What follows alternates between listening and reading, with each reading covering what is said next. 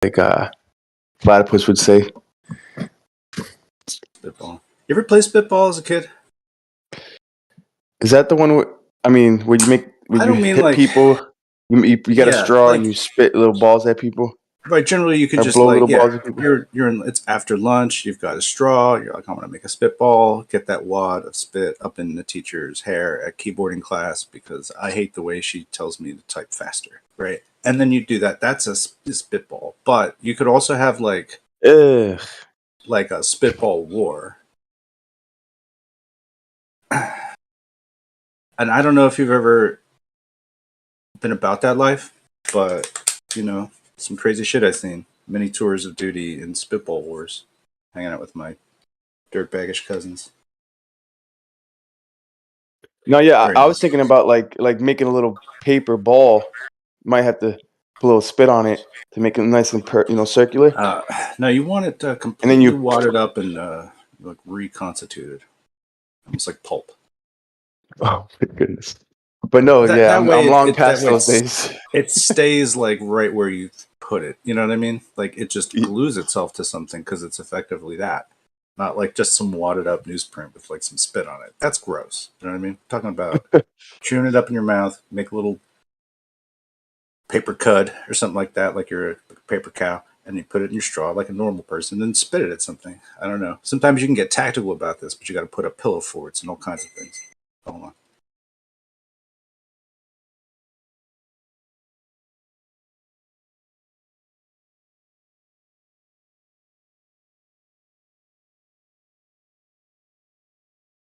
Anyway, that's a sort of more advanced spitball, but we can keep it like on a just casual level with it.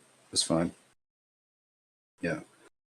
Other people say bullshitting, but that's a cuss word, so people don't like to say bullshitting. And also, it's like, I guess the insinuation is that bullshit is inherently fake, which isn't true because bullshit is really some real stuff. But bullshit is not a cuss word in my opinion, but that's just...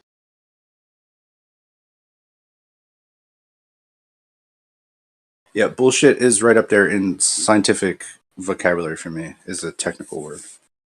It has many meanings. Yeah. It is like, you know how like many different ways, like Zanuck might say force or mass or energy. So I'm like, no, it's like this. It's I mean it like this, or you're just saying a colloquial. You're just saying bullshit colloquial. Like, oh, that's some fake stuff. That's not really what bullshit is.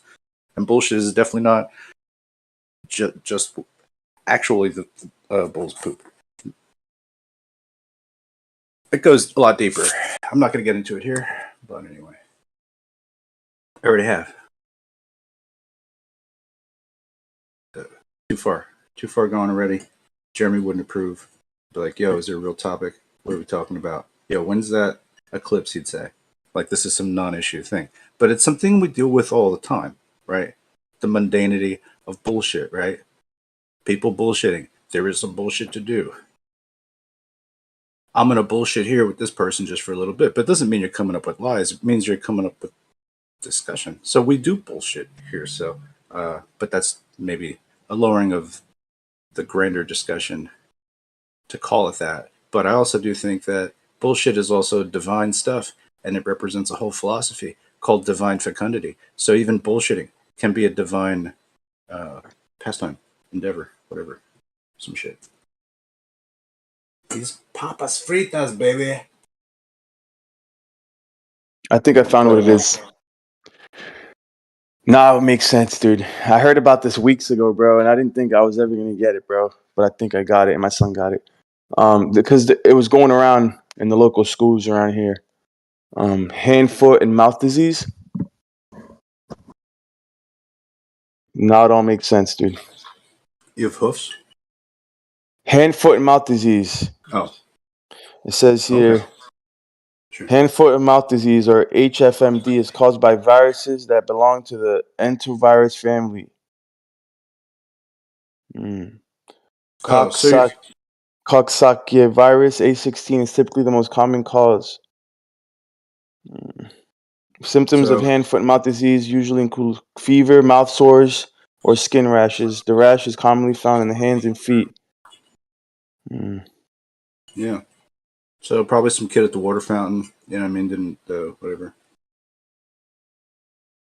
kissing horses or something. A common children's virus causing sores in the mouth and possibly rash on the hands and feet. The condition is spread by direct contact with saliva or mucus. What the hell, man? But it says short-term resolves within days to weeks, usually self-treatable. Yeah, But can I would spread go at with like various rates. saltwater rinse. Right. Yeah. Use some kosher salt. You're probably all about that. Yeah. I mean, now that I know what it is, I'm kind of like relaxed. But I'm like, what the hell is this? I've never had it Okay. before. I've never You don't had think hand it's foot. I don't know. Keep it up, man. Maybe it's a bioweapon. You don't know. Could be targeted. Be targeted. It's all okay. I think that's fine. Just it's a canker. It's a canker.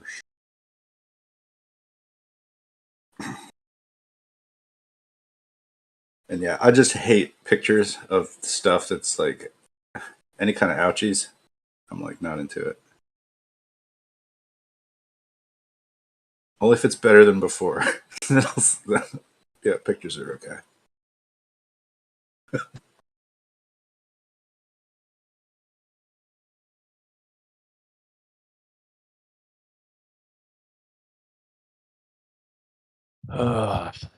Anyways, make some coffee. Oh yeah, good idea. Papa frita. I might make some of that too. Eventually. Yeah, I picked up this like it's basically like an auto stirring air fryer pan thing. Autoimmune.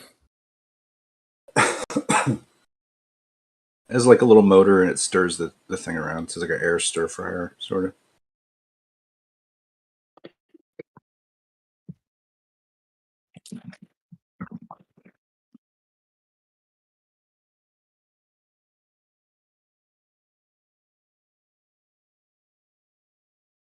You just have to throw the stuff into it, and then it makes it like you cooked it that way.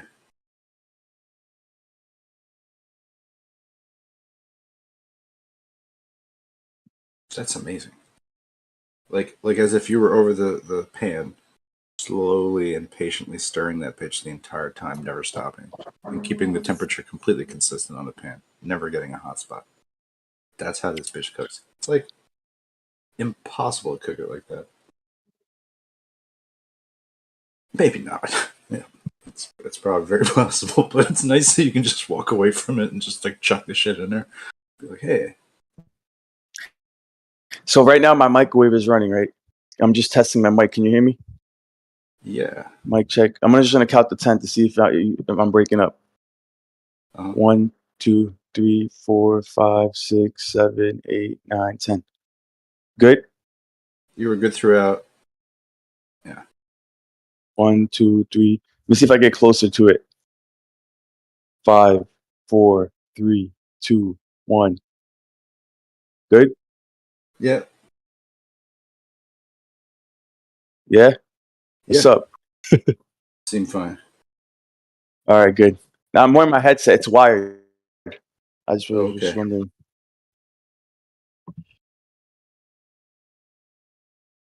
Sometimes it knocks my Wi-Fi out, dude.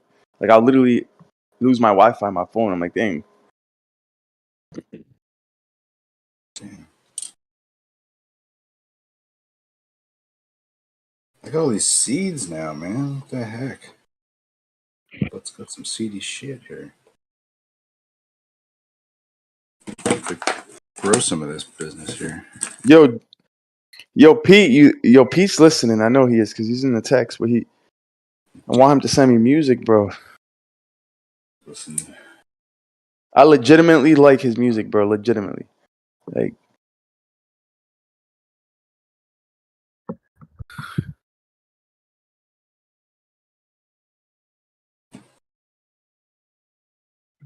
ooh,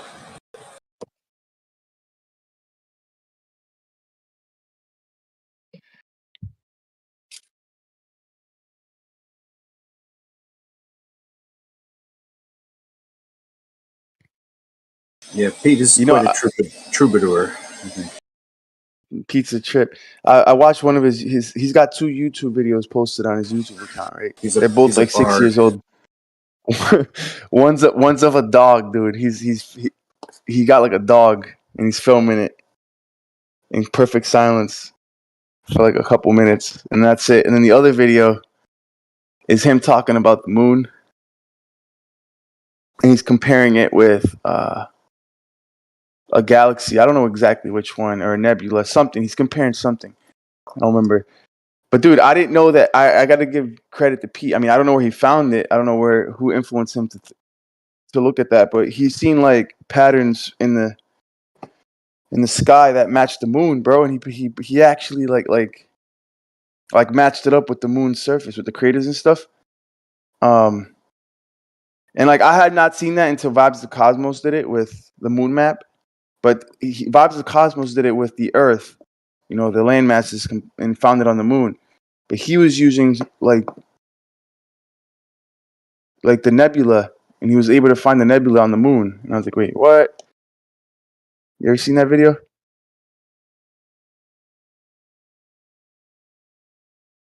But no, they might. I don't know. Yeah, I'll try to find it. Just take a screenshot of it. What I'm talking about.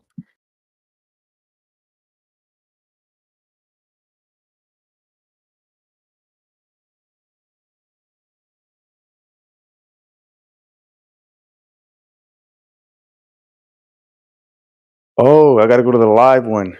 All right, all right.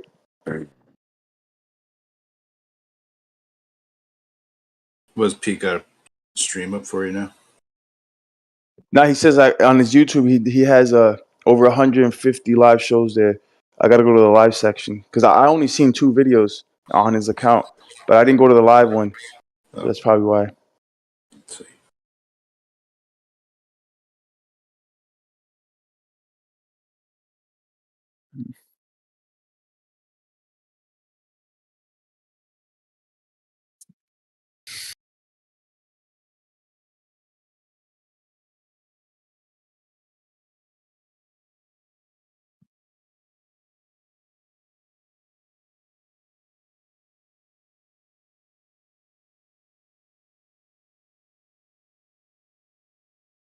Yeah, on one hand, it's such a trap.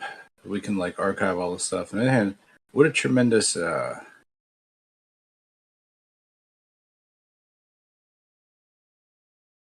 just the ability to archive anything you were to think you might want to live stream. That's without like paying a membership fee or stuff in that model. That's pretty cool. Or a total CIA super honeypot trap. I don't know. Either way, it's cool. I don't mind it. It's neat. Pete can back up every. I've got like lots of stuff backed up.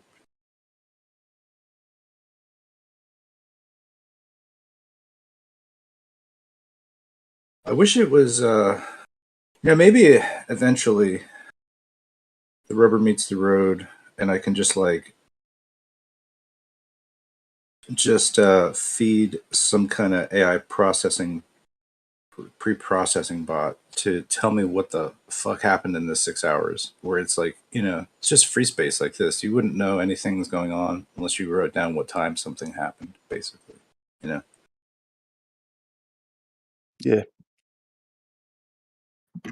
So you got 5,000 hours worth of stuff to look through. I posted that thing.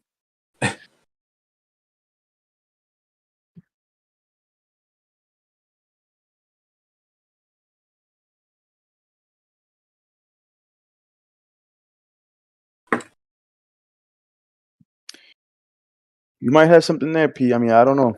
I gotta look into it a little bit more, but I didn't know that people were doing this long ago. I just found out about the moon map a couple years ago, maybe 2, 3 years ago.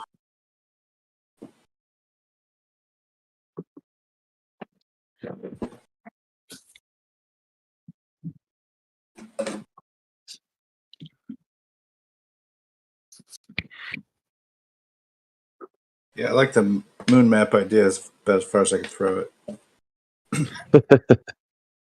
Nah, but the time zones, dude, the time zones fit in. You know what I mean? Like, Not even trying. but I don't know, man. I don't know Can't much hear about the. you. You I'm can't not hear me?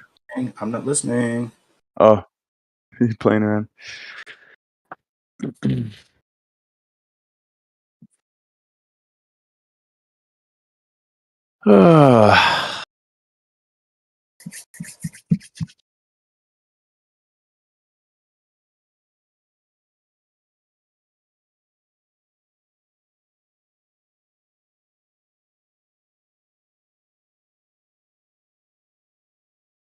I think Bob Nodell's wife was down with the concept of the what we see of the moon as being possibly reflecting something, but then that would change all the time. Do you know what I mean? It wouldn't be constant.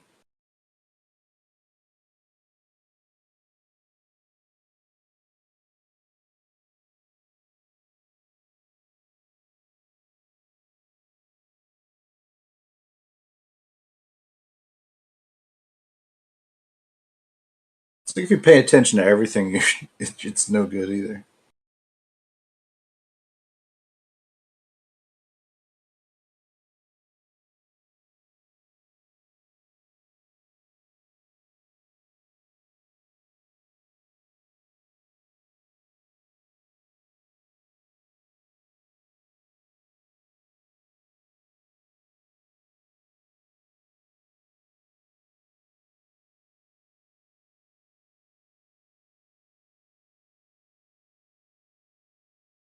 So I'm making myself a little tincture right now, just to, just to attack it with something. Correct. I'm not gonna use the Shilajit. I got Shilajit, but I don't feel like using it right now.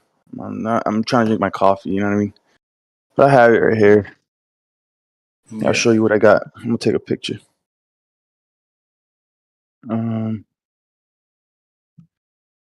So this stuff comes in handy for many things.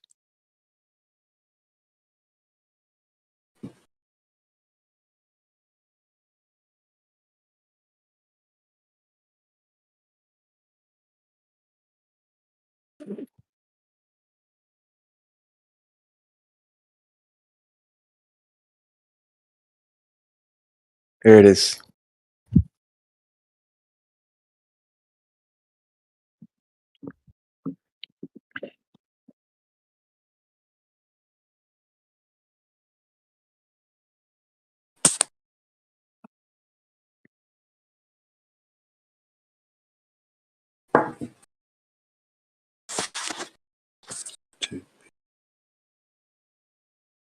Ah.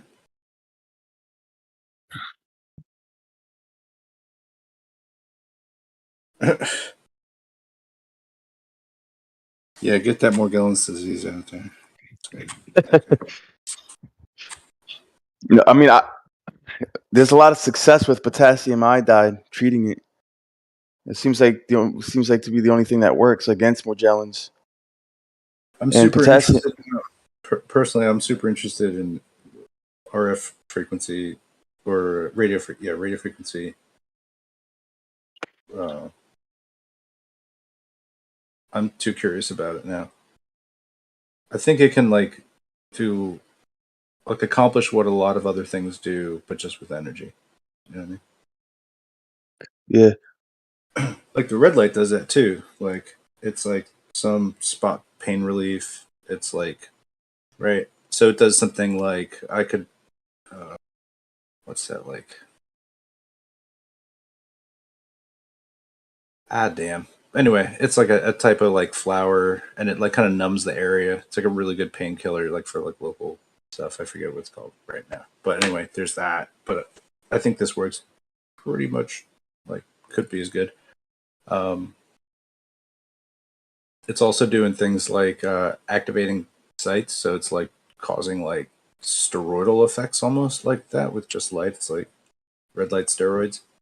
That's happening, you know. Hmm. So those are two different compounds. Like I can't get both of those things in one thing. But yeah, so I don't know.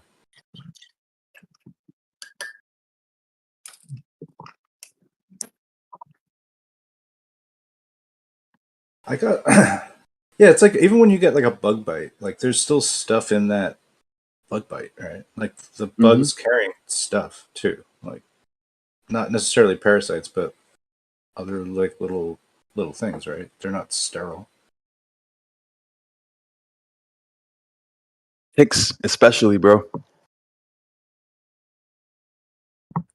There's links between ticks and cancer, like because they can put something in you that starts a process.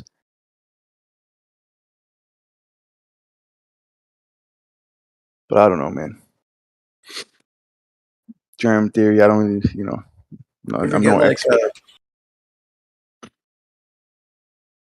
there's like a little type of gnat bug.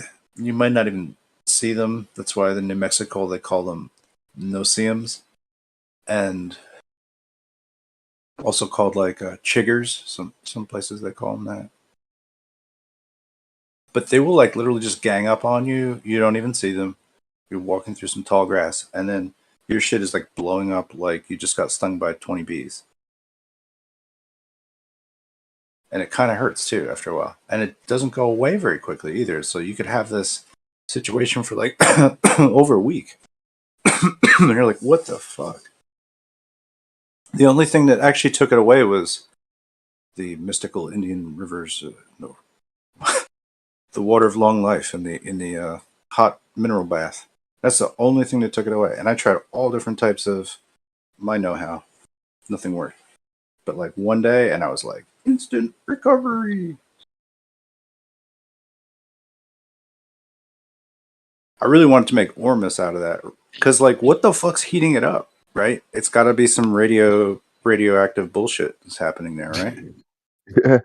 It's not like a lava tube. It's not like a magma pocket, right? It's like some fucking uranium in the ground. That's why they pretty much don't exist on the East Coast. You know, there are no, I don't think there are any hot springs on the East Coast, but there's not huge uranium concentrations neither. But anyway, yeah, something like that's going on where, yeah, this that's why I was like totally down with being in this mineralized hot spring during the eclipse because like people like the the real top knots are like oh, bro, you should be grounded, bro. You know what I mean? Like for the because you're like moving some kind of ethereal electricity through you or something, you know. But I was like, I will be in the water, bro.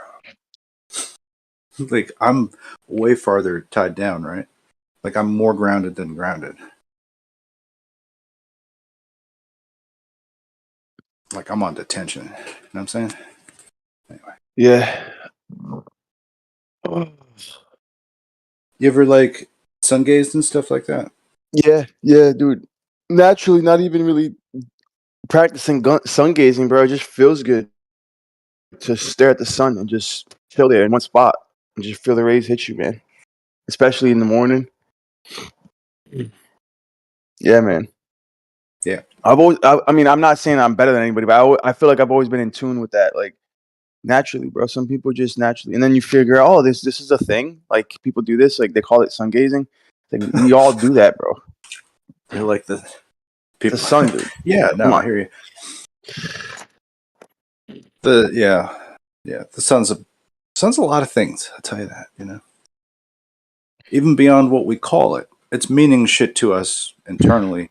Even though whatever we might call it, however we might think it works, it still has like these other hidden symbolic meanings of the sun. I think all over the place.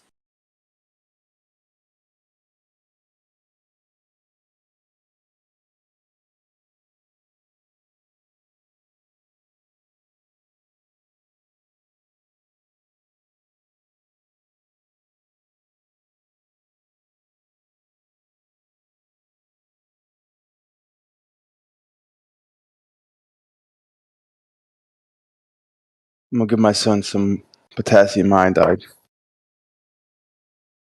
This is what they used to give people back in the day, bro. You know that? Before modern medicine. You know that? When people had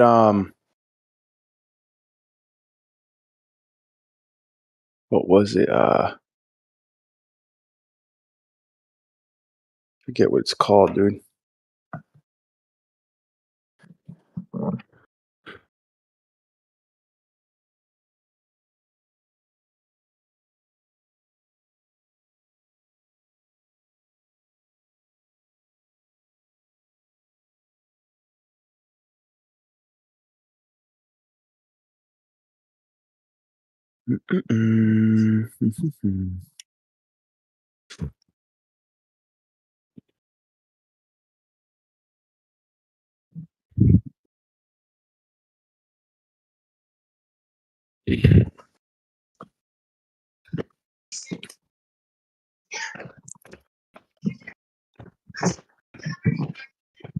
Jody,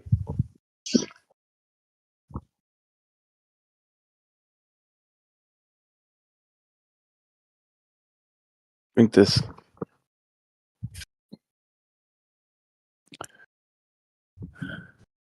What is it? Butter?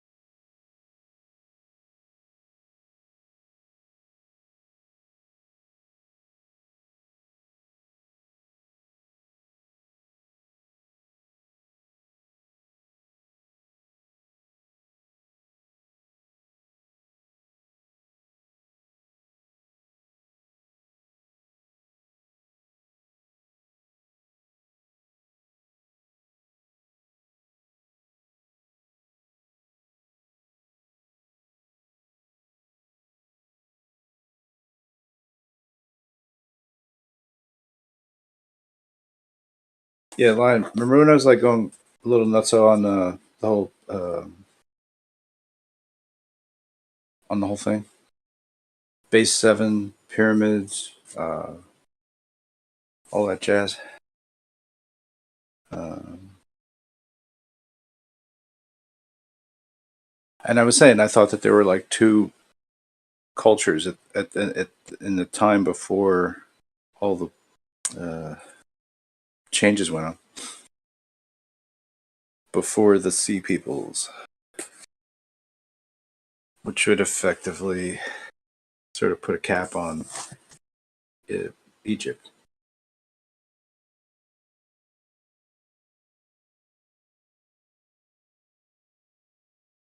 Two types of people. Or two different civilizations, but like. Can you repeat that? I wasn't listening. But I heard you talking. I just couldn't hear. Well, like SC was saying that Forrester was saying, it's like a telephone game, that there are like two. So depending on how accurate I heard SC or how accurate SC is. Well, anyway, so the idea is that Forrester saying that there were like two types of cultures, basically, but they were, modern, running like a world that was before the flood. Yeah. They all say that. Brian Forster says that. There's other archaeologists. I forget their names. Right. The And ones that I wasn't like necessarily coming from their knowledge base when I was like suggesting it, but I just thought that like if it is that there's a bookend to Giza on the other side of the pole, like where would that be? And that's kind of like hunting the Mu continent a little bit. you're talking about like ley lines. No, I just mean like directionality. If we just like use the pyramid sort of as a gnomon pointing to north.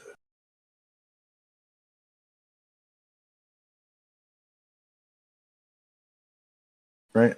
I mean, since that on land is pointing to the constellation, and the constellation is what points to north. Also, it's like it should be an orient for north, and I just theorize that that's important as a civilization, as a complex, that these things can be seen and checked from certain distances. Also, like the whole complex could be oriented to those pyramid blocks by those angles. Like you could just sight it and be like, okay, we're gonna just try to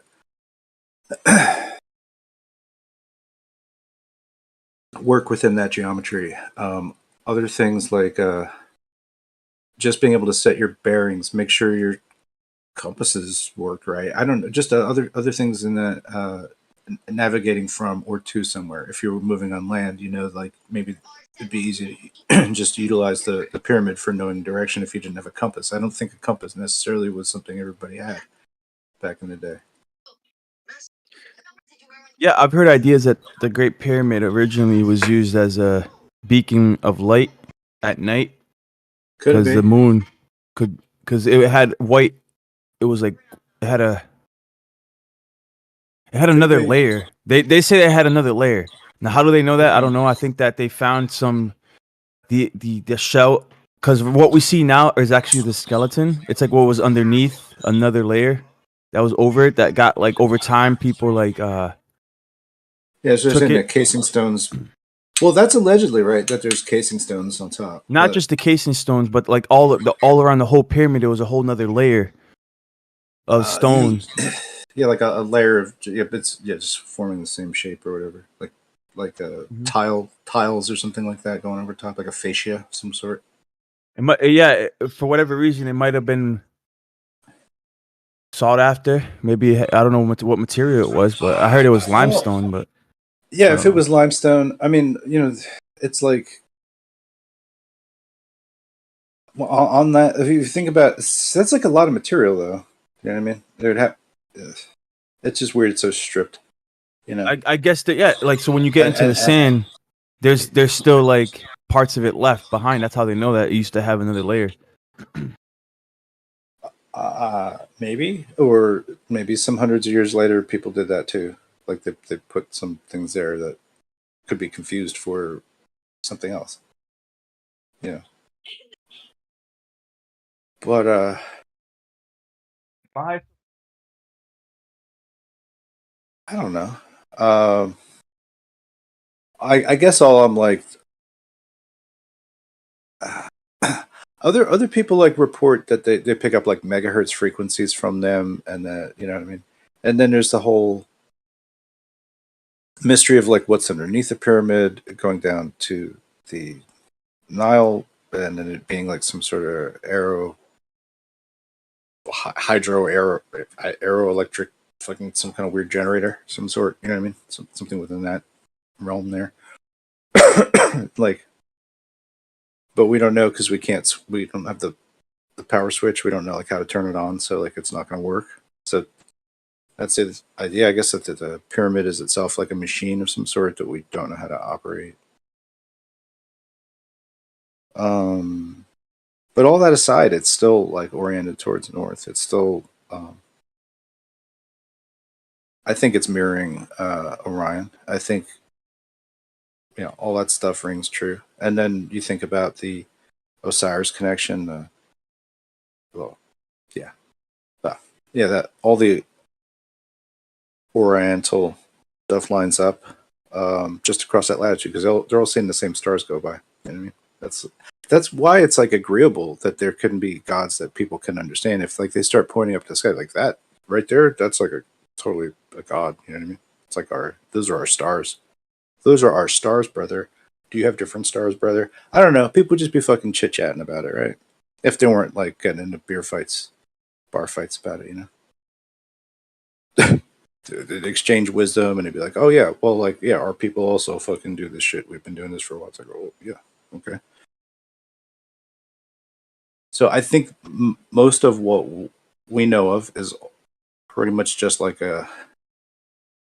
a lot of divisions off of one tree, but it's kind of linear, you know. But there might be something, a piece of that that's like part of something else that goes through, and like all the, it's just like it's all the serpent stuff too, like where all that like iconography. Iconography is a way like making ideology portable or whatever, or just automating ideologies. We would just like put up a symbol of something, talk about it like it's an idea. It's like a billboard. It's free. It's always doing stuff. Anyway, put it on a flag, run it on a horse, whatever. We're those people. We them boys. Halal. This stuff goes all the way from South America to China, right?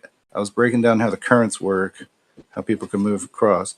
We're talking about big-headed people, how they're actually like maybe at both places. You know what I mean? All through China, we got like a dot of pyramids going on that we can't get into or look at.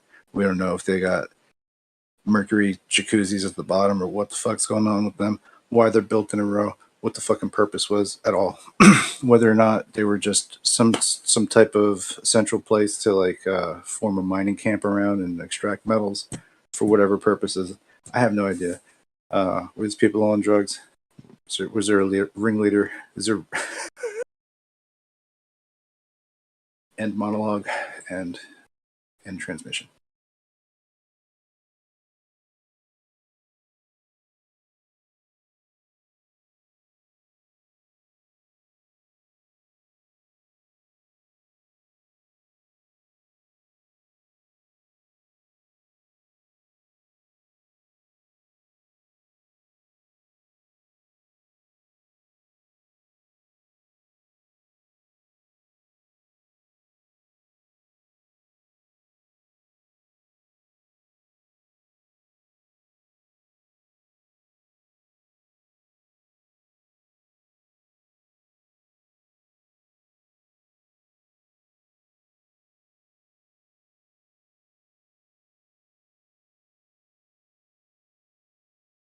And there's something in Spain. I don't know. It's not the Basque peoples, but it's like their sort of more primitive roots from there, and they still have like the white outfits on with like some colors, some colors, but mostly white outfits. And just kind of like a little Zoroastrian or something, maybe in a way, kind of fashion. But I don't know. Maybe. Their mythology then says like that their language was handed down from the bird people. From the bird people. And then you mentioned the American Indians wearing like Cherokee feathers and stuff like that. They're like the bird, you know what I mean? Like all these other dudes in bird costumes. Well, it's like bird costume. It's before party clowns. It's before Muppets. It's just like the ability to like put on a costume and enact wisdom basically was a pretty cool thing to be able to do then, I guess, and it would be like a shaman. I don't know, man. I don't think right? people are that stupid though. Like no, it's not that. It's but people had the same logic, not the same logic, but like you could tell when there's a guy in a costume, bro. You know what I mean? It doesn't matter if it was 2,000 years ago absolutely. today. If there's a guy in a Bigfoot costume, you could tell. You know what I mean? Yeah. No, but they were like that's their like animal like totemic sort of connection or whatever, that they are like all about the birds. But you can see that stuff. Like it's like the Dogon fish costume, which must have existed too. But these would have been like the wise dudes. You know what I mean? Like some kind of it's just a thing. And if you would give to the idea that people can only be like so big of a crowd before it's really like you need like ballot boxes or campaigns or something like that, right? So outside of the like whatever tribal size is, does the Bible say so? You probably know it's like some kind of reference for what a tribe size is, but whatever. Like let's say that is, it's self-contained in all these ways. You there still? Yeah, I'm here. I'm multitasking. Yeah, I'm multi-thinking here. It's not going so well.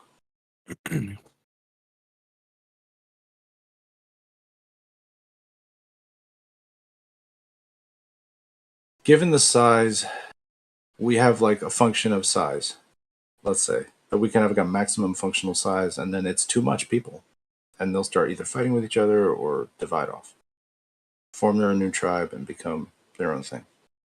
Start another village. Like the way that we live today is unnatural. Okay, like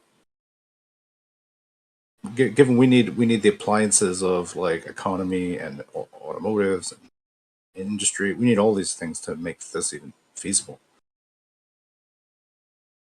So the natural way is that amongst every tribe, there's going to be somebody who's the shaman, somebody who's holding on to the wisdom that's going to have to do with, probably something in animistic sort of traditions. Yeah, having an understanding of the different animal spirits and the wisdoms that they have, and then creating costume as like that's your part in the tribe. That's like what you do. Other people like give you food because you keep the stories alive, because you make the costumes that are really cool. This has happened. You can see this happens through like lots of different tribal civilizations. Pacific Northwest Indians, especially that I know of. But yeah, these are just like different crafts that develop that make a tribe work. Become these sort of three stripes of like, military, agrarian, and clergy. People who hold to the, yeah, just like a.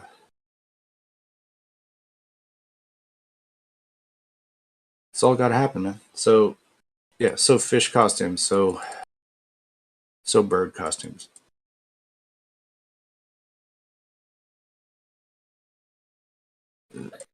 That just makes sense to me. I don't know how you feel.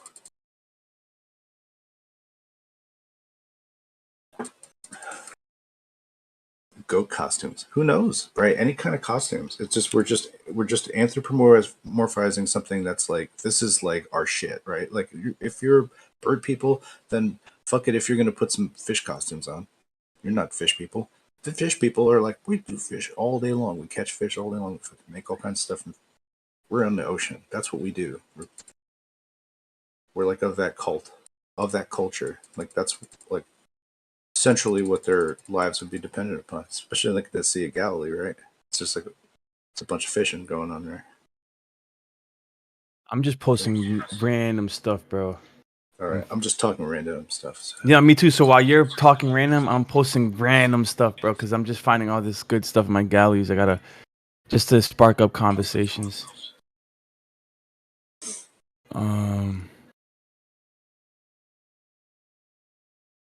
I'm just talking about like shamanic practices, man. Like they involve costume, and it's not that you have to imagine that they're actually trying to be those animal forms per se, like exactly, but you know.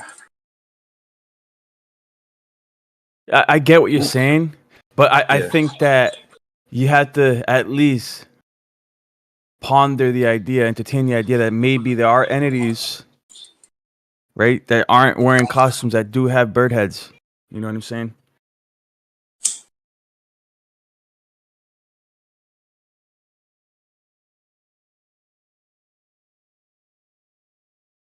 But the bird is an intelligent creature, man.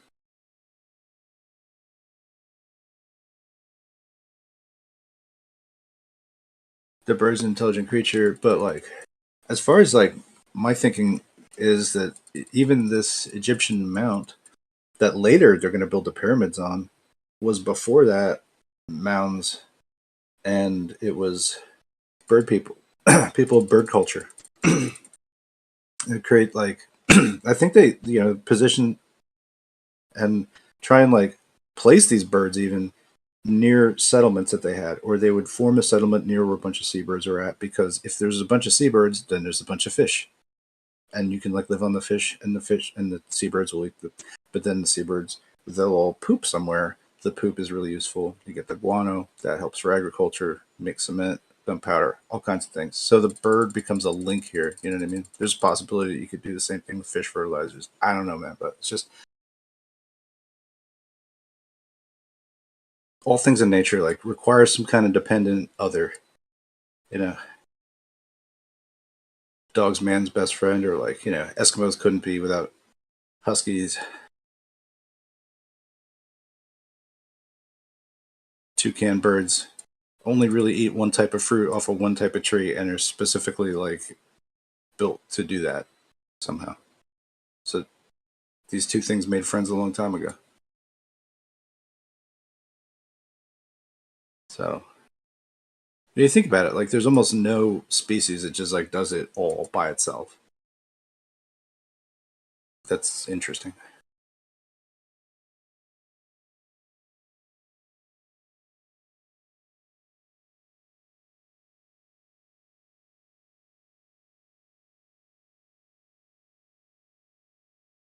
And it's interesting. It's true. You form these interdependencies, and they become culture. And we see the symbols later. We're like, oh, these people were these people. These people. Read it, fucking from a history book. Whatever.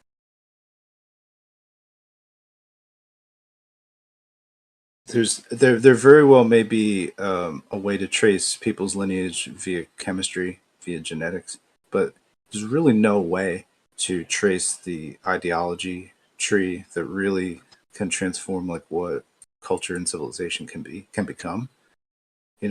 Like where ideas take root somewhere and become something great or bad, or just lost. All these like different situations.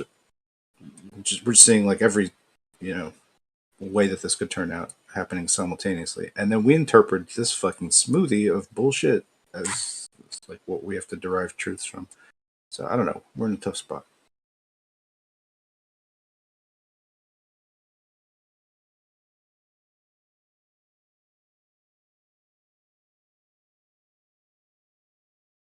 Jeremy Suckle from the Truth Slurpee. Does the Truth Slurpee tell you? Oh, I don't know. No, yeah, that's not the right. The last image I posted, not the last one right here. It looks similar, but it's different. I'm gonna just bottom, preempt Andy. Go ahead. No, go ahead. The bottom image that I posted is have you ever seen this before? Oh, I'll look at the picture. Is it got the got some bas relief, some bass relief. Feel the bass. They're not the same one. They're two different ones. Let me delete this one. Yeah. What are they giving him? Wheat. Giving him some wheat towns for to the guy. That's like a very Persian. Oh, like. This is found in the black obelisk in Assyria, right? So this is the Assyrians that created this black obelisk, and it depicts an account that's in the scriptures, right? And that guy bowing down, he's bowing down to King Shalmaneser III, an Assyrian king, right? It says Yahu was the 10th king of the northern kingdom of Israel since Jeroboam I, noted for exterminating the house of Ahab. He was the son of Jehoshaphat, grandson of Nimshi, and possibly the grandson of Omri, although the latter notion is not supported. But it portrays an Israelite bowing down to the Assyrian king. And it's interesting because if you look up, you see the Syrian star, and that you say it's Zoroastrianism with the winged serpent or whatever it is. Not the winged serpent, but it's like a bird with the star in the middle. Flying disc, yeah. Flying disc, yeah, man. It's in there, bro. It's like a chariot of the gods, basically, if you will. This is the obelisk right here. It's the crash of the what's funny? The all right, gang. The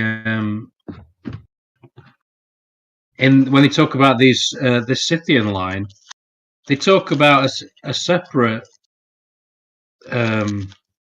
Even though they still call them Scythians, they talk about a royal Scythian line, which is really interesting. Yeah. And I do wonder if. The Amazons. Well, I do wonder if there is this like noble race of people. I know I keep obsessing about this noble race of people, but I do sort of wonder if these, everyone's heard the story of Atlantis and all that. And I wonder if they came from there, sort of what they in the Orlinda book they call it Atland, and I'm sure it must be the same place. Sounds phonetically the same anyway. It's only one word different. Maybe it's not the same. I don't know. But they talk about Atland sinking, so I mean, it's a bit of a coincidence. But what was I going to say now? Can't remember. Anyway, how's everybody doing? Atlantis and noble race of people and Yeah, they sort of taught people how to live and shit like that. What certain seeds to grow and cultivate, and how to grow wine and all sorts of shit.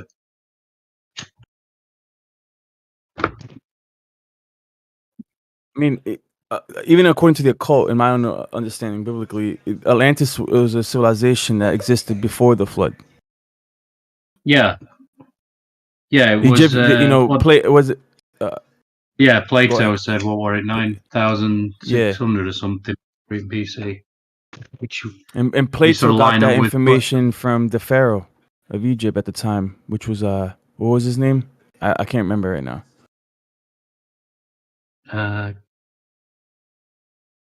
Can't remember. Plato got his testimony from his father or his grandfather, who got it from a pharaoh, dude, in Egypt, or some sort. That's how the story goes. Which they say lines up with this Younger Dryas period or something like that. No, 12,000 absolutely not. Absolutely not. Definitely not. No, not even close. That's the bit that's made up, is it? That timeline's way too far back, bro. Way too far back. But so you don't, because what do you think? You go at Jewish sort of 6,000 years ago or something, 5,700. Is that what you don't think he goes before that? No, I do not. So it's 5,700 and some years old. No older than that. Yeah. Right. But because they try to piece together evidence geologically, right? But they don't even know how petrification truly works and how they predict that the Earth is this old and that old, or they prognosticate, whatever. Like, I stick to the 6,000 year time frame, bro. I mean. Yeah, I think it's more, because obviously I don't know, but I tend to think of it more in the hundreds of thousands rather than billions. My brain won't even entertain the idea of billions, like billions. So maybe it is. I don't know. You got to entertain these ideas, but I know what you mean. Even these carbon dating, the radiometric dating, or whatever, they can't. I don't think it works well. Again, I'm no expert in that field, so I shouldn't really comment on it. What were we talking about? I forgot.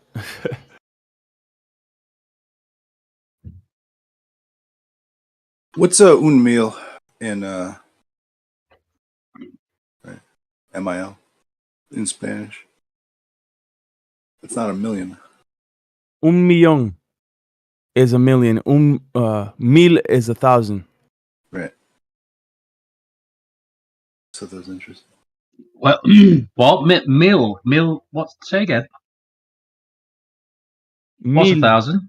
Mil. How do you spell that? MIL. Mil. That's interesting, isn't it? Yeah, I was just wondering if like they're trying to like hide behind these time scales, like in geologic time, behind something else that's actually like where it's instead of millions, they really mean thousands. Yeah. Yeah, we Or don't that know you all could that, do apply we? that too to like like spatial stuff too, I guess. Outer Yeah, space. I always think it. I don't know. Sorry, I'm interrupting you, Seth. I was keen to talk to you. Sorry. No, no, it's cool. No, I was just trailing off and saying the same word. Outer space, space, space. Okay, now you can say something. I don't know what we were talking about. Oh yeah, the Atlantis. So yeah, so Atlantis was a unified civilization, a one world government, bro. Before the flood, Oh, it was literally its capital might have been in Africa, between the Straits of Gibraltar, or near there. Not literally between the Straits of Gibraltar, but near the Straits of Gibraltar. The most ancient maps that we have put Atlantis next to the Atlas Mountains.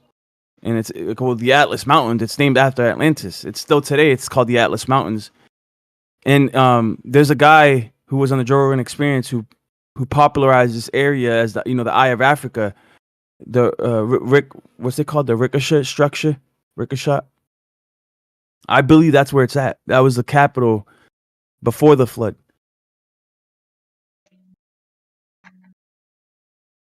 yeah. Them figures on that picture you show, they looked a bit like the ones on the ones at Göbekli Tepe. You know, where they're carrying the weird buckets or handbags or whatever. Similar figures.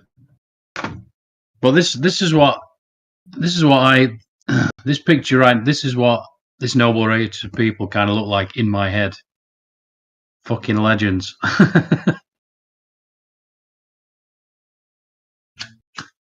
The thing is that before the flood, the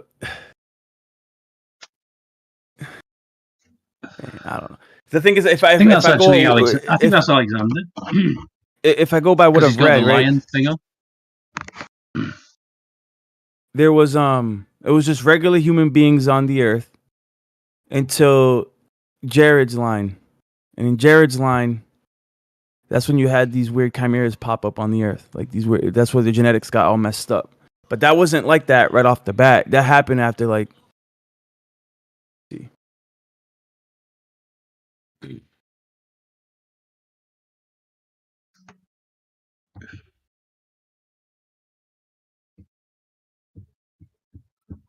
so Jared was a sixth generation descendant from Adam and Eve, right? And according to the writings, it was during his lifetime. So the sixth generation from Adam and Eve, Enoch being a seventh generation. So,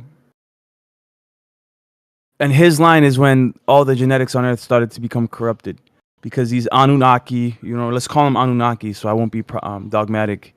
So the Anunnaki came down and started messing with the genetics on Earth, and mingling the genetics with animals, human beings and animals, even plants and animals. Like there was all kinds of weird chimeric creatures on the Earth at that time.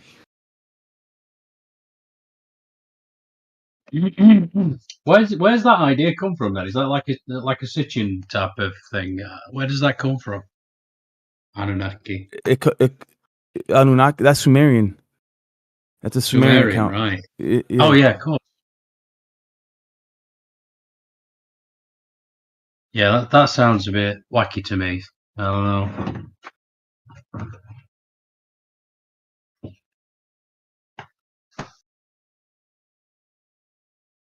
But so there you had these demigods that ruled the earth at that time. These literally star people. The people call them star people because they came from the sky. And these star people, right? They came here and they dominated the earth, right? They became lords on the earth, and they were ruled. They ruled the earth and they were deified, and people worshipped them. Um, they had royalty. They had the Sumerian account says that they forced the people to mine for gold. But in the scripture, in the biblical account, they just ruled over the people. And if you can call them Ares, Poseidon, Zeus, these demigods in the Greek pantheon, these demigods go all the way back to before the flood. But I don't know, man. That sounds so crazy, right? It sounds like a script for a Hollywood movie. So what I mean. I don't expect you to believe it, but that's what the scriptures say.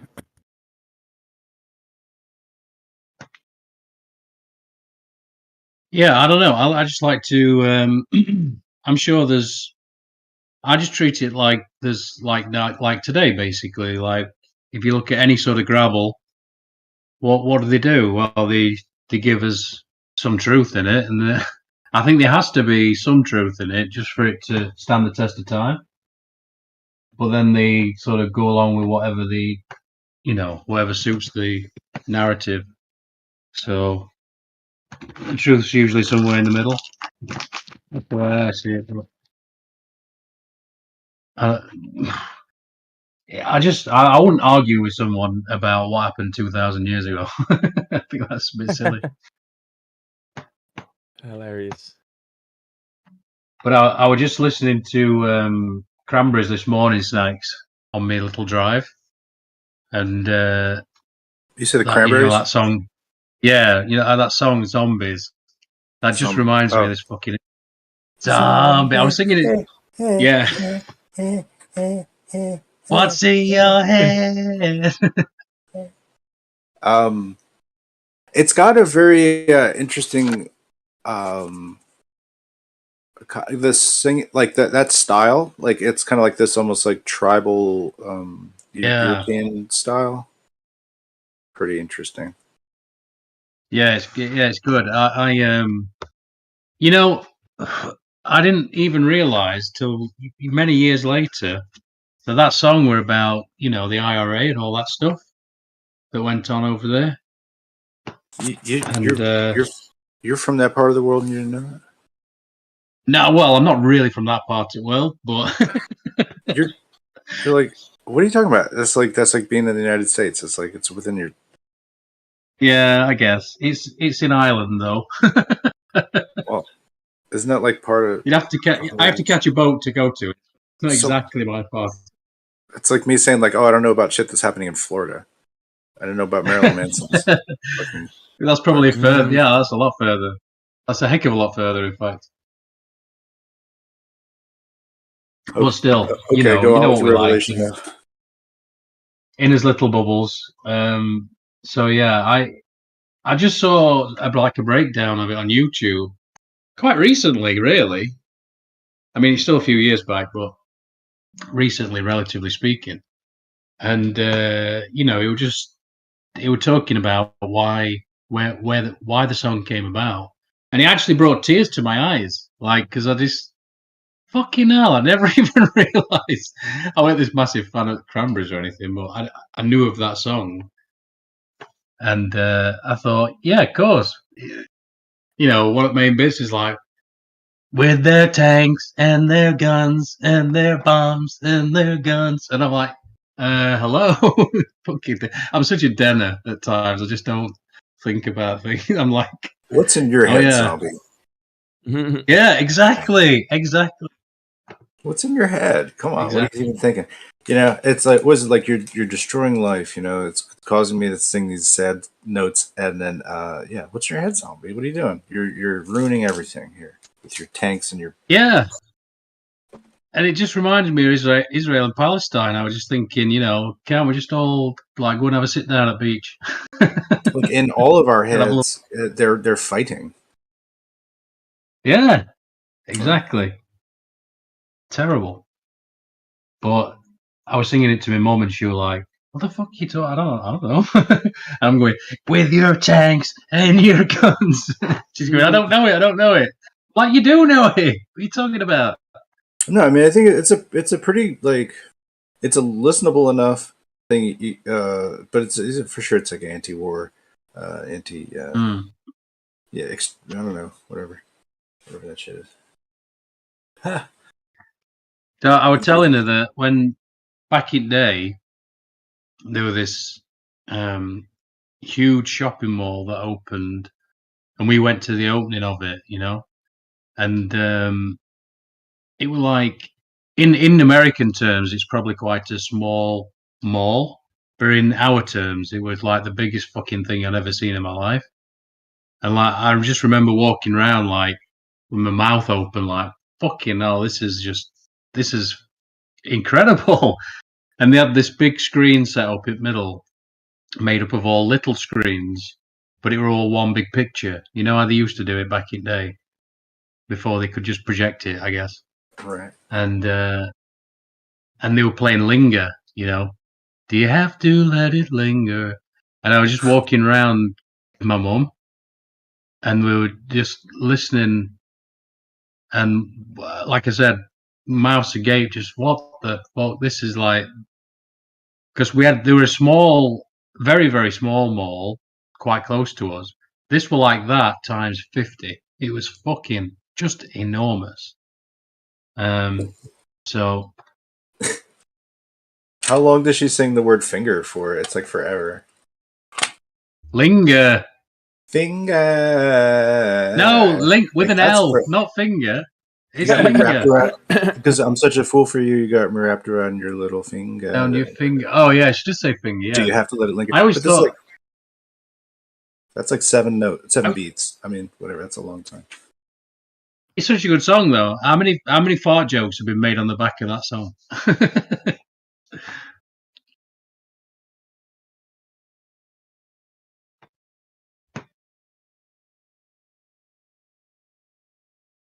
Yeah, it was good. I was just checking out the date of that. 1993 it was when they came out. So I was very, very young. But isn't it funny? Power of music, it just puts you back. It could take you that back to that point, like a smell. A smell can just put Crazy. you back in that. Yeah. And we're back. But to yeah, the if we're gonna if we're gonna bang on about fucking Israel and Palestine anymore, you can bet your bottom dollar I'm gonna be like, what's in your head, zombie? Because it's so apt. It's just perfect.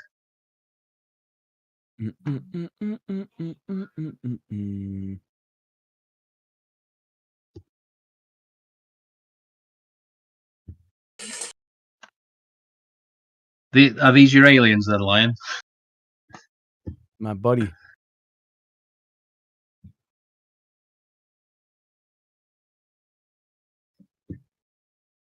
Yeah, I'm a bit torn with all that shit because I always think, because I don't believe any of it, and I wonder if it's like my own cynicism that's taking over the childlike wonder, you know? Mhm. Because the part of me that's like, yeah, it could be a thing like that, and then I'm like, no, it's just silly. Nice. Nikes, get in there.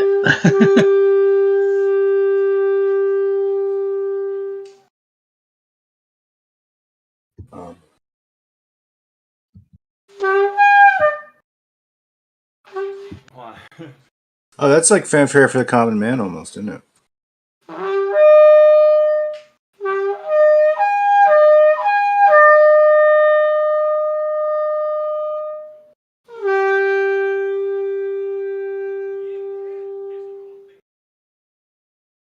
Bloody hell, it's amazing how loud that came through.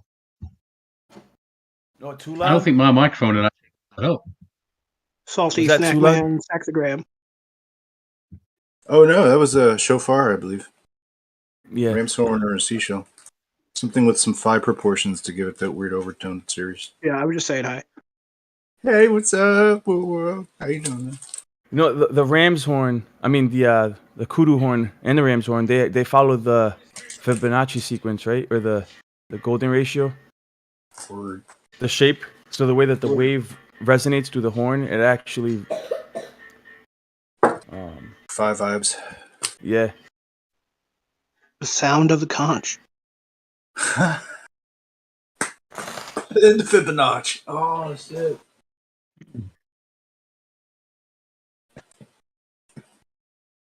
Wow. Anybody do some Tuvan throat singing?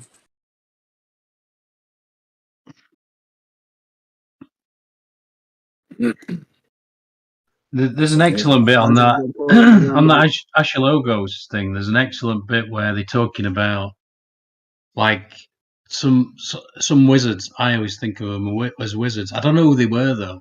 I want to say they were druids, but I don't know. I'd have to go back. And he's talking about how they played such beautiful music, and I think it were on a stringed instrument, a bit like a lyre or something like that, or whatever that one's called. And they played such beautiful music that basically they all just dropped the weapons and just to listen to it. That's also the kind of image I have in my head though of these types of people.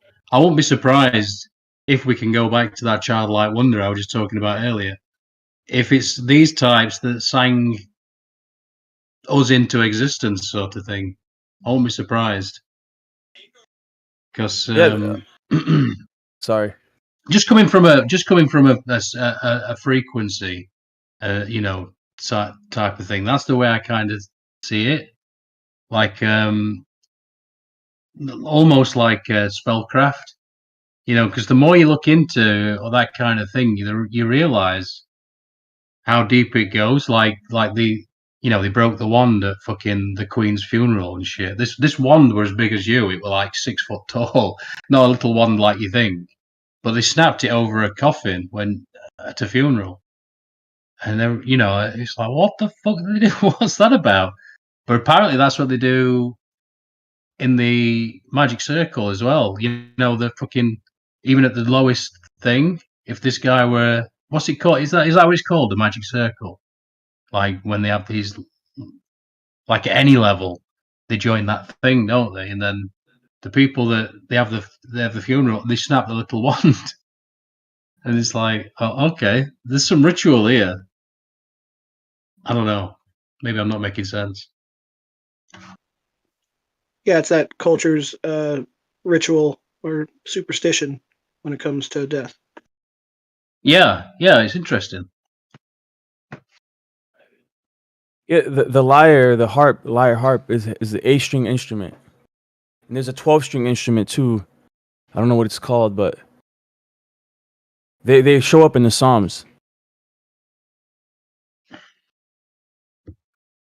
8-string and 12 strings, and prophetically, the 8-string and the 12 strings do have significance. Like the 8th-string instrument represents the 8th owner, or like the 8th epoch, and the 12th-string instrument represents the 12th epoch.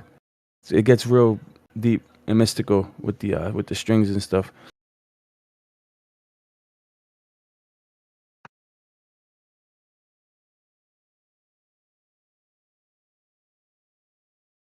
Yeah, I don't know why I feel like I don't believe in evolution at all.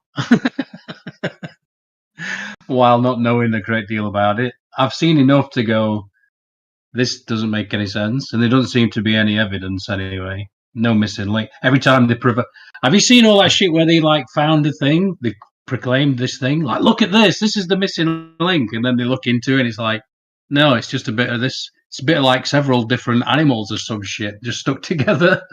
I don't know if you've seen that. I think Eric DeBay covered a bit of that as well. Yeah, man. And it's like, yeah, there's some right dirty underhanded shit going on when it comes to that. For me, I know it sounds wacky, me saying this place was sang into existence, but it's no more wacky than the start of the Bible where it says that this place was spoken into existence, essentially. I'm really talking on the level of energy and frequency and vibration rather than. I know it sounds wacky, but yeah, I do kind of see this place as an illusion of sorts. And It's a mental projection. Yeah, probably because I've seen it melt away with certain substances, which which some people would say they'd be well within their rights to say, well, that were just chemicals in your brain. And yes, they've got, they're absolutely right to say such a thing. But it's like Vietnam. You weren't there, man.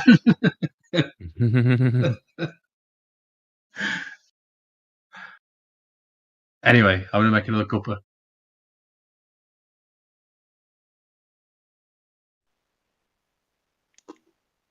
Well, isn't that why it's called the universe? Because it's one verse, encompassing a whole spectrum of different frequencies, vibrations, and sounds.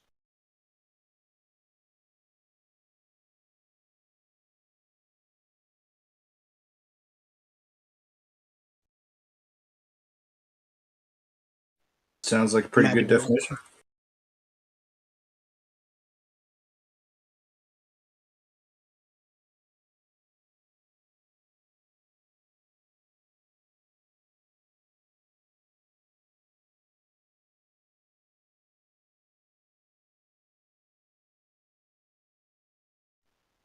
I'll be back in a minute.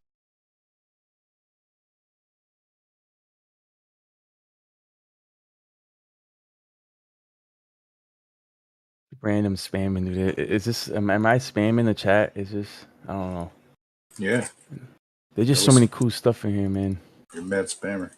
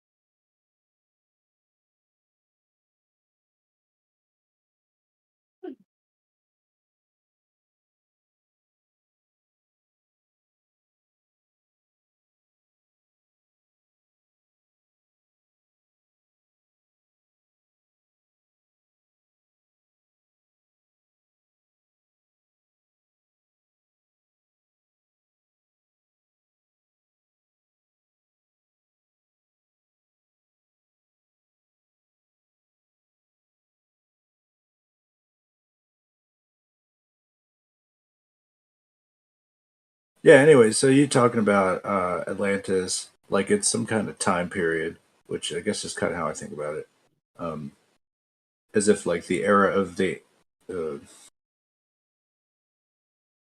world before the flood, or something like that. Yeah, we could just call it Atlantis, like at word time period. But yeah, just like where do they get the idea that they can navigate everywhere? Do they know how things actually work, or Yeah. what kind of system do they have? And what simple things could they do to actually establish like points so that they would at least be able to logically deduce some kind of like method to the madness here? You know what I mean? Apparently, the time before the flood, after these star people came down, is when technology increased exponentially. Like, you know how basically within 100 So when years you bring star people, we I'm just saying, established. like, yeah, Well, you know the Industrial Revolution, right? It literally took like 100 years for us to get where we are. Like before that, relatively, like it was very stagnant. The progression of technology. You know what I mean? Like we didn't have combustion engines yet. You know what I mean? But yeah, go ahead. yeah. Well, I don't know. None of that helps me because I'm just trying to say like that there's some. Well, I guess my idea would be that the Giza Plateau is like sort of an establishment. Sort of, it's saying like we pretty much run this shit here. You know what I mean? Like that's what we're up to. Um, and as far as like timekeeping, like there were universities around here. There's all kinds of right scholars, people moving through, people learning stuff. It's like it's a center. It's a metropolitan. It's like a city, basically. Closest we can imagine to it. Then, uh, but why build it there unless you already know that that represents some kind of special point to be at? You know what I mean? Like, not just for the landforms, not just because there's like some water right there, you know what I mean? But like, what in fact makes it something that lines up? And it's just possible that like paying attention to something that is completely not scientific and, you know, just like a constellation, and when it lines up somewhere, you can find it in another place, you know. Maybe that it is as simple as that they were just tracking a constellation, and it just wound up being that they circumnavigated using that over an amount of generations, you know. I was gonna say, Go west, my son. Go ahead. so just as fast as we see technology advance within the last 100 years, that's how fast technology advanced back then. So you had like the equivalent of the Industrial Revolution before the flood in Jared's time, but it was brought on by these beings, right? Now, again, I'm calling them star people just to be kind, you know, for different beliefs out there. And these star people advanced technology on Earth to the extent where there was kinetic war, bro. Right? There was crafts, there was chariots of fire. Like, they had vehicles to maneuver the realm, right? And they were in control of this realm. They had dominance in this realm. Shit for me. I don't know. Like, Yeah, but this is consistent with both the Hebrew, the Vedas, the Greeks, and even the occult, like Madame Blavatsky. They all talk about the time before the flood, this Atlantean time, yeah, and these beings all had blue eyes and blonde hair, bro. Like, that's what it is, bro. You know what I mean? No. But we don't have to believe it. But I'm just saying that I truly believe there was kinetic war, right? There was firepower before the flood, bro. Yeah, sure. So there was advanced technology before the flood, and it was all destroyed. Atlantis was destroyed. Everything's destroyed. Okay, so you have no proof of anything. No way to even. It's almost impossible to prove any of this. That's what's, you know, it's unfortunate. It's so long ago, bro, that you can't really prove it. And you need magical races to be, you know, superior. So you need a childlike imagination. I like to always envision it like as if people could have like reached where we're at without like interventionism by another race that feeds us technology. So I like to think that, and I think for the most part, like, nobody's like throwing a bunch of shit at me that's like, oh well, I don't believe that anymore. That's all. So my premise for thinking a lot of things is based on it. Like, how do we get from A to B to C, or like what even can span from A to F if I don't even know what these other letters are going to be in this progression? You know what I mean? So it's tough. Like, if you're going to just like go back to ancient blonde hair, blue eyed things, you might as well just tell me that, you know, UFOs are full of hot babes, and I don't know. For me, it's not useful. I know, man. And you know what? This is why we have this schism, right, between materialist people that reduce everything to pure material, right? That even consciousness itself is just a byproduct of the brain. So you have to eventually make a decision, because it's impossible to prove the spiritual, bro. That's why it's considered spiritual. There's no empirical way to prove any of this, to prove, you know, any, like, even consciousness outside the body. So this, you literally you end up hitting a brick wall, where if you can literally build your life on pure materialism and the scientific method, but you at that point you will always be nothing more than a materialist, and you cannot verge beyond that. So you will never be able to verge beyond that, bro.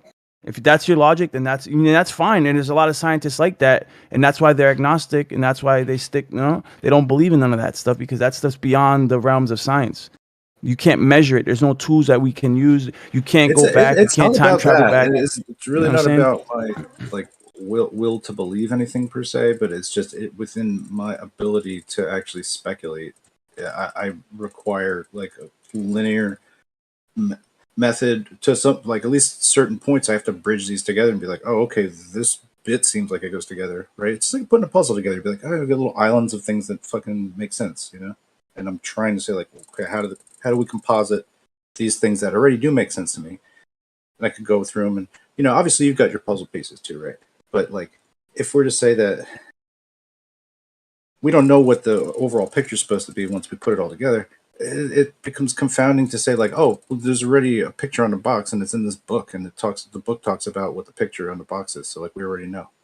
Yeah, that for me like just subsumes so much of the interrogative here for me, and takes away a lot of interest.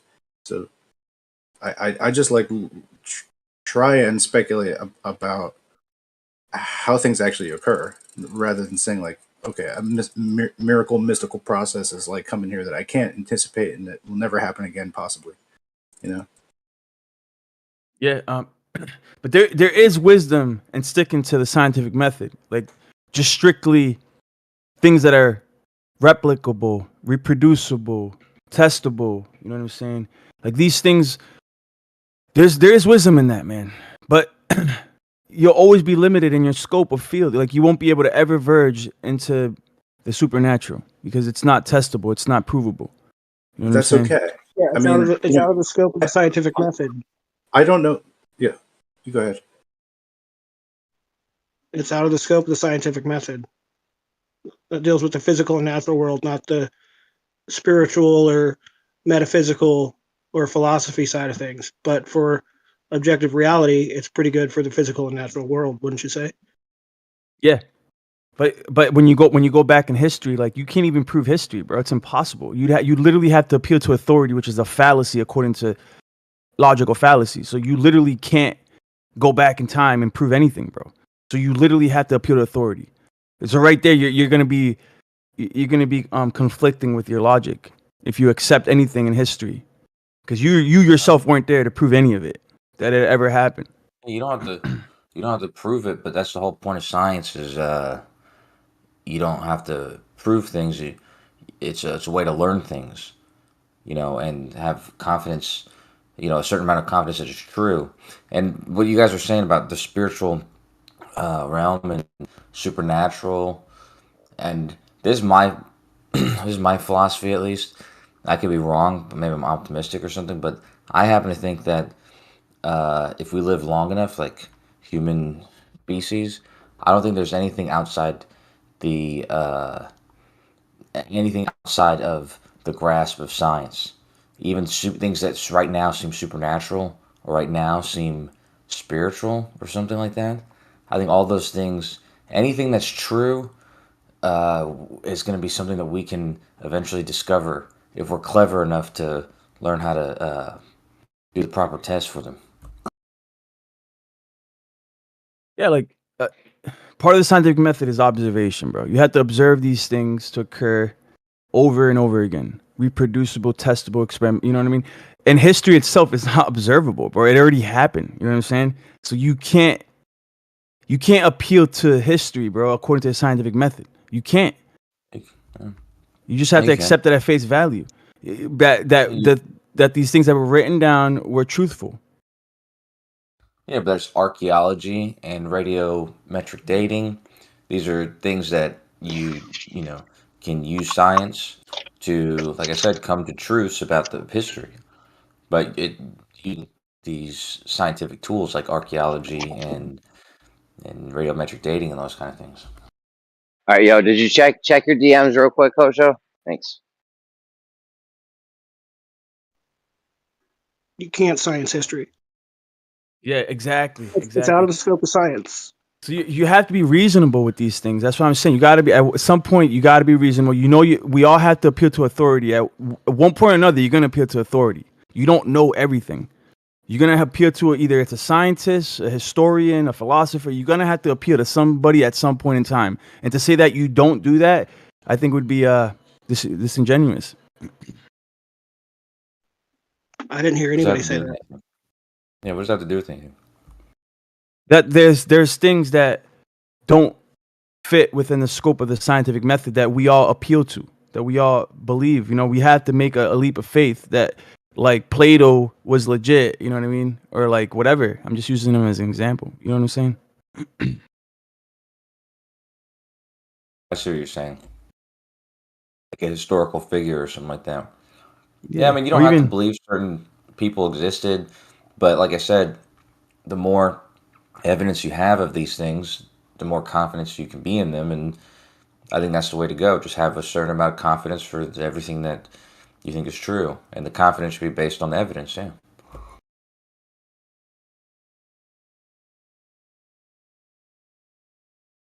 Or that the experiments that were being done in these peer-reviewed journals that are reviewed by a circle of scientists,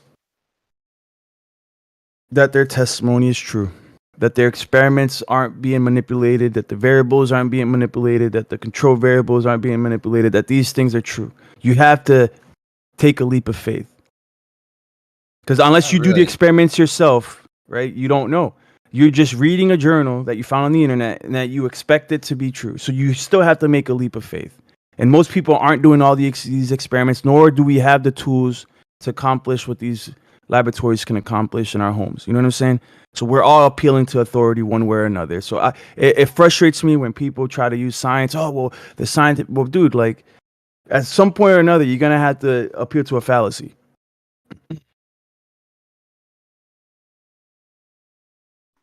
No, science is objective reality, cause and effect relationships, hows and whys.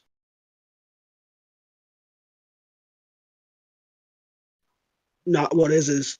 And mentioning peer review with science is consensus, which is antithetical to science and the scientific method.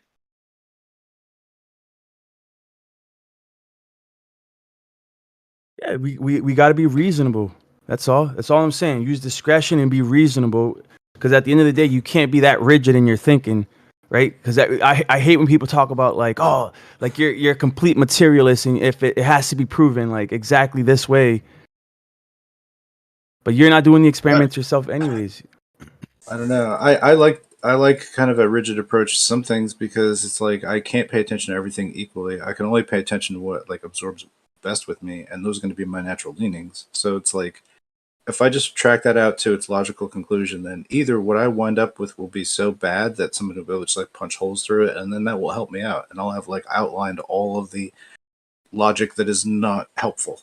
You know what I mean? Yeah. With Yeah. what I'm doing, and at least that's something I can generate that is not. I don't have to rely upon an authority, right? So I don't know. You have to just to construct any kind of like logic of your own. You need to be available like to make errors. Like if you don't do that, then you're probably not doing it right. You can't just be correct on everything. Oh yeah. No, I agree with that. So I don't know, but that doesn't like preclude that I would think about like spirituality or like the role that plays in how process is going with people, because people utilize spirituality. It doesn't necessarily mean that underlying it all. It's a lot of it's about the people that enact the thing. It's not about the truth of what they believe. It's that they believe it enough to act it, and then that makes history. Ergo, like people could have wrong ideas, follow them out to their ultimate conclusion, and we still arrive with ahead of time. You know what I mean? It's going to right. So yeah. Well, there are certain things that are easily provable, right? I'm talking about like when you go to. There are certain things in life that become obscure. Like there's a fringe. There's an extremity where you reach where like the tools of science can't measure, right? And that's when it comes to like life after death and consciousness without the brain and like demons, possession. Like these things really, it's beyond the tools that we have. That's all I'm saying. Like I'm not talking about like. Go ahead. Yeah, but don't you see why that's the reason why? I mean, it's cool to have an idea about that kind of stuff, but most people, when they're keeping the same standards as they do with everything else, they tend to not give any credence to any sort of ideas that involve afterlife or, beings that you can't interact with directly, but they might manifest themselves in your imagination or to some people or something like that. Like most people don't give that the same credence they give, other things that they actually, would have confidence is true. I mean, it's one thing to have an idea about those kind of stuff, but it's another thing to make any kind of factual or truth claim about it. You know what I mean? Yeah. Like, aliens, or even these beings that you encounter on psychedelics, these archetypes, like many people have experienced the same archetypes. Can we prove that they exist? No, we can't. It's beyond the realms of science.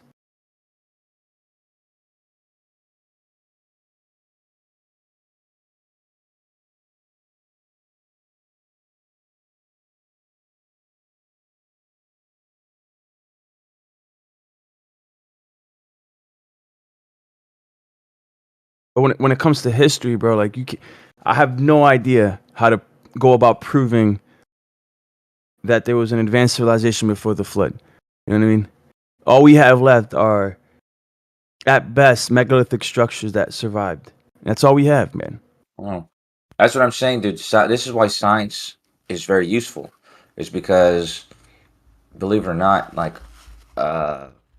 astronomers can look out into deep space and exoplanets and things like that, and they can have confidence that there was either life or not life there based on the contents of the atmosphere, for instance. And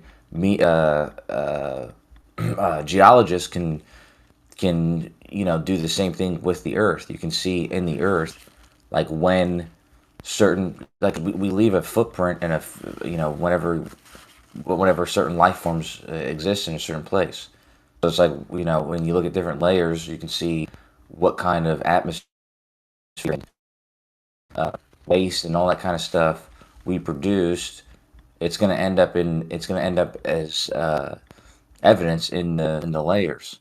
So you can look back in the layers and see, like, if there was a highly technological civilization, or if it just seemed like there was, just natural processes or animals or something like that.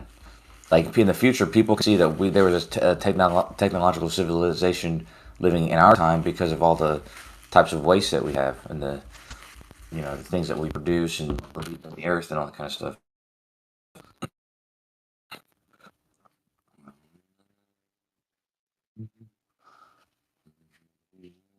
Yeah, that'd be cool if there was. I mean, I've seen like I don't know where I've seen this, but like if there was a cataclysm that completely obliterated the Earth, and then like there was like a reset, and then like people in the future found like an iPod or like a AirPod case in the ground or something. That'd be funny.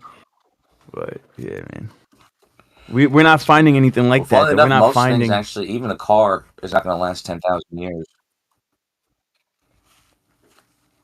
Yeah, man. Yeah, you're right.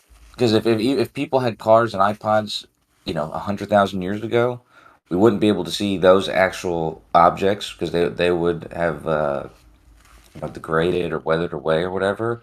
But it's the evidence in the actual in the atmosphere, and it's going to be in the atmosphere is going to be evidence in the rocks, and so those types of things we'll be able to see what sort of energy and consumption, and because all that kind of stuff leaves a giant footprint that you can pick up on.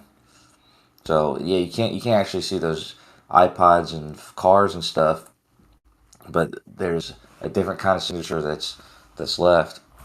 So I mean, so those sort of things give us evidence. So it's like we'd be able to see if there's evidence of anything like that. But I don't think right now there's any reason for anybody to think that.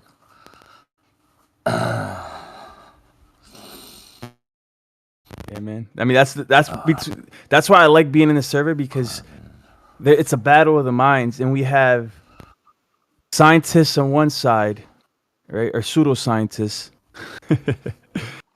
and theologians on the other side, and then you have like people in between, and I love it. I love it's like it's the public square of opinion, where people can voice their opinions and battle it out in the public square in Geo's server. I like that. Yeah.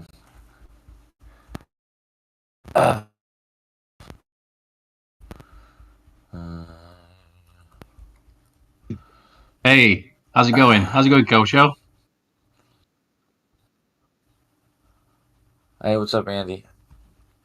You realise that it's only 6,000 years old. Of course, we were just talking about that.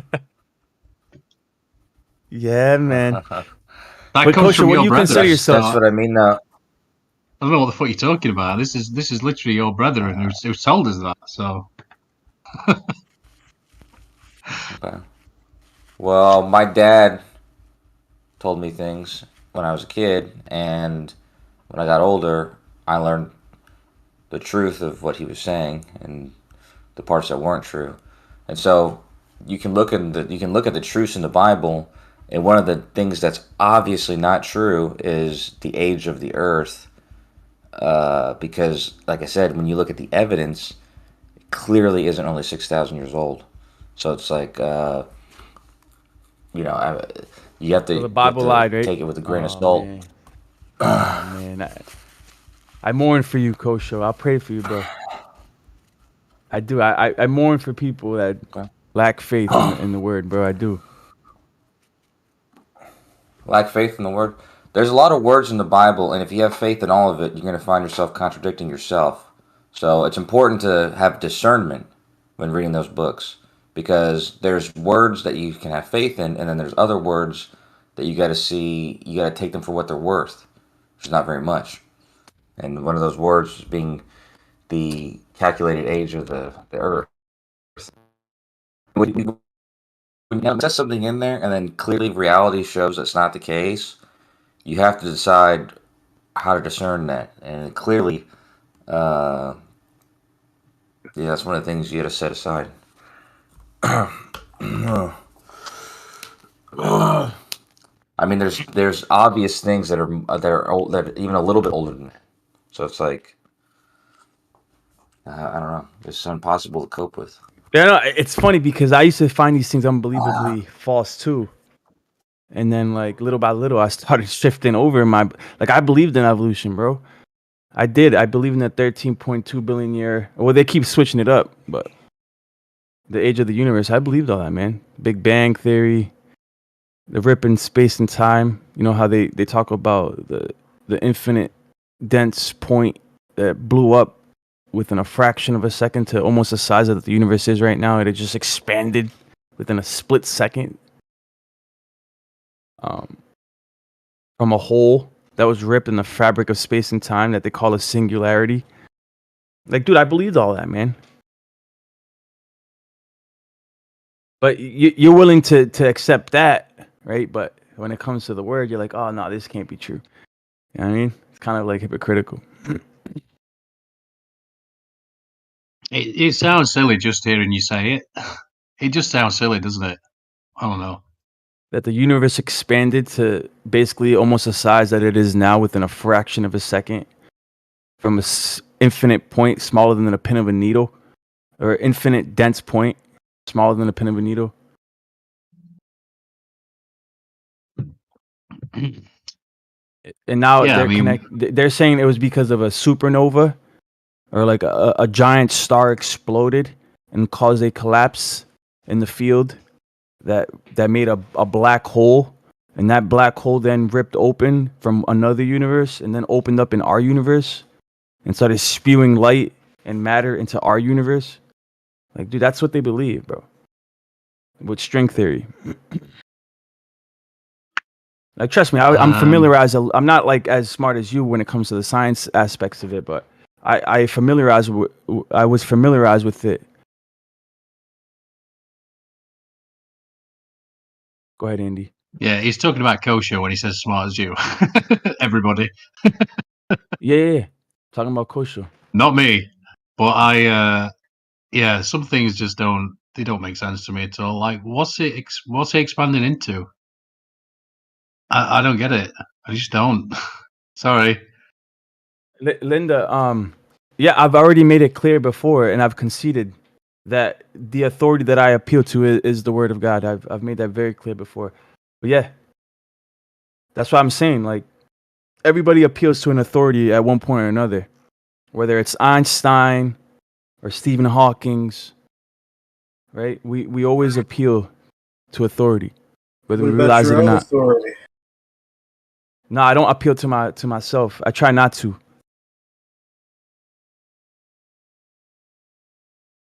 So every word you say is not something you're trying to say?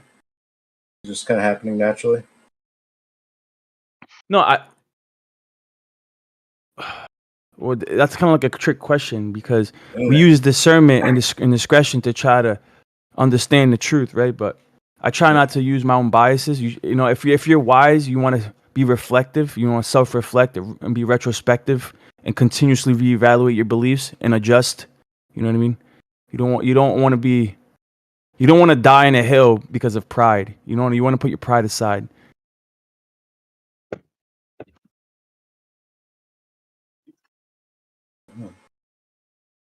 Yeah, that's a good way of looking at it. I like that. I think a lot of these Globers are prideful. Aren't biases unavoidable because we try to avoid saying that we have biases?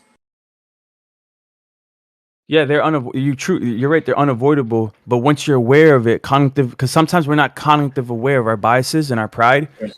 But if you're wise, you have to literally meditate and reflect and be retrospective, and then you'll be cognitive aware of your bias, and then you can correct it.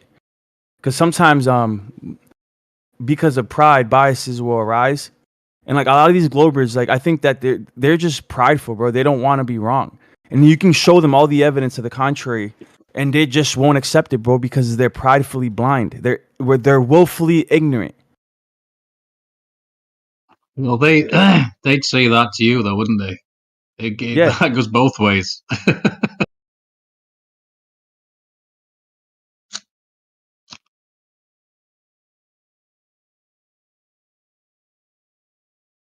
I mean, I was just thinking about this Large Hadron Collider, and they say they're smashing these particles together. I don't know that. That's what they've told me they're doing. Perhaps they're doing something else with it. You know? I mean, I see these stone circles everywhere, and I think, okay, there's these stone circles everywhere. Now they've made this big giant circle, and they say they're smashing these particles together. And they can replicate the similar conditions to the start of the universe. I'm like, bullshit! Maybe it's true though, you know, but it doesn't seem right. It don't feel right.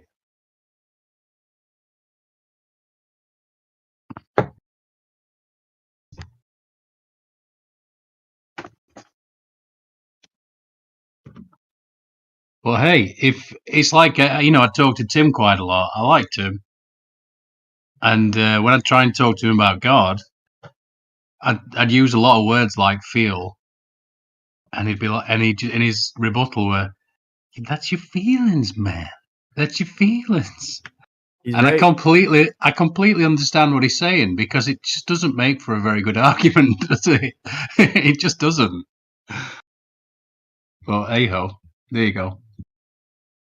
That's why it's everybody's individual journey, that stuff. It really is. And that's what I kept saying to Tim all the time. And that's why I'm not very comfortable trying to define what God is, because I don't know what it is. I've no idea. I feel that there's an inside-out thing going on. And I feel that it's a part of me, and I'm a part of it. But then there's another part of me that's like, well, wait a minute. What about if it's completely outside of me? Well, that doesn't make any sense, does it? It's like a contradiction. So, yeah, I definitely see why people would go the agnostic route. I think it's the most honest position to take. But for me, I mean, it's self-evident. It's like every fiber of my being, every cell in my body knows there's a creator, a higher thing, a higher something or other. that's the best I can do. Sorry, audience. I know it's not very satisfying. It's not very good. A higher something or other. You're gonna have to deal with that for the time being. And as this little journey goes on, maybe I'll get a better idea of it. But it will always be just an idea. That's an issue in itself because it's just all the ideas in your head that to me gets in the way of that stillness. What is connected to that which cannot be named.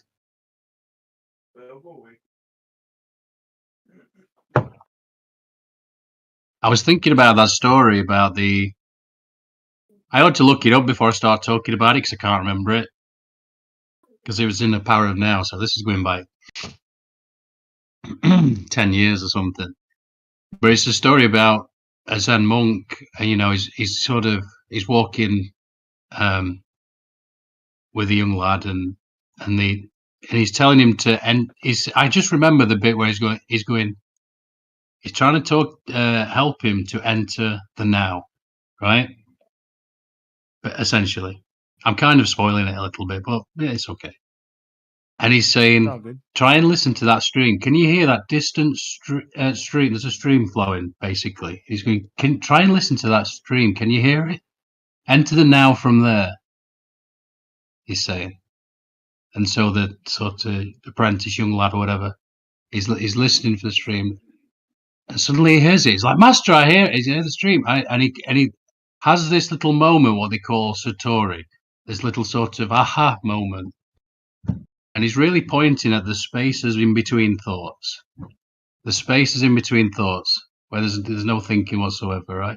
That's what I'm kind of spoiler alert. Oh, good. But I can't remember this. I can't remember the thing, so I'm just spoiling it for you. And then later on, I think this confused me a little bit. Later on, he's like, so they carry on walking down this path, and he's like, Master, what?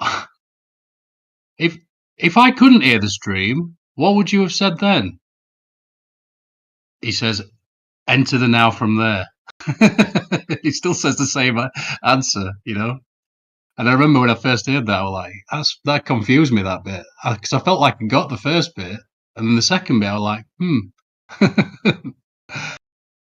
But, you know, I realise that I'm a bit of a monk. And I have to listen to things a lot, like, before it actually sinks in.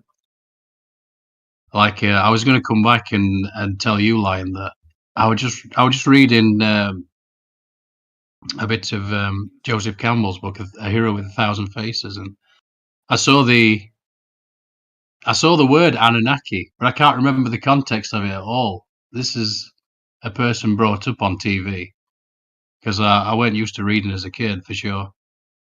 And so it's only the last few years I've started reading all sorts of kinds of different books. I mostly listen to books while I'm doing something else. And I love those synchronicities as well, because you were just talking about the Anunnaki, and I was like, oh, right. So I assume that maybe he's talking about Sumerian. I don't know what he's talking about, but I just made me chuckle to myself, thinking, "Oh, I'll tell Lion I just saw the thing and the synchronicity." And Wow. but I can't remember the context of it whatsoever, dude, because that's typical me. I might need to go and read it 10 times before I actually understand one page. You know, What's that mean? 1,000 faces. What's the meaning of that title? the title is A Hero with 1,000 Faces. I don't exactly know, but I always like that. It's because all stories essentially follow like certain stages that set up for a arc of a hero, and the hero's journey. 1,000 faces means you could just like paste a different face on it, and it's still a hero's tale. Oh, I get it. It's a lot of the writing for that George Lucas used to create Star Wars is sort of based in part on robbing Joseph Campbell.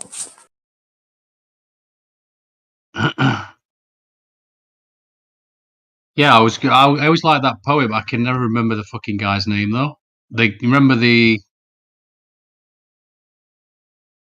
is it the 10,000 faces? Who the fuck did that poem? That's going to do me head in there.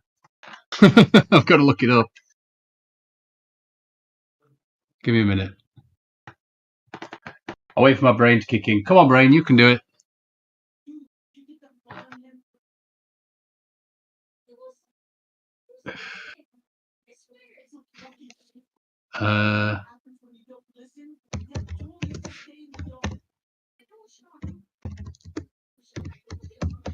It's definitely inspired from a Hindu idea. Can never remember that guy's name.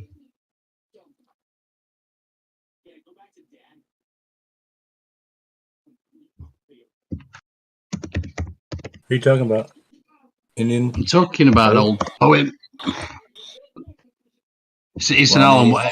I heard Alan Watts references, so that's why. Oh, okay. I won't help you.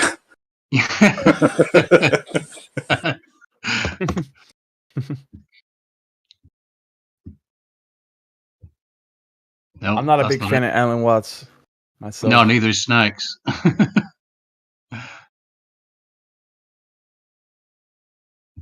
Yeah, that's fine. I get it. I don't know why I liked him so much. I'm glad he has fans, actually. Yeah, I feel bad if he didn't. I think it's because he was a drunk, and so I was like, he was enabling me, you know? I know. I think that's partially why I don't like him. It's because of his substance policy. And plus, it's like, you know, I guess it's profound, it's poetic, it's light, it's you know what I mean. There's a lot of things, but in a way, it seems like dilettante type thinking applied to actually some really profound, sacred things from a culture that he really only has a cursory understanding of. But maybe that's a harsh criticism. Yeah, he did live in these places, so you know, he lived in China for a bit, he lived in Japan, he lived in India for a bit. I don't know, but he's a white man. You know, he's like, from the white man's perspective, it's kind of like. That's why I like it though, because it helps, because it's easier for me to understand then. That's the way I see it, anyway. It's like a koan is like it's like a good Yorkshire pudding.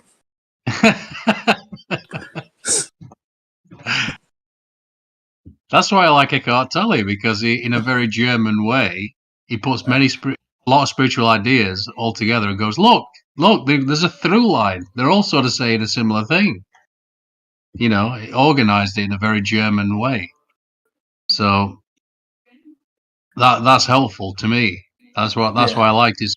I like the German philosophers. Yeah, he's just repackaging very, very, very old ideas, really. You know, you could make the same argument for the Beatles, like they came along and they did this new thing. No, they're not doing anything new. They were just repackaging stuff from America and selling it back to them. Nothing new under the sun. I'm sure I posted this poem in 24/7, so I'm gonna try and find it in here. Yeah, I heard somebody say that before, like nothing new under the sun. But I guess it just goes to show you, you know. Solomon. I thought it was in the Bible. Yeah, Solomon said that.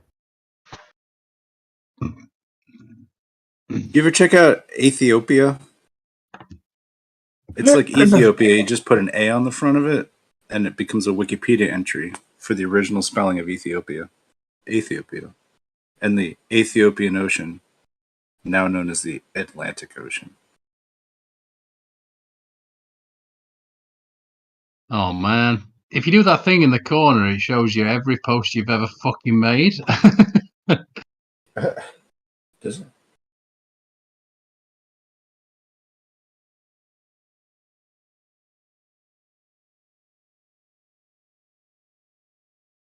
Son of a.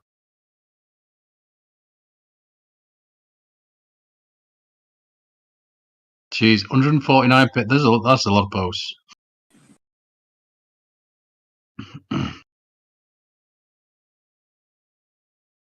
I've been spamming the chat, just trying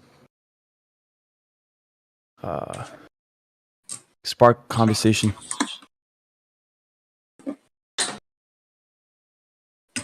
How's that going? You need. I mean, there's you a, need there's better a lot bait. to choose from, bro. You just you look up and maybe you'll think of something. There's a Yeah. lot in here, random Fair stuff. enough.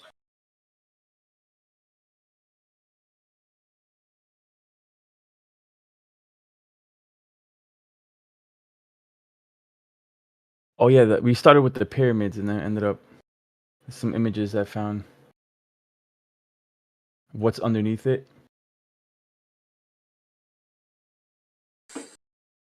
Under the pyramids. A lot of people say that Tesla's Wardenclyffe Tower is in some way based on this concept or based off of it. It even depicts I'm because not an expert. apparently there was a hidden chamber within the Great Pyramid of Giza that Alexander the Great had discovered. Now again, like I can't show you where this is sourced, bro, because I know you never can when you're like Alexander the sorry, Great. This bro. and that. You're like, oh, I've got some stuff. I'll read about it. But yeah, no. Okay, so we got this narrative. I'm on it. Because it's really like hard to track these sources. I honestly don't even know where to start looking. We need like a 3D like timeline program to help us all out understand whatever the fuck had happened when. What had happened was, we should call it that. Because it's like, I don't know. Everybody has their own variations on timelines. But it would be nice to be able to overlap them and see like, oh, this person takes this route, this kind of stuff. What am I talking about? Cut me off, please. Jeez. No, it's all good. But apparently there's a chamber called the Atlantean Chamber within the Great Pyramid of Giza. It's towards the top of it. And in that chamber is where they found the 11th emerald tablet. It's saying here. I don't know how credible that is again. But if the legend is true, this is the origins of the emerald tablets of Thoth. Got some Triforce pieces. Trying to throw together here, man. But besides that, if you go, there's like, see this little, there's like a little, I don't know what to call it. It's like a zigzag pattern. It goes all the way down the center of the pyramid, all the way down to the bottom into the ground. And there's like a natural aquifer underneath the Great Pyramid of Giza. And near that aquifer, there's like this another chamber, bro, that nobody talks about. And who knows how deep it goes. Yeah. There's all kinds of stuff going on down there, bro. It's not accessible to the public.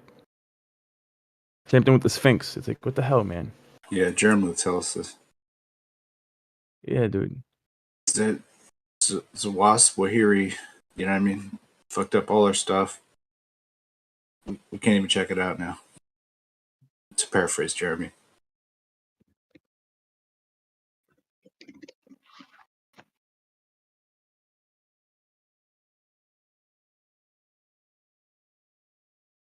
Yeah, so you like those things that were going on with the shell that you were blown into before?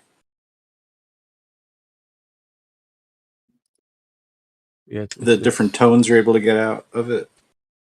Yeah. Those are overtones. I don't even know how I'm able to do that because there's no like holes. It's not like a flute. You just have to maneuver your lips a certain way. Yeah. Nice. It's the pressure too, like the amount of pressure that you. I don't know, man, because it doesn't have anything to change the tones, you know. Yeah, it's just pressure.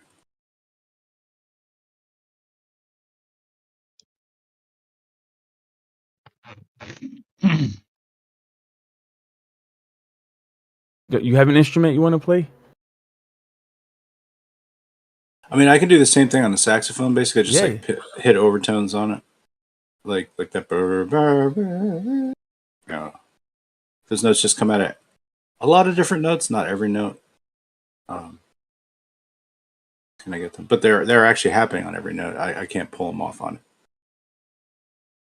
every note. But yeah, that's part of the overtone series. Yeah, I'll try to play it again. And I used to have a reverb app on my computer where it would add reverb to it and it would sound crazy. You should put it through a wah-wah pedal. Be on some Jimi Hendrix shofar business. I don't even know. All right, let me try it. Can you play? There's actually a good song. It's called "I Ran Shofar Away" by Not Sheikle. it's yeah. I can't play like a song with this dude. It's a shofar, bro. I mean, I guess anything's possible, but I can't. Let me check.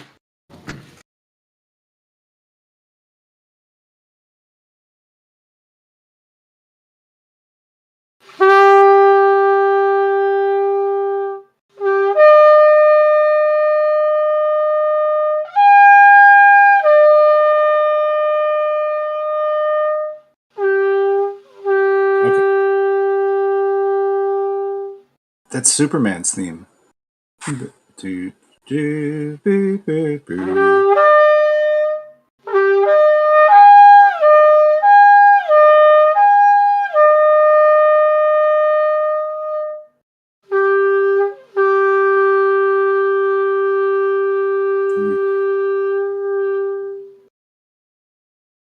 Nice, man.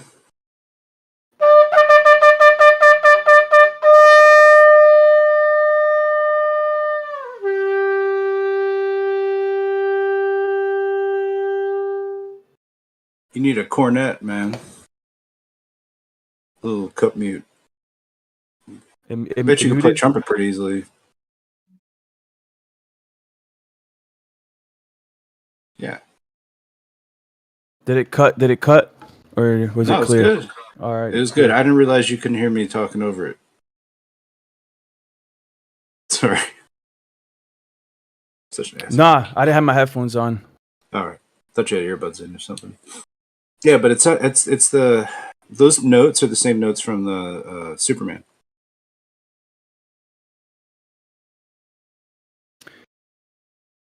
I can hit some really, really high notes. I mean, I don't know the height, but like I don't know. Like you're a musician, so you know all the. I'm just saying, like it's a known thing. The composers know that those things produce certain like overtones, certain notes or whatever. So like Leonard Bernstein's used it in certain musicals, but I think John Williams might have used it also from when he did Superman's soundtrack. Because like Superman is a Juperman. Maybe. That's awesome, man.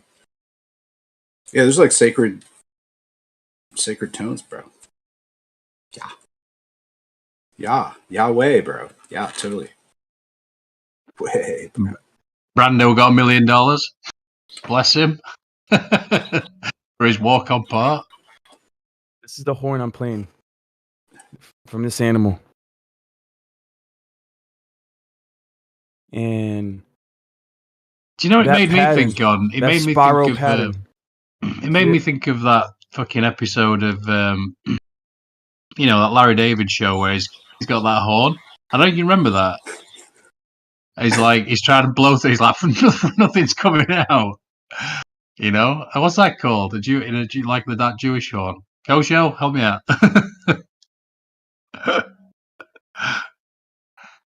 And then I think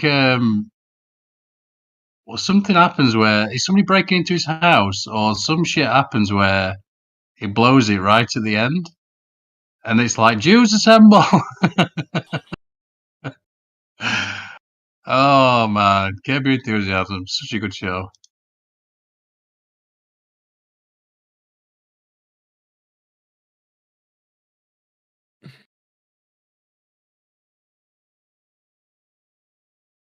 Yeah, bass note's like the same as the Discord join sound.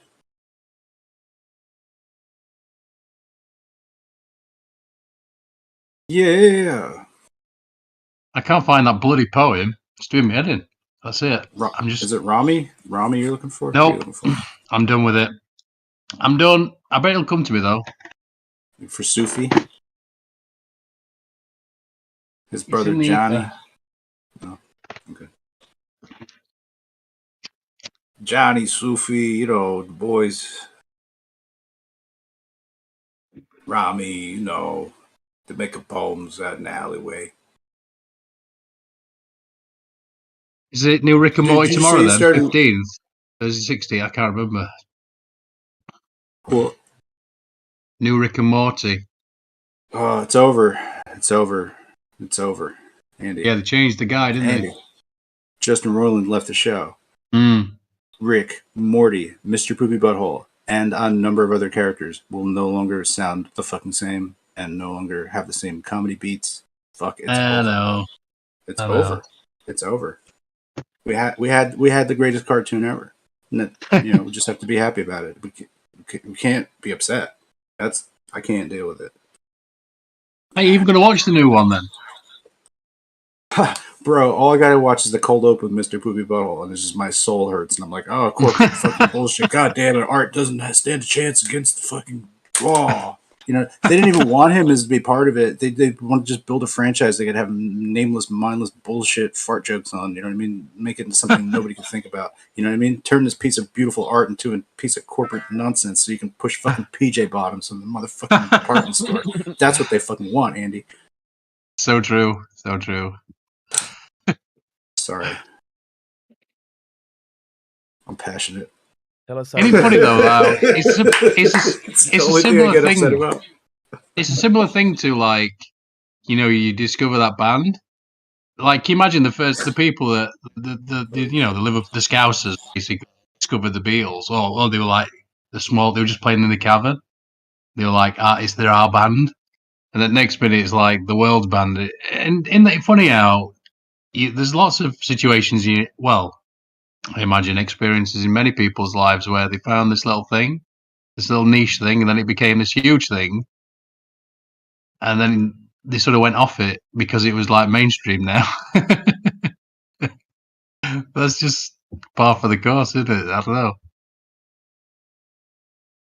It's lost its something or other. This is 6 amazing seasons, Andy. We can't be disappointed. We knew it was too good to last anyway.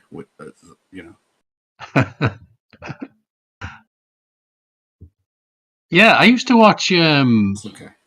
the fat dude. It was the fat dude who was one of the main writers. He's Dan like Harmon? Yeah, Dan Harmon. I used to watch a podcast with him a little bit, and that was pretty good, pretty ruckus, pretty wild. In some way, he hasn't spoken to fucking Justin Roiland in 4 years. Oh, I didn't know that. How did they fucking make the last 4 years? They were pretty good years, actually. Why not just keep it like that? The network, the fucking network, the MTV Super Network, the Viacom dropped a hammer on Justin Roiland because he was too good. And Yeah, I remember listening to that podcast, and I thought this is pretty cool, and I like the energy of it, which is a bit chaotic, but it was bad as well because he was clearly like a drunk, and just where I was at the time, where getting sober, I thought this is probably not the best thing to be listening to. I don't even know if I was drinking back then when I was listening to it. It might have been. This was a while back. Do you know what podcast I'm talking about? Probably not. No. It's like a video podcast. Still no. But yeah.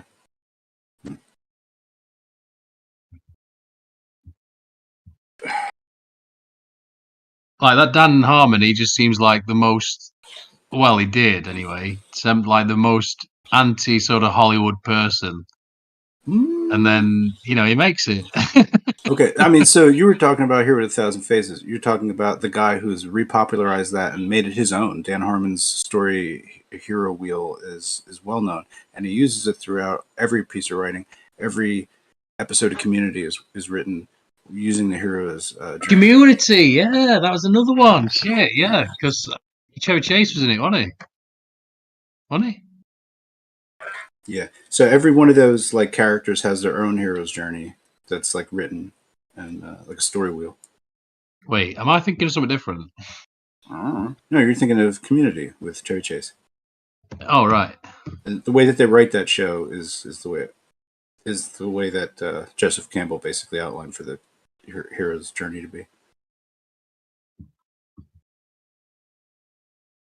Just thought it would, go full circle on this whole wheel thing. That's all. I just don't like seeing Chevy look like that. To be honest, it's upsetting. Yeah, it's a little old. It's like watching Clint Eastwood film. Like he's like, although that last one, what's the green Cadillac or whatever that one was was called? Gran Torino? Was that depressing enough? Gran Torino. Oh my god, that's so good. It's one of the best films. Drive my Gran Torino. Torino. He's such a jazz enthusiast. He sang his own closing song in old man voice. Great, super great. Great ending. Thriller. What a thriller. Man. Yeah, what's amazing about that is that when you think about these spaghetti westerns and how, or basically all his films, the Dirty Harry, all that stuff, how he basically his little whole journey career he was was working for the NRA.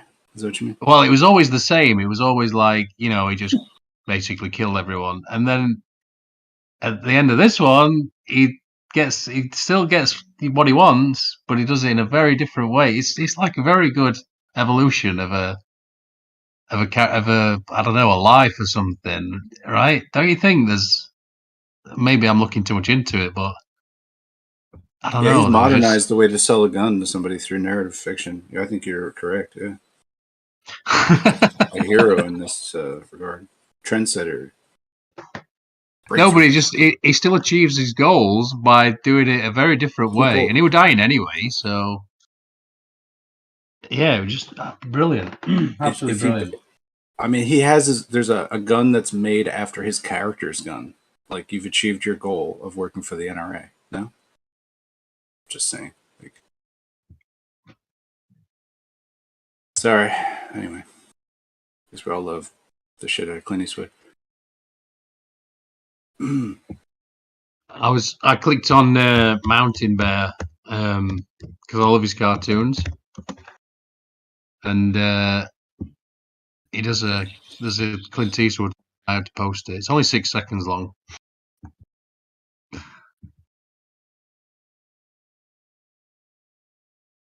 Yay! Walt's favorite joke.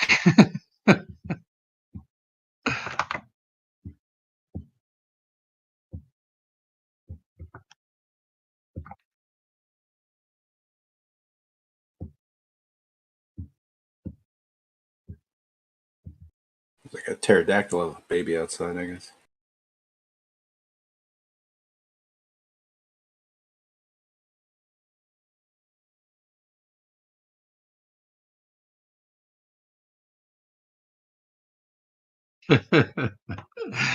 I don't know. Hey, racism's funny. What can I say?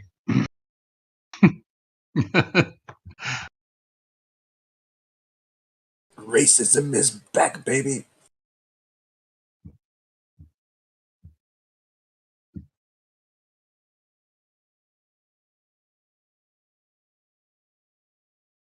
I always like that Lisa Lampanelli joke where she's like, "I'll never call a black man N-word neighbor."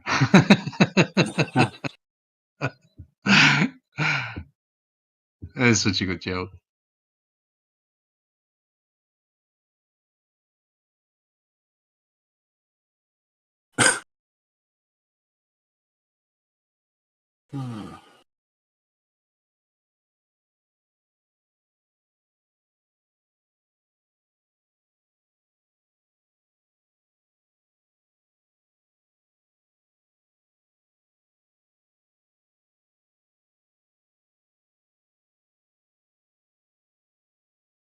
Play your saxophone, Snacks. So what? You won't. Oh, it's Eclipse Day. I did say I wanted to do this, but it's not Eclipse time yet.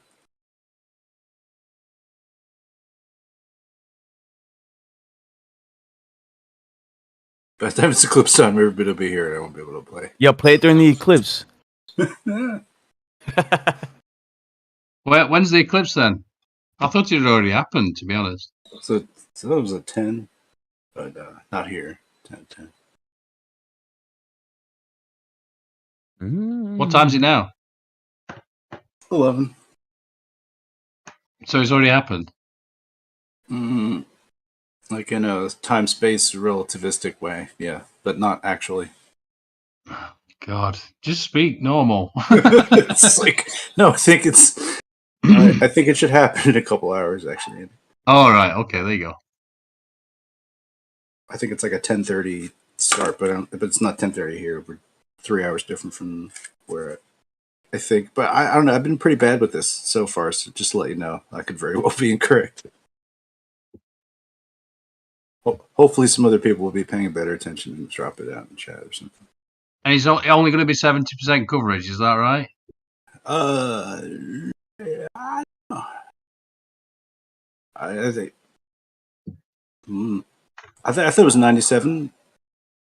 97. Oh shit. Thoughts? What? Yeah, but like I said, I've been frequently wrong on this. So I'll go ahead and stop talking then. Shit. Get your pendulum and get out there, lad. Get my pendulum.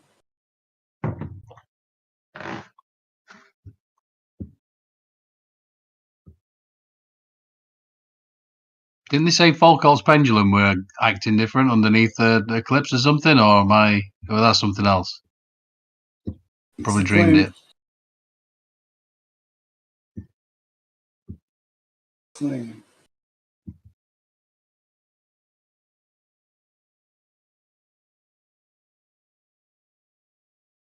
Or just like switch the gears up or something like that when the eclipse happens and it looks like that happens. One of those things is happening.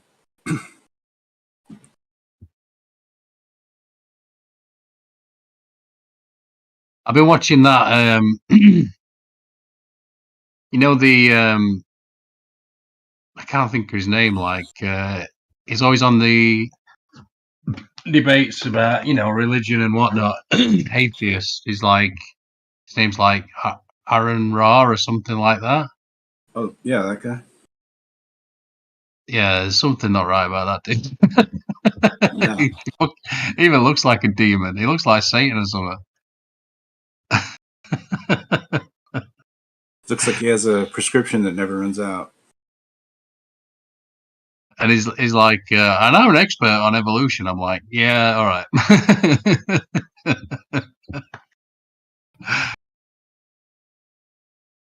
So anyway, you were doing the same thing as Tim, the cyclical Earth, basically. It was never created, and he was doing the whole energy can't be created or destroyed, so it's always been here and all that stuff. And like, I don't know. It just, I don't know. Like when I listen to these people, they just don't. I feel like you're trying not to say it grinds your gears, but does it grind your gears? I just think they're full of shit. I really do. Like, I don't know. Like, I've said this before, and it sounds weird, but I'll say it anyway. There's a very big difference between speaking from the cleverness and speaking from the intelligence. Another way to put it, I guess, would be speaking from the heart. And regardless of what y'all think of North speaks from his heart. And while I may not agree with his epistemology, fancy word, he is speaking from his heart. And it sounds like milk and honey in my ears. It really does. As much as like if I go listen to Fight the Flat Earth, Craig, that's like a fucking cheese grater on my ears, because I can see he's just making it up as he goes. But it's not, even though he's making it up as he goes along, a bit like Kosho, where they adapt, overcome, John Rambo style. Do you know what I mean? It's not that. It's not that. What North's doing is not that. It's different. It's a different kind of thing. Because like you've seen Fight the Flat Earth when he doesn't know about a thing, say, right? and he just learns it. Just learns of it. Now, you've heard Zanuck do it well. This is why I say Zanuck's the best of them, because just as they say in showbiz, you don't, never let them see him. Never let them see you working. You know, it's a thing, like an old showbiz thing. Never let them see you working, and that's why Zanuck's great at it, because he can learn a thing. He's just learned it, and suddenly he's educating us all on it. And that's what Craig does. You know, if you watch him, he'll just learn a thing, and then all of a sudden he's educating everyone, and it's like, oh god. And you're like, you're aware, but clearly you're not, of how full of shit you are, right?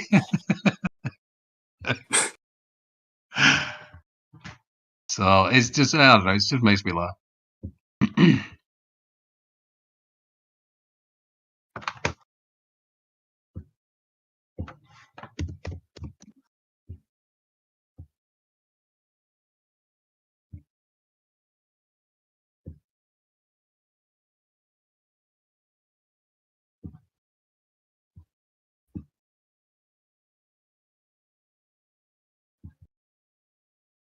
Mm. Mm-mm-mm-mm.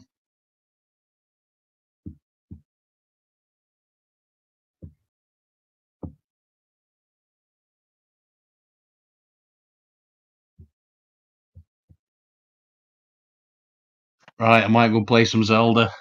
My nephew Oh, gave yeah? me the new Zelda game, and like, Oh, I yeah. was just looking. I've got my little Walt Whitman book here, and I'm looking at that, and I'm looking at my Nintendo Switch, and I'm like, why the fuck am I?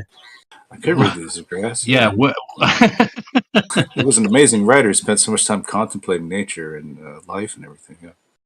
no, But it's like, there's why am I this bothering mechanic. with all this writing shit? You know, why am I reading something when there's Zelda to play on? Yeah. I don't even know why you bothered talking to anybody today. I'd be playing Zelda.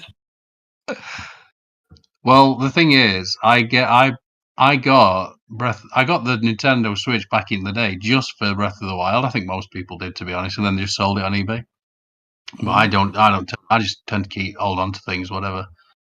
But I honestly bought it for these kids, for my brother's kids, because you know I'm a bit of a troubled kid, as I've said, and I'm at police station quite a lot, and the police came knocking on our door on Christmas Eve and actually took me away. And my birthday's in March, and so my mother, because I'd got a Spectrum Sega thing, and my brother'd got a Nintendo NES, you know, and she said, "Right, you're not having your Christmas presents, you know, for being taken away by police on Christmas Eve." Which is brilliant, because then she didn't have to buy me anything for my birthday. So, you know, a brilliant thing she did, and a punishment at the same time. But in that time, I just played the Nintendo. And by the time I got my Sega at my birthday, I fucking hated it. I was like, Sega? This is shit compared to Nintendo. So I very much wanted them kids to, because, you know, like, it just, I don't know, the Nintendo just know games. They know how to, like, it. Okay, it doesn't look as pretty, maybe, or graphics, you know, graphically it's not as good. But my God, they just know how to make the games, don't they? So I kind of bought it more. Well, I think I'd be lying if I said I bought it more for them, but that was my intention, and I sort of bought it and played Breath of the Wild, and then basically gave it to them. So it's all these years later, and they've got their own Nintendo, and they've got the new Breath of the Wild, and then they played it to death and brought it to me. So kind of yeah, the circle. Cycle's complete. Yep. Yeah. The hero's journey begins. Young Hyrulean hero. Cool. Have fun with that new mechanic feature. Looks pretty cool. Yeah, I'd like to think that it's helping my brain a little bit as well, which clearly, as you can tell, I need it. Nah, just going to numb the parts that make you remember that you can think. No, well, just puzzle solving and shit like that. You know, I like to think that it's helping me in that way.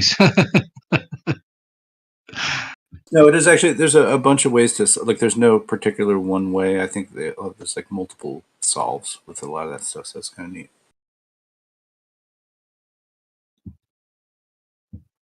Plus, it looks like a big flat plane, man. I think don't you start the game just like falling through? Why don't you go buy an Elgato and just like play it here? You know, stream it. Oh yeah. What are you Nah, thinking? I don't know. I mean, when I buy something on what's it called, Steam, and I just play it through this computer, then I'm happy to do that. But with this, I'm a bit of a technophobe, to be honest. So I can be quite zen in many situations, but technology can like spurg me out.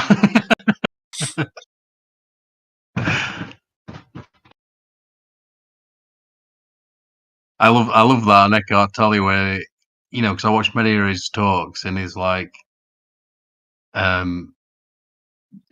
can't exactly remember, but the sentiment was, if you think you're enlightened, just wait. Meaning that, I think he told a story about, or I've heard a story about somebody who'd been away in been in a cave and done this, and he was suddenly enlightened. But then he got to the airport and he was going to do, and they were holding him up and giving him shit, and he was like losing his temper. Just undid all that work. Oh dear. Yeah, there's many things in life that it like talks to an insurance company. Oh my god. Fucking in case shit. Listen, you got to pay all this money in case shit. But then when you have to make a claim, we're going to fuck you anyway. So, it's such a rip. Then we're gonna act like you owe us money.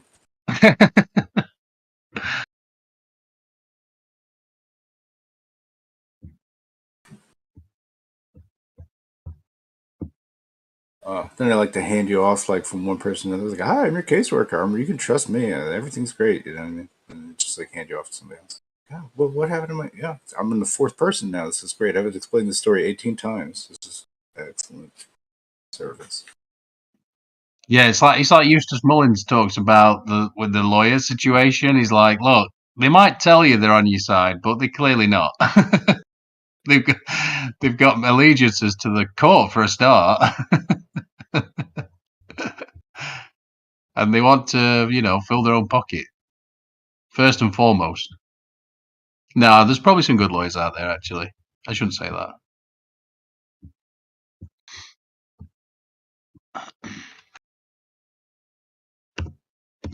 Oh, what happened with the whole Psyche thing yesterday?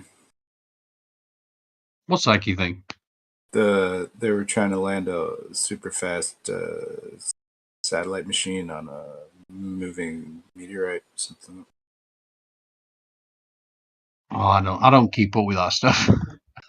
Trying to find some jewels on it so they can make a ring. I don't know. They were trying to land something on something, I think. Yeah. On an asteroid or something. Mm-hmm. So, same as that Bruce They don't Willis show book. that they can do this on any other bullshit, though, by the way. It's always like this incredibly like crazy shit, you know what I mean? Like, they're not like, oh, we just landed a fucking RC car on top of a quadcopter that was moving on a freight. You know what I mean? They don't do anything else complicated like that. But all of a sudden, yeah, they're fucking experts when it comes to it. It's cool. Cool. Yeah, I don't know. I've said it before. I'll say it again. I can't verify any of that stuff. So not only that, I just don't look at pop culture anymore. I just don't. But But I know I've commented. And yeah, I was just going to say, I've commented on Israel and Palestine quite a bit lately because, but to me, that's like 70-year-old or whatever. That's not new. And the protocols with the elders of Zion, it's coming true, isn't it? The whole thing that they said.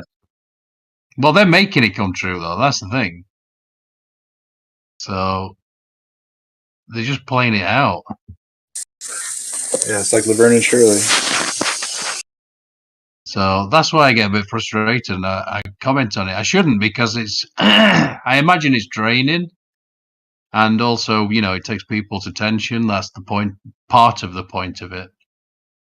But yeah, I just see it as sort of insanity, and so that shit can pull you in. So perhaps I shouldn't mention it. I swear, like from now on, if we go down a road like we did the other day, and two folks are just two larpers are just going at it. That's what it sounded like to me, anyway. I'm just gonna be like, in your head, in your zombie. Don't forget to save on your Sheikah slate right now. Zombie. You're like, yeah, you're playing like Zelda. So the Cranberries. Come on, I know this is going to happen. I know it's going to happen. I never have to ask. It just made me chuckle if, you know, because obviously we have this policy where we don't want to talk over each other. And I can just imagine Gio like, what the fuck, and then just like muting me, and then give it a minute, and then unmuting me, and I'm like, ew. I'm just leaning into it, like, yep, okay, that's silly. I'm just still going. I love that when Why is Andy just practicing his vowels right now? I don't know. It's part of That's his what she meditation. does, man. It's That's like what she stillness. does. He says it's stillness. I don't know what.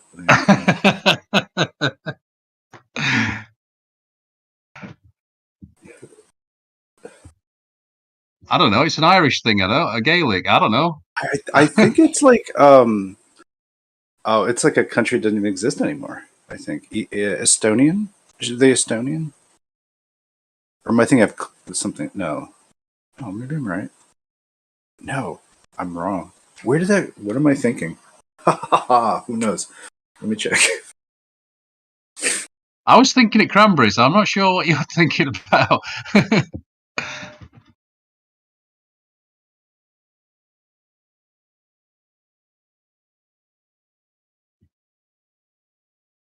I think it's just that like that. It's that style. It's the cranberry style. It's also used in that locality, but I think it may come from the Estonian thing, or they have a very similar way of saying. But that's all gone now. We've lost Kosho.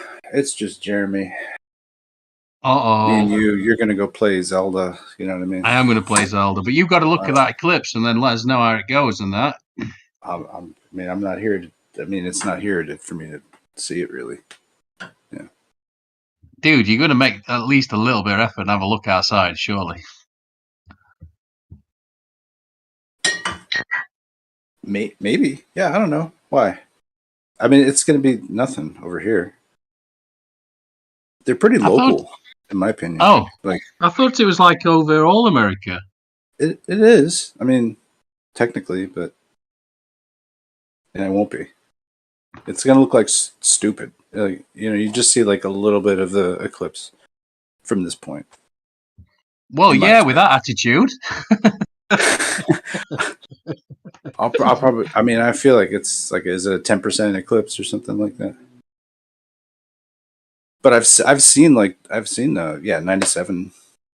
97's cool. Yeah, everything gets dark and weird and spooky, purplish. You're like, why is it like? It's like somebody turned a black light on. That's what it seems like, just for a moment. Yeah, that one I saw. I was stood outside my front door, and I was just watching. It was just right there, right above my head, and I just watched it, and it like freaked me out. I don't know how old I was. I guess I was a teenager. I don't know, but I was just like, okay, it's gone cold. It's freezing. What the fuck? So weird. You can just imagine the like wizards, like as if they'd conjured it or something. Behold! Were you talking about the Scythian people, and then Yeah, like as far as I know, like their basic like ruling class was the Amazon queens. Basically, they had like a Oh matrilineal system. yes, there was where they got together. They were like, these fucking chicks are hot, and there was some But mating like going on, also, right? they'll slice your heads off too. You know what I mean? And if for any of the men that were part of their like authority structure, they'd have to get castrated. Why does that remind me of Futurama? Was that? I'm sure there was something in Futurama with these big women. Big chicks, Oh. yeah. What is? We give you yam. I don't know what the Yeah. some kind of punishment. But no, like they were, they were like a female warrior cult, pretty crazy. But also, like, have you looked into that much or no? Not really. The only reason I know anything of it is because of Asher Logos from his content, and yeah, Okay. I just love that stuff. So there's like this, you know, the whole Mitraic stuff, Mitra, and it's like interaction like Zoroastrianism, and yeah, some people even say it's like it's in the Rig Vedas too. But that so what had happened was there's like a fragmenting of this society that's like the north of Iran, but they're kind of steeped in these traditions, but they're also sort of like steppe Mongolian, sort of, or I don't know, Caucasus whatever. They own the area, and because they have horses and they have like they're into dragons, like they're probably dressing the horses up like beasts and shit like that too. They seem to have like the best steel in the area, and they're into psychedelic mushrooms, and basically a female version of Mitra was used as the mother of Mitra. So that's like apparently what they built their warrior cult out of. Yeah, that's some interesting stuff there. yeah. I think of them as white folks. So you know, like that guy Cyrus the Great. He's like probably in the Bible or something. You heard the name? He was like a king of like Persia or something, maybe. I don't know. No, I'm just saying I could be wrong, but like we have an idea of what, like, okay, you got a Middle Eastern guy and you got an Indian guy, right? We know. I don't think of it as that. Then I think of the Scythian tribe as white people, you know. So I don't know if you do too. Well, yeah, but they were also like a bit Oriental too, I guess. And they would have been into dragon No, culture. no, no, no, no. I don't see it that way because in ancient China, they've dug up these ancient graves and they've got red hair. The people have got Caucasian features.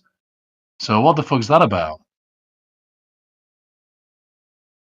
So I see I see these ancient tribes as white folks. Nah. Nah. I don't even like honestly. Like a lot of times, I'll look at Caucasian people and be like, you know, you're kind of just like a white Chinese person. You know, it's like, you know, you got the squinty eyes and stuff like that. Like white people have them too. Like sometimes, like so Chinesed out. Like you know, you don't even, but you don't think about it because it's like I don't know. They got a hair dryer and they coif their hair or something. I don't know. Well, maybe I'm always happy to entertain the idea that I'm thinking about it wrong. So, but I'm just telling you, that's the way I see it. Yeah, no, I think that there's like some marriage going on. You know, all up in the northern China and stretching probably all the way out to basically the whatever Caspian Sea or Black Sea or something like that. You know, and just the northeast part was where the Amazon chicks hung out, but then neighboring them were the Sarmatians.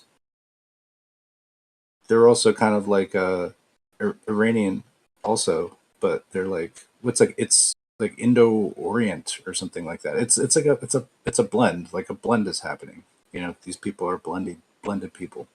They're not straight up. Yeah, and don't misunderstand me. The fact that I'm a white dude, I don't go look the whites. No, I just the truth is the truth. You know, I've found out many things about this island that I'm on, for instance, where I've seen it in several different places that this place was shown to be where people were sent that were shunned, quote unquote, right? And I've heard in I think the Orlinda book they say that all the fucking murderers and thieves were sent here, and this was an very ancient mining place, places like Wales and Cornwall, and so. I could go on with that. The point is, it's information that's not too. It doesn't paint this place in a good light, but I don't care because it seems to be the truth. So I'm going to say it anyway. Do you see? I'm not. I don't favor it just because the white folks because I'm white and look at these legends. No, I just see it as Well, it's like people out of the Caucasus Mountains, you know, like seem to concentrate in some kind of like it was like pretty white, you know. But like I don't know if where it starts out or where, you know, how long does that like kettle cook? You know, you could have some Asian people, you could have some Caucasian people, white people, whatever, Irish people, blending up for a while. Yeah, well, even scholars can't agree where it actually where it started, whether the people started in on the UK and then moved that way, or they started in the east and came west, sort of thing. So yeah, it's fun to look into though. I don't know, like yeah, it's just like melanin in the skin, just kind of. I don't know, whatever. It just changes. People have the same shaped heads and the same eye part. You know what I mean? Like there's only so many like shapes that the human face is kind of composed of. You know, there's structures. You know, like they have like just a primary way that they can fit together. Sometimes they're like twice as big or half as big. You know what I mean? Like traits do are you think emphasized or underemphasized, but like if you just like change the color, you're like, oh, that's a black guy, that's a white guy. That's all. Do you think that is the melanin story is good then, because that sort of points to evolution, doesn't it? So it does make sense, doesn't it? It's just like trading or something like that, or it might mean that there's something playing out. Yeah. I don't know. It's like anytime you have like a mono species, though, it's like if you separate that species by like climate, you know, you're gonna have like different traits develop, and if you separate them for who knows how many generations under what kinds of influences, man, or like what kind of mixes that come into that, you know, over time. It's just it's hard to really. I think we're a very complicated story, you know. Yeah. I like what you said about the like snowy fox. You were like, hey, you know, if we take it and put it in a warmer climate, is it going to fucking change its coat? And I think it probably would. I don't know. Well, maybe like it would be like, oh yes, some of these things are gonna make it puff up. The desert fox was and it was a crazy, almost like a philosophical moment, because like I think I was kind of maybe a bit depressed, maybe drinking a little bit, Andy. You know what I mean? And then I like puked, like whatever. I was like so thankful I did, because I just felt sick. You know, you like just whatever. Yeah. So, and I was like feeling kind of, you know, bad in the morning too. I was just like, oh, whatever. But at least I did do that. And then this fox comes out to nowhere, and I had not seen ever this type of animal in the out and about, and it's eating my puke, and I'm like, wow, that's totally, don't even do that, bro. But it was like so happy to find that, and I'm like, okay, you know, like you do you, but like it just made me think like that's my misery that this other creature is like loving the shit out of, and he's doing like little rolls on the ground, pretending like he's like a little like dog or something, you know. And I was like, god damn, this is crazy. It's like a Pokemon. I'm like, what am I even looking at? I've never seen something like this before. But yeah, just the evolution, or if adaptation, whatever. It's not necessary to say because it's really only happening in the paw, or the hair follicles around the paw pads are just growing more to compensate for like how hot the ground is, and it wraps around the paw pads so the little guy can walk around and eat puke all day if he wants to, right? So that's the adaptation. The creator's amazing. No, I don't know. Whatever. It's just like that's just observation, man. Like, No, I get it. You're a giver. I get it.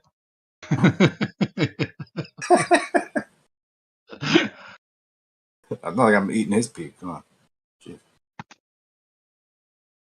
No, So I think cute. why So I like the old melanin story because it makes me laugh because people have come to this island now, lots of people and they've got brown skin and black skin, and it makes me laugh that they're sort of in the wrong place. It sounds awful to say, I know, but because we're all supposed to be one now and all that stuff, and ultimately I kind of believe that we are. So that's like first principle, but on the second.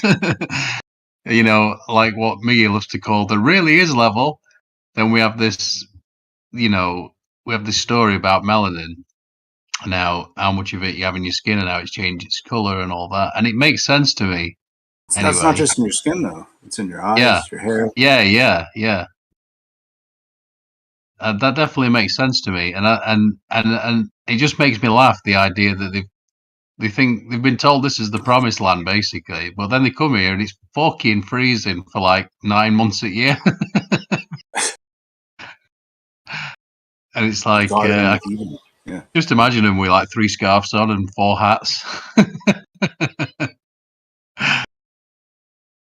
And I like the cold. I actually really like the cold. And I know that sounds weird. Don't get me wrong, I don't want to sleep out in it. But yeah, it makes me feel alive or something. I don't know.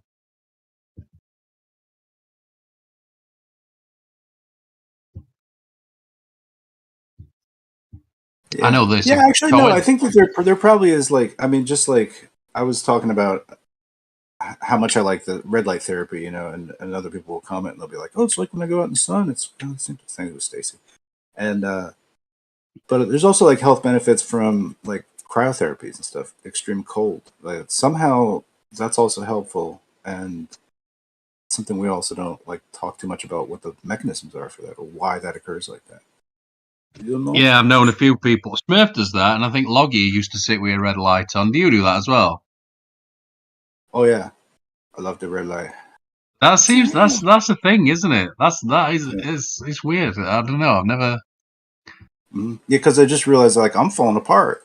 I'm getting older or whatever, Fucking, what am I gonna do? Like go to an orthopedic surgeon or something like that? Like, hey, you gotta fix my knee. I don't know. I'm not gonna do that. But I've been able to like fucking reset some shit here with this red light. But Nice. I've particularly a hot setup here. That's all. Got lucky. You know what I mean? Some guardian angel was watching out for me. Got me this for like nothing, basically. Yeah. I might have to look into that. Red light therapy. Oh my god, it's even on Amazon. Yeah. The model I have is by a company called Red Light Man. They're out of UK. This guy like just designs and builds his own machines. I like that. But I just only got this because I thought it was a party light at a Goodwill store. But this is it's actually secretly it's like a $300 like custom like fizz, Fucking 400 quid for this one. Helios 2 series red light therapy device. 600 watt, half body red, near infrared. Fucking 400 quid. Yeah.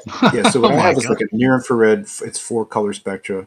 I don't know which one is the magic one, but one of them will just like regrow place. You know what I mean? Something it's like it would take weeks for me to normally heal up. You know what I mean? It's like a couple day turnaround sometimes, and it's just like wow, that's what a hangover or something like that. No, like what are you talking about? Like a pulled muscle or Okay, hyperextension. I don't know, whatever I do to myself.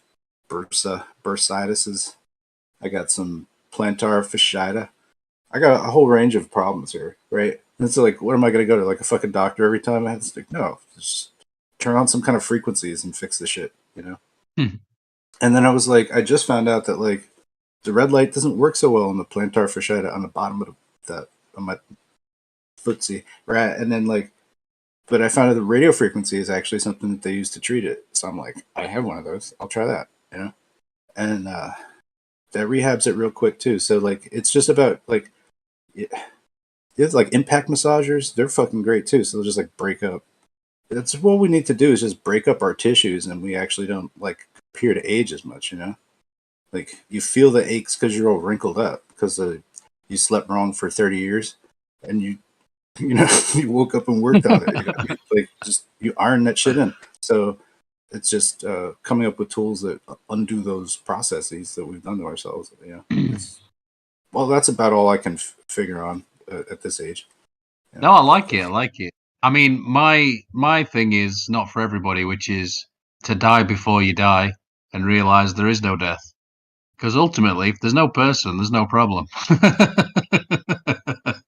I realize that's not for everybody. That's okay. But yeah, I look at the most damn good limited for my age. spectrum. Yeah, like there's not much to worry about really. I guess that's why it's easy to not really think about if you're comfortable with that, you know. But then it's like, oh, does that warp how you consider your life to be, or the things that you do in life, or the importance with which that those things must be done? Like, you know. Yeah, I'm starting to. I am actually, because I remember I was talking to Blaze about it, and I was trying to sort of point it towards stillness, as I always do.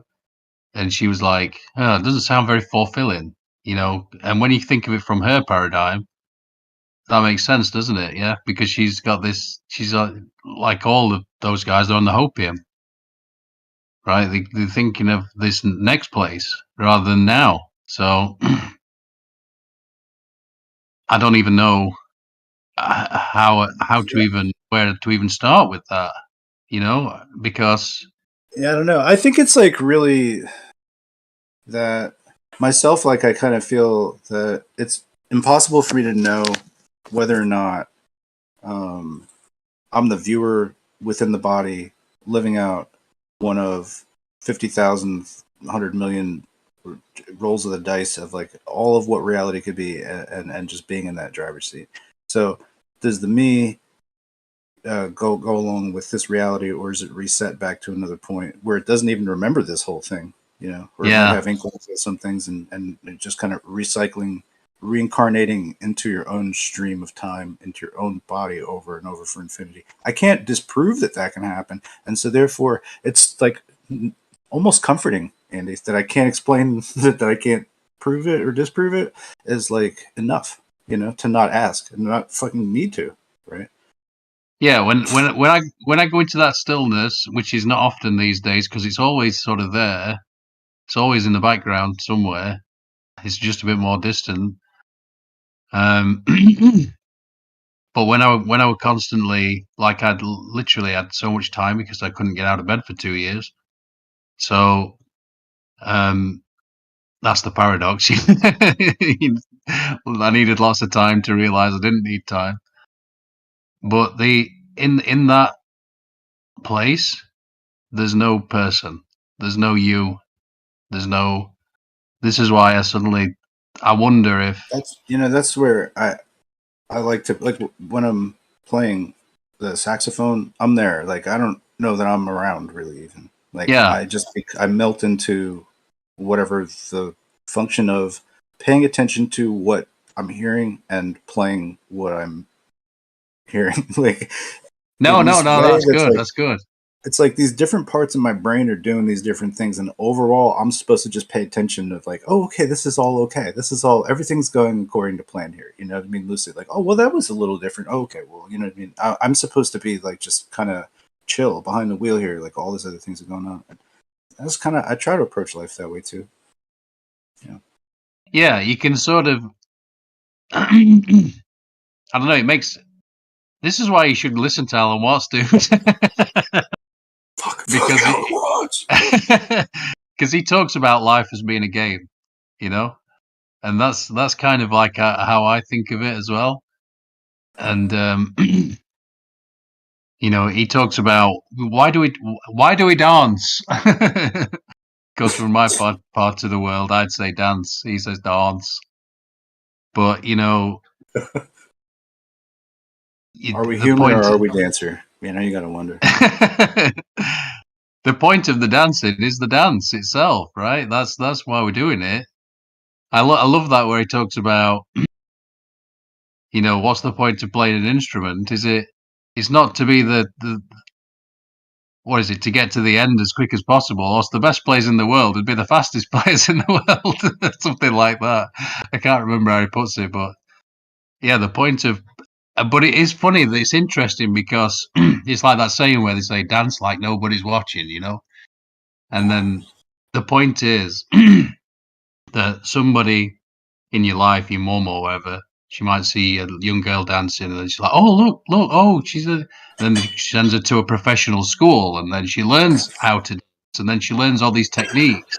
Now all of a sudden she's dancing for somebody else, essentially, always, right?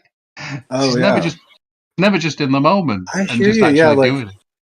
I think that's why I do kind of keep a lot of my work like I don't try to just push it out because it's like for me the experience of it is always like an evolving thing, and Mm. it's like the further you go with improvisation, it's like well what's the next level of ninja sharpening that I can do? You know what I mean? And ultimately, it's like have no song, have no melody, have no nothing, just walk in and fucking make music happen. You know what I mean? Well, it's like what am I? I'm not. That's not what musicians do, bro. Like musicians do not do that. Musicians are recitalists, like they bring up things and they do things. Otherwise, you're just music, and that's what I think everybody should really try to just accomplish: just being your own music, your way. I love that. I love that, but That's it does it. remind me of Russell Brand, where he used to, you know, he always talking about fucking, and he'd be like, "I am fuck." I am fuck. That's beautiful. Sorry, everybody. Fucking beautiful. I just took it into the gutter. Can't help it. Yeah, we got to merge the sacred and the profane, don't you? But I just like being silly.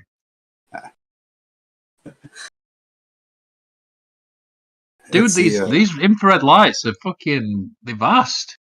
yeah, yeah. That's what one that guy who's like trying to do the anti-aging shit. He's like throwing all his money at it or whatever. Seems to be doing pretty good also. But that's one of his dailies. He just hangs out under a red light for like 15, 20 minutes or something. What, You a can check it out. gazillionaire, multi-gazillionaire? Yeah, I don't know what like a full body thing is. It's like having a tanning bed almost, but probably in theory less expensive. I mean, you know, they're just LED lights. Essentially, if you wanted to DIY it, it shouldn't be that difficult to just produce panels, like solder lights in place. But whatever. Sean, are you on these infrared things? You're always into the health stuff, aren't you? What do you mean? Infrared lights. I know a What few about people the that sit with infrared a light? red light on. Red light on. What's that mean? Just as what it says on the tin. They sit with a red light on. Can you slow down? We are red lights on. Like I think Loggy, I think he did it. Like he sits with a red light on, like in his room. Oh, so there's red light in the room. Yes. Yeah, he's just talking about like a red light, just a light bulb. I think It's this like is probably homemade makeshift, yeah. But I'm just okay. saying, I'm looking at Amazon right now, and there's fucking tons of like options. To Seems to be a big thing. what? To just have crazy lights in your room? No, it's like red light therapy. You know? Oh, okay. Now I'm fully caught up. I think red light therapy. I've never heard of it, but to me it makes sense. To me, it makes sense. That would be, yeah. So if you got electromagnetic frequencies, light is that, as is sound, as in, you know, I think you can manipulate this place to help you out, if you want that way. So yeah, light and sound and all of it can totally be used for therapy. I think that's neat.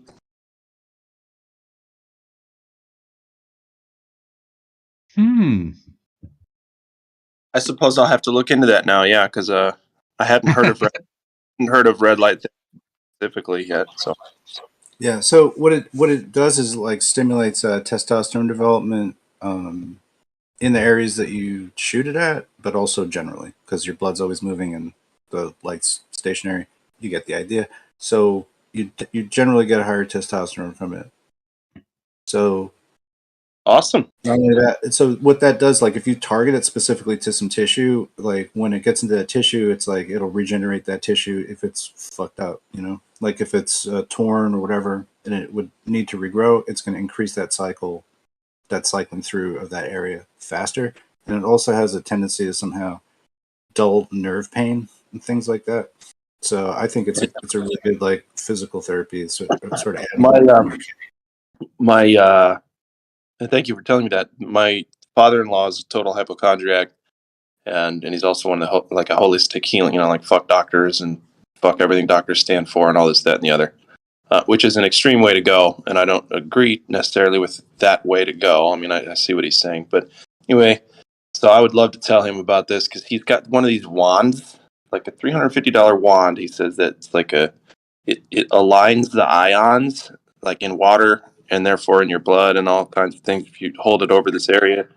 You know, and I don't know if I believe it or not. He's really into that kind of stuff. So he will go batshit if I'm like, hey man, you ever heard of red light therapy? And we'll talk about it for months. And he'll like get a room and he'll build a room. And anyway. Yeah, that's like my fantasy is to like because one of these units is like it's like they're like 250 or something. And Yeah, expensive. I couldn't even afford to buy this one. You know what I mean? I just got lucky that somebody mislabeled it for thinking it was a party light.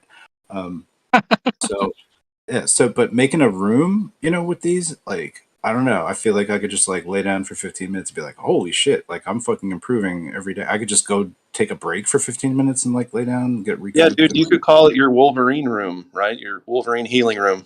Dude, honestly, yeah, I call it increases my Wolverine factor for sure. Yeah, totally. But so does RF too, because RF is like helping like muscle fibers like lay down right. You know, sometimes they get all like crumpled. Yeah, it helps organize the fibers to kind of behave a little bit better when they're healing. Yeah, and it's like a little bit like just the smoothness happens too, because like you can put something topical on, but it's like your radio vibrating it into the epidermis, so that's kind of interesting delivery. It's a little unique. But the other thing is you get like deeper action that happens, and there's a range of like power that you can apply to like get down, so you could like get to like a knot in a fucking in a deep muscle fiber or something. I don't know. It's interesting shit, but yeah. It seems it's almost like our cell structures. You know, they might start off relatively perfect in the beginning, but yeah, over time it's like there's geometry needs to be adjusted for, and things get like out of whack or whatever. And it's like these frequencies somehow help break up like the shapes that things are made out of in a way. Like it helps to reestablish boundary layers, almost like an annealing of metal or something like that. Like where there's a redistribution of where those walls are. It's like something gets negotiated out with these energies. I think it's really fucking interesting. There's like there's fields and fields of this kind of medical technology that are actually working, like non-sham fucking bullshit things that can be done. I think it's pretty awesome. Yeah, for sure. I call that perhaps the white hats version of not pharmakia, but definitely medicine. Dare I use the word medicine? I'm going to work out and listen to you guys. I love talking to you, but I won't be responding while I'm doing this. It's all good, dude. I'm going to go play Zelda for a bit anyway. And Snacks is going to stare at the sky. Snacks, we gotta go. No, I was trying to say like to you guys, like I was going to leave first, but like no, it's cool. I'm glad you guys have something to do as well. You know. Cool. All right. All right. Peace. All right, brothers. Talk to you later. Get on cam. Let's see how many pull-ups you could do.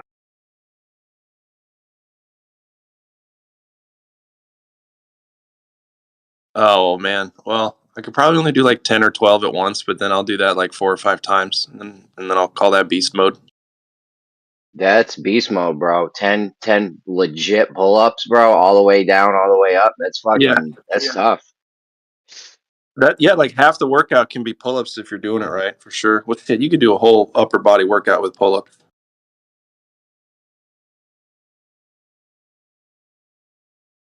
I mean, I've been slacking for the past 5 years. I might be able to do like 9. I think the kid's got a pull-up bar. I think I did a few months ago. I think I did 8 or 9 in That's a not row. bad. And That's not the bad whole for. family was like, "Oh, 'cause kids can't do a lot. My wife can't do any." I'm like, "Yo, if you're on the side of a cliff just dangling there, you can't pull yourself up. You're just dead." I'm like, "That's how you're. That's it, I'll bet in that moment you're doing a pull up. right?" Like, like, yo, you're on the edge of a cliff and you need to pull yourself up. Can you do it? Yeah, for sure. Well, and then wife be like, "Honey, that's totally different. I'm just in a garage right now. I'm not fighting for my life here. Okay, jeez, All right, get big, bro. Get big. on it." May get it popping in here. We'll see. See what we can do.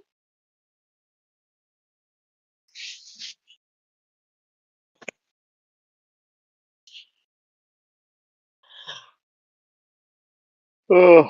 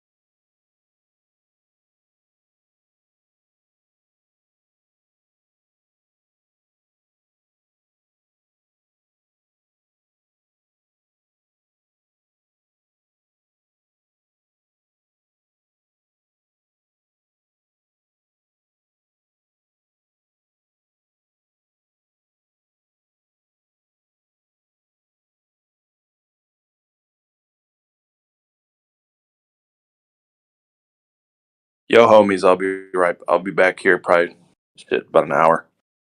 It's hit or miss No today doubt. because it's hit or miss today because my baby's about to come and I'm not sure when. Yesterday was her projected due date, so I'm just like trying to I'll bide tell my you right now, you time. better get some fucking sleep, bro. Because if you ain't got no family members there to help you out, they don't. I don't know. Like they don't fucking hook you. What are you doing at the hospital or? No, I'm just at the gym at my apartments. My wife's pregnant up at the apartment, but my mom's in town. Her mom's in town. We got hella family in town, so we're good. We should be good. No doubt. All But right. but I was just dude. I was ready. Past like 3 or 4 days, I was like, "Yep, here we go. All right, she'll be it's Friday the 13th. Bet, let's go. It's a lucky day. Let's go." That would have been a crazy birthday, I know. Right. So anyway, but yeah, so I'm just kind of chilling out. Just everything's minute by minute. But yeah, you'll see me back and forth. I'll check it, no doubt. Good luck, bro. Thanks, brother. Appreciate that.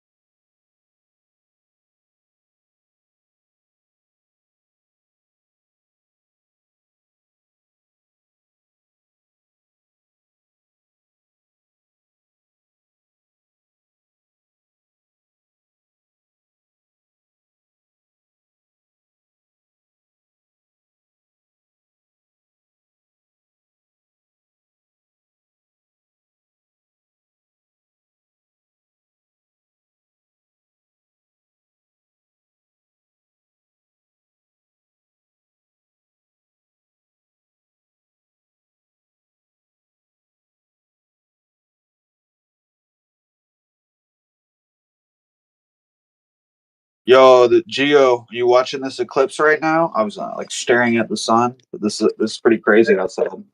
Hold on, where is it now? Right now? Yeah, it's happening right now for me. Where are you? I'm in Los Angeles. It looks trippy out here, though. Am I even gonna see it in New York? I think someone said I was.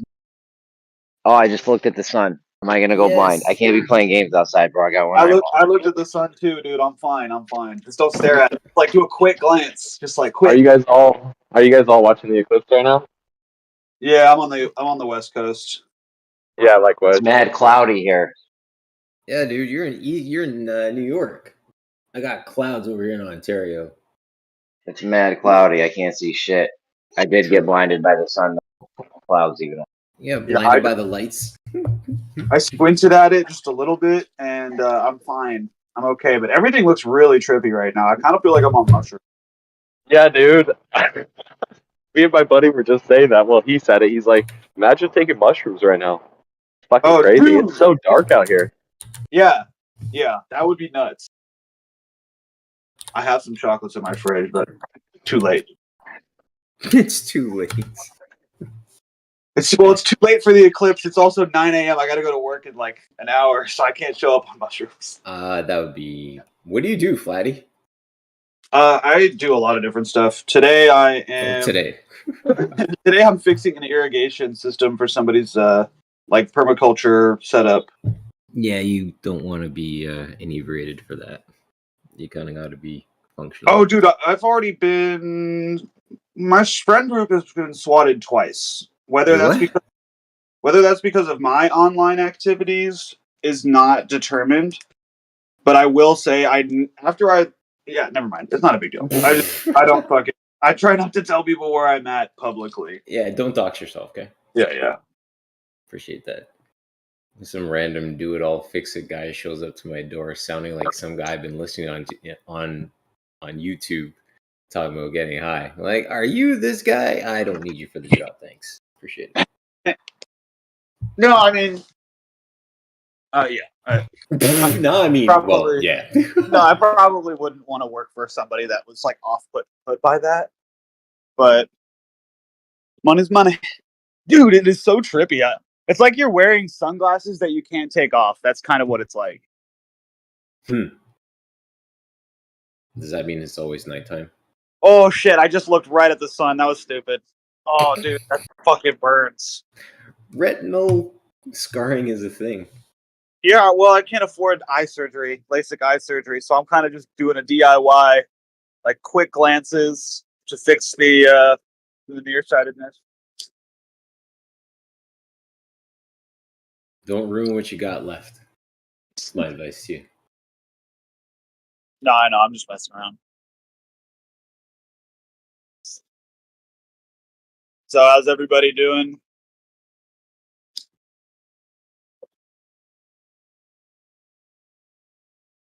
Good. I'm figuring out, or trying to figure out, was another evacuation order served to the Gaza Strip for 500 million or 500,000 people this time? I have no clue.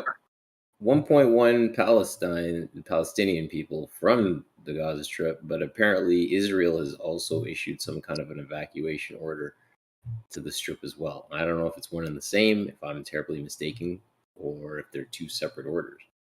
But anyways, doing good, man. Thanks for answering thanks for asking. How are you doing today? Okay, good. Got work to do. I gotta. Excuse me. I got Yeah, I'm happy. I'm a pretty simple guy.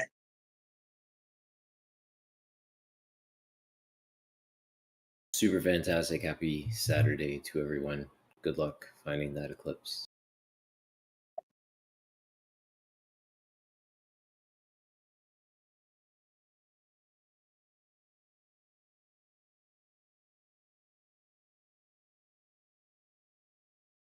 I have one friend who is super pro Israel. And by the time I got off of Discord yesterday, I was just about done with it. The whole topic. he pushed me over the edge yesterday. He was talking about slaughtering. He's Jewish, super Jewish. He's like an ultra Jew, and oh my gosh, I just couldn't handle it. I was like, Essie, I wish Essie was here right now. He would have something to say to my friend because I can't shut him down like that.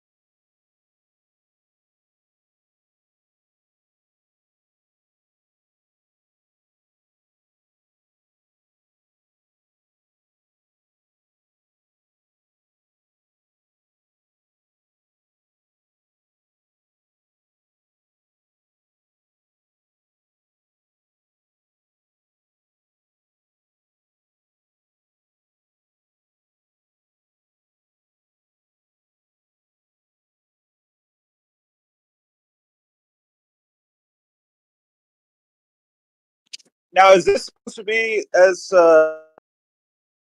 eclipsy as it gets, or does it get darker?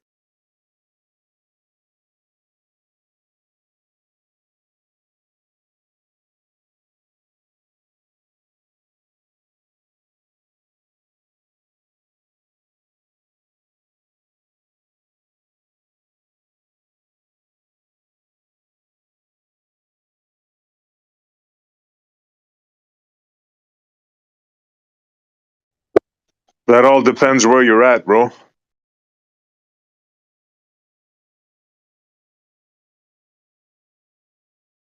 Yeah, I'm looking it up right now. I think oh,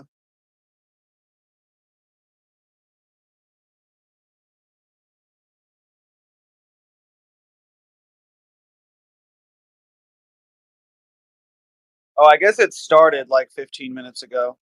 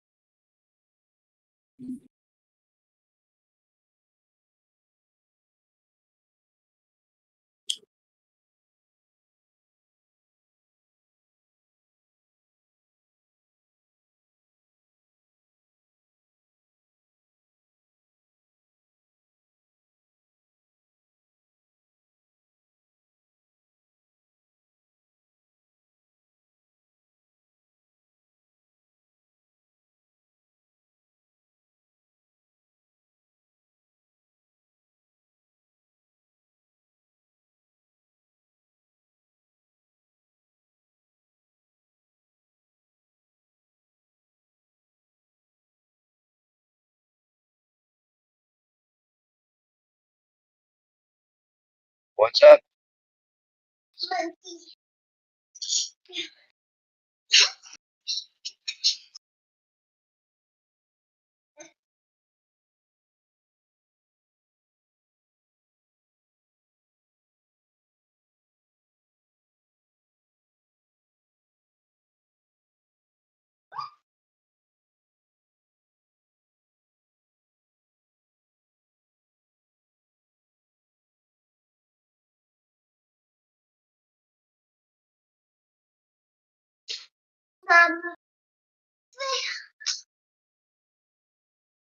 What you know about that, Essie, or anyone?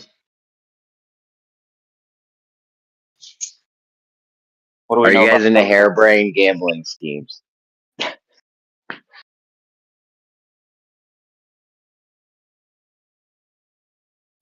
What happened?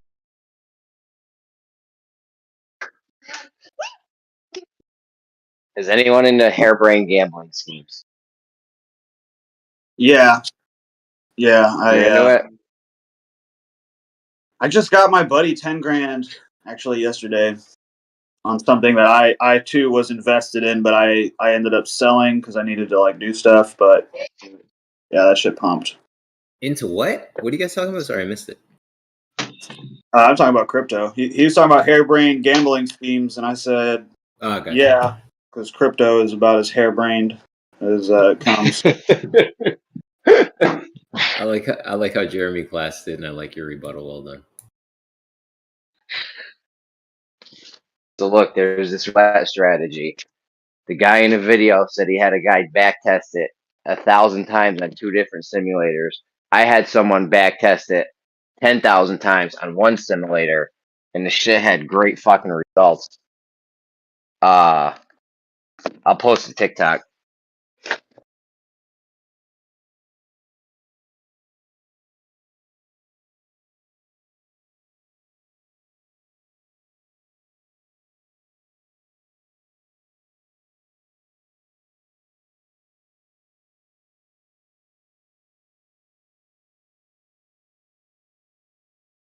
It's just red or black. Like this shit looks mad easy to do. The results were crazy. Now the guy I had run the results is wildly not reliable. So I don't even know if he did it right or what. But the other guy had said he ran it himself 1,000 different times or something. So check that out. I'm about to go to the casino. There's a casino near me. I'm about to shoot down there. Figure this shit out.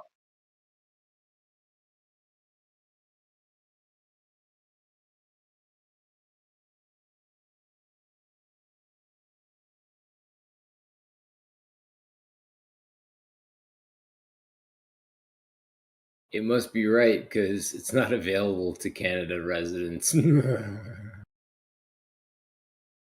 What's up? You guys got casinos out there now? Well, yeah, but we don't have tactics available to us, it would appear. You don't have what? Tactics. You posted a tactic. The tactic's not available, so I can't use it, right?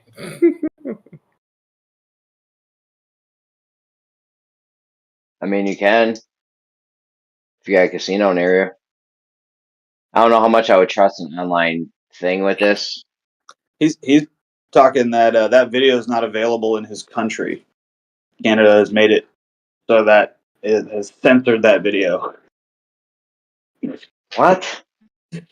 You can't watch the video? Yeah. Look at the chat. Live stream text. That's what I'm saying, right? So you posted a tactic, TACTIC, a tactic, and I'm in Canada. I cannot use your posted tactic here in Canada. Yes, I know I can go to a casino. I've been to casinos multiple times. However, from a standpoint of using your posted tactic, I'm not available, or I can't do it because it's not available for me to see. It's not a tactic, it's a TikTok. What are you talking about with the tactic? Maybe I'm not understanding something. You've never heard of the word tactic? I know it's a TikTok you posted, but Jeremy, come with me, brother. The word tactic has been along a lot longer than the word TikTok. Because TikTok's technically 2 words put together. But the word tactic get into that, is like a plan, right? A tactic. I go into war, I have a tactic. That's kind of the thing, right? Okay, you can't watch the TikTok, you're saying. I can't watch the TikTok to learn the tactic that you're sharing with us. That's the point, bro. Is TikTok banned, or what's Canada banned TikTok? Dude, did you look at the live stream text yet? Hold on. Yeah, please. Let's go there first. Well, okay, so why? Yeah. The video is not available in your country or region, not the application or site. I'm good well, with what the actual fuck? Okay. Here's what he does. It's called like follow the leader or some shit. The guy in the video starts with $10, but the guy that actually does this method starts with $1 instead of a $10 bet. Obviously, that's much safer. It's not gonna get out of hand with $1, like probably ever. You watch the spin on a roulette wheel. It comes out red, let's say. So now you put $1 on red. If that shit loses, you put $2 on. If it goes black, then you go on black and you put $2 on it. Then if it goes, how Are you does he talking do about? it? If that, what's up? Are you talking roulette? Roulette, yeah. Yeah, roulette. Dude, I seen a chick put all. I went when I've only been to Vegas once. I was there for 2 days gambling, and I was playing roulette because it's pretty fun. Roulette and craps is fucking fun. But this black chick, fat black chick, dude, not fat, kind of busty, kind of hot, but she put everything down on black 33 and it hit. Like all her money down on it, and they That's fucking crazy. forked over her like a couple G's. And I was like, bro, that's fucking crazy. Because she pulled up to the table, and I was just playing, like going back. It's my first time playing. I left the table and went over to the craps table, and I looked back at the roulette table. I see her going all in on black 33, and I was like, this bitch is about to fucking lose her ass. And it fucking landed on that, and I was like, holy shit, dude, that's a couple G's right there. No, watch that TikTok I posted, bro. Tell me, there's a bunch of people so far that have ran simulators, roulette simulators, that said this shit's killing it. Hey, Jeremy, how about you share the TikTok on live so I can watch it? Because I'm in Canada. Yeah, I don't know how Canada works, dude. I don't know. I know how Discord works, and I know that if you click on the link and then you share what you're looking at, I'll be able to see it through Discord because Discord works. On my phone. Why doesn't Canada have TikTok? Canada's more fucking. Yeah, why'd you guys ban TikTok? What the hell? How did look, man? I said the video's not available, not the damn site or app. It's just the video, and I posted the proof in the live stream text. So Trudeau don't like TikTok? Justine Castro doesn't like TikTok or roulette for that matter. Did anyone try and film the eclipse? Film it. Yo, that Yeah, would have been good. I'm here. It's supposed to end in 2 minutes. I didn't see shit. But there was a bunch of clouds. But even when it came into a spot between the clouds, I'm literally standing right here on the east side of Oahu, looking off the ocean to the east side. And it's supposed to end in 2 minutes. It just went behind the clouds, but when it was between the clouds, it just looked like a normal sunrise to me. So it was kind of anticlimactic. Well, I just posted my little video that I got of it. It's not that great. But there was like something that the camera was doing that was really weird, and you'll see it in the video.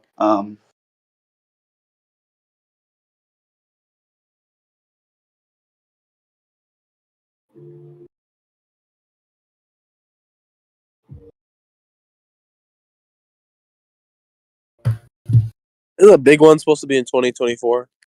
Yeah, April 8th, 2024. That's the big one.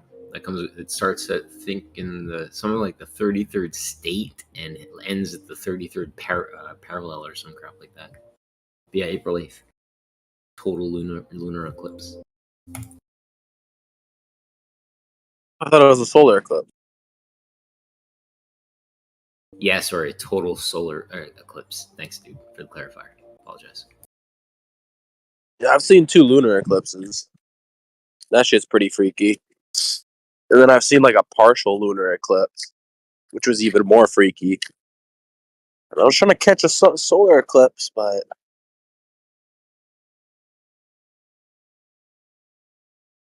The one solar eclipse I caught was pretty cool. I was at the gym, and knew that it was coming in. Bright sunny day, so went outside and just waited. And when the shadow came in, it was the weirdest thing. It's a weird feeling that you get. It lasted about 3 minutes, but then the sun came back out. Sweet. Thankfully, the sun came back out. Yeah, dude, This shit better not block. Go ahead. Go ahead. I'm just gonna say that's what my movie's about. That's it. This shit better not block the sun for too long. I'm killing it with my solar panels. Last night when I checked, we made 39 kilowatt hours. We only fucking used 16. Let's go. Very good. Oh yeah, Jeremy's got the what I'm solar saying, panel dude. installs. With the solar panels, you're always producing more than you use. You're gonna have to start just like leaving the lights on and stuff, Jeremy. Leaving the TV on. No, my wife's still yelling at me for the lights on. She's like, I came home today and the light in our bedroom. You don't The know what's gay LED. as fuck? Yeah. God. Even Too if bad you you can't do anything with panels lights. in my state, you have to still give the fucking electricity back to the grid. You have to send it to Yo, them. they won't. And They won't pay you for it. My bad. I They thought you pay were us for it. They pay us for it. But what we did, bro, is if you get a Tesla battery, bro, you can capture the shit before it goes to the grid. And so we just put the Tesla battery between the solar panels and the grid. And so we can choose to give them or not give them the power if we want, which they are paying us for it. But if they decide not to, then simply we're keeping all that shit. We're not giving anything back. Yeah, that's neat. That's neat. But I wish they actually bought it off us here in New York. They won't. They'll just where I'm at. They'll only give you credits. They won't actually pay you for it, which is a little concerning and sad because I would have just bought more solar panels. I would have had the whole fucking yard laced with solar panels. Like if you're gonna just give me cash money for it, but I mean credits is cool, but like I'd much rather just be able to have cash.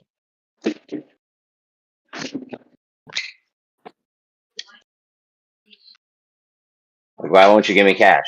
I don't understand. I give you cash. If I use your electricity, I give you cash. If I give you electricity, why are you not? It doesn't really. It's like what the fuck.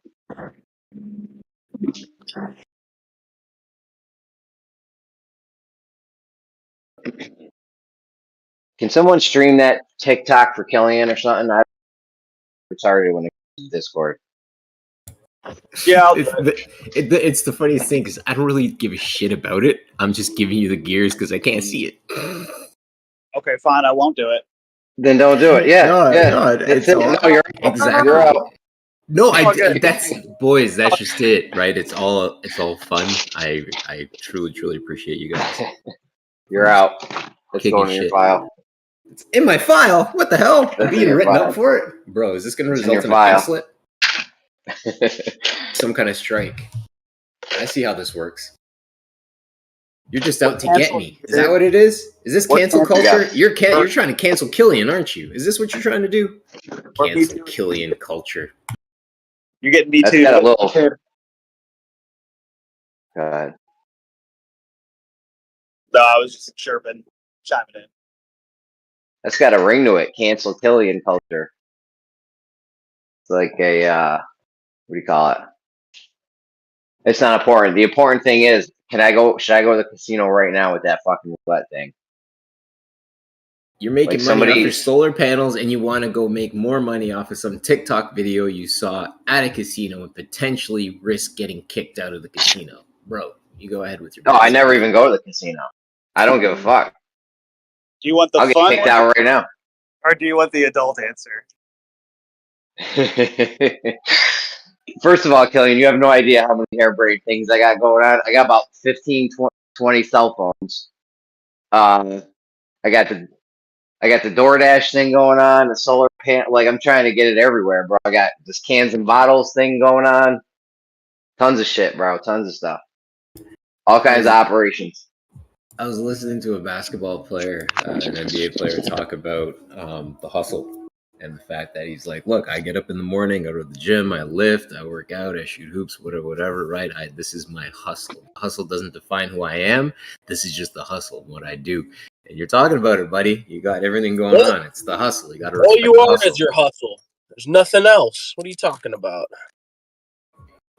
How you choose to see it, bro? You let the hustle define Bro, you. Like then you listen, are a the only basketball difference- player. The only difference between animals and humans is humans go to work. So that's Yeah, what makes you human, is that you fucking hustle. Right, yeah, but if you're okay, so let's just say a basketball player then says, I'm defined by the hustle, and then he goes and blows out his knee and can't play again. Is he then just nobody? Then he's got to go hustle, do something other than basketball, bro. He Right. can't just be fucking. He can't just stop the hustle if his knee is broken. He got to go do something else, bro. He's not an animal. He's a man. Man has to work. Man I'm has to sweat by saying. the brow. But Right. just because you're engaged, and I'll withdraw after this point, whichever I think it's Flatty trying to get in. I'm just saying that from a standpoint of letting the hustle define you is where you can lose yourself in the hustle itself. All right, Dude, you Jeremy. I've looked ever up. seen a small? Okay, go ahead. I was just gonna say, Jeremy, I've looked up a couple of bird stores in the state of New Jersey, and a couple of them have crows. I want you to go buy a crow. Here we go. Let's go. That's one of the best hustles I could think of right there. Honestly, this crow thing. Well, he said that animals don't hustle, and I was like, there's only one animal I know that hustles like humans. It's crows. Teach that fucking thing to go pick up money, dude. I'm telling you, fuck roulette. By the time you're done, dude, you're gonna be replacing your solar panels with fucking crow nest boxes. That's what I'm talking about. I'm flying all over the Capital District. Dude, I think it's worth a go, dude. I think worst case scenario, you buy a crow and it just like squawks and you like let it go. You lost like what? It doesn't. Yo, isn't New York? Jeremy said you're in New York, and they're not buying your power. That doesn't make any sense. Isn't New York supposed to be like a fucking Democrat state or whatever? And aren't they the ones that are supposed to be like, oh my god, the globe is gonna fucking burn down? But then they're not Well, gonna buy power from solar panels, but then they're gonna spend money on gasoline for power. It doesn't make any sense. That seems like a complete hypocrisy in my mind. Well, I don't know how they do it downstate in like the city and shit, because I think they got Con Ed, and up here we have National Grid, and National Grid won't buy it off you. So maybe in the city they will. That's where the whole Democrat thing is. Anyways, is the city. If it wasn't for New York City, we'd be Republican. Yeah, but New York City is like the fucking like the trade post of the world. Well, or at least used to be. But I'm not in the city though. Might be I'm like fucking 3 hours Shanghai north. soon, but I'm like 3 hours north of the city in a car. I flew it once. It was like 30 minutes. Not even. I don't know. I was probably with plane time. I was a little kid, but yeah, that's bullshit because that's Well, bullshit because if they did, isn't the country Democrat right now? Isn't that supposed to be isn't like the House and the fucking president Democrat or whatever? So shouldn't they be buying green energy instead of gasoline from fucking Iran and Israel or whatever the fuck Middle East garbage? Like they're always you would fucking talking about no war and going green, and yet we have solar panels producing power that they refuse to buy and instead want to go to war. And like, I just feel like that's hypocrisy right there. Not buying green energy and just continuing to buy gasoline. you would think they would buy it because it would incentivize people to get more. I would have gotten more solar panels. Like all I did was put them on my roof. But if they were, because they weren't buying it, I knew they weren't buying it going into it, and they give you credit. So I was like, all right, we're at like 96%. They said, but yesterday we did 200% or whatever. Yeah, if they were buying it, actually buying it, I would have been like, yo, let's do like 300% worth of solar panels. Because once you get it hooked up, like the solar panels themselves, I don't think they're that much. It's like installation and the guy's got to come connect it and shit. Like that costs a lot of money. So the actual solar panels aren't bad, but I would have put them shits up on my lawn. Like I got huge amounts of lawn. I could have made Why does the installation cost a lot? That's a fucking racket, bro. I feel like you. Dude, that's what everything is. You do construction. Yeah, dude. In our company, dude, we do so much shit in house.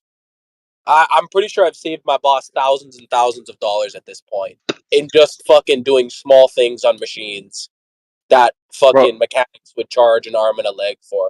Yeah, bro. You're right. Everything is a fucking racket now. You got to do everything yourself. But yeah, how hard is it to fucking plug a solar panel in? How much are they charging to plug a fucking panel in? I guarantee they're charging way too much. Well, it's slightly more involved than that. I mean, you got to connect it to the box and you have another box. But the point is, like, if you get a fence built, the material will be like $1,000, and then they'll charge you like $2 or $3 to install it or some shit. You know what I'm saying? Like, it's like that with everything. No, man, trust me. I know what you're talking about. Yeah. I know exactly what Like, you're talking about, bro. Like, we fucking broke a fucking bathroom, dude, and we just fucking rebuilt the bathroom ourselves, essentially. And like, it would have cost like fucking $10,000 or something fucking ridiculous. Like, listen, in Hawaii, it's even worse, dude, because like, there's a lot of people who don't know what the fuck they're doing when it comes to skills and shit. Bro, like, the people who have fucking skills, like, on the mainland, bro, because I work construction on the mainland too, are way better than over here. Like, way fucking better.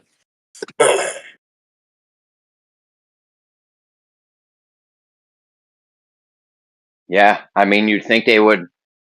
You think they would want to buy your electricity? I know, incentivize people to get more solar panels. They would have more energy taken in right now if they had offered to give me actual cash instead of credits.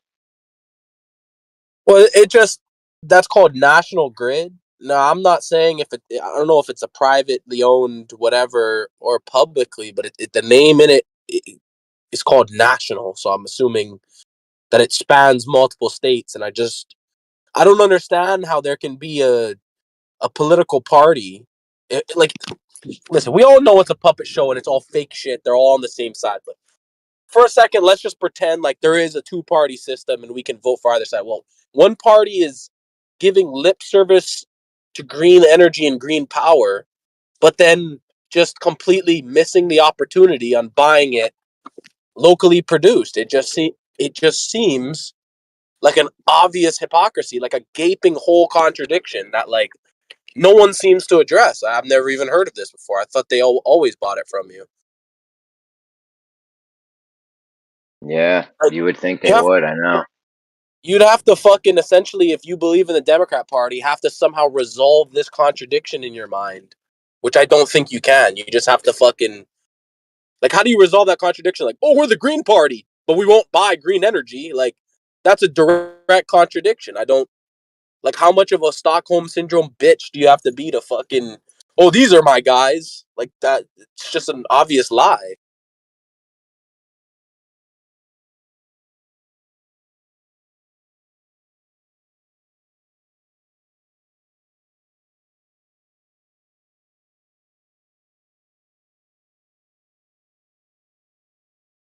I don't know. People talk a lot of shit about solar panels aren't good for the environment and shit because they're not recyclable. But I mean, I don't know.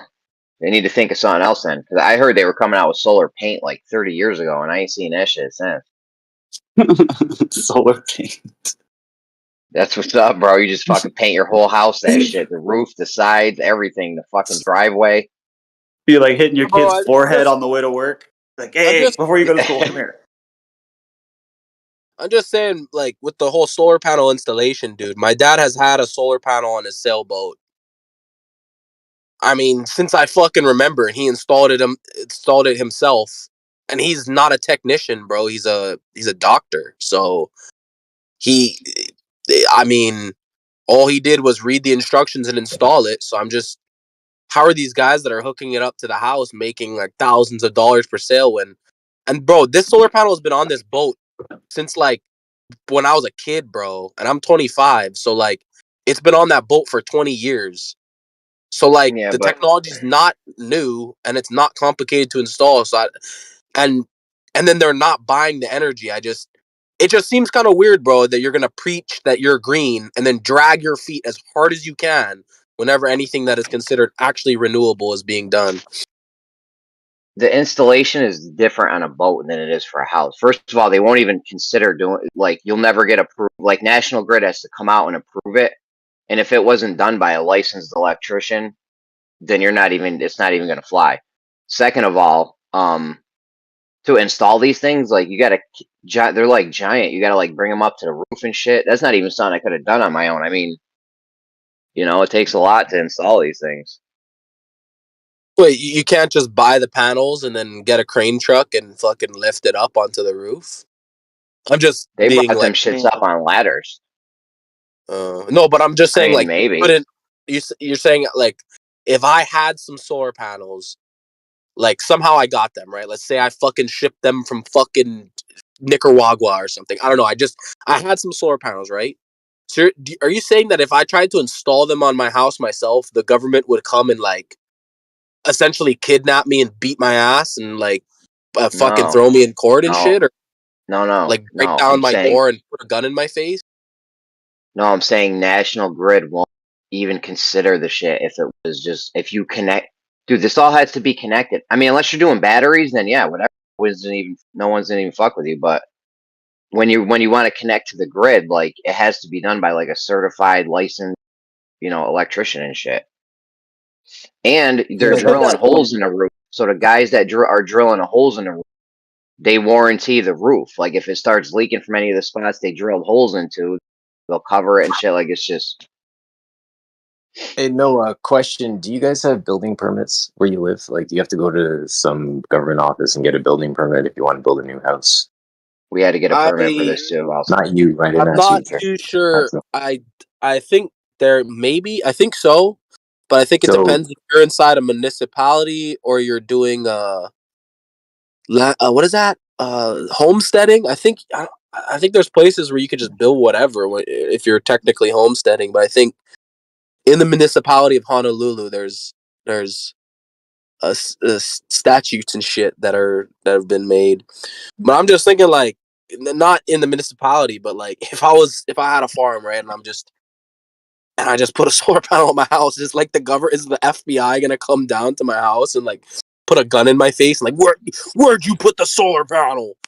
But we have a battery. Well, yeah, no, the battery. The reason I asked is the grid was gonna steal our power from the solar panel, but we put a battery, the Tesla battery, dude, between the solar panel and the grid, just to fucking keep all the energy and then sell them the excess. Because fuck these guys. So the reason I ask is that's what part of the projects that I review is solar panel installs on people's roofs. So if people want to put in solar panels on their roofs, they have to come in, file a building permit application. We do the review to make sure it's okay, and it has to be done, as Jeremy is saying, by a licensed contractor, a licensed person has to specify the drawings and stuff. Because here's the thing, right? Here's the thing. If one of those panels, let's say the wind picks up and one of those panels comes off the roof and ends up in somebody else's roof, or it ends up in somebody's house, or it ends up in somebody's backyard, or it ends up crashing somebody's car, whatever, right, is that there's going to be insurance claims, lawsuits, things like that end up coming about. So they're always going to trace it, always going to look for the person that originated the problem if you haven't done it legally. Did you just say you work for the building department? Yes. Julian? Yes. Oh wow, nice. Thanks. But that's in Canada, not America. So I imagine it's a little different. Yeah, Canada has a completely Because different building, hold on a minute, hold on. Yeah, what I will say is yes, the environmental loading conditions are different. Our snow loads and things like that are different. However, building something with a 2x4, 2x6, 2x8, 2x10 is still the same here as it is North America or in the States. There's different codes. I don't have a building department guy. I need one. No, I think they're like, it depends on where you are, bro. In America, it depends which municipality you're in, which state you're in, and essentially which area in the state you're in. Like, there's some places, bro, that you could probably do whatever the fuck you want, and they don't give a fuck. For sure. Right Like, off the hop. especially, like, bro, in Nevada, dude, like, you could buy a big parcel of land and just fucking trash that fucking land, and no one would fucking care. But if you went somewhere like Northern California, bro, you'd have an issue. California in general sucks with building permits. So it's rough. Yeah, it's just a racket, so they can put more middlemen inside the fucking thing in the center. Like what does me and the fucking guy say? We say like, you know what safety is? Fucking bullshit. So the safety on site is just there to bullshit you.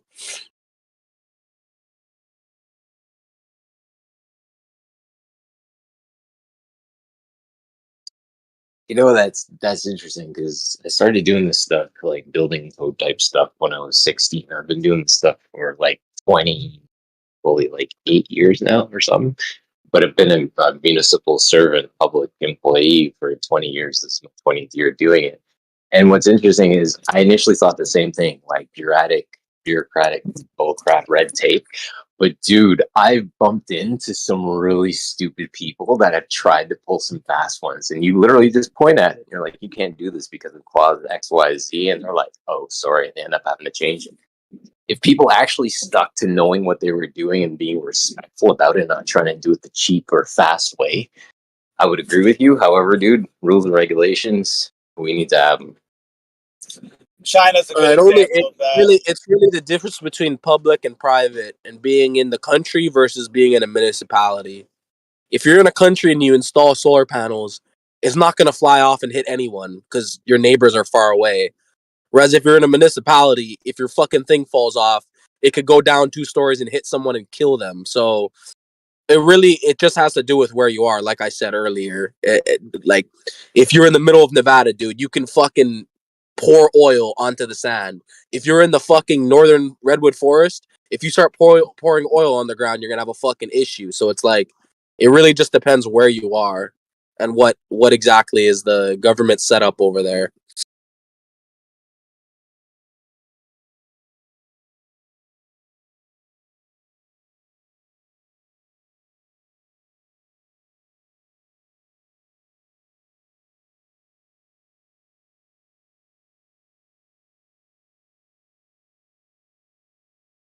You know the first Supreme Court case? Do you guys know about that? One of the first ones. It said the decision was between, is the people or the state sovereign?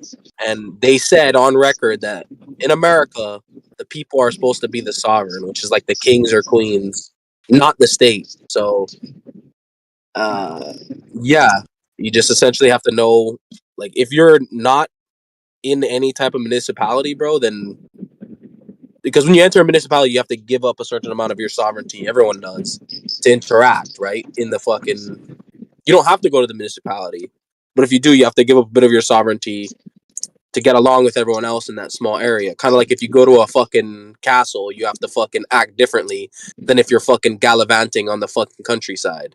So, yeah, essentially, if you're not in a municipality and you're on America, you essentially can do whatever the fuck you want as long as you're not harming anyone else.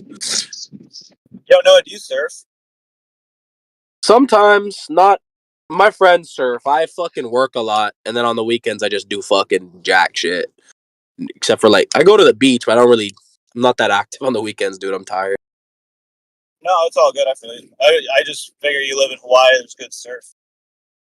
My old surfing buddy, my next door neighbor, dude, he moved to Hawaii. That motherfucker never surfs. I'm just like, it blows my mind. But he has no excuse. Like, we grew up like surfing in Malibu together. So.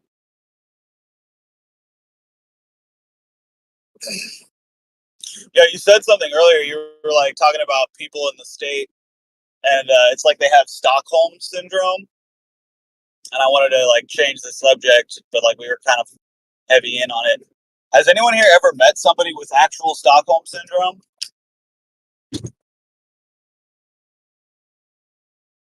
No, of course. Did you not live through COVID-19? Touche. I agree, but I meant to like a more extreme extent, like somebody who was like brutally attacked or like sexually assaulted, then like identifying with their assaulter and like defending them and like even claiming that they're like friends.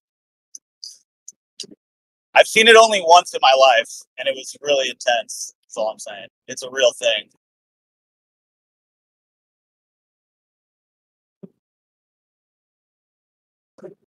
Yeah, I don't know. Maybe I was a little bit maybe I shouldn't have used Stockholm syndrome, but essentially you either have to be a fucking retard, a liar, or I mean, yeah, you either have to be a retard or a liar to essentially be like, yeah, this is my party, the party who gives fucking mouth service to green energy but doesn't buy it. Like, you to take that stance, to have that contradictory stance, you can only either be a retard or B, a liar.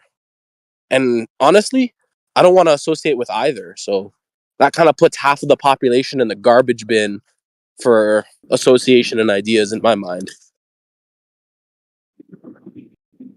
Yeah, no, I wasn't saying like you shouldn't use the term stuck. I think it was an appropriate term. Like, people don't realize that just because their governments give them unlimited access to fucking Netflix, free Wi-Fi and a fucking, I can't say it, but you know what I'm talking about, the jab or whatever. They think that that's a good thing for them at this point. They're so detached from what living a healthy, free life is that their abuse to them is privilege. Bro, that's so funny. Because it all started out with the fucking in America, at least, when you look back at American history, it really started with the Civil War, but that's a whole other can of worms. But like when it comes to people depending on the government, that shit started with the Great Depression. And that's when they gave us the fake fucking notes. And that's kind of funny because everything that they give us, that like people are like, oh my God, like they give us the money, they give us the currency. Oh my God, they give us a job. Oh my God, they give us fucking this and that. But all the shit that they give us is just shit that benefits them when we use it. So it's like, are they really is this really them being gracious and giving us shit? Like, oh my God, they give us internet and TV. It's like, yeah, but they use the TV to fucking tell you what to do, dummy. Like, of course they're going to give it to you for free. Like, are you kidding me? Yeah. These guys really care about me. They give me fake debt notes and fucking jobs. They really care. Like, I'm really glad they're there to fucking give me debt notes and jobs. I'm stoked. That's me. That's actual people's fucking, like, the government's so good, they got us a job in time. That's actually like an attitude people have. Well, And, that's because you know, you'd hear it on the news. They'd be like, oh, and can you imagine how bad it would have been if they weren't jabbed? Whoa, imagine how bad it would have been if they weren't jabbed. Like, I can't tell you how many times I heard that. yeah, but when you use the word imagine, it just means fake fantasy, not real. True that. Like, can you go to a fake fantasy, not real, not reality, and then think? It's like, yeah, I could, but why would I leave reality to think? It's much more productive to think about reality. Like, that's a good point. I've thought that many times, but I've never put it into words like that. For me, I just notice a lot of normies, they need to explain complex historical events or political issues through the use of either Harry Potter, Marvel movies, or Star Wars or something. dude, Marvel movies are such predictive programming. I just realized. Did you, bro, it's fucking whoever these people are on YouTube that break this shit down and decode shit and then relate it to events in real life. I want to give them a shout out. Even though I don't think I've ever talked to one in person or interacted with one. They need a shout out, dude, because they be putting in some real work. Yeah, they read between the lines. Good. I never watch the Marvel movies, unfortunately. Like the passport in the Matrix was 2001 September 11th on the fucking date or whatever, and it's like, come on, guy, bro. The 9/11 pre-predictive programming videos, bro. Like, anyone who watches that shit that then says it wasn't planned beforehand should actually just put a shotgun in their face and shoot it. Like, there's really nothing they can do that will help us. They're only gonna get in the way. Yikes. I wouldn't go that far. I assume you're being exaggerative, but have patience for these people. You know, I mean, I wish I could say I used to be one of them, but dude, I started watching Alex Jones when I was 13 years old. I was yelling at my parents that they fake 9/11 and getting grounded for that shit. But I do know people that just woke up recently where they were just about their money and their women, and life is good, business is good. And then all of a sudden the jab came around and they had to make a real fucking decision. And they have come a long way since then. I'll say that much. Some of them are even flat earthers now. That's me. I knew that a 9/11 was a planned shit, but I was a dumb shit, and I was just doing high school and then university before this Corona Rona. fake shit pandemic. And yeah, I was just living a normal life, just focusing on fucking getting money, chicks, and good grades in university and then I graduated, and then the whole world shut down in a really gay fashion. That was really just it was just really obvious, honestly. Like, I really don't understand how people didn't, stop for a moment. Like, and it's just really funny because it's like, oh no, you guys can work, but you can't. Like, it's like, wait, like, why would people be like, if there was a virus that killed people, like, say that's real, would it fucking, oh, they're essential workers, let me skip over them. Yeah, I'm not gonna target the essential work. Like, you know what I mean? Like, there's just so many obvious retard contradictions on the surface that if you believe the mainstream story, again, I have to say, you are either a retard or a liar, and I don't want to associate with either of those. Yeah, I had this one friend who was like, he was dating this like beautiful, like Eastern European like model chick, driving around his fancy sports car, and like when the jab came around, like first there was like a whole lockdown period where like he was like obeying it, and it like I didn't see anybody for a while, and then like he started coming around again, but he hadn't gotten the jab yet, and he's like, oh, dude, he was like having this crazy internal struggle. He'd be like saying to us like, well, what if I want to go to a bar? What if I want to take my girlfriend to a bar? Like, these are simple American things. Like, I should be able to do them. And it's like, if it's just a little vaccine, and then like, oh, whoops, I wasn't supposed to say that word, whatever. And then, then the second jab came out, then the third jab came out, and like, he still hadn't done it, but he was still like telling people, telling his family he was going to do it, telling his girl he was going to do it. Okay, fast forward, the girl's gone, all that shit is gone. He's like completely banned and barred from any family engagements, and he's happier. He doesn't go to bars. He doesn't do that stuff, dude. He's working out. He's so ripped right now. It's such a beautiful transformation to see a brother go through. Yeah, I got a shit-eating grin on my face right now because I know there's more of you out there. You're a little woke liberal who wants to get drunk and do weird butt stuff right now, but just give it a couple more losses of freedom, and I'll see you at the gun club. I'll see you at church. Shit's gonna be hilarious. That's kind of funny. Yeah, dude, it is. It's a weird world.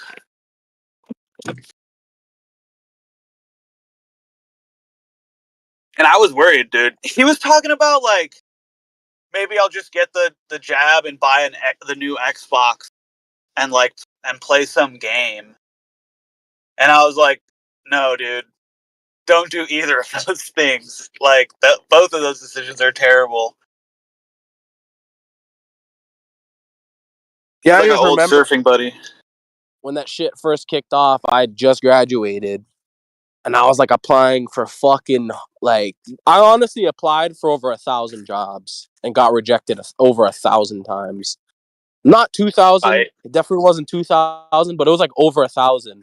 And it was like right when the pandemic started, and I was like, fuck, like, I'm gonna be like a homeless person during this shit. And then I got a job in construction, and I don't know how they made it essential or whatever, but none of us got the job. None of us ever wore masks, and nothing happened to any of us.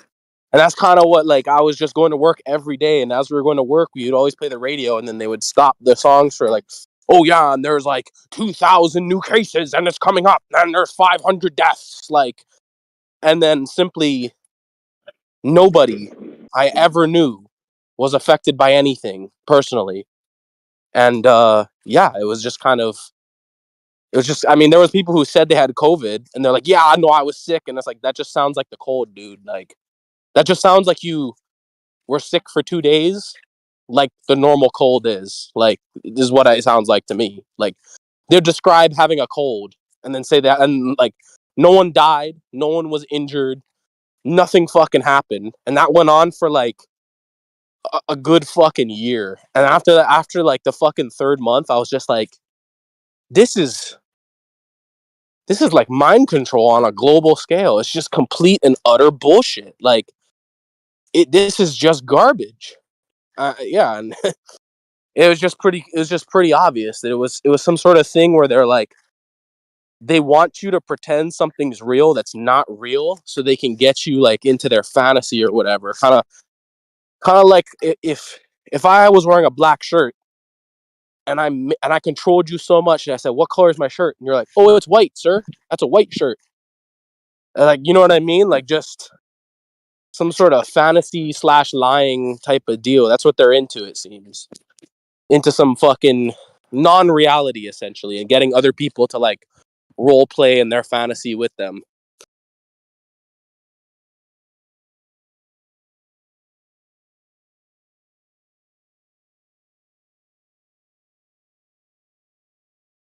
Yeah. Yeah, man. It's nice on the other side, though, huh? No, bro. Yeah, you got stuff to be like a little angry about, but makes me feel like a real man. It's nice. Makes me feel like a real man. Dude. Talk to fucking men who are older than me, and not even in just this regard, but just in general. Whenever I talk to an elder male individual, and they say something that's like on its face contradictory, I just kind of lose like so much respect for them. I don't know what it is. It's like, dude, like all a man has really is his fucking hustle and his integrity, which is like your spirit, essentially. And it's supposed to get better over time. So if you're older than me and you're a bigger liar than I am, I just don't really have respect for you. Like, I don't know what it is, bro. It's just like, I honestly, like, you know how girls probably get like turned off? It's kind of like that, but like in a respect sense. My respect just goes down the drain when I hear a fucking old man lying and contradicting himself.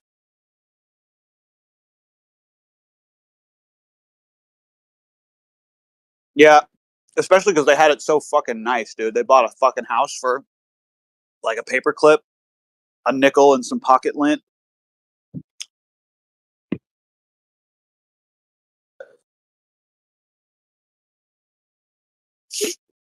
Motherfuckers lived through the 80s working at Pizza Hut, and they had like a house and a family.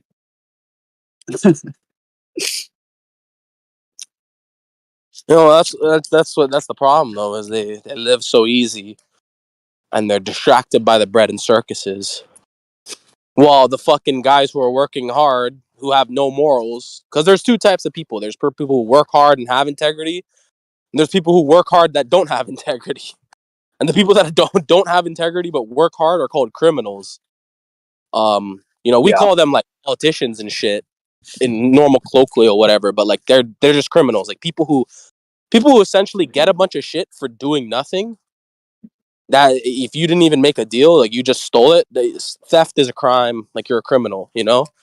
So essentially the criminals were like on a fucking national scale pulling the rug while everyone was distracted by fucking NFL Sunday.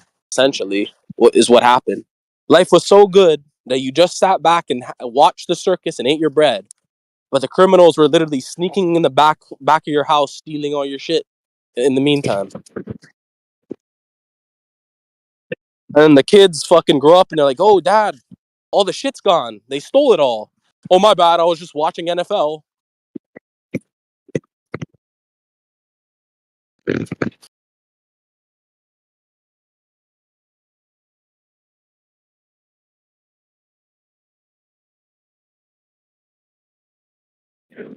Fucking roly poly, they're eating my pickling cucumbers. I'm so pissed right now.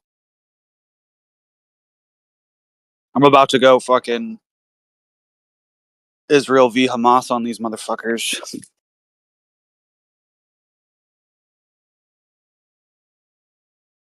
Seriously, I planted 28, and there's like, they've killed 7 of them.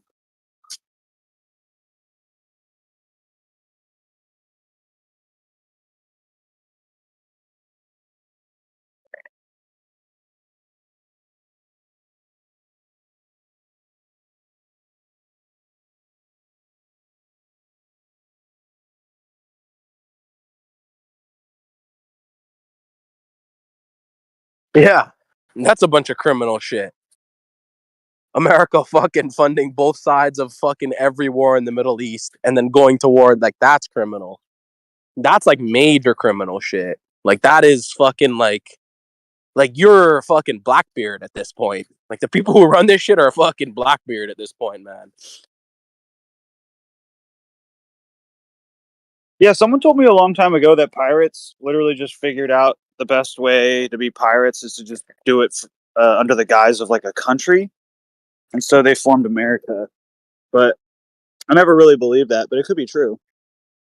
The pirates got a contract. Like, say, I think it's called like a Buccaneers something. That's essentially a contract where they had a license to rob people. So if I was the British Empire, right, I would essentially, you would get this contract with the British Empire, and this contract would say, like, you can fucking rob the shit out of any Spanish or Portuguese ship or French ship as long as you come back and you spend the fucking booty at our fucking markets, essentially. So you could go be a complete fucking shithead criminal and just murder a bunch of people and steal all their shit and then ride into port like you're a good citizen, like you're a rich businessman who worked hard to get all that, and sell it and buy houses in the British Empire and shit. So I forget what it's called, but there was a specific term, and all these pirates had this contract. Essentially like a proxy army for empires.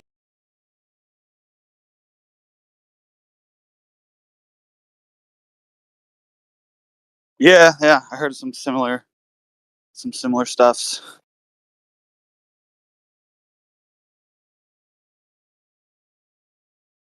Gus, come here.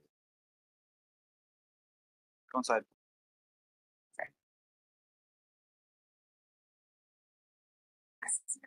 I'm watching my buddy's dog this morning. He's so smart.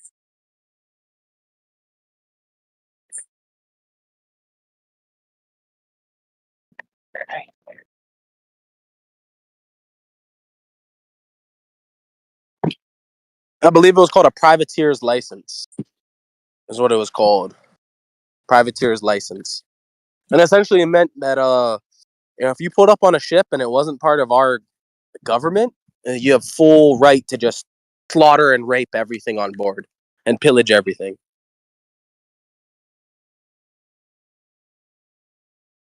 You ever seen that movie Master and Commander?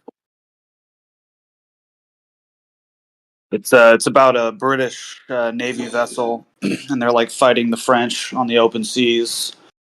They're like basically just trying to like capture each other's ships, and it's probably one of the best like high seas movies there is, like historically accurate and all that. And yeah, it gives a good idea of like what pirates would have been like. Fucking terrifying, dude. Oh, dude. Bunch of pirates off the coast. You're like, oh shit, you guys, there's pirates, they're coming. And everyone's like, oh god, they're gonna rape all our women and children. This is fucked. And then the pirates raise the fucking gay pride flag. And you're like, oh no, that is way fucking worse, dude. It's probably what the future's gonna be like.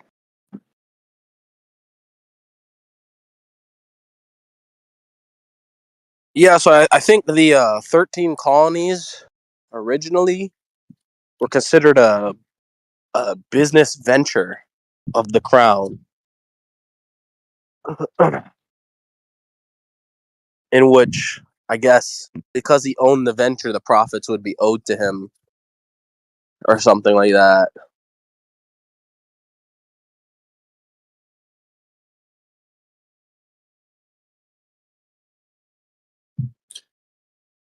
Fuck the crown.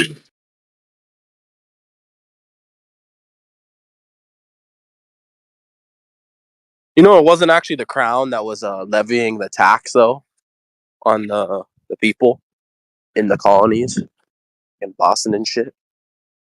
It was actually the people in Boston actually they had to pay the crown a certain amount, and apparently like the revolution, they wanted the revolution to start so they didn't have to pay the crown anything, so they actually artificially rose the taxes there so that it would be a lot more than even necessary to pay the crown its stipend or whatever, its dividend.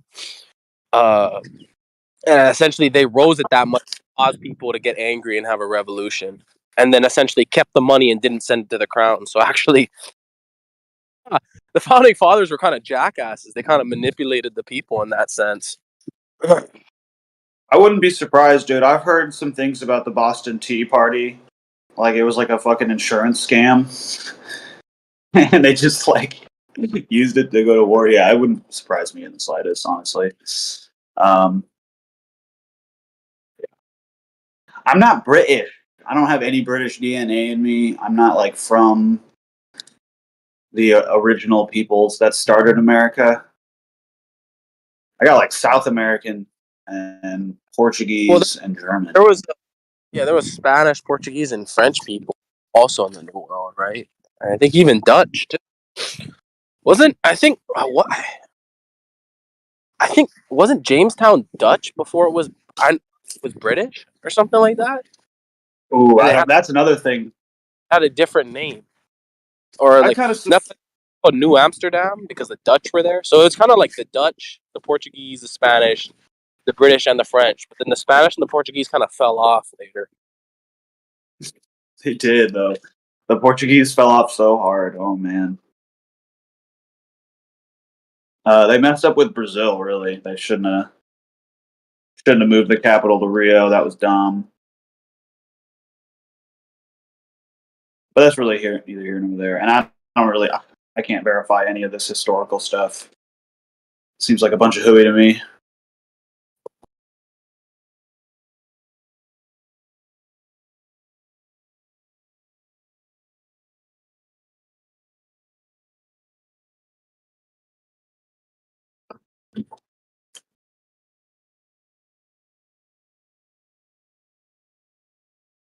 I'm already so bored with Israel and Hamas. I was bored like the day it happened.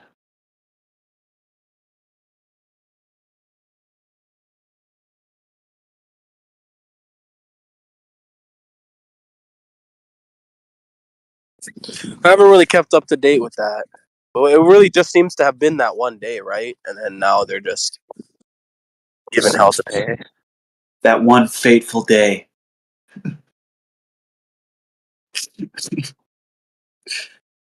Yeah, I've had enough.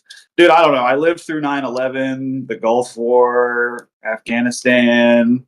Like, was even born just at the end of the first Gulf War. I've had enough Jewish oil wars for like 10 lifetimes. I don't give a fuck about this place. I'm never going to go there. That's another thing, too. Like, what the fuck, man? Yeah, plus we have oil in the Yeah, U.S. we do. Canada. Dude, if the United States took control over its people took control over its government, and then we just like linked up with Venezuela, holy smokes. Venezuela is sitting on the largest oil reserve in the world. Like, if we went in there, that's what blows my mind. Why didn't we invade Venezuela? We did. The CIA fucking has been in Venezuela the whole time, just having an endless bloodbath slaughter over there. That's kind of like I could understand why the Venezuela people might not like Americans, because the CIA has just been there since its fucking inception, just causing slaughter after slaughter. Like, there's a lot of fucking criminals like in our fucking country, and they're not like how you would imagine a criminal to be, like some homeless guy. No, they're like the fucking rich ones. There's a lot of them in America. If we actually took control of the oil production, we wouldn't need to link up with anyone. In between Canada and America, like right on the border there's tons of oil. Tons of oil. That's what they say anyways. Yeah, Mexico is like the world's largest exporter of concrete, I think. They're like the new Rome for building materials. And they've got great workers too. So like, yeah, I don't even think we just figured out how to do Roman concrete. Like they say they just figured out the formula again. Oh, nice. For the waterproof kind of concrete thing. Yeah, that's what they say. There's some We'll funny see. things that they've forgotten how to do, like how to make concrete, how to go to the moon. You know, it's weird the things that we forget. Well, You can't forget a fantasy. I doubt they'll start using that Roman concrete because that would kind of fuck everything up. Like if you build a house with that, you don't need to do anything to it. It's like maintenance free, basically, the actual structure. So like they're probably not going to do that because if we start building things like that last for mad long and don't need a lot of maintenance, it'll crash the economy. So I doubt they'll start using that Roman concrete thing, but we'll see. Yeah, bro. We should just use it at our house. We should just buy fucking land and build our houses out of that concrete, and then just never sell our houses. And there you go.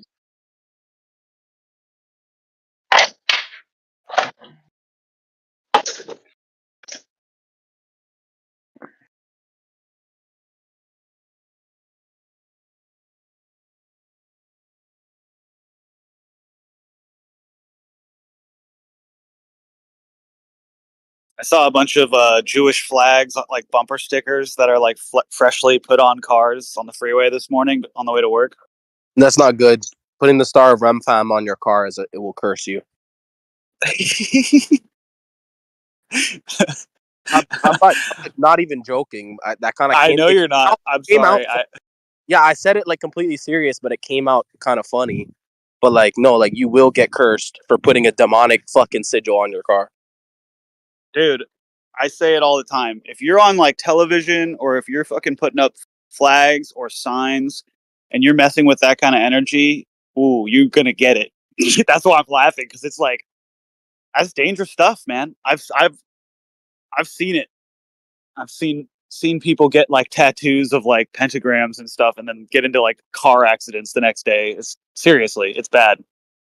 And it was like before I was a Christian too. I was like, ooh, that's a bad coincidence. Yeah, wait, what's the fucking appeal anyway? Even if you were like an atheist, right? What's the appeal of like associating yourself with death? We all know the placebo effect is the largest effect in all of medicine, given it's accounted for in every single medical fucking test since it was discovered.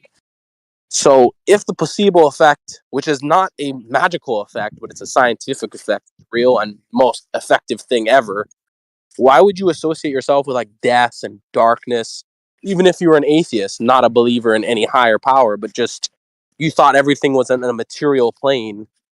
That placebo effect is in the material plane. So I'm just not understanding the whole goth satanist kind of style that they have. It's just gay, dude. I don't know.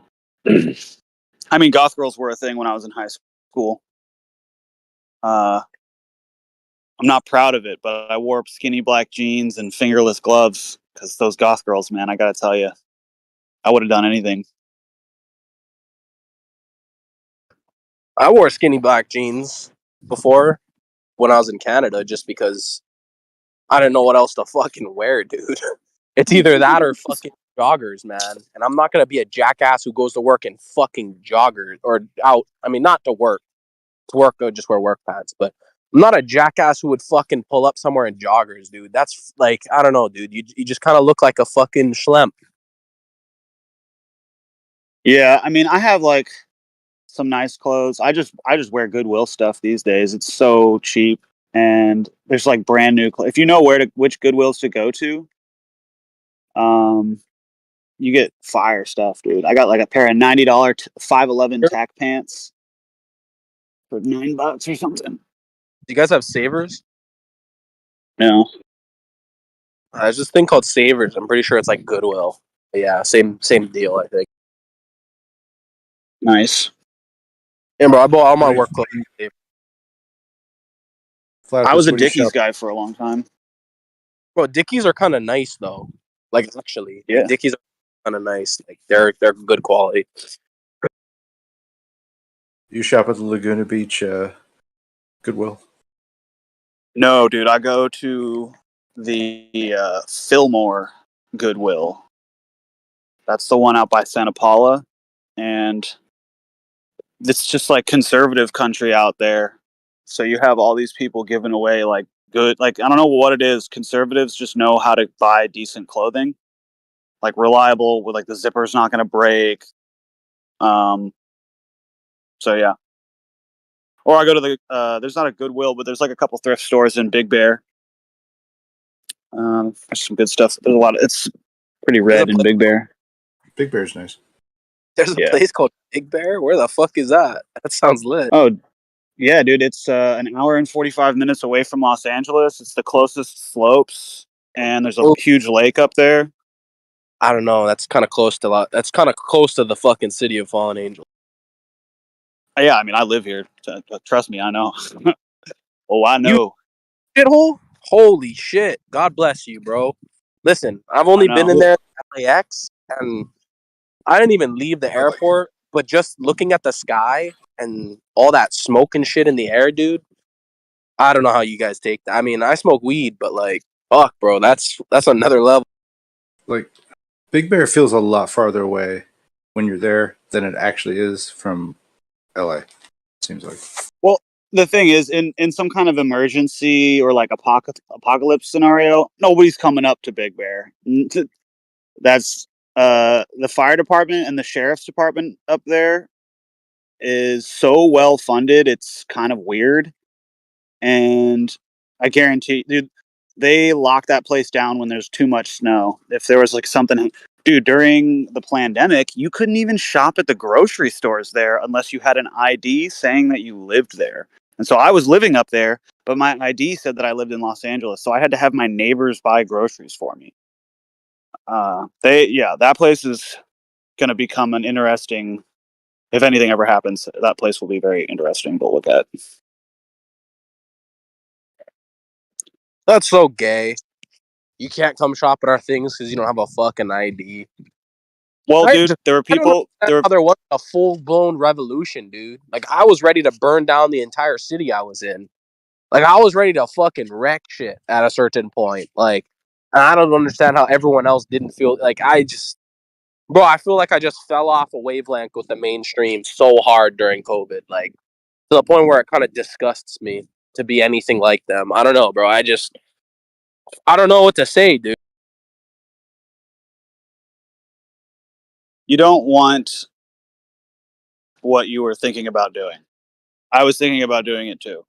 You don't want that.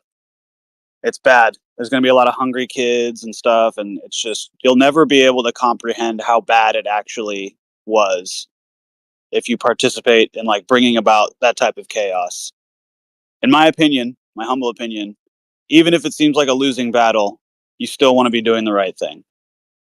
You don't want to be out senselessly destroying or killing. You want to be trying to help. It's not as fun. Didn't you not get as glamorous? Weren't you fucking pissed, bro? When I was like, listen, can I go into a fucking grocery store, dude?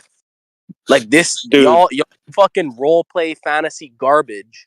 You sick fucks. You mentally ill fuck faces has gone a little far at this point. You know, like wouldn't that? I mean, that's kind of how I felt. I was like, these fuckers, these sick mentally ill fucks, have taken it too far this time. I don't know. That's how I felt a couple times.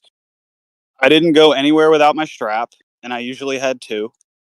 I ended up at one point living up there.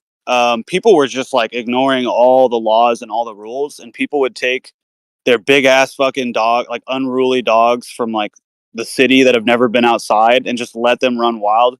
I got attacked by 2 Rhodesian Ridgebacks.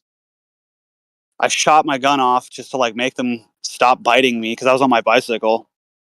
And then the people called the fucking sheriff's department on me. Yeah, I was furious, dude. I was so mad I was shooting my gun. You know? Well, I mean, you call the sheriff on them, dude. They caused fucking damages to you with their dog biting you. Not you. Who did you damage? No one. What the fuck is wrong with those retards? They're calling the at fucking the end of the ones committing the I don't crime. like. I'm not like a cab, fuck 12. I'm not like that kind of guy.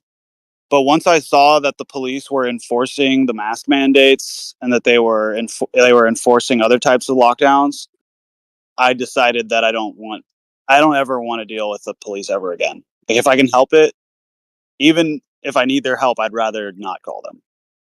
Yeah, same. Straight up. That's just. They're I was at this point.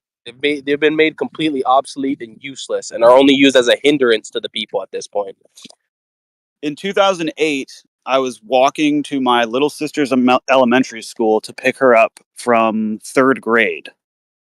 And I never forget this, dude. I'm riding my bicycle and I decide to like hop off to cross the street, and this blacked out Ford Explorer is crossing the other way. And they roll down their windows, and I don't know, it was maybe like 5 or 6 shots rang out. And I just was like, I didn't even, like, it happened so fast. Like, at first I thought it was a paintball gun, but then I was like, wait a minute, what the fuck? And I like look behind me, and like the wall is all fucking shot up, and there is a hole in my flannel. And so I start, dude, I'm like 17. Like, I start crying. I call the police. Like 7 cars show up, handcuff me, put me on the ground, fucking start laughing about how like, oh, well, yeah, looks like they're gone. Like, don't try to chase them. Don't really care about that. I have like a good description of the vehicle. And it was like the most humiliating, like emasculating experience of my life. I'll never, ever. Sorry, that's fucking hilarious. But yeah, no, it is. It's funny now. Point, that means every officer, I assume that's the LAPD, should just be fired, right? It should just be a mass fire for all these fucking useless idiots. Well, you can't. But you know what I'm saying, bro? Like, I don't know. Well, LAPD's a gang, dude. I have to live through fucking economic hardships by myself and shit, right? These fucking jackasses never had to live through that. But they're fucking committing crimes while they have to be in the badge, and they're supposed to be the ones defending us from crimes. The fucking guys that are supposed to be defending for us are fucking criminals. That they need to experience not having a job, dude. Honestly, like, I don't know. I'm pretty sure BLM is just a garbage movement. It's a fake story, fake fucking shit, all fake. But when they say like defund the police, not defund. There should be no police. They don't do anything for us. I've never once had a cop ever help me whatsoever once in my life, ever. They've only caused me hardship and trouble every single time. I don't know. People go, oh, well, the statistics, but listen, I've lived here for 25 years in this country, right? And not once has they ever helped me. And every time I've seen them, it's actually been a hindrance to me. So really, if the government's working for the people, those guys should be fired. They're not helpful. There's no help to the people coming from them. Yeah, I mean, most police departments are just like gangs, undercover gangs, really. Gangs, yeah, criminal enterprises. Like, what do we need those pieces of shit for? Yeah. If they didn't fucking prey on us, they would starve by themselves. So we should let them fucking deal with themselves, not with us, not rob and steal from us constantly. Dude, they can't fucking, these fucking criminals can't survive without fucking, for lack of a better word, squares. You can't have, criminals cannot survive without squares to fucking essentially, how would I say, be a parasite. They need a host. They're a parasite. Criminals are parasites. And they need a host. So essentially, all we have to do is separate ourselves from them, and they would never be able to do shit to us in the first place. Like, cops can't get their own money. We have to pay taxes, or the IRS comes and fucking shoves a gun in our face. They're not economically competent. They couldn't get a fucking job in the fucking private side. They're fucking retards. But, you know, they're criminals that rob us, so that's how they make their living, bro. They need, like, I don't know, bro. We need to separate ourselves from that shit. Because if they don't have a host, bro, like, that, I don't know. I think that's the solution, ultimately, is separation. Not really war, but just separation.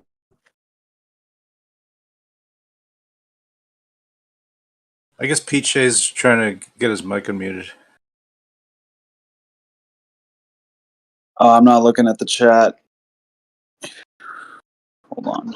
I'd say that's a little extreme. I mean, I know, I don't know, 25, 30 policemen, state police, and half of them are legit and half of them are pieces of shit.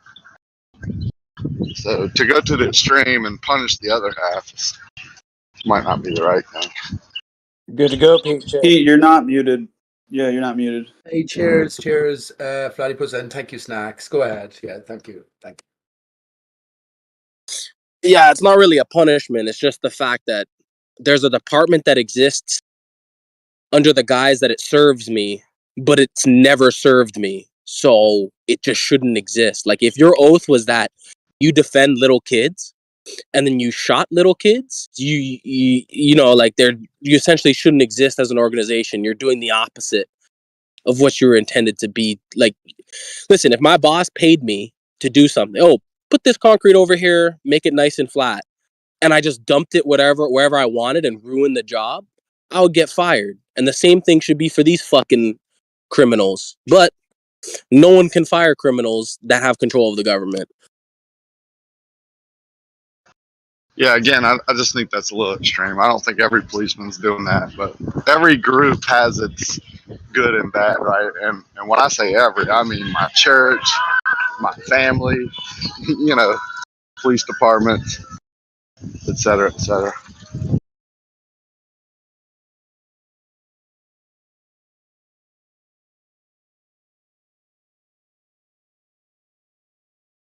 I would say the problem is just a brief response. The problem is that the organization itself is bad. They run on a different sort of basis than what we understand. So if you remain in the organization that's bad and you're good, you have to turn bad, Dave. Ultimately, you'd have to turn bad. And I have this from the horse's mouth as well. I met a man when I was up in court. I was talking to him, what's going on here? Like what's his name? Platypus's story, completely wronged. And I asked this, what's going on here? And he said, look, if I knew it was going to be like this, I never would have joined the police force. So they don't actually work for us. They work for the state, legal entity that is the state. We are then bound to the state via the legal name because we're lost at sea. We don't know who we are. But now that we're finding out, yeah, rules are changing. And well, yeah, we do right to express. Sure, there's no bad. Not everyone is bad. There's loads of good people everywhere. It's not the people themselves, though. It is the greater top-down sort of directive. So, bearing that in mind, yeah, they have to go. Like Noah says, they have to go. No other way. This is how I'll put it. If I pulled up to a little kid, right, and he was like, "Oh my God, someone just tried to shoot me," and then I just started beating the shit out of the little kid, that'd be a bad thing, right? But if the cop does it, it's a good thing? Doesn't make any sense. The cop is supposed to be at a higher standard than the normal average person. The cop is supposed to be held to a higher standard, but they're actually held to a lower standard, which is completely against the fucking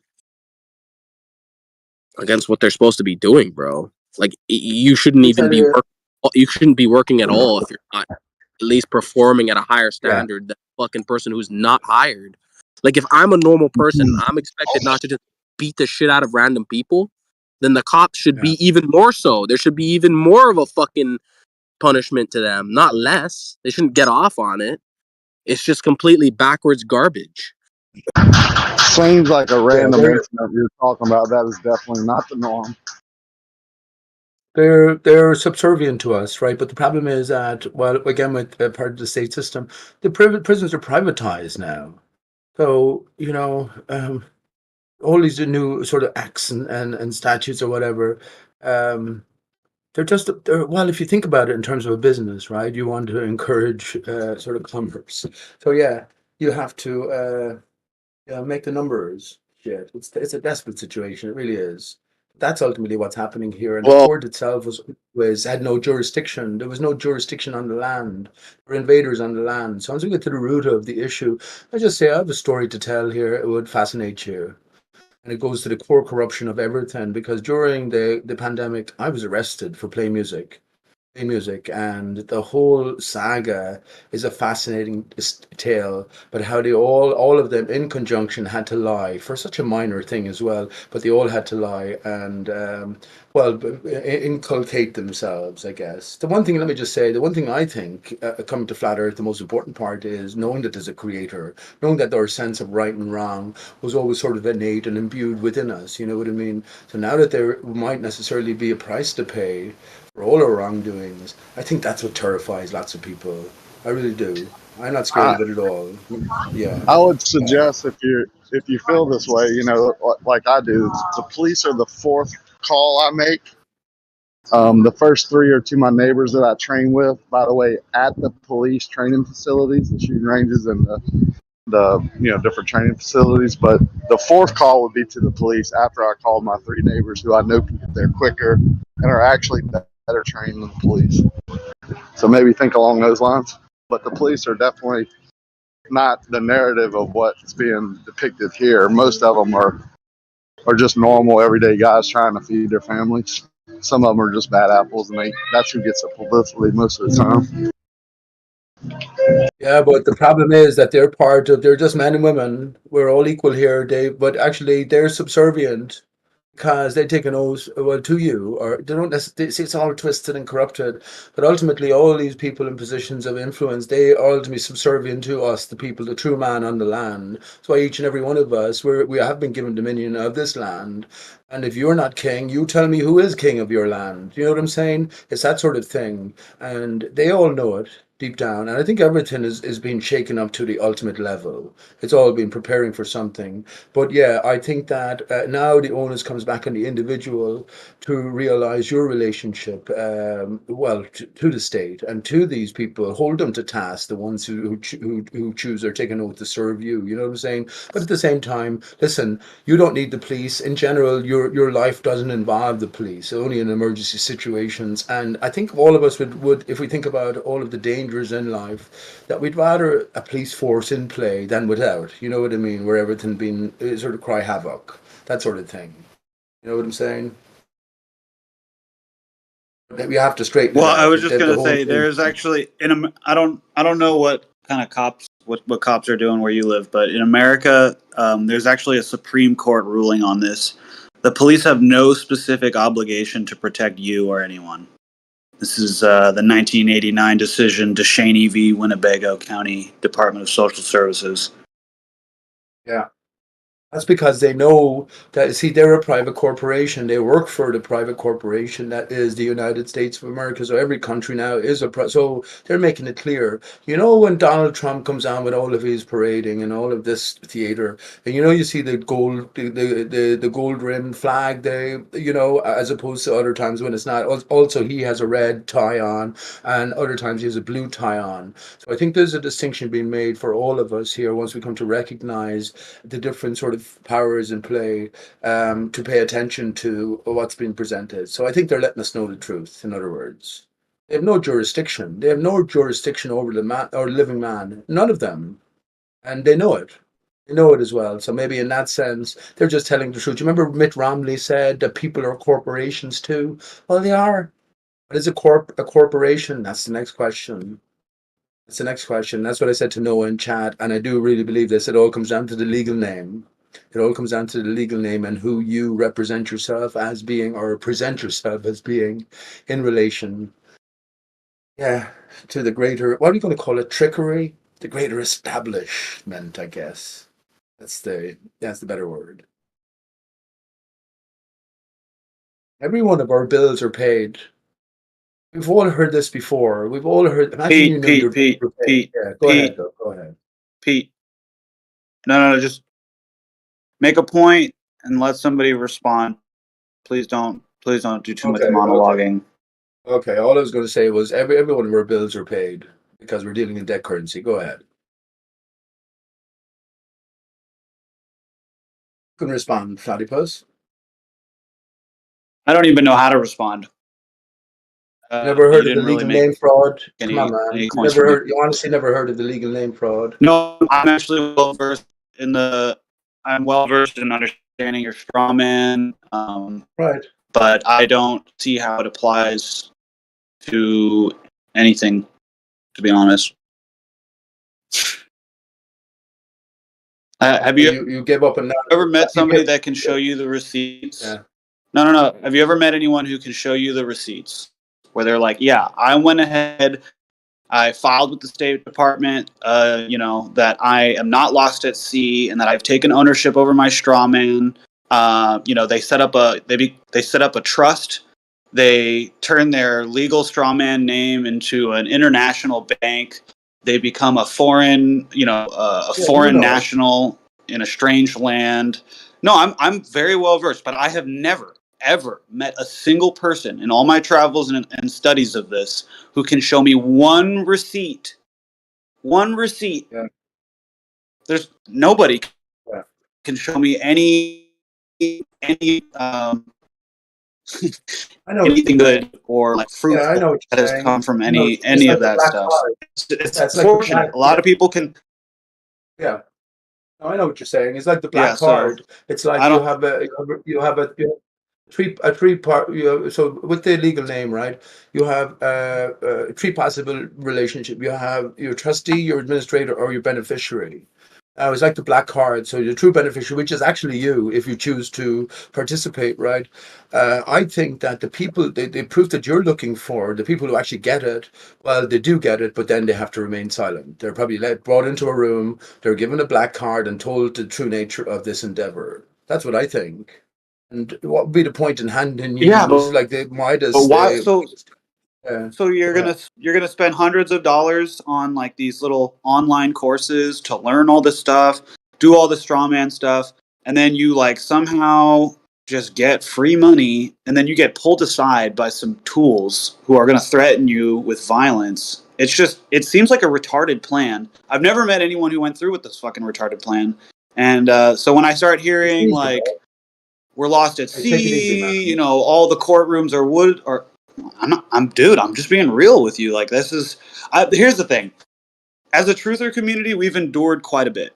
We've endured a lot of bad calls, a lot of just misdirection, and I don't think we can really afford to make ourselves look foolish right now. If we're supposed to be saying, "Hey guys, we're being lied to. We're trying to help you figure out what the truth is."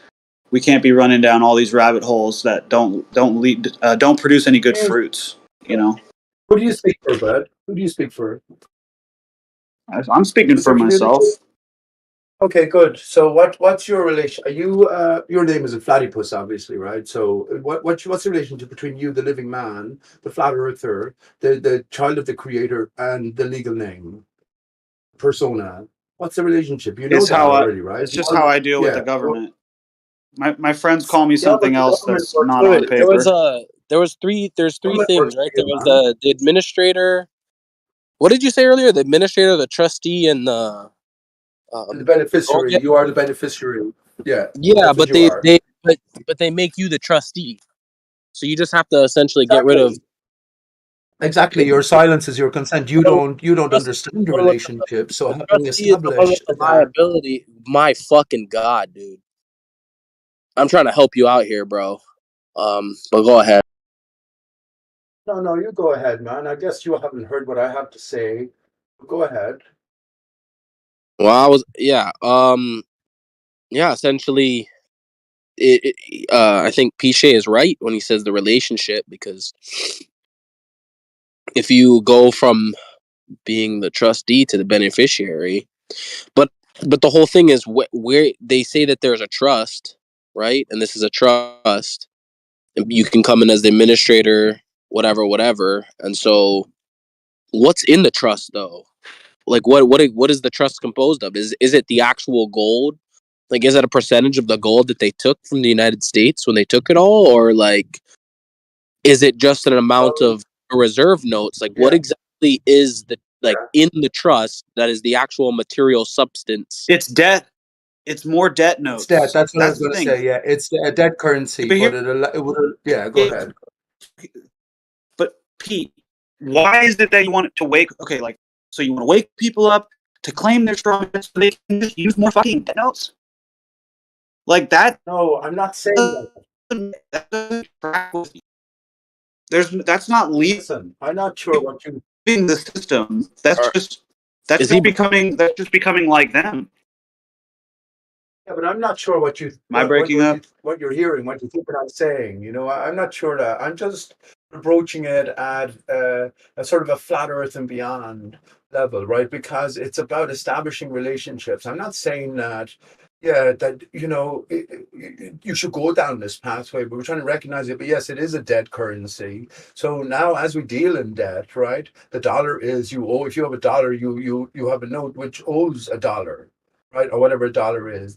Anyway, you were talking about the gold standard. That's another scam in a sense, but it's also leading to a greater wealth.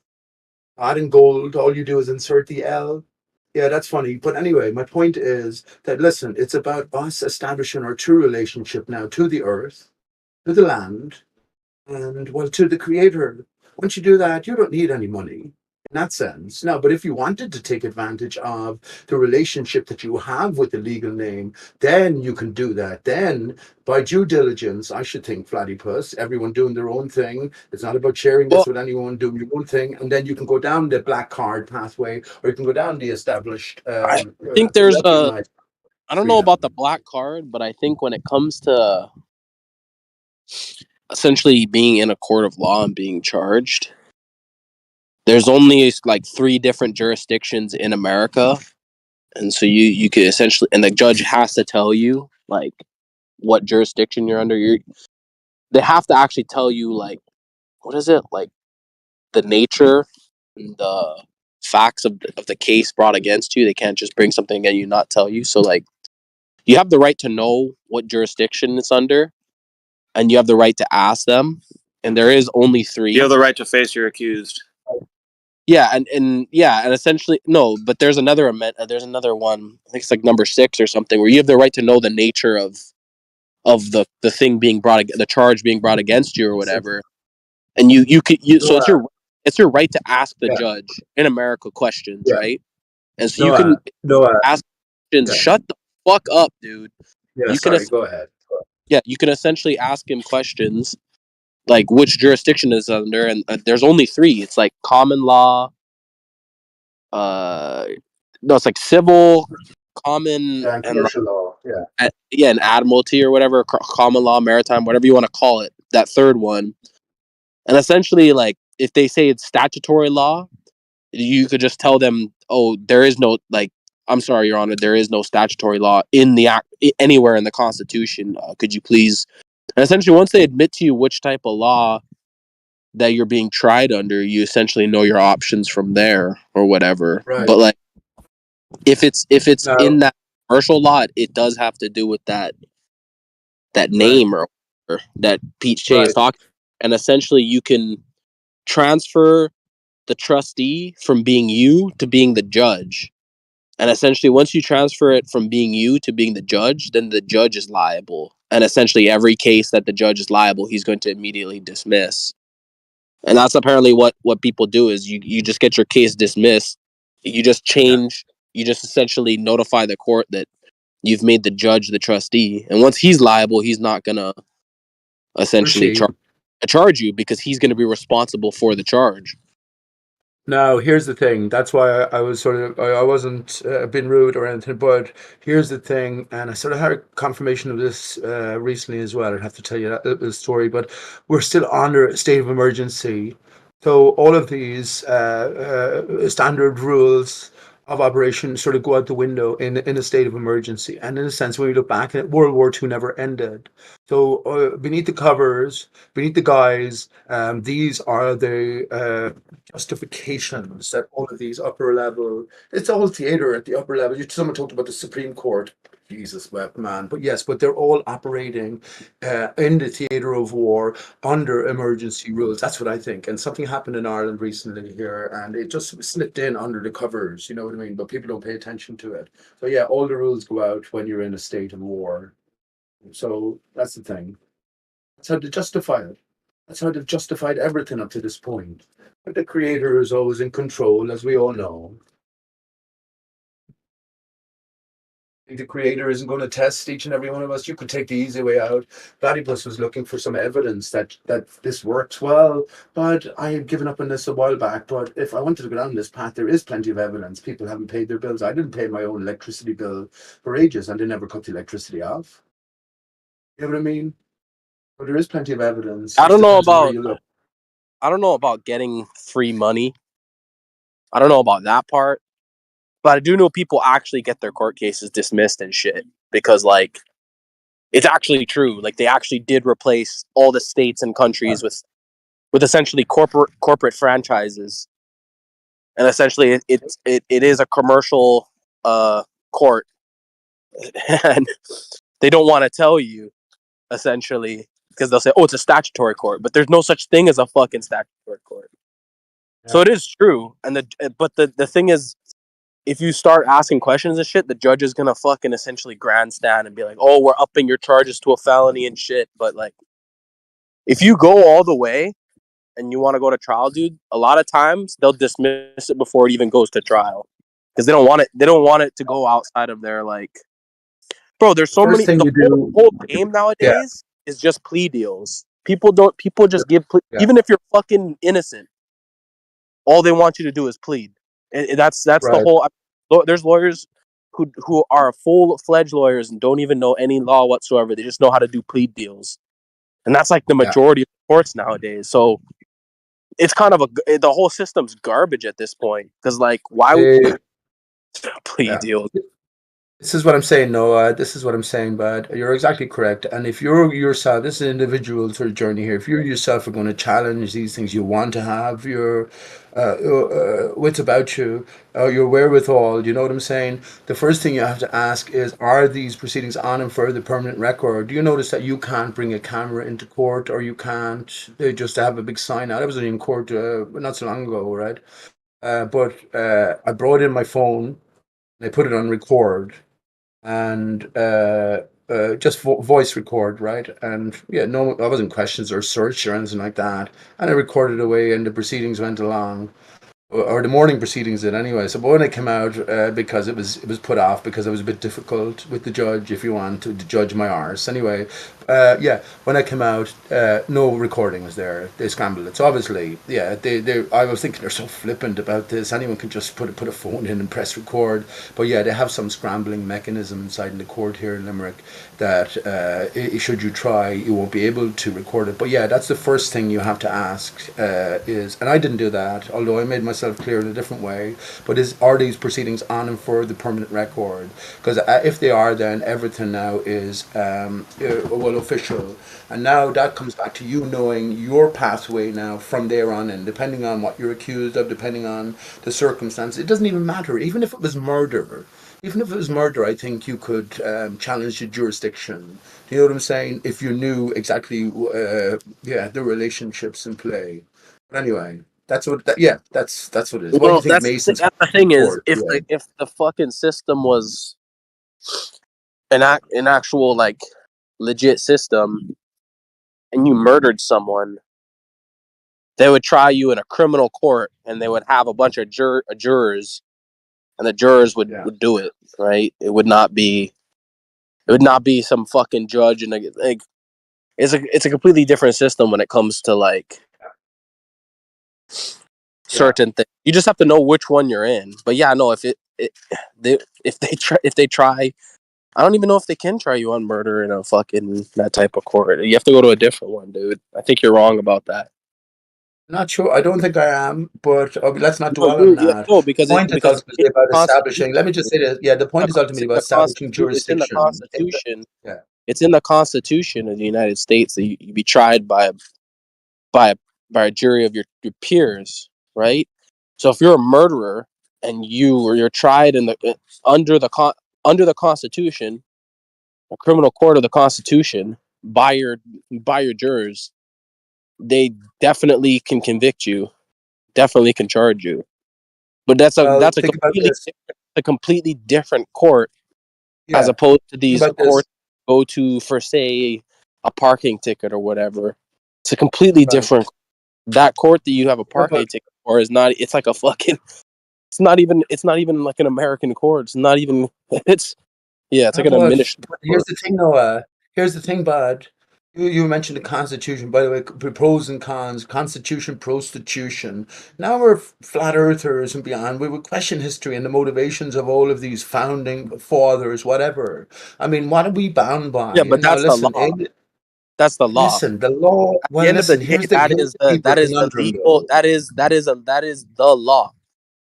Like if Hang on, bud. anything else contradicts that, that takes precedent and is the law, right? Whereas the shit that they're fucking But getting you for is not the law. It's statutes, and statutes are not laws. They're essentially yeah, rules without the back of law. But when it comes to the yeah, Constitution, that is they're bound. a big Yeah, distinction. they're bound by those. Yeah, but So listen, if you're can a you pause criminal a and you're a second? murderer, you can still be tried under the law, which is different than statutes. Statutes aren't laws. Yes, but this is what I'm saying about flat Earth and beyond. The courts are bound by the laws set down by the Constitution, right? But we are not. You are not. Why would you be? The whole point is that was all said to be set up within a certain context, right? A historical, sort of developmental Right, but context with all of the different actors at play. But now we've come to now. Hang on, bud. the Noah, Constitution here's the thing states about the your right. flaw. Noah, will you You pause a can tell second, the government man? they're infringing You it. haven't heard what I have to say, man. Why don't you just pause a second? Here's the thing, I'm talking to you as a flat earther and beyond now. And Noah is a very appropriate name, I think. When the whole of the old corruption was wiped away and now we start again. I wonder who starts this again though if we look back at the Noah, the real Noah. If you look back at the real fucking situation, look where we are now actually. That's all I have to say about that. Go ahead. If the seeds that survived were bad, Constitution is there not to rule you. The Constitution is there to rule the government. You just cite the Constitution as the law if the government is breaking it. And that's what it is. It's not there for you to. You don't look at the Constitution and it doesn't say do this, that, and this. That's where you go to the fucking religion and scriptures for. The Constitution is there for the government to rule over the government, not you. But you can look in the Constitution, and if the government's infringing the rights that it says you have in the Constitution, you can cite that, and the government has to stop by law. So no, the you Constitution look is for remedy. of how you should behave. You're fundamentally misunderstanding it.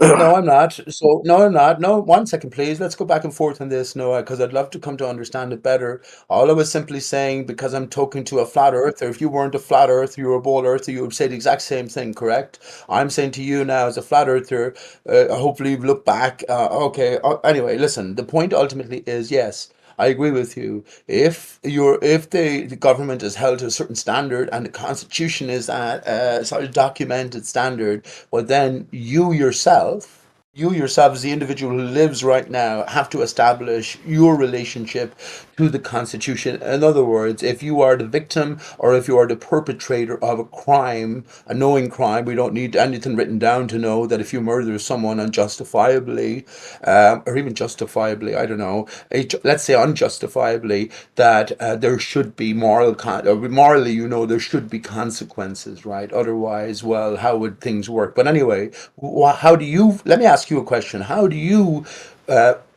Question for you, Noah, as a flat earther, how do you now gauge yourself in relationship to the Constitution, which was established via the ball earth and the evolution of man? Go ahead. Well, okay, so there's the government, which is America, right?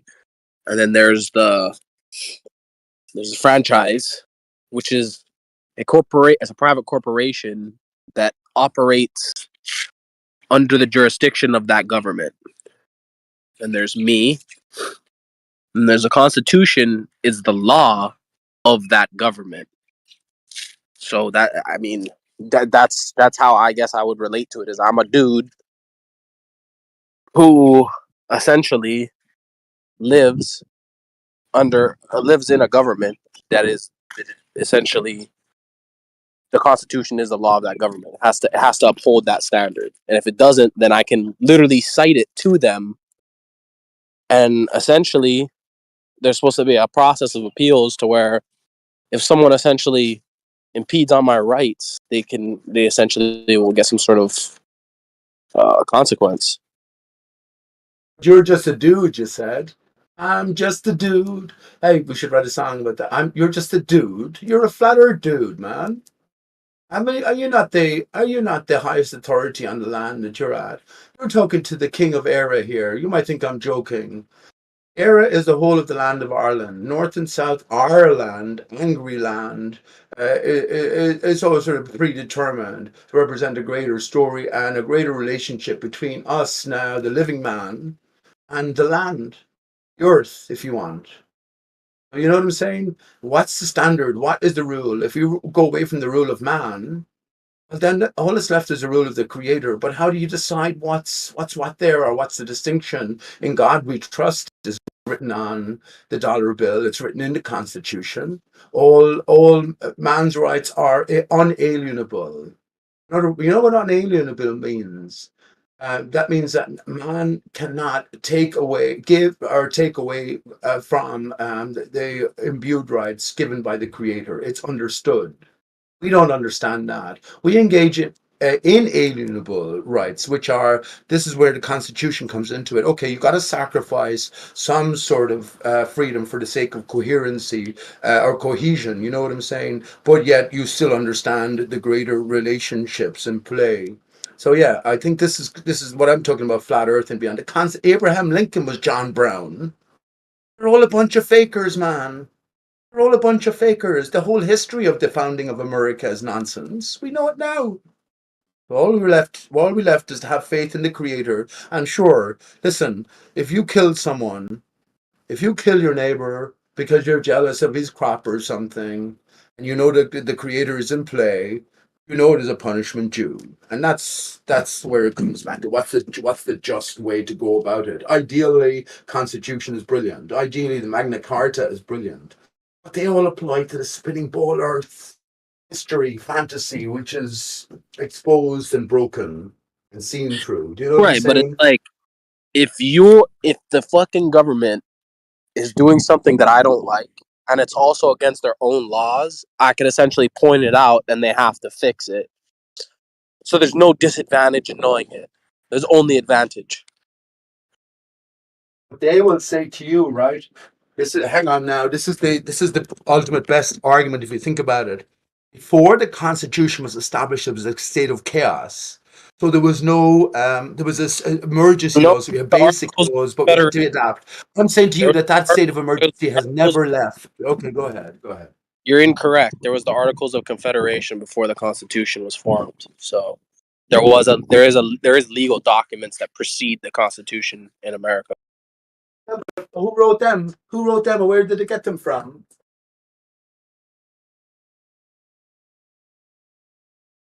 Is there a reason you want to know? I'm curious. I should think the reason I want to know is because I'm talking to you, Noah, and you're an American, Well, and I I think think it was the the reason you want to know. 13 Yeah, you want colonies to know this, right? had some sort of overall legal document that was like, I guess, a general governing structure on how they would interact with each other. Yeah, but do you understand what I'm saying? That this is all part of the whole Earth lie.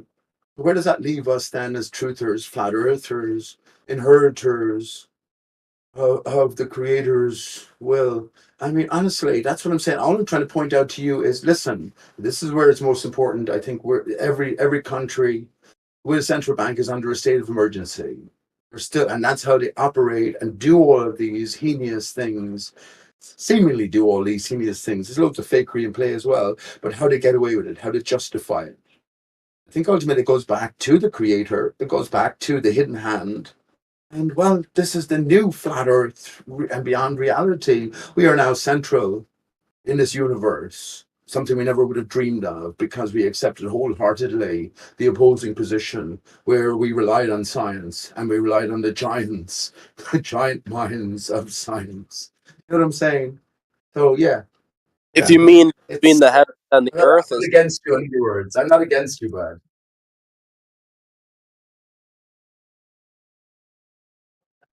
Actually with you. I'm actually with you more than you know. There's basic value systems that are in play, and all of these things. If everything worked as okay, last thing to say, if everything worked as on paper, we'd be in a paradise.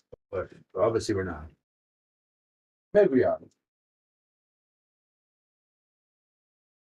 Maybe we are in paradise. Isn't there a war in heaven still? I'm not sure.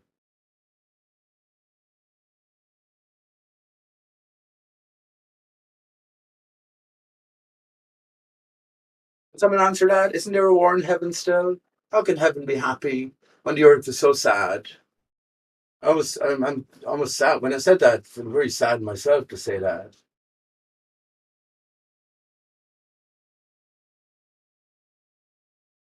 It's just cloudy. I think so as well. Snacks, just cloudy. You can't appreciate the best until you experience the worst, or consider the worst at least, anyway, and reject it. I think this is what all the fake horror news is about. Is we don't have to go through it to be able to reject it. In other words, it doesn't have to be real. We can believe it to be real and reject it, but then we find out it's fake, and I'm okay with that. I'm happier to think that no one died on 9/11, for instance. You know what I'm saying? My lesson is learned. All I gave him was it's cloudy. Is that a claim that you like? I guess back in any way. Oh, so you haven't come to that stage. How many children died on? Okay, I guess we're limited in what we can say. So how many? Okay, well, I'm asking basically how many children died on Sandy Hook? Wait, You know do what you? I'm saying? Yeah, I don't know about that, but there are two buildings that existed and then fell down in the middle of one of the most populated cities in the world. And you think that none of that falling debris hit and killed anyone, and that No, it didn't.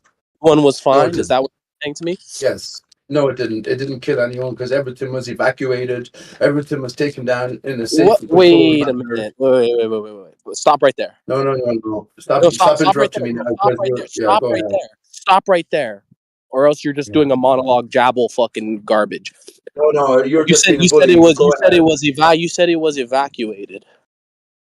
Do you have something to show me to lead me to believe that the area was evacuated before the two towers came down? Right now, hang on. Let me just pull down my pants and see if I can pull something out of my arse from 10 years ago. Yeah, no, hang on. Yeah, I won't even try that. Why Well, don't you just try hearing alternative story? Let me ask you a question That's a then to claim put that you you on the just spot. made. Let me ask you a question to That's a put you claim on that the you just spot. made, and I'm not denying it or accepting it. I'm just asking to see the evidence for this claim because I haven't heard this claim before. Could you kidding please? me, right? No, I'm not. I'm telling you the truth right now. And it's 21 years since 9/11. You're kidding me that you haven't heard that 9/11 was a media and a victim symbolic hoax? You're kidding me, right? September Clues, Let's Roll Forum, Dude, I've heard a Infinite lot Plane of different. Society talk about this consistently. Where's your I've research heard acumen? a lot of different ridiculous claims, all of them contradicting each other. Even the mainstream claim, but I have not heard the claim that New York City, or at least the area around the Twin Towers, was evacuated before the towers collapsed. I have never heard that claim before. I am not kidding you. I am telling the truth. No one's told me that claim before. You are the first. Fair enough. Do you Fair have? enough. And now back to my original question. Another claim Back is to my original question. Yeah, 1 second, Do please. you Let me have? just respond to that briefly. Do you have any sources that also make this claim, or do you have any reason for me to? I'm trying to see where you're coming from, and you're just spewing listen. rhetorical garbage on me when I haven't even Well, told you you're lying or anything. I've just said, what leads you to believe this? Who are you, And you just man? try to shit You on spoke me. to me like that How face to about you? face, How I'd about knock you you just? out. How about you just? Let me ask you a How about question. you How just? many How people about do you you just think show died on me? How about you just 9/11? show me what I asked for in the first place, which is what leads you to believe that? No, I Because won't. that's No, astonishing to I won't show you that.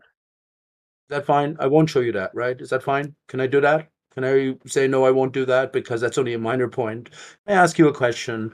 How many people died on 9/11 for you? Go ahead. Wait. I don't know.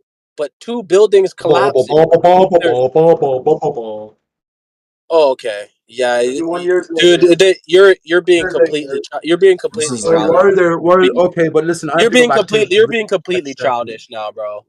You No, just no, asked I me a have to go back question, to and when I went to answer you, you just Houston, tried we to have a problem. unmute me with garbage noises, dude. I'm Okay. disengaging. He should be modded. Okay, take it easy. 1 second, please. I was trying to sort of move beyond a basic understanding, which is 9/11 was a symbolic, I would say a hoax, right, in a sense. But yeah, there was no plane crashes. The buildings were empty of floors. I can post you loads of links if you want, but I should have expected at this stage you would have come by all of these impossibilities. The idea was where will I get the links? I'm not even bothered looking up for the links, man. But I think all of the local businesses were paid off as well. There's definitely information on that. The buildings that they were empty for the most part is also clear as well. So when I was talking about no one died on 9/11, I don't want to be controversial. I just want us to accept this and move on, and then get to the deeper layers of what Yeah, has maybe been said. the problem is, you just saying it isn't enough for me to accept it, right? And I'm not saying you're incorrect. I'm just saying that you made a claim that the buildings and the blocks around the buildings were evacuated before the event took place and that no one died. And you've made that claim, and I am truly astonished and curious to see how you came to making that claim and what justifies that claim. And it would be very helpful if you could actually support that, because I actually want to know. I'm not just trying to Okay. fucking.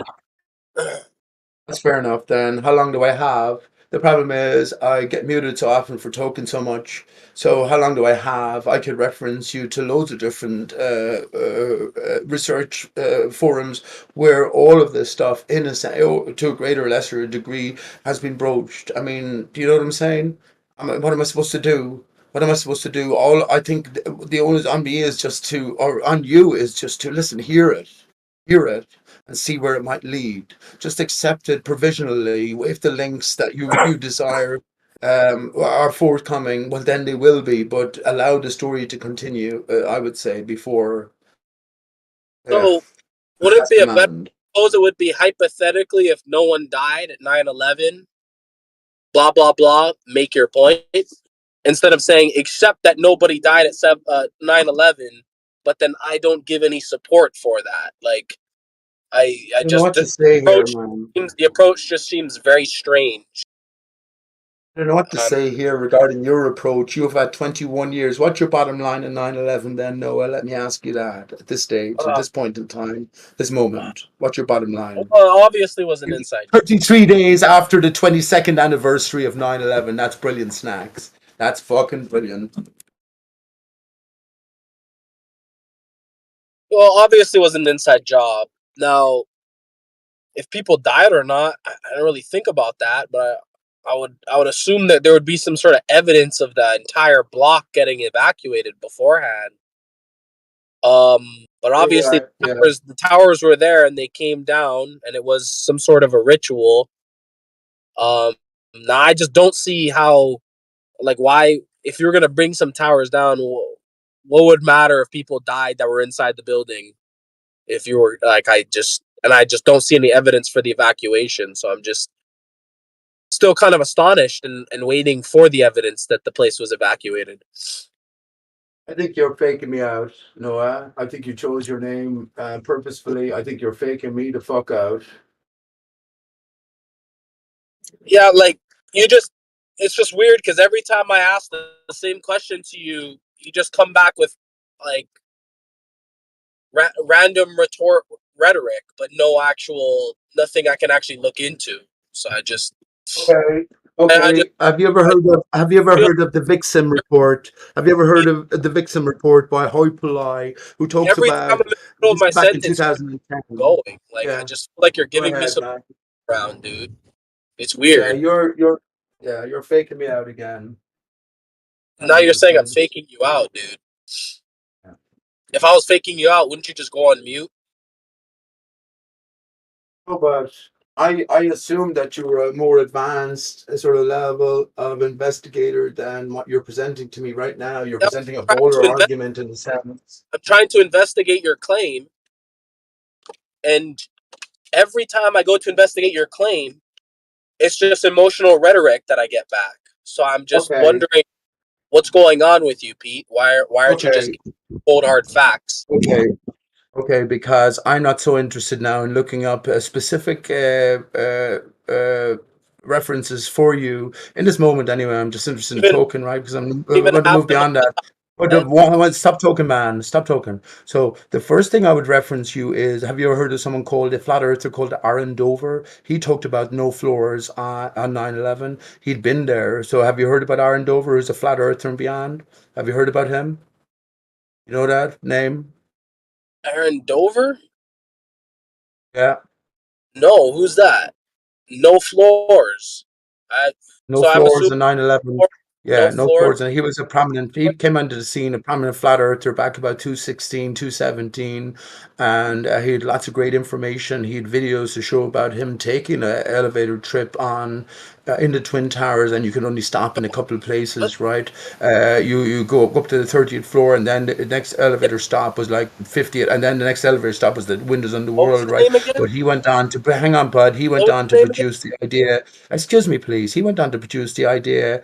I'm getting to the point here. He went on to produce the idea that there was no floors in 9/11. But I told him in his own chat, and he was pissed off at me. I said, "Bud, fair enough. I agree with you. But Let's Roll forums covered this over in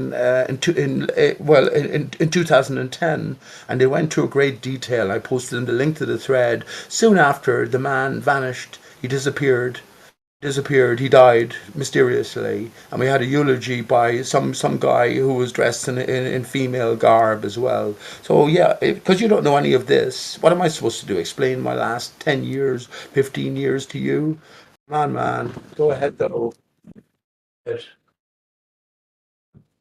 was going to reference the Vixen report over in Clues Forum, or September Clues as well, by Hoi Polloi. So all of this different information coagulated or coordinated and put into proper context leads us to the conclusion that 9/11 was a symbolic hoax, right? Why would they kill their own, the richest epicenter on the earth? With the Twin Towers, billionaire companies, they're the most elite establishments, and they'll just bring it down. That's not how conspiracies work, man. You don't kill your own. Anyway.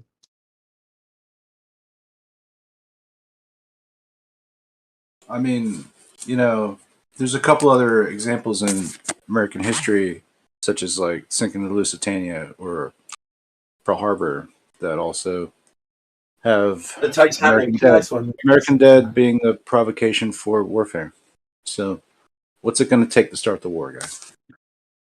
Wait, Oh, snacks. It's so interesting. Yeah. One second. Let me say this to snacks because it's pertinent, but you have nothing to say. No, Listen, snacks. This is shut about the up. Northwood. What was the guy's Man. fucking name? You can't just fucking monologue, and when You're a little anyone has faker, anything of relevance to ask you, you just fucking ignore and then just keep You're a little monologuing. faker. That's not helping anyone. That's almost disrespectful to the server, dude. If you're asked a You're a little question about faker. the subject you're talking about, you should answer it. Not just go on to monologue about whatever you want, like you do every fucking time, dude. It's getting on my nerves. Hey, you're a little angry faker, aren't you? No, I'm just angry because you're fucking disrespectful. You just choose this place as a place for you to monologue and clip people. You don't actually No, want to have I questions with people. When yeah, people ask you I speak honest to snacks. questions, when people ask you I honest speak to questions, you snacks attack respectfully, them with man. rhetoric and On most monologue. occasions. Listen, Garbage, okay, I'll yield the floor to you. Can you answer Snack's point? Noah, go ahead. Answer Snack's point.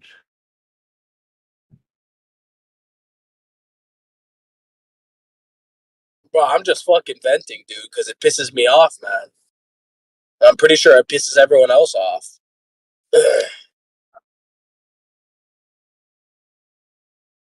Right, snacks. The reason why I came in because I was talking to you about, which is Operation Northwoods. It was declassified in May 2001, about 6 months before. I'm sure if you count up the days, is pertinent to 9/11. But of course, the idea was released to us. Yes, the dumb fucking idiots. Yeah, that they planned. The American government had already planned some sort of a fake scenario where the planes would be hijacked and there'd be fake victims.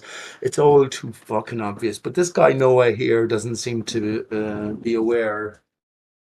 This guy Noah doesn't seem to be too aware And then anyway. there's the fucking garbage fucking rhetoric, calling me out by name as if I'm not fucking. I wasn't asking you legit fucking questions, dude.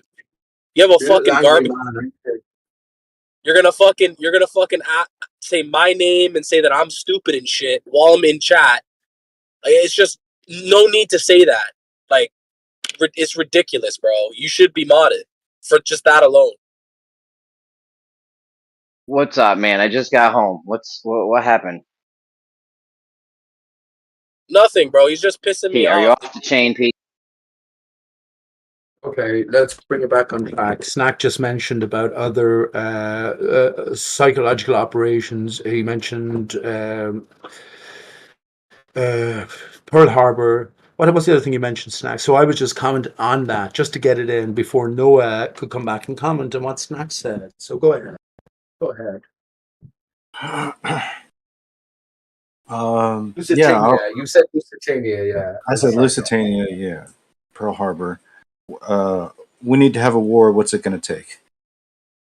We've got provocation for Gulf War with they killed a bunch of babies in whatever some of the neighboring things. Did they? I don't know. Like they're drilling sideways underground. They're drilling sideways underground for oil. Were they? I don't even know.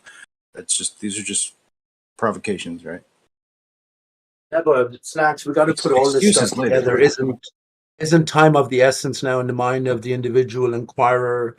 We're like Scooby Doo and Scrappy, and it's not me and you, but every one of us. We're in the ultimate fucking quest here. So you got to get your mind straight. But yeah, isn't it funny? Tim Osman, Infinite Plane Society. I love Tim, but he is talking about the 30. It was exactly to the day 33 years since that incubator baby justification for the Gulf War. To now, what is it? Yeah, the Hamas doing the same attack. I'm not paying too much attention on the same thing. Shit. And did you see that image? Did you see that image from the war zone where it sort of reflects George Bush being told about 9/11? I think this is all. Of course, it's all scripted, but yeah, Noah seemingly is miles off. You won't understand my comments to you, Snacks, but go ahead. Someone. There's no need to under shit talk anybody. You know what I mean? Was he just fucking mentioning my name again? This No, piece of shit? I thought he was talking about Noah from the Bible, dude. I think he's just mishearing him. Just move on. Yeah, dude. I don't. It's just fucking ridiculous, bro. He just comes in here and monologues, and if anyone asks him a legit question about the monologue, he just fucking shit talks them. It's just kind of weird, bro. Okay, you asked me a legit question. You asked me a legit question, and I pointed you towards Aaron Dover research, and you said you hadn't heard of I came him. to the server and I just started monologuing, and You're just insulting me, though, man, and you're making it out as if I'm insulting so, you. like, they would get angry I'm too. answering. So I feel like it's a justified anger, dude.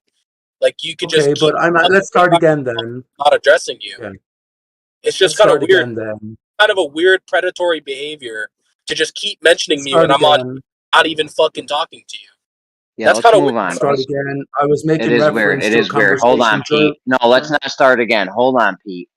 Listen, Pete, you're not hosting the show. You're not like the host. This isn't the Pete show. Just keep your comments concise and let's carry on, please. Now, what's the All right. topic?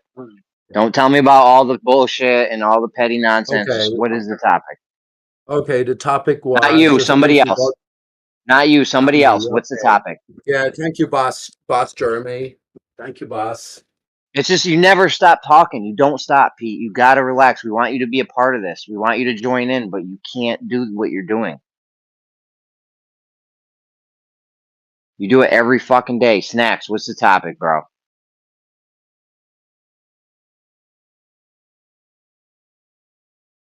You trying to get it popping? Tanks and airplanes and shit. What do you want to do? Yeah. It's good, man. Tanks, airplanes, yeah. What? Yeah. There's an eclipse today, right? Yeah, that happened. That's awesome. Yeah.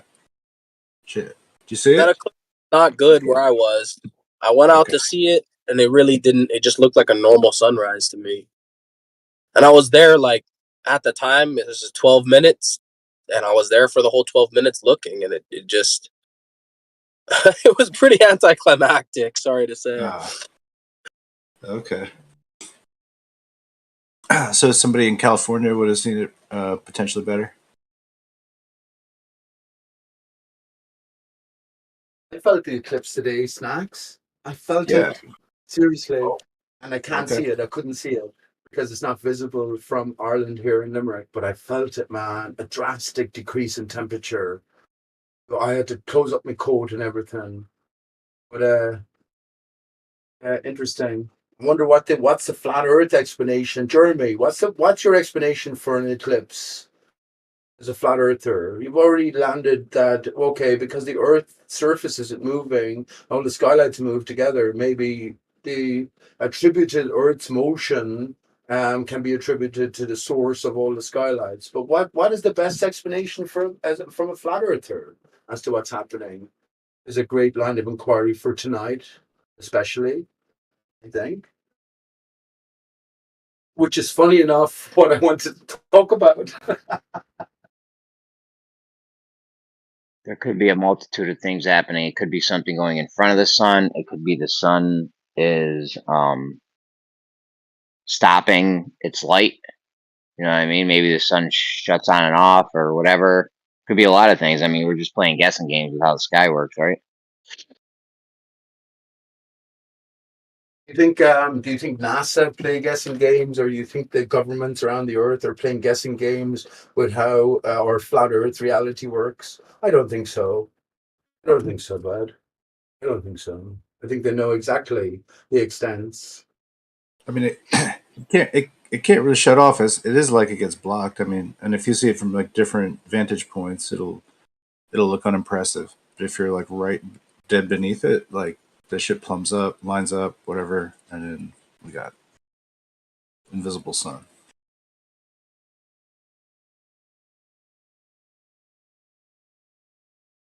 My own thoughts, Snacks. If we're flat earthers and beyond, well, we look at the sky in sort of in unison because it all seems to move in unison. Well, the only candidates, as we're enclosed as well, and maybe we replaced water with the vacuum of space. Maybe we're dealing with reflections, and now we have two candidates for direct reflections. And I heard you mention this today, actually, bud. Well, how do we get the phases, or how do we get the no moon and the new moon? Well, yeah, two candidates are the sun and the moon, aren't they? They're exactly the same size. They're like the only. Yeah, they're special. Candidates. Which one's higher than the other? That's a good. I have stuff to say about that. So I'd like other people to come in and answer that. Other flat earthers to come in and answer that before I would answer that. If you want. Because I'll just have to say something that's sort of specific to my thinking, and it will take up time, and then Well, you just gotta say which one's higher, but be monologuing. yeah, the sun's higher or the moon's higher. Well, because for me, Snacks, just to answer briefly, because the moon is a reflection of the sun, it all goes back to the sun. You have two systems: a stellar system separated from a heliocentric system in a flat Earth setting, and everything in our inner setting is reflections of ultimately the sun. Higher, lower, it just depends on reflection points against the barrier. As the sun is higher on its monthly sine wave, we get no reflection, which is no moon. And as it moves down along that sine wave, we get the ever increasing representation. That's what I think. until it goes down to its lowest point, its crest. Then we get a full reflection of the opposite. Andrew. I just woke up in the middle of your sentence. I don't know what you said. Sorry. Yeah. I don't know what to say to that. That's what I'm saying. It's the stuff I say is so specific to me, but at the same time, I'm not foolish enough to think that there's anything new under Aristarchus. Go ahead. Like, do you think that there's a sun that is at a physical place that's made of some kind of material? I think, right? Okay, let me tell you this. Remember I said that I think that the two, it's like an umbrella. Take a cross section of an umbrella. You have the outer, or mushroom, you have the outer rim, right? And then you have the inner sort of fins, right? So we're under the inner fins. Our barrier begins low at the north, highest at the equator, as you call it, lowest at the southern peripherals, and then the greater encompassment. This is what the stars travel around. So we have a central emanating source. So here's my point, that Polaris, as Polaris circles, so the sun circles. So Polaris, like a lighthouse, emanates and delivers us the sun. I think the sun is a hemisphere, actually. You know, if you take a bath tub, or let me just say the snacks, just to give you an idea. If you take a bathtub or a sink full of water and you blow into it, you'll get a hemispherical sort of representation. That's what I think the sun makes. Go ahead. Yeah. I've been saying that. Yeah, I think that the sun rotates. Yeah, kind of. No, like it does 360 degree in like 27 days, and you I was can record ready to fucking interrupt. I mean, it's already hard enough to fucking have a two-way back and forth between people. But yeah, okay. You just contrary everything. Yeah. Before you come in, French Cat, snacks. Just to finish that point, Bud, we're on the same page in so many things. So what I think now is, because there is this this is what I think, the pot of gold, the leprechaun's pot of gold at the end of the sun, or the end of the rainbow. Well, the rainbow comes from the sun. So if we look to the source of the rainbow, we have the sun. And where's there a pot? Well, it's like a pot, isn't it? Just, if you can't imagine it, French Cat, just fill your sink up with water and blow consistently into the center of it. You'll get some hemispherical sort of representation, and that then gives us the moon reflection. Snack. The moon reflection is it's flat. Moon reflection is flat because it's just a representation, but it seems to be. Even if I can understand what you're saying right now, it's like it's lost. The whole. I know that, but there's only a few people on Earth that would understand it. You're one of them. You're one in 110 million, snacks. Is he gaslighting me with this? I don't know. But anyway, there's, I guess the concept that basically, the sun itself is just a gaseous ball without any actual kind of structure or shape or anything, and that the moon itself is like ultimately very structured, so structured we can land a fucking spacecraft on it, could pitch a tent, whatever the case may be. What if these two things are reversed? And in effect, like the sun is a thing with the structure, the moon is a thing without any structure. It's just apparent. Like however eccentric you might think that the sun is, like moving in its analema, right? Then the moon is even many more times more eccentric than that. So it makes sense that because it is like a second order of stability, like it is less stable. I mean, it's doing more things, but it makes sense that it could be a derivative of the primary, which might be the sun. Right. So I'm with you. Go ahead. I'm with you, Snap. If you're trying to build some kind of like kinematic understanding or reflection model based on the movements of the sun and how, in fact, and how it is that the moon could project to us and appear. So, I mean, that's its own, really, it's a micro type theoretical thing, and you kind of have to stay, to that. We can go all around trying to like defend why to even think that, right? I mean, French Cat, that's going to be like, it's like oil and water trying to like let that synthesis of thought happen, right? But like that, this is the and beyond part of the flat Earth, really. Pete is the other shit. Is figuring out how that stuff like could theoretically work, like and then eventually we get it all together. So this firmament or a body of water That's supposed to be like a dome above us. Water reflects. A dome is concave. It's a reflective concave surface. Yeah. And so, what if it's that the light is actually coming from underneath? Okay. So Projected you think into the all of those things that you also can't prove those things. projected Sorry. into the concave mirror, and then the sun is actually a focal point of where all the light crosses paths, and it is actually burning gas, because essentially if you have a concave mirror and you create a focal point, you can burn anything with it. So wherever the focal point would be, it would burn whatever's there, and if it was gas that was there that was getting burnt, it would turn into a plasma. Okay. Noah, that's brilliant. That's what I've been saying, Noah. Maybe we No, can it's start again. That's what I've been saying for, well, close enough, though, Snacks. That's what I've been saying for years, I don't Noah. agree with you that. I don't know. Listen, Dude, what I've I been don't saying have any is, beef with yeah, anyone. What okay, you say, let me explain it. You never Go talk about ahead, it. Snacks. Sorry. Sorry, you don't talk about it. You don't talk about a dome or waters even. You know what I mean? You talk about tree a lot. I talk about two domes. I talk about two barriers, bud. Oh. Oh. And the thing is that Anyway, Polaris is against the so outer barrier. I if just if mentioned it's it tonight, though. that's fine. But if it's appropriate for Noah to ask you for proof of claim or yeah, right? Look, where's your sky glass? Where's your Where's my dome looking glass? But material? the point, all I was trying to say to Snacks is that Noah just what he said there.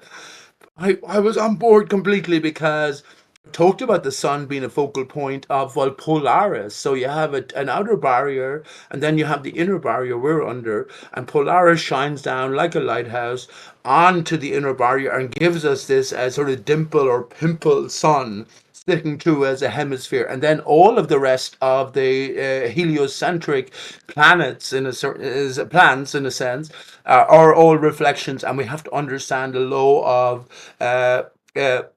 what do you call it? Incidence and reflection, and also within the context of the contour of the barrier. And this is where Okay, I'm the going to say contour. I that the think inner maybe barrier. just Last thing, maybe. the inner barrier is 60 miles high at the equator. Go ahead.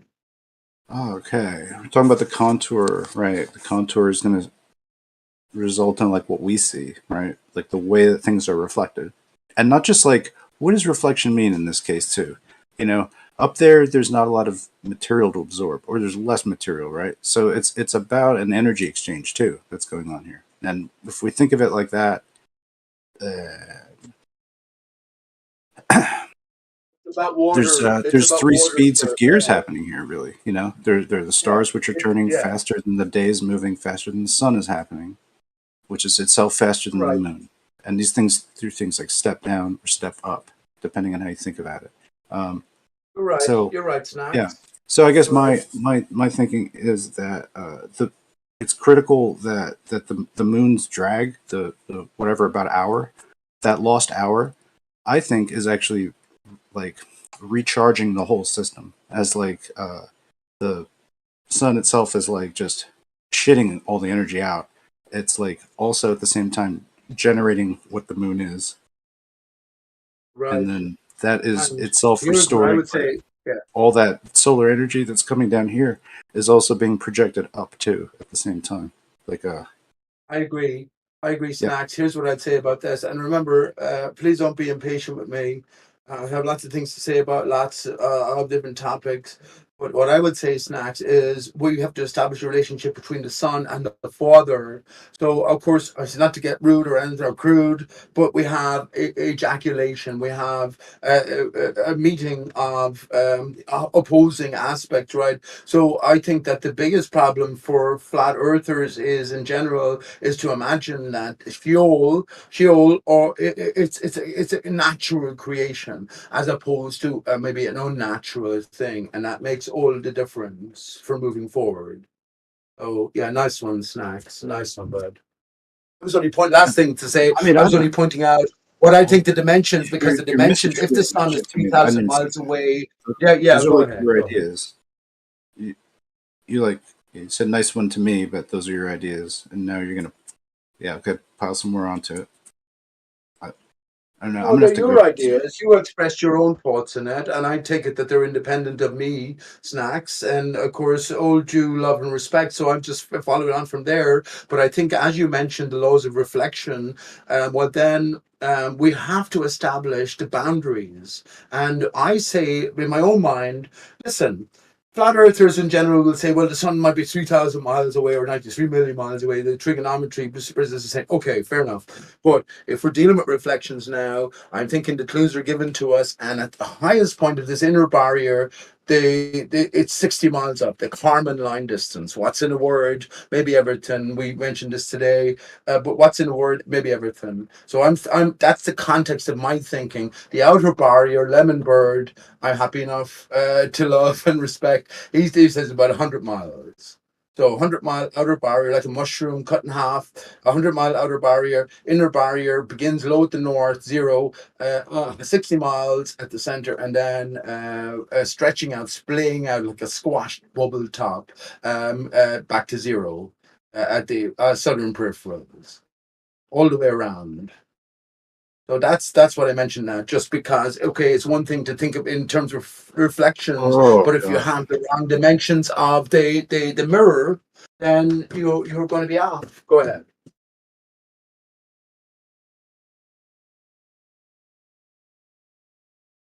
Are you sure you just can't keep going on for a while? Who's to say you have to stop You now? know, I think it's a special day, Snacks. I think we should all speak our truth, immediate truth, as best we can in the moment to our fellow man across the world. Yeah, that's what I think. As long as it's in We love each moderation other. with you know. I you agree. speaking. I agree, but it comes to a point where like there's a limited amount of mic time, so like it, you know, it can't be like a.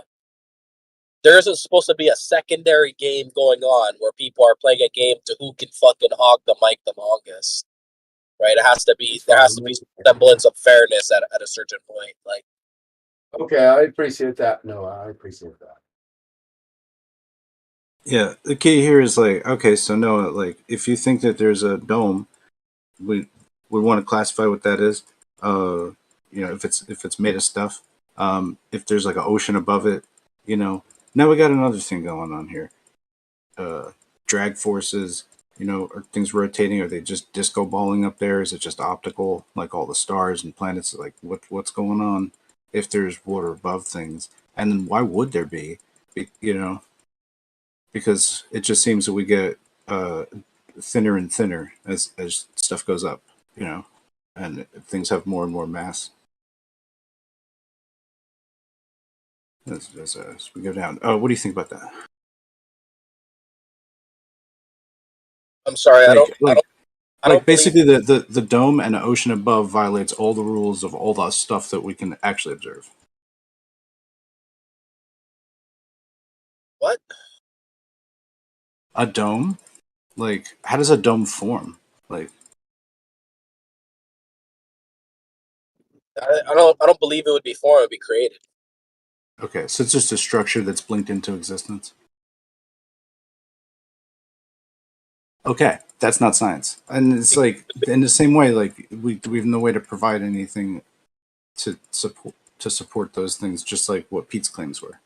So Science has a pretty broad span and has many different definitions. okay, So to proclaim something isn't science doesn't really mean much to me in a sense. I don't really get your Okay. point. Oh, I just mean the strength of the narrative, like oceans above, a dome, structure, a creator. All these things go into forming a cosmogony, an idea of like how the universe could be, an idea of how it's laid out, even. You know what I mean? And you know, basically, by what you said, it like that, like it precludes any other kinds of thoughts to happen in a way. And you can have them. I'm just like, for me, this isn't about me being right, even, but it's about asking good questions that provoke good thoughts. Sorry, I'm not receiving the message you're trying to put down because I'm missing a piece That's of right. it. Maybe you shouldn't try to cut me off, and you know, perhaps No, I'd actually complete the thought. You say something that's quite vague, and I need some clarification. You said something about what I said. What in particular are you referring to when you say what I said? Waters above in a dome. particularly Oh, those I two mean, that's items. just theoretical. I'm not saying there is a dome or not. I'm just saying, like, in theory, if there was a dome and it had some sort of watery component, given the And shape, you're begging the the fact question, that but also, like, why would it it be was just like that? theory, bro. It's just like a spitball, a speculation. I'm not saying I went up there and I seen a dome and I saw how it converged. I'm just saying, like, in theory, if there was like a dome and it was watery in some way, the water would be reflective and it would act as a concave mirror. And in Well, theory, it could explain. A concave mirror has a convergent point where all the light converges and it burns whatever's in that convergence point, and that burning point could be the sun. It was just a kind of like a speculative theory. I wasn't putting it out there as something that you had to agree to. Definitely not. He knows what you're talking about. Snacks knows what you're talking about, Nor. And could I maybe ask a question about the sun being a like focal point? Go ahead. You can ask me. I should think more than Noah, but go ahead, French cat. All right. How would it look? Would it look like a point of light? Like how would it look? I said already to Snacks that it would look like, I already said it to you as well, that if you just fill your sink up with water and you blow consistently down the middle, it would look like a hemisphere intrusion into the greater surround. That's what, yeah, so it would look like a hemisphere. And that's why I mentioned the pot of gold at the end of the rainbow. A pot is that sort of hemispherical, basic superstructure. So yeah, it would look like a hemisphere as it protrudes to this side. That's my own thoughts. Go ahead. All right. How do you think it would Hold look? on, Pete. Hold on, Pete. Hold on, Pete. Does anybody else want to answer that question? Because Pete took it upon himself to tell the French cat that he has to ask him the question, like he's some sort of. Are you a mod now, Pete, You or are you answer running? it. You answer it, No, Essie. no, no. You You answer don't it. tell us what to do, Pete. You just keep cool, and maybe somebody else wants to answer. I mean, what the heck, man?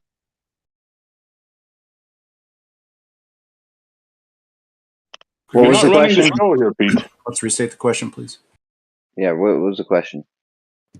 That how would the sun look if it was a focal point created by, I think it was a concave mirror, whatever that was?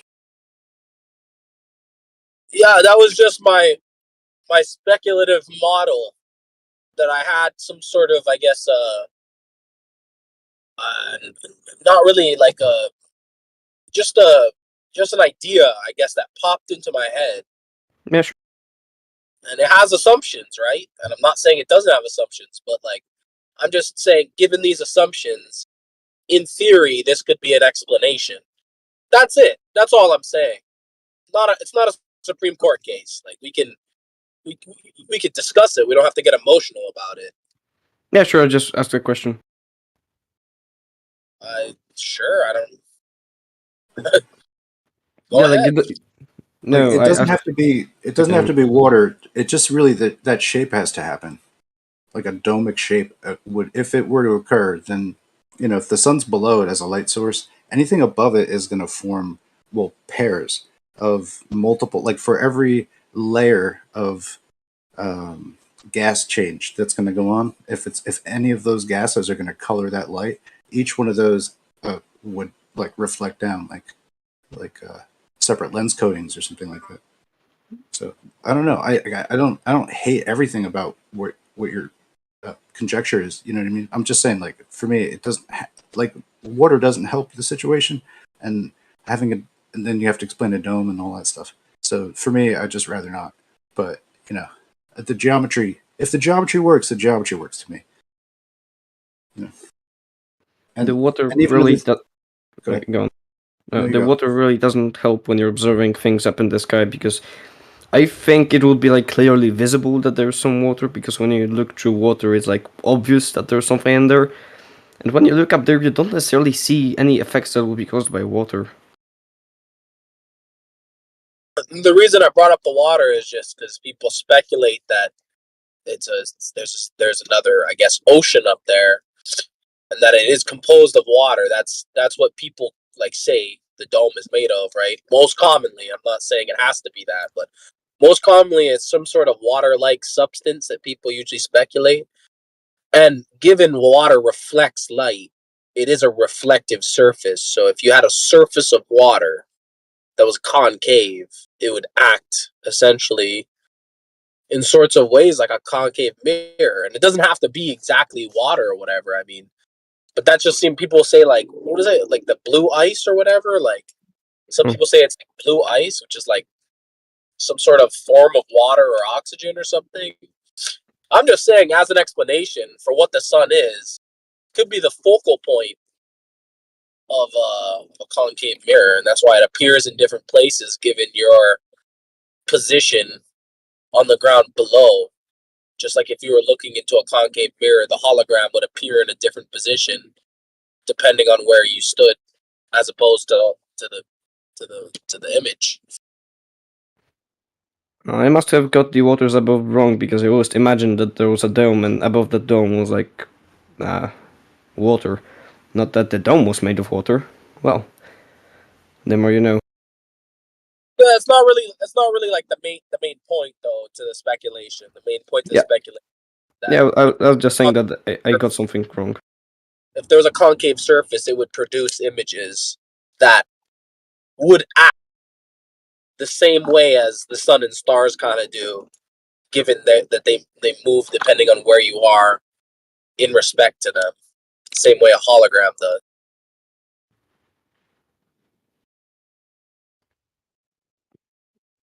I don't think if I agree with that, but yeah, they do move.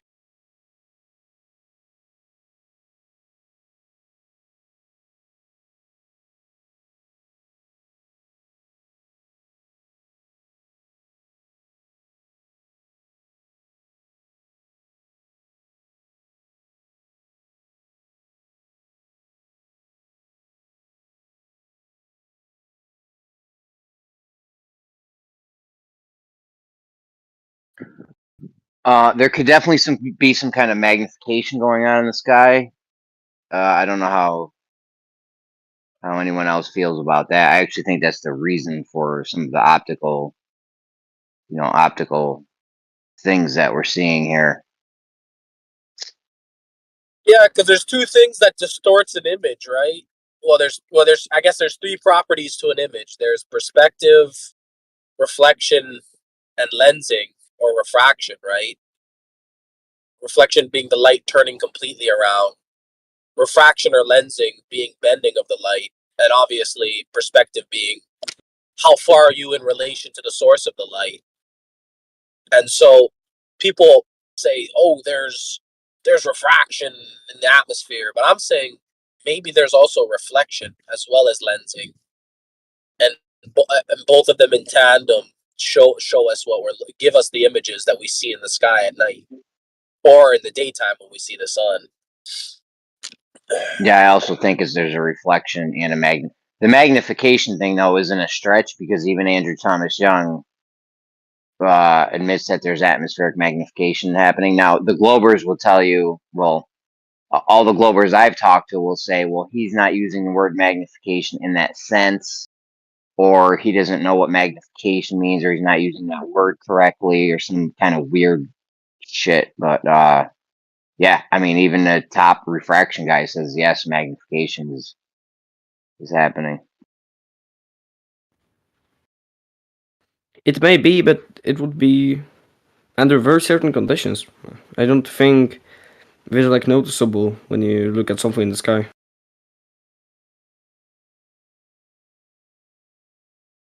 Well, I don't know what would make you come to that conclusion. Who told you that? About the magnification, because if it's caused by the atmosphere, which I think was the claim, then it wouldn't be linear. It wouldn't be like the same every day. Yeah, no, it probably changes, which is probably why things appear to move up and down from day to day. Yeah, it wouldn't be the same every day. I hear you. I'm guessing it would also probably steady out and become more less differing as you got higher. which is also what we see.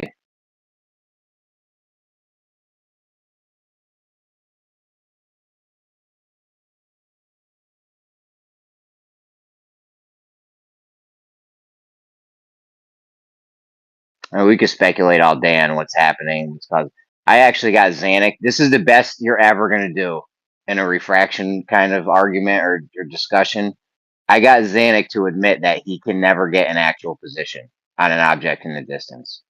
That is literally the best you're going to go, which is huge. I feel like that was a huge win because you need an actual position to make some kind of geometrical claim on what's going on. So there's that.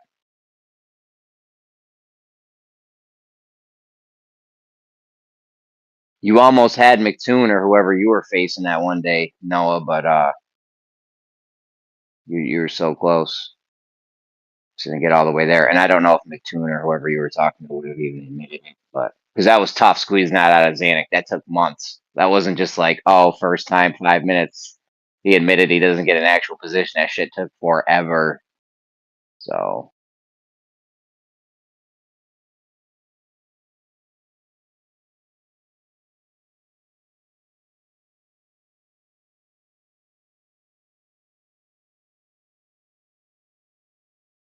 which is why we need to do something tangible. That way we can get an actual position with tangibility, would give you that actual position. How is it that you can't get a position? Sorry, what? How is it that you can't get a position of something through atmosphere?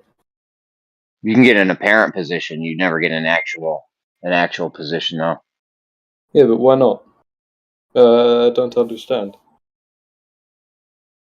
Because things are shifting up and down in your vision, and you don't know where the actual position is. Right, but if you knew the conditions that were causing these things to appear to shift up and down, if you knew those conditions, surely you could work out the actual position of something. It'd be a guessing game. I mean, I could set up a debate with you and Zanuck if you ever wanted to go at it with him.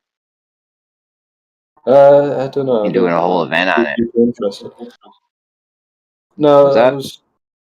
I was just wondering if he gave a specific reason. Because all you have is looking. No, It took me months to squeeze. Okay. No, go ahead. It's fine.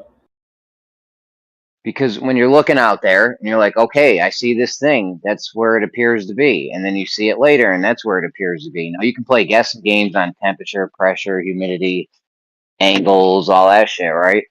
And say, well, I think it's here, but you have no way of knowing if it's actually there or not.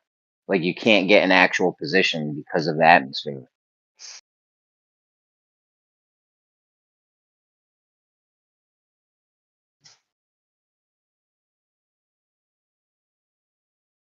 Kind of, yeah.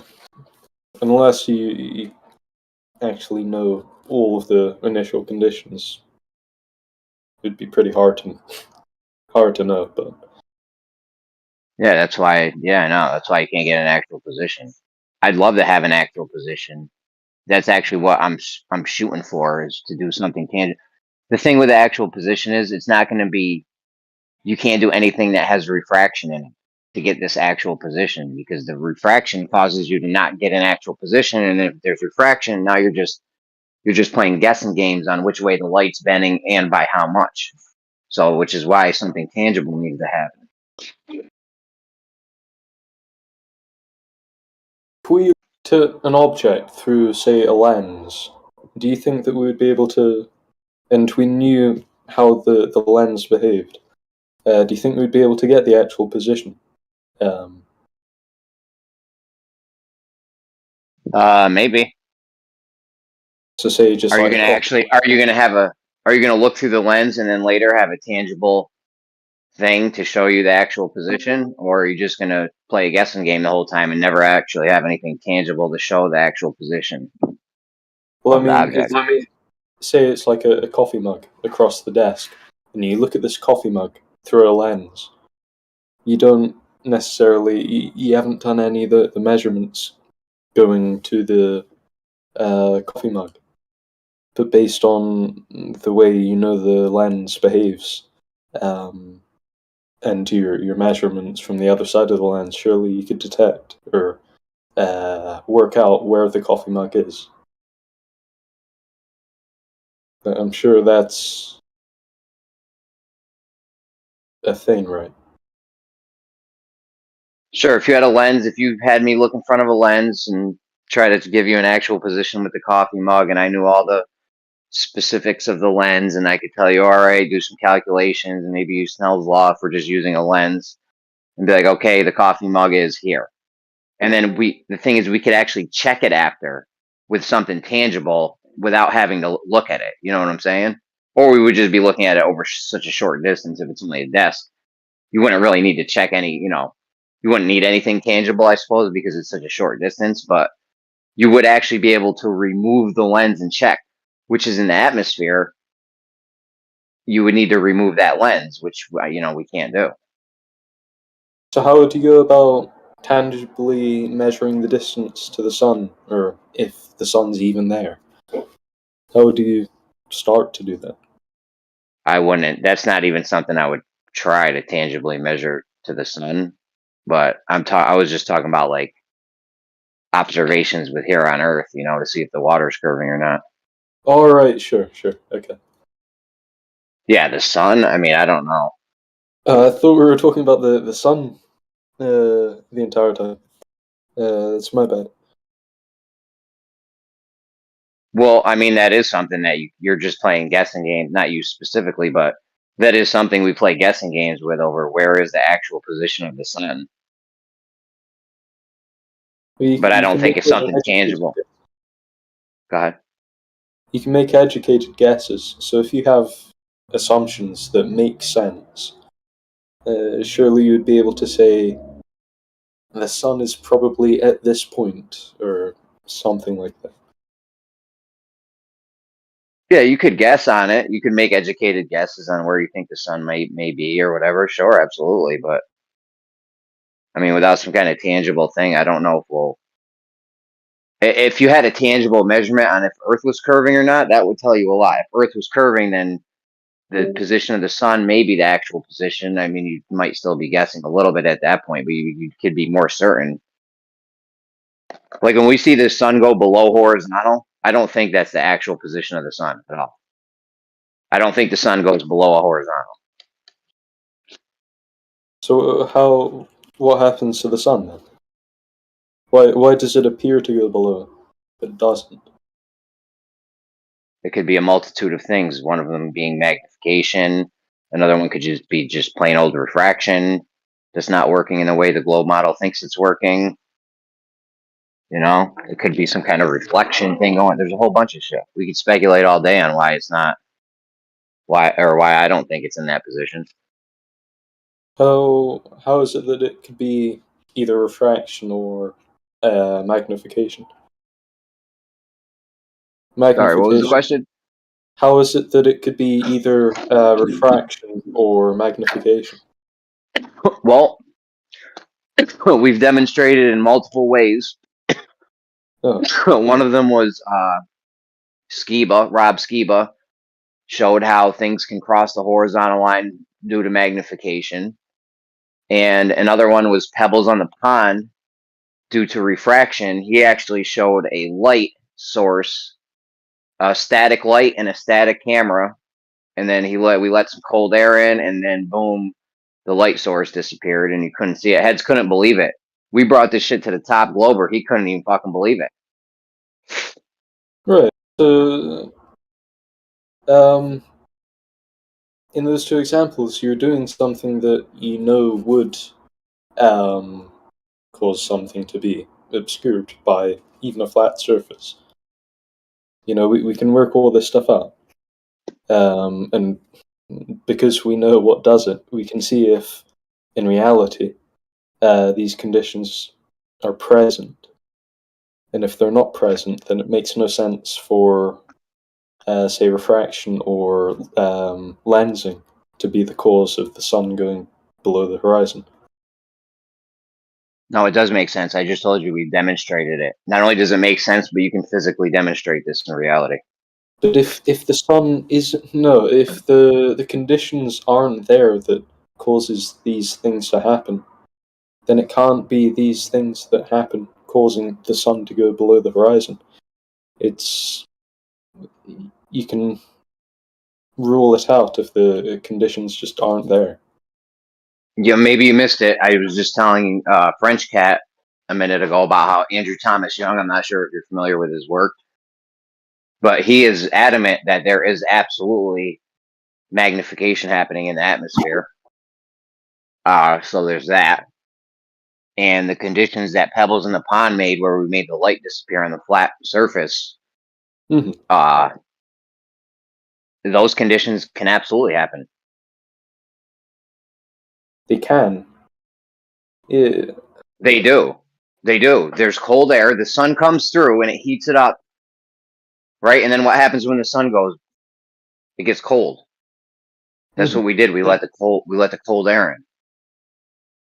And it made the sun disappear. Yeah, it's not just the fact that there's a cold air all of a sudden. It's that there's a change in the temperature. Yeah, cold air makes a change in. And how much magnification do you think is there? Is it quantifiable, maybe?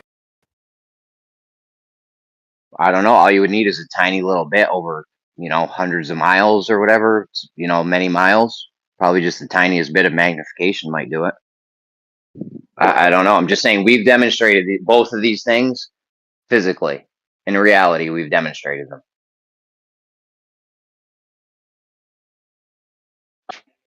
It's demonstrable we can make things cross the horizontal line and or disappear with these effects that may or may not. Some of the magnification thing, maybe it does, maybe it doesn't happen.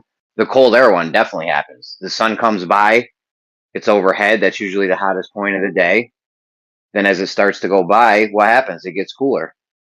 What about winter? It's cold basically all day and you can see the sun. Yeah, no, but does it get warm up and then noon? Does it warm up or? It's always lower in the sky. It's about -5 like all day. It just stays a steady temperature all day. Doesn't even change. Yeah, usually. Maybe closer to the evening it gets like -6, -7, but that's just 2 degrees different. Okay, so all you would need is probably a slight temperature change to make this happen. Like I said, it's over miles and miles. It's not like it's over. We did it over, I don't know what Pebbles warehouse floor was, 20 meters, 50 meters. I have no idea how long it was, but over miles, you may just need the slightest little temperature change for that.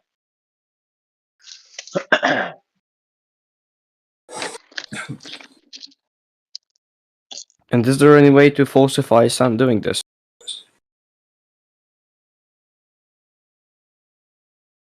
The sun, no, but objects in the distance, yeah.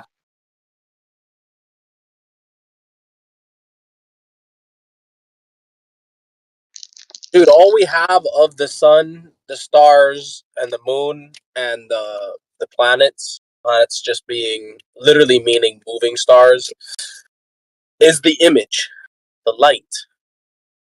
We don't have anything else to go by. There's nothing to really. All we can do is observe the image and analyze the image and draw our conclusions from that. There's actually quite a lot of things you can do with light. You probably heard of spectroscopy. Yes, I've heard of it. So we can technically get compositions of those things up there from here with just the light from them. So that's another thing we can do. And observations can give us some, maybe not assumptions, like observations about those objects. Like, is it rotating? Which wavelength of light is it at, essentially? And which angle is that light coming into us at? No, spectroscopy is not that. Yeah, spectroscopy has wavelengths. What are you talking about? It has wavelengths, but it isn't about the angle. It's about the absorption and emission lines. I was saying overall. Yeah, no, spectroscopy is just about the wavelengths. Yeah. Well, I'm just saying in general, we could do that, or we can observe the angle coming. Isn't it like a cancellation that's going on within the unit to create the spectral lines? Like The there's lines three are caused mirrors by or the something. are they It's not? like So analyzing wavelength, like I said. I think. Oh, okay. I think there's 3 minute mirrors that go on that create those spectral lines. Like they have to basically interfere with each other to reduce it down. You just need a prism. But that's all predicated on the wavelength. All you're doing is essentially getting a different wavelength, getting a different effect. So you're just essentially measuring or analyzing a wavelength. That's what I said earlier. Is you just have the wavelength. You analyze the spectrum, not a single wavelength. You basically break up the spectrum into a line, and on this line you have different wavelengths, and depending on You know, the spectrum is the like the spectrum is a spectrum of different wavelengths, right? yes, the spectrum is the spectrum of all the wavelengths. Yes, spectrum isn't a wavelength. There can be a spectrum of wavelengths, but wavelength isn't a spectrum. So when you say there's not a wavelength, there's a spectrum. That's the contradiction because the spectrum is of wavelengths. Okay, so you would say like a rainbow is a frequency? No, you'd say it's a spectrum. It is. It is a split spectrum of light, like the white light which sun emits.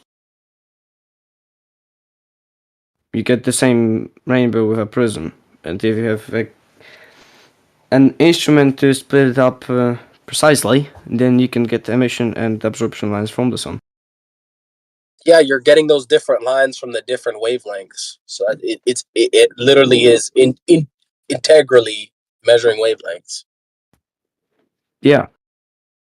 And those different wavelengths represent different materials. Well, that's what we say on Earth, given observations, but it's not necessarily that. It's just that wavelength that on Earth corresponds to a certain material. Why wouldn't it correspond to the same material up there? Do the physics change? It doesn't necessarily have to be. That's just an assumption. But it can be, and it's a very good assumption if it works that way on the Earth and we can test it. You just admitted it. It's a good assumption. There's no just assumption or non-assumption. It's an assumption. The assumption, whatever's producing the wavelengths up there, is made of the exact same material that we have down here. That assumption is not founded on it. It's not that. It's just that we can check that a certain wavelength is that certain absorption line or emission line is caused by a specific element. So if they were made from different elements than from on Earth, then we wouldn't get those emission absorption lines. It's caused by a wavelength, and only certain elements produce these wavelengths. But only one element produces one wavelength. It's not like you have something that wasn't those elements producing the same wavelengths. you would need to prove that though, because there hasn't been a single example of that. You're saying because someone hasn't come and proven something random, we're just going to assume we know what's up there in the sky because someone hasn't approved the opposition. That doesn't make any sense. That's like if I said, you haven't proved I have any pants on, so I definitely have a shirt on. Like, it's just... No, that was a very bad... It's a complete reverse of burden, right? You're making the assumption that the things in the sky are the same as the things here on Earth, but then you're saying the reason we can make this assumption is because someone didn't come along and prove that it's different, which is completely ridiculous. I'm making that assumption because it works here and we can test it. The actual non-assumptive neutral claim would be, we get wavelengths from the sky. That's it. Those are the facts. Now, if you want to say those wavelengths are produced by the same material being in the sky as on Earth, that's an assumption that you can't verify. So we can check which material has which absorption lines or emission lines if they're burning, and that gives us the specific wavelength. Yeah, and then you And can assume that that's the same material that's in the sky. Like I'm not I assuming. That's what I measured it to be. If you claim, my something claim is like two that is things the currently thing. on Earth, and you say then it's this in the sky. That part where you go then it's this in the sky is an assumption based off nothing. That's an assumption based off of something, of the fact that they measured it to be that way on the Earth, with materials that they can check. Right, and they're assuming He's just that frustrating you, Noah. they're making the Yeah. assumption that the materials that they measured on Earth are the same ones that are up in the sky. That's the assumption. Exactly what I've been pointing Yes. out. He's frustrating you. And can I just say, French card, the basis of scientific endeavor is to consider yourself wrong at all times. Have you considered an opposing? What's the best opposing offering you have to deliver? You know what I'm saying? How have you tested your own hypothesis against? Have you anything to offer? Or is just what you say is true because it confirms the bowler? I'm not able to propose you what was that? A different idea of what I'm saying because that's how I understand it to be. You're one here to provide a different idea. Okay, but you're seemingly new here, so you're telling me what I need to provide. Can you tell me or provide proof to me that the surface that I'm living on right now and I'm considering at this moment is moving at millions Don't of miles switch the per hour? topics. And it I'm not doesn't switching matter. the topic, but you're Yes, you're you are. you're We were talking about spectroscopy, and suddenly you want me to answer your questions about the Earth moving. That's Yeah, not Pete, something you stay on should do. topic and don't start waffling again. Please. And it doesn't matter if I'm new or old here because I'm asking you a question. The time That I'm is being correct here as doesn't well. matter. That is correct, yeah. Go on, Pete. Someone muted him. Yeah, I wonder why. That's too bad. Well, yeah, so you measure wavelengths that are emitted by certain materials here on Earth. Then you look up at the sky, you receive the same wavelengths, and then these are the facts, okay? I've just stated all the facts. Here comes the assumption. Because I'm getting the same wavelength as some material on Earth, it must mean that that material is up in the sky emitting this wavelength. That is the assumption that has no backing to it. I just explained and made very clear which side is the facts and which side is the assumption. And I know you don't have any support for it because what are you going to bring up outside the facts and the assumptions I brought up? I mean, if you have a response, go ahead, but I'm sure it's just going to be a rhetorical response. You keep saying it's based off of nothing, and no, it's based off of the measurements that you've done on the Earth. That's not That's nothing. what I just said. You can't take my fact and then say that is what supports the assumption. I just clearly explained how the fact and the assumptions are separate. No, You have you not told me supported that the assumption. You have just restated the fact that I stated. you told me that looking up there and saying that must be it is not based off of anything, and it is based off of measurements that you have done on the Earth. The falsification of that would be to provide a material which can emit the same absorption line or emission line while being a different material from the material that is claimed to emit those lines.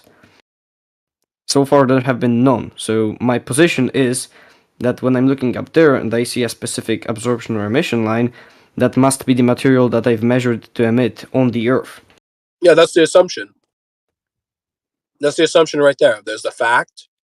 You have a material that gives off a certain spectroscopy. That's the fact. Okay? I've explained this multiple times now. That's the fact. No one's disagreeing on it. A fact is a mutually agreed thing. That's why we call it a fact, because both of us mutually agree. Here's the second fact. When you look up at the sky, certain wavelengths come down, and some of them correspond to the same wavelengths that these materials. That's the second fact that we agree on. Now, here's the third part, the assumption. That wavelength is caused by the material on Earth being the same material corresponding up in the sky. That's the assumption. Now, I don't understand where you're saying it's based off of something else, but no, that's the assumptive part.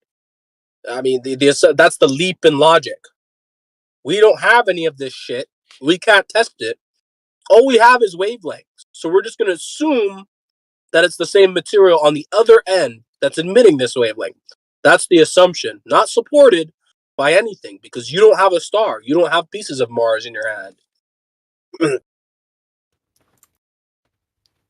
I know you don't believe in Mars rovers and probes, but if you were to, we actually confirmed it. No, I I said know you. you don't.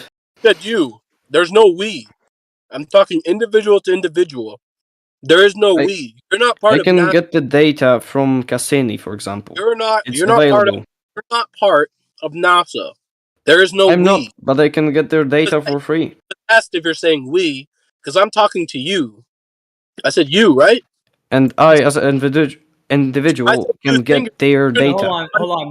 No, I don't know if you're delayed or if you're just clipping and interrupting them every time. But could we hear it back and forth, like, and fairly give each other a chance to speak? Because you're clipping and interrupting, and we can't really hear what's being said.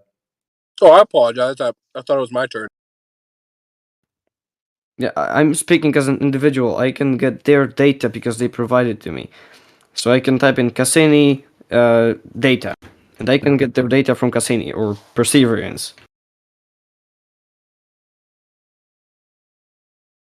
Data doesn't mean anything. Data is just someone else's calculations of what happened. Data can be bullshit. You ever heard some computer term garbage in, garbage out, or whatever? The garbage is referred to as data. So data has no bearing on truth, unless you can verify it does. So, I mean, the only thing we can verify is A, that there is things on this earth that emit certain spectrums, and B, there are certain spectrums that come to the sky that match those things. Now, here's part C, the part that is not linked by anything other than assumption that this correlation in wavelength means same material in sky. That assumption is not supported. You don't have anything to support that. You, not we. You're not a group of people. You're a person. You're one guy. You have nothing. You have just an assumption. Okay, so how would you go around providing a basis for the claim of the material being there? Will it be me physically going there to get a sample and check it? That's the only way you would be to check spectroscopy, which was invented for that exact reason, to not go at those distances? I don't think that's why spectroscopy was invented, so I'm just going to object to the last part. I don't know, it was more It is mainly used to check. It is mainly used to check composition of something which we cannot reach, like exoplanets. We cannot land on them. We cannot take samples. I thought it was used in a chemistry lab on materials. Yeah, it's used even in the food industry now. Yeah, that's not because I can't walk to the other 2 feet of the machine in a chemistry lab. It has nothing to do with distance and not being accessible. So that's why I'm objecting to that second part, which really wasn't even. It's false, first off. But second off, it doesn't even really support the point you're trying to make. So, yeah. The point being is the question: how would you go around me trying to get a basis of the spectroscopy? I get the reading from spectroscopy. I see that certain wavelengths are there, and I say it's hydrogen. How you say it's an assumption? So how would you go around proving that assumption? Do I need to go there? Is that the only way? Yeah, I think so. That would be the only way. Up until that point, it is literally just an assumption. That's what you're working off of, the assumptions. Your assumption. Only this material can emit this thing. That's like saying there's only white horses because I've only seen white horses. It's like a claim you can't make. It's an illogical claim.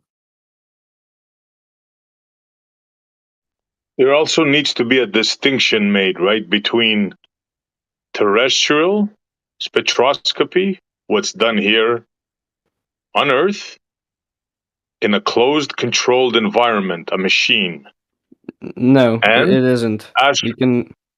You can literally point a spectroscope at anything in the distance and it can still get the reading. It's not closed. It's not very controlled. So obviously you don't know. You interrupted me once. Now maybe sir. this is the second time you're going to interrupt me, right? I was talking about the spectroscopy machines that they have here. There's various kinds. They're in a closed control environment. That's a fact. Are you questioning that? Yes, because you can get one and point it wherever you like. That is not what I'm saying. I'm saying there are machines here that they use in the lab that are a closed environment, closed control environment. They put in the sample, they burn it, and they get the reading. Are you denying that? That's the way you get the data for others to interpret. You can then get a spectroscope, not care about the closed environment, point it wherever you like, and see if the readings have certain lines. And then you can compare those lines to something that was checked in a lab. So you can even analyze milk in your home doing that. It doesn't need to be closed environment. It doesn't need to be germ-free, anything free. Did I say it needs to be? Why are you putting words in my mouth? I just made a statement. You said they that have there's- machines which work in a closed environment. So yeah, Correct. certain machines do work, but that's the way you get the data for other spectroscopes to interpret. It's I don't not know like what you're talking about, my friend. I don't know what you're talking about. Do you now admit that there are machines that you can put something in a closed environment here on Earth? Not something that you point. That's something else. That's astral spectroscopy. I'm talking about No, the one here on Earth. spectroscope. Are you saying? Sorry? Even on Earth, you can use a spectroscope which you point at something. Spectroscope is a device which you can even hold in your hand. It's not like a big as a machine. It's a device with a prism and a sensor to interpret the spectral lines. It appears you have problems listening to questions, so I'm going to back off now. Because I'm asking you something and you're telling me something else that there is. I'm not talking about something else that there is. I'm aware That of is the the other things you're spectroscope. talking about. I'm talking about machines that are closed in a closed environment here on Earth. Do you understand that? Do you agree with that? There are some machines which are spectroscope which are closed and big as machines. But they still use the same mechanism as a spectroscope you can buy for See, yourself. you gotta say but, right? You gotta say but. I There's a do, but. yes. You can't just There is a but. There. You know what? I'm gonna disengage with you, my friend. Let somebody else deal with you.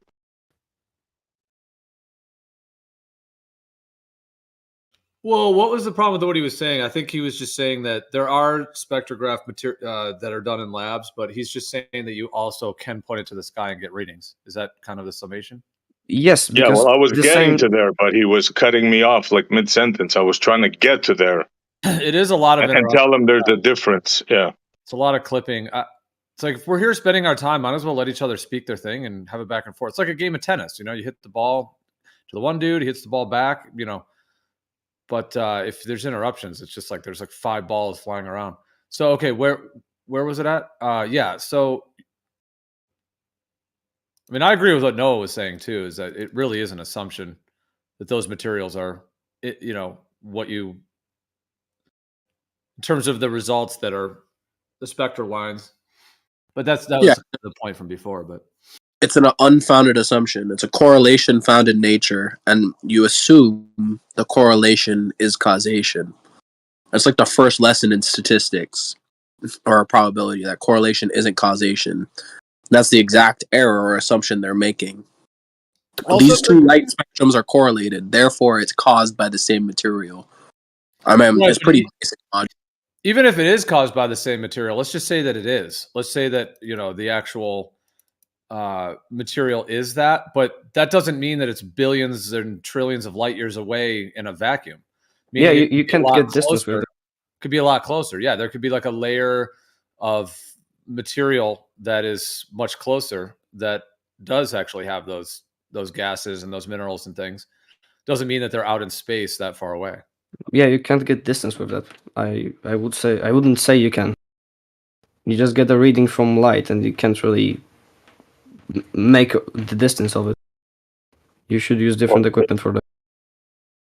The distinction I was trying to make, well, it's twofold, because now something else was said. You guys are saying it's an assumption, spectroscopy here on Earth. It's not an assumption. It's a very precise thing that you can do. That's why I wanted to make sure that I say that it's in a closed, controlled environment. No, So the under those assumption. circumstances, But it, I thought you see, were but it well, isn't. well, I thought see, you were this is why I got triggered before. Every time I wanted to speak, he was doing that. Well, I might have. I thought you were done, so I jumped in. But but the assumption, real quick. Noah was bringing that up. He's not saying it's an assumption on Earth. He's saying that to point it to the sky and then make conclusions of something that you can't tangibly validate. That's what he was saying as an assumption. Is when you point. Okay, yeah, that's an absolute assumption. Yep, and I was going to get to that. Yeah, for sure. Because on Earth, yeah, you can use the device and you can read something, and then you can go to that material that you just read in the lab or wherever you have and then you can validate that it is that material. So that would not be an assumption at that point. Yeah, exactly. And now, when you point something in the sky, that's a definite assumption. That's what I was trying to get to after, because that is astral spectroscopy. Now, when you point to something that you claim is like 1 billion or 1 million light years away, how can you be certain of what you're reading, the reading you're getting is from that vast distance? There could be anything between you and that object, is what I wanted to say. So, yeah, very, very unreliable. Astral spectroscopy doesn't exist. It's not a thing. But yeah, to prevent something being in front of the object that you're trying to measure, like atmosphere, from interfering with your measurements, you first point at the general direction of nothing, you take a reading, then you point at the object you want to measure, and you see that something changed in relation to your test. Then you point at another void, and you remove certain wavelengths. Now you repeat that process a few times, and you see that only when you point at the object you want to measure, certain wavelengths appear. That is almost 100% means that the object you were trying to measure is making those specific lines which appear only when you point at it.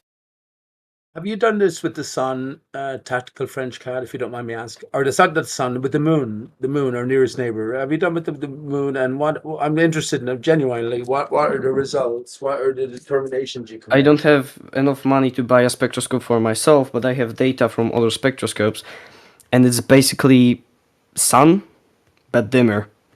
Like the lines look almost the same as the sun, but they're lower. I don't know how to interpret that data, but they look very similar.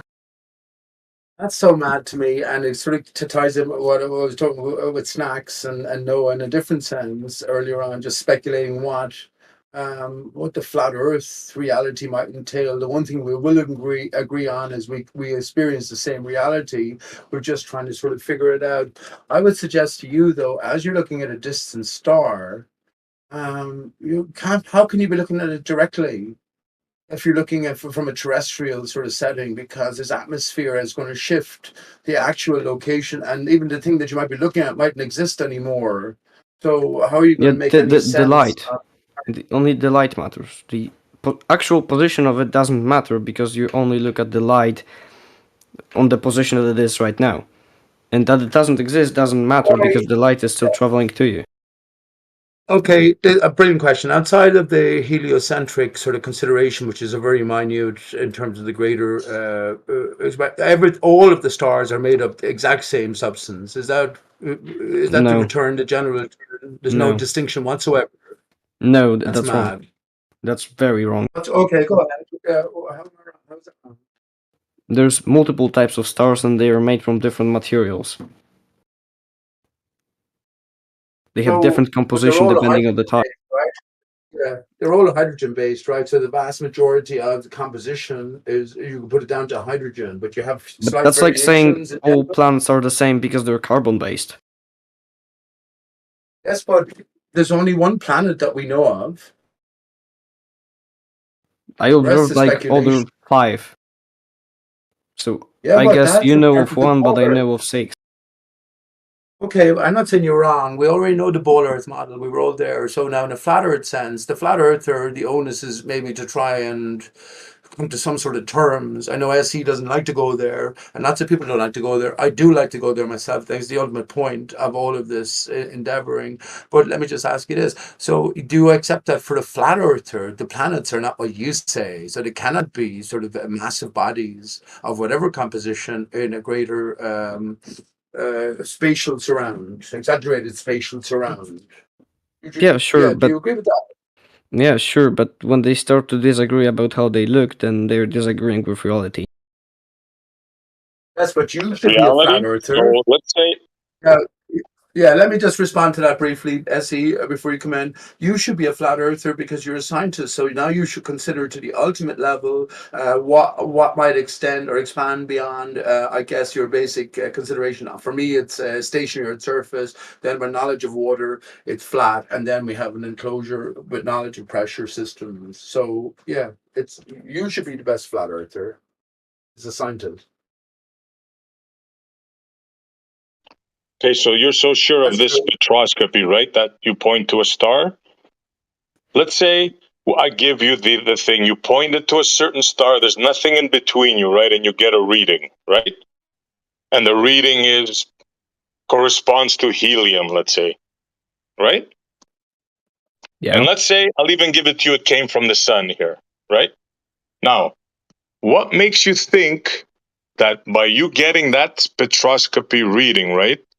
Spectroscopic reading, what makes you think that that helium corresponds to the makeup of that thing in the sky? Please explain.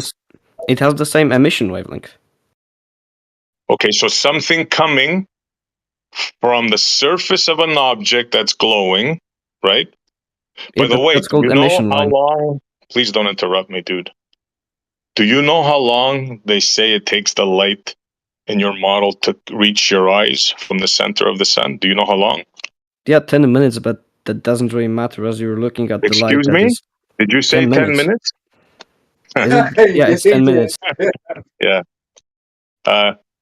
Can I tell you what your model does claim? Or the center of the sun, then it's probably more. But from the sun,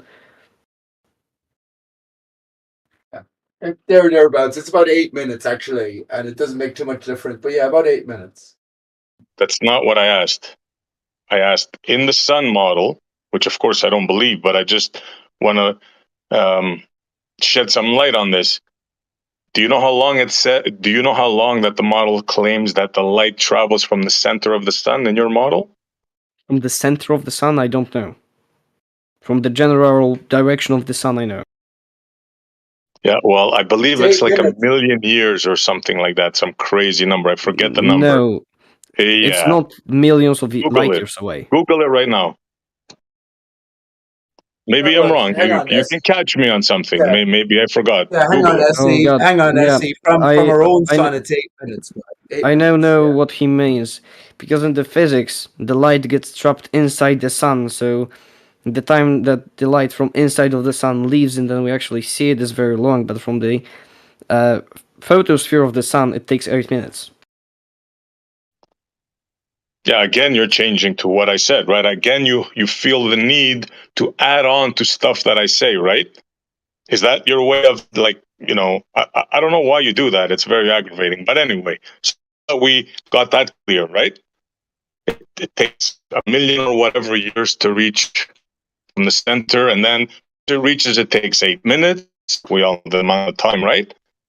So what makes you think that knowing that part, that you know what the sun is made out of? What makes you think that? I know you don't know because somebody just told you and you're just trying to repeat the story, but can you think for yourself? Distance doesn't matter, especially as you said, there's nothing between me and the sun. Or the time doesn't matter either. And I won't get a reading from inside the sun, I will just know what the first layer of the sun will be made of, not the inside. So that's exactly my point. So you have no clue what the actual sun is. You just got a single spectroscopic reading of an element or two, right? Spectrographic. Yeah, I get a reading of the first layer that I look at. Right. I So can't penetrate the all you sun. know is that, right? You don't know what the sun is based on spectroscopy. I know correct? what the first layer of it is. Just the first layer, correct? Yes. Thank you. Right. I'll pick up Same here. with So all you other make planets. That extrapolations. 1 second, French cat. You make extrapolations now on the rest of the suns, which are the stars, right, at a greater distance on the basis of your determinations. So SE is correct in the sense that if you're just making your determinations on one basic sort of layer of knowledge, if you want, or information, how can you claim to be so certain about the rest, the greater universe? if I point at another star, I will still get just the first layer of that star. That's why it's Exactly. such a trouble to know what's inside the Jupiter, because we can't know that, because we can't know what lines will we see inside of it. That's why we To only know understand what the how the Jupiter is made out of on Yeah. the outside. We don't know the inside. I agree. Right. Yeah, let me Okay, so respond you here briefly, understand the SE. Yeah. limitations of what I was trying to say then, right? You understand Yes, spectroscopy is very, please, can very you please limited. be quiet, man? Please. Just for a couple of minutes, man. So, buddy, you understand now why I was trying to make to distinguish between terrestrial spectroscopy in a closed system as opposed to what you're talking about, like If doing spectroscopy in the sky. You understand now why? No, because if in a closed environment you have an object made out of different layers, you will still just get the reading from the outside layer. Okay, buddy, I tried. It's not. No, they will get a Okay. complete reading of the composition, and they'll tell you everything about it, every single chemical, everything about what it's made of. That's the whole thing. But you didn't try hard Because enough, SE, because you're not trying to encompass. You are trying, and don't give up quite yet. I'll ask. That's what I was trying to come in the last time. I asked a question, right? So they admit, right? So at the basic, we're talking about our own system itself. So we're in a globe Earth reality at the minute. So when you take a planet like Jupiter, when you look at the spectrographic representations, right, you understand that there's many layers to the composition of the superstructure itself, and you're only saying that you're making a representation on the basic layers, like you say about our local sun. When it comes to deeper levels of consideration, it's still sort of not up in the air, but it's still not settled. Is that close enough to what you're saying, French cat? I got lost halfway, but yeah, you don't know what's inside, you know the outside. And for your case, SE, they're analyzing like a single thing, let's say milk. They don't have milk and inside of the layer of the milk is something different. No. They have milk, and milk has the same chemical composition in all of itself. So you analyze it and they can tell you what the milk is made out of. But if you cover like a 1 millimeter by 1 millimeter square of something with like a square meter of milk, they won't know what that cube inside is made out of. You still just know what the milk is made out of. So you're saying, okay, let me just, enough of this. Let me just bring it down to first order, okay? Just because you get a spectroscopic reading of a milk carton and you think, because it says milk, you think it's milk on the inside. Yeah, nothing could be further from the truth, and I'm glad you brought that up. Let me give you an example. If, never mind out in millions of miles away, I'll let you be in a room in a warehouse, let's say 300 meters away, and I'll take a barrel and I'll put something in it, and I'll give you your spectroscopy machine. Spectroscopy. And yeah, I'll give you your precious machine of your choice, right? Now, do you think you can tell me what's inside that barrel? No, and I already told you that we can't know what's inside of an object using a spectroscope. I will just know what the barrel is made out of. So game over. You understand? That's not Do you game understand over. the flaw in your logic? That's not game over because my model doesn't say that we can know that. We know the outside layer of the sun, and the inside of the sun is a mystery to us that only we can assume. Same with Jupiter. No, Same you're with incorrect. Neptune. No. No, you're If you incorrect. Let me explain you. Your model says exactly what's in the sun. They cut it out. They tell us what's on the inside. They tell us what it's made of. You see, maybe you have to familiarize yourself more with your model. That's what I no, think. if Yes. they claim that they know what's inside of the sun, it's an assumption. They're Yeah. maybe in a travel magazine they're saying that we know what the sun is made out of on the very inside. No, they don't. They know Oh what's yeah. going Oh on. really? So you don't know your own model? You don't No, know my that own they claim model that they know says that we exactly don't what the know sun what is made out of? A thermonuclear reaction that fuses hydrogen into reaction. helium. Blah blah Bullshit. blah. You don't know that story, my friend? Reaction. The way the reaction goes on is very different from what's on the very inside of the sun. We So I know the suggest reaction, you do so some further research on your model. That's because you're very Oh, ill informed. all right. Find me a oh, document which says in like specifics what's inside of the sun without saying assumptions or we think right. that. It's true. I'm on his side in the sense that he's representing the uncertainty in his model SE, and they will admit to all of these different unknowns in a sense that they're guessing at. That I don't think that's the point. Ultimately, I think we're getting lost in the weeds because the basis of every scientific endeavor, theory, or whatever, you have to have a null hypothesis, or you have to have something to test your sort of conditions against. And French cat, for all your knowledge, you're not answering SE's question. You're saying that there's so many unknowns, but you're not testing your own theorizing against anything solid. And of course, here you are here just to finish within a flat Earth arena where every flat earther, no matter, they mightn't have much to say about what the planets are, but they will have definitely something specific to say that they're not what you say they are. Neptune or Jupiter Oh, are not please, millions of why do you miles talk? across in the space. Yeah. Why do you talk? Say something of value, or just keep your just don't talk, Man, Pete.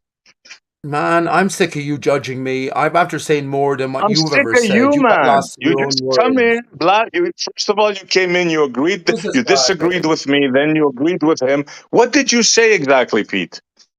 French cat, did you What's your understand what point? I said? You, I think French so. cat, did you understand what I said? I think so. Yes, unless he didn't, and Go there ahead. he Tell comes me in what he embarrassed said, me. He French shouts cat. over me. Tell me Then what Pete he'll said. shout over me to get me muted. Get me muted. Tell me what Pete said, French cat, please. That they don't argue that science knows, they argue for the uncertainty of science, that we can never know something for sure, like the composition of inside of the sun. Because that is the current understanding. No scientist Yes, will tell you that they know exactly what the sun is made out of on the inside, because they can't know that. but the flat Okay, then earther will tell both you of that you the need sun to is get different. One informed. second, What SE. he's gonna do it Yeah. again. He's gonna do it No, you're again. talking He over just me. You're the one who's saying nothing, man, and being a bully. Now hang back a second. You already said umpteen times you were bowing out, so don't criticize me. This is the problem. What I'm saying to French cat, to make it brief, because I'm under pressure. No flat earther will say or agree that the sun is what you say. But you seem to be incapable, French cat, of maybe appreciating what the sun might be in a flat earth surrounding opposing consideration. Now go ahead, SE, make it count. You know what, Pete? I got nothing to say to you, my friend. To me, you're irrelevant. Now, French cat, do you understand the significance of when you do spectroscopy in a closed system, controlled environment, as opposed to pointing something 3 million miles away, 3 billion light years away, and assuming you have a correct spectroscopy reading? Do you understand the difference between that? Yes or no? Yeah, that for one, you use spectroscopy for I don't know what reason, just to confirm that it is the thing. But when we look up, we use the data that we've gathered on the ground using spectroscopy to confirm that something is something. Something is something. What does that mean? That some object or some material that we pointed our spectroscope at is the object that we said it is based on the spectroscope readings. and then we can check if the spectroscope was right. So then we have the data that we will use to then point our spectroscope at something and say, I think it's this material because I have the data from closed environment that says this line is this material. So you think that that light in the sky, that star billions of light years away, you know what it's made out of because of spectroscopy? Is that what you're saying? Yes, the distance doesn't matter, you just need the light. Although with a star, I think it might be a bit hard to do in like amateur setups. But yeah. Not amateur, professional. You forgot about the barrel example, so now you're going back on what you said about the barrel, that there's no way to know. You're You're really interrupting me, but go ahead. You really try to pick my words in the way that you can say, oh, I got you. If you listen to me, you'll know that when I know something, you'll say the outside. I pointed at a star, I don't know what's the inside, I know what's the outside layer made out of. Just the outside. I want everybody to hear that clearly. So you don't know what the star is made out of, just the outside. Congratulations. Right? Thank you very much, sir. Have a nice day. Yeah, I'm done with this same guy. as a car. You look at a car and you see the paint You're job. done You again. see The outside third of the time car, SE not the inside. Montreal is done tonight. How many times are you going to be done before the next 10 minutes are up, SE Montreal? Another 5, I'm going to predict. Go ahead. How many times are you going to open your mouth and say nothing, Pete? How many times? You're the very Like, honest. this Actually is said supposed to be nothing. a back I'm following what French Cat is. I'm following what French Cat is saying. Hey, stop talking, man. You already were done. Stop You know why, talking. Pete? Stop talking, man. Isn't it very irritating, Pete, when somebody does that?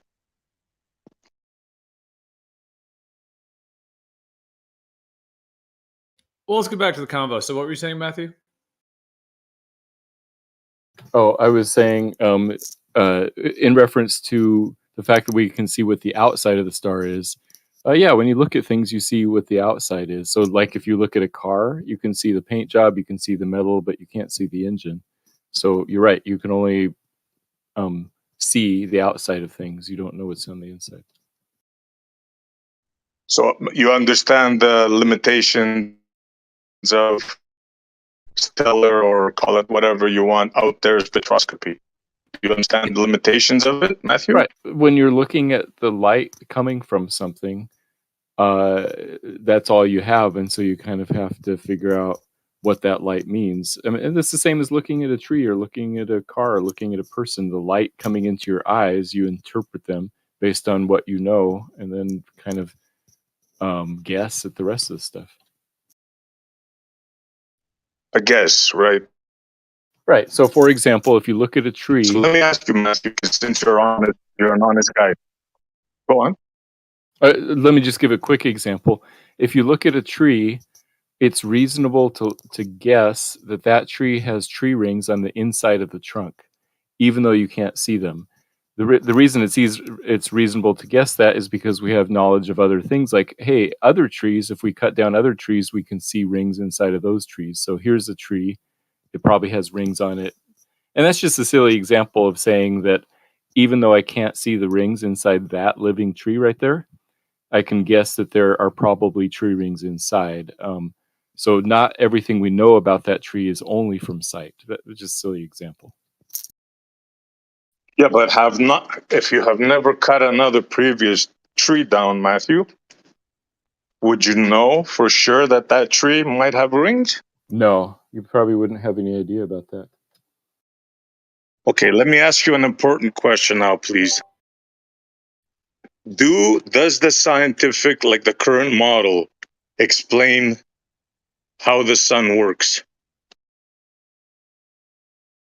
Not just the exterior. Yeah, so we have observations of the exterior, and based on those observations, all we can do is guess. And there's different models for what might be happening, and there are some guesses are better than other guesses. And what we generally call the best guess that we have so far, that's kind of like our current model. So every model is the best guess we have so far. Yeah, but they don't say it as a guess. they say there's hydrogen that fuses into helium, or is it the other way around? I always mix them up. No, Either way, you got it they're right. You got it very right. specific on how it happens, right? Yes, those are specific Right? guesses about how it happens. That's right. Oh, so now they're guesses. They're That's not what the rhythm. 99.99999% sure, or it's a guess. It's a guess, but it's a reasonable guess because it matches all of the other stories we have, so it's internally consistent. How much percentage of a guess would you say it is from 0 to 100? The way they explain it. I would say it's pretty close to 100. Because we know how nuclear fusion works from reactors on Earth, and we think that the same thing's happening in stars. Thank you, Matthew. So you hear that, Tactical Cat? I said the literal same 99% thing. certain. That it is Excuse not. me?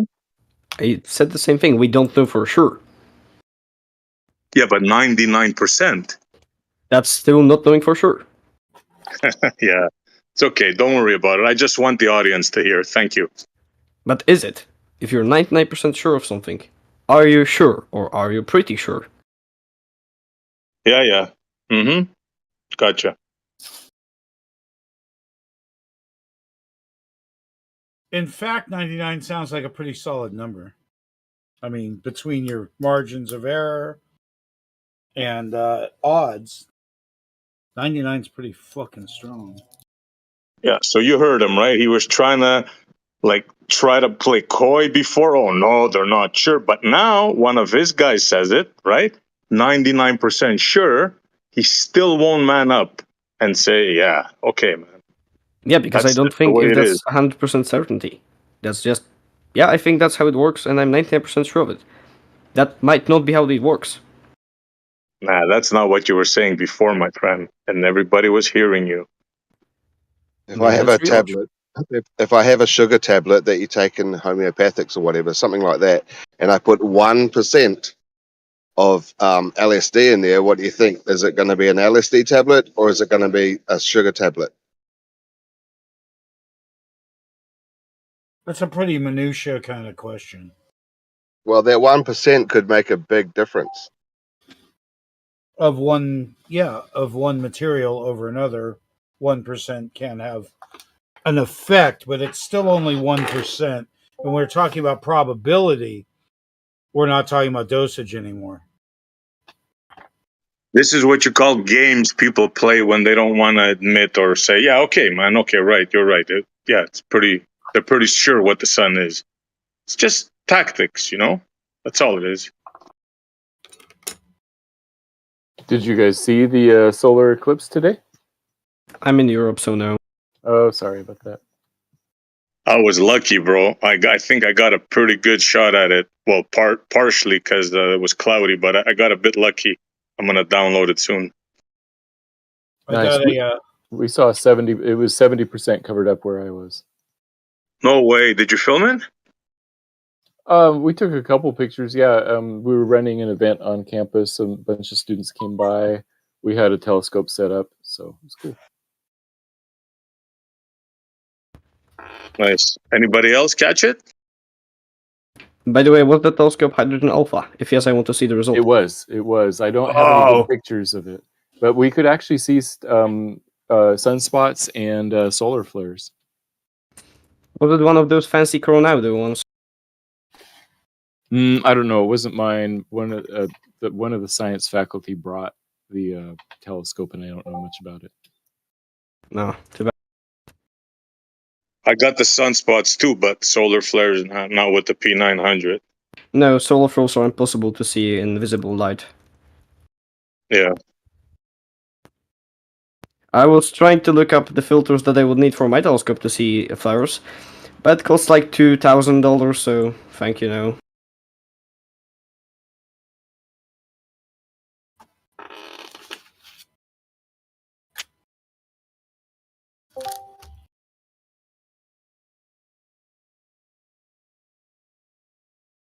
Yeah, so this spectroscopy business, a lot of people get confused, right? But if you break it down to the basics, right? It's like all you gotta say is this, right? If I take a barrel and I put it in a warehouse 300 feet away, and I put something in it, right? And you do a spectroscopy reading on it. Can you tell me what's inside? No, and if someone knows what spectroscopy is, they will also tell you no. Exactly. But they Then can you tell you tell what the them, barrel's and made how of. do you think? Yeah. Then you tell them, how do you think you know what this thing billions of miles away is? That's easy, SE. It's not in a barrel. That's pretty easy. No, well, actually, it is kind of in a barrel, because if you heard what we were talking about the sun before, right? Yeah, I mean, You know, the spectroscopy is just really at the core of it, looking at what kind of light reflects off of something, and with that, you can have an idea of what's in it. It's really what it is at the end of the day. It's not overly no, that's wrong. That's wrong. You cannot have an idea what's in it. No. Yeah, you can, because you look at how light reacts to things, and if light reacts the same way when you're doing your experiment millions of light years away, you have a good idea of the element that's there based on its reaction to light. So that's really what it is. No, that's really not what it is. Because when you see what's coming out from the exterior of an object, doesn't mean you know what's inside of it. That's really what it is. If you take light and you point it at a hydrogen atom here on Earth and you get a reading, and then you do the same thing in space and you get the same reading in space, you can reasonably conclude that you have hydrogen there. Yes, you can, but that doesn't mean that you can know what's inside of that object. Exactly. Or how Sure far that away you it is. detect the hydrogen. Yeah. Or how far away it is, or any It's- other physical constituents. You're just Exactly. getting Yep. Yep. If you were to do so, it'd be Okay. assumptions. But then when you have a pile of data, right, it's giving you a lot of different information, and you have a pile of data which you then compile, you can come up with a fairly reasonable theory as to what's actually happening. Like, I don't understand why No, that's negative. You can that's come up with impossible. negative. You can come up. Sorry, I didn't mean to clip you. I thought you were done. Honestly. No, all you good, all can. good. You can. Yeah, but what you said though is not true. You can come up with a guess, but really that's all it is a guess. And see, at the core of it, everything's a guess. Like No, at the core of it, every single thing is a guess. no, bro, because here on Earth you can take an element, you can take something, put it in a machine, right? Get a reading of it, and you can be certain what it's made out of. Not really. That's for You're sure. just getting Yeah, really. you're Yeah. taking that you're taking data that you know you can interpret, but that doesn't necessarily mean that the data is actually a clear reflection of reality. It's just your understanding of the data. Like that's really what it is at the core of it. And everything is a guess. We don't actually know anything at 100%. Nothing. Well, now you're going into woo-woo land. You can go there if Except you maybe like, no problem. But except yeah, maybe the shape of the Earth. But like, we don't know anything at 100% in science. Science always says this. There's no proofs that are 100% ever. yeah, I know the spiel, bro. I know the 99.999 spiel. Yeah, I get it. So, what's wrong with that? Nothing. It doesn't change the fact that you have no clue what that light in the sky millions of miles is for certainty using spectroscopy. That's all. Nothing more, nothing less. I mean, I don't disagree with that. I just say it gives you a really good idea of what you're looking at. And I don't think that's inherently wrong to say that. I don't know if you can stretch it that far, a really good idea. Maybe an idea, but to say a really good idea, I wouldn't go that far myself. That's fine. And that's okay. I don't mind that position at all. Like, I mean, it's a sensible position at the end of the day. It's not, you know.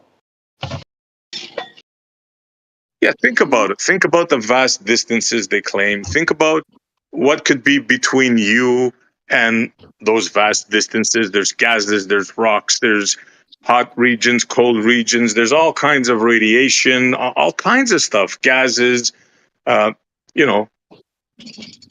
I mean, think about it. Well, that's assuming, SE, that we know there's radiation or gases or any of that, which, you know, maybe we're not 100% sure on that either. But I know, I get what you're saying. And Yeah.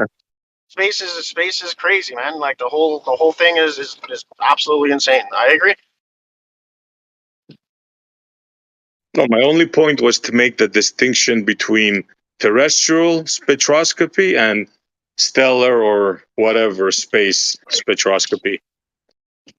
Yeah, again, my only counter to that, I'm like, I don't completely disagree with you. My only counter to that is if you have the same reaction to light here on Earth, when you're pointing light on something here on Earth and you have the same reaction, in space, I don't see why it's unreasonable to say that that's what you're looking at. I just don't. I agree with you. How do we know 100% there's a fusion reaction happening on the sun? Like, I would say we don't know it 100%. I agree with that 100%. We don't know, to its fullest extent if it's actually nuclear fusion. We know that nuclear fusion is possible based off of the data that we're getting back, and we know that it's definitely something that can for sure happen. But do we know whether or not the sun is a constantly, a runaway nuclear fusion reaction? Oh, I don't know. I would say no. We don't know 100%. Okay, fair enough. Yeah.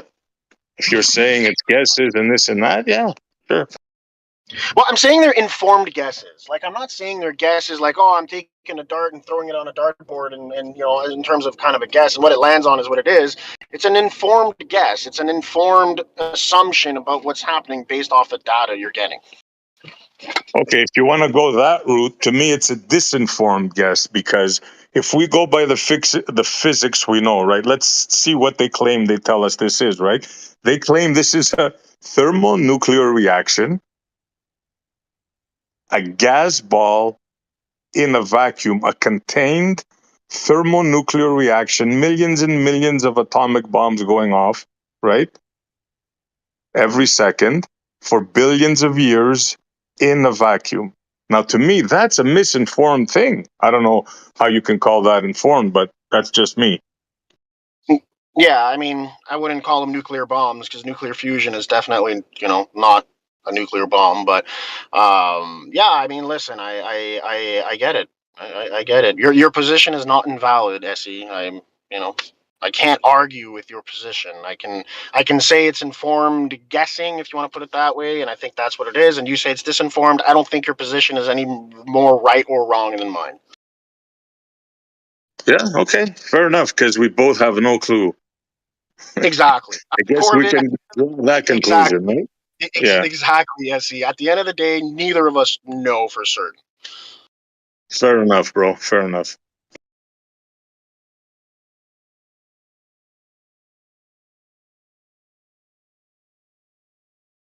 That's just too much honesty. Everybody's shocked now. What's going on here? Did they just agree on something?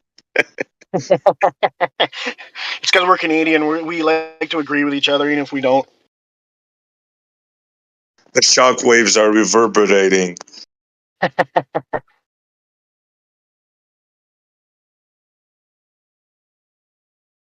I was just saying the other day, I don't know if you were here. I was on some 24/7 server, and you guys, this server is just so much better. You guys are really a treat. I'll tell you this. So thank you, Gio, for the hard work you put in here.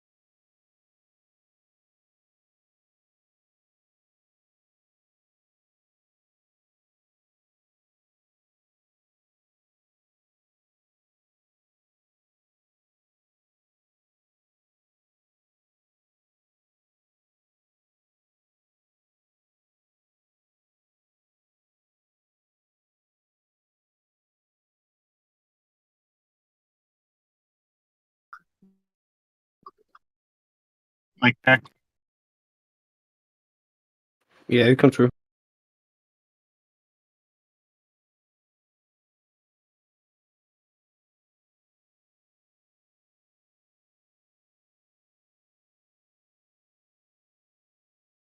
Hey, Essie, can you hear me? Are you still there? Yes, I can.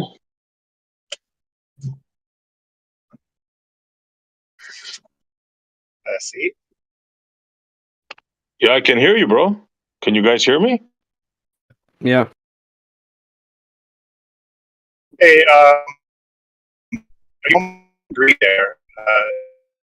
I don't know for certain. And you were saying have no clue about it. Is that the same thing in your mind? You're very choppy, bro. Couldn't hear what you were saying, really. Hello? Your internet connection is pretty bad right now, so Yeah. no, you're still chopping. I'm driving to your crater, so it's sketchy.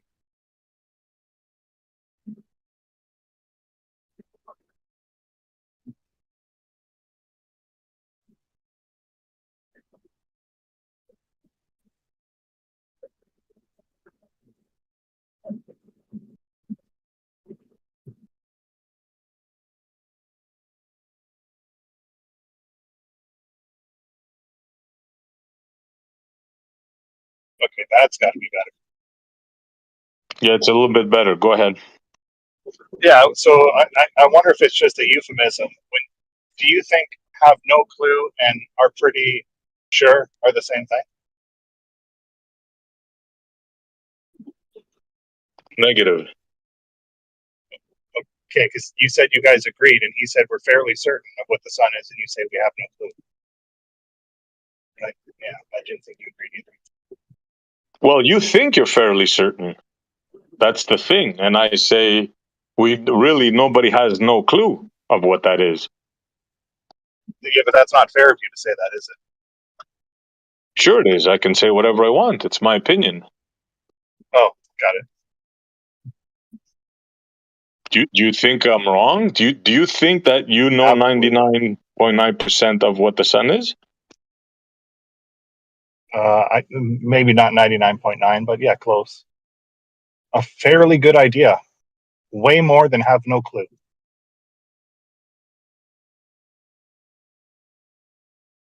Maybe more, not way more. Maybe more than have no clue. Do you think it's closer to no idea or have a good idea? Closer to no idea. Okay, so you're not agreeing. Because everybody else was saying we have a pretty good idea or a very good idea. Yeah, everybody else is free to, think what they want. Me, I think that. I mean, that's my opinion. I mean, what do you want me to be dishonest? And the people that study it that have clues about it, they also don't have a clue, or do they maybe have a clue? They can study it all they want. What more study can they do than me and you? What more could they know for certain about something that's 93 million miles away than me and you? Well, you tell me, what do you think the magic? What's the magic knowledge? I don't have access to a spectroscopy machine, do you? Or advanced telescopes? No, but tell me, what did they see? I mean, they must have said it, right? I think they've all told you what they've seen, and you still go back to they have no clue. I'm wondering why. I was very clear. Maybe you didn't hear because. Oh, I heard you.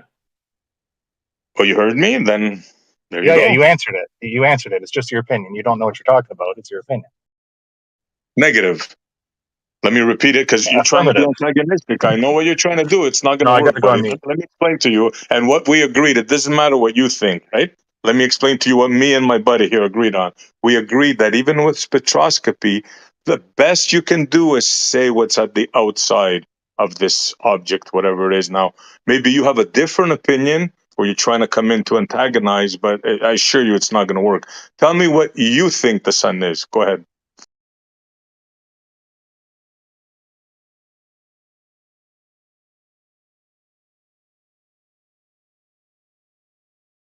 I'm at the store, so I got to be on mute. Okay.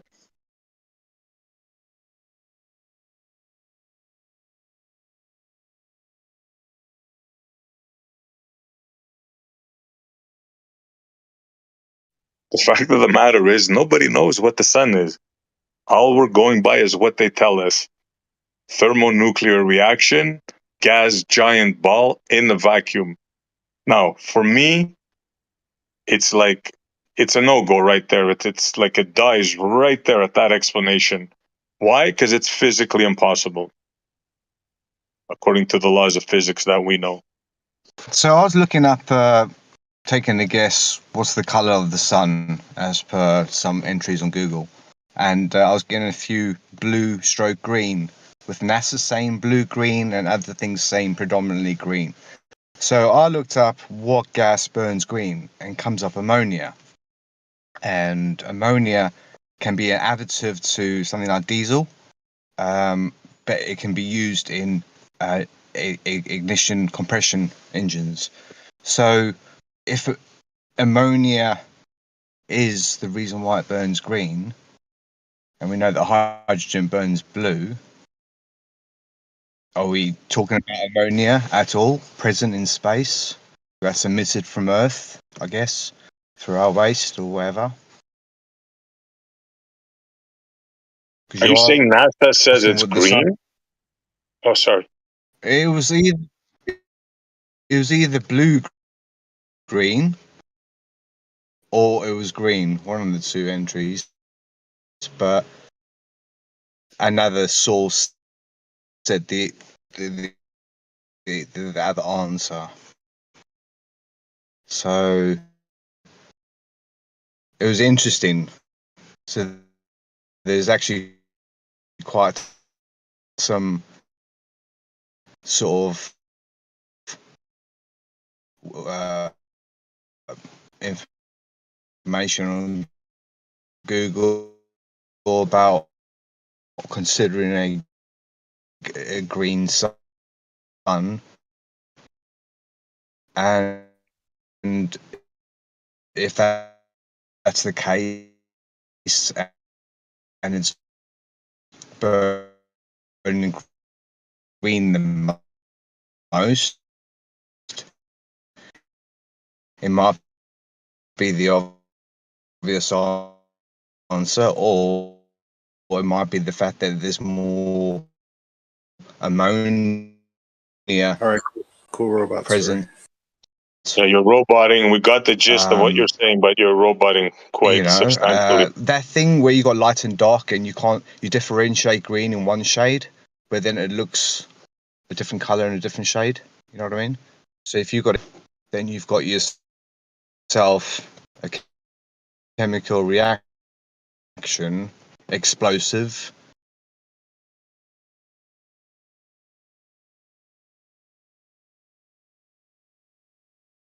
Yeah, that was getting bad.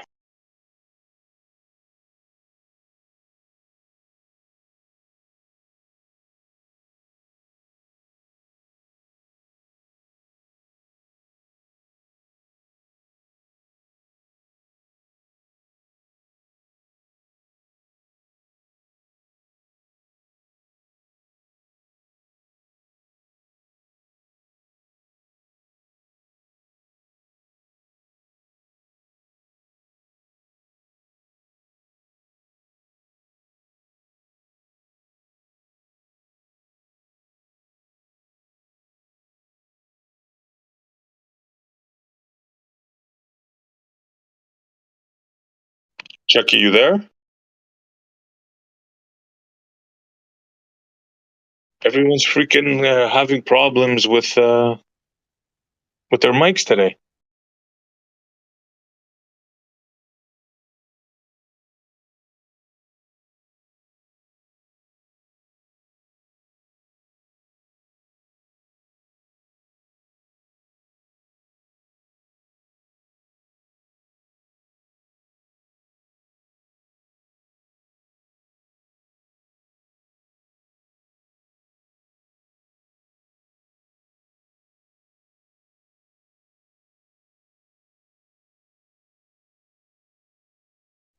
Yeah, it appears spectroscopy is another one of their magic words, like refraction, gravity.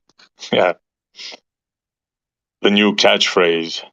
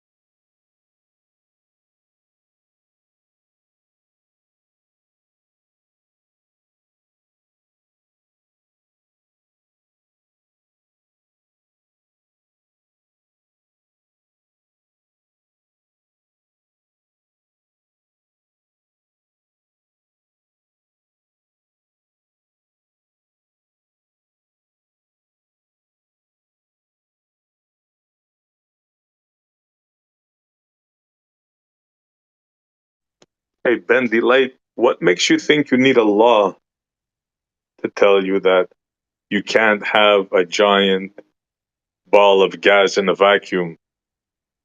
Do you need a law for that, or do you need some logic, common sense? I don't know.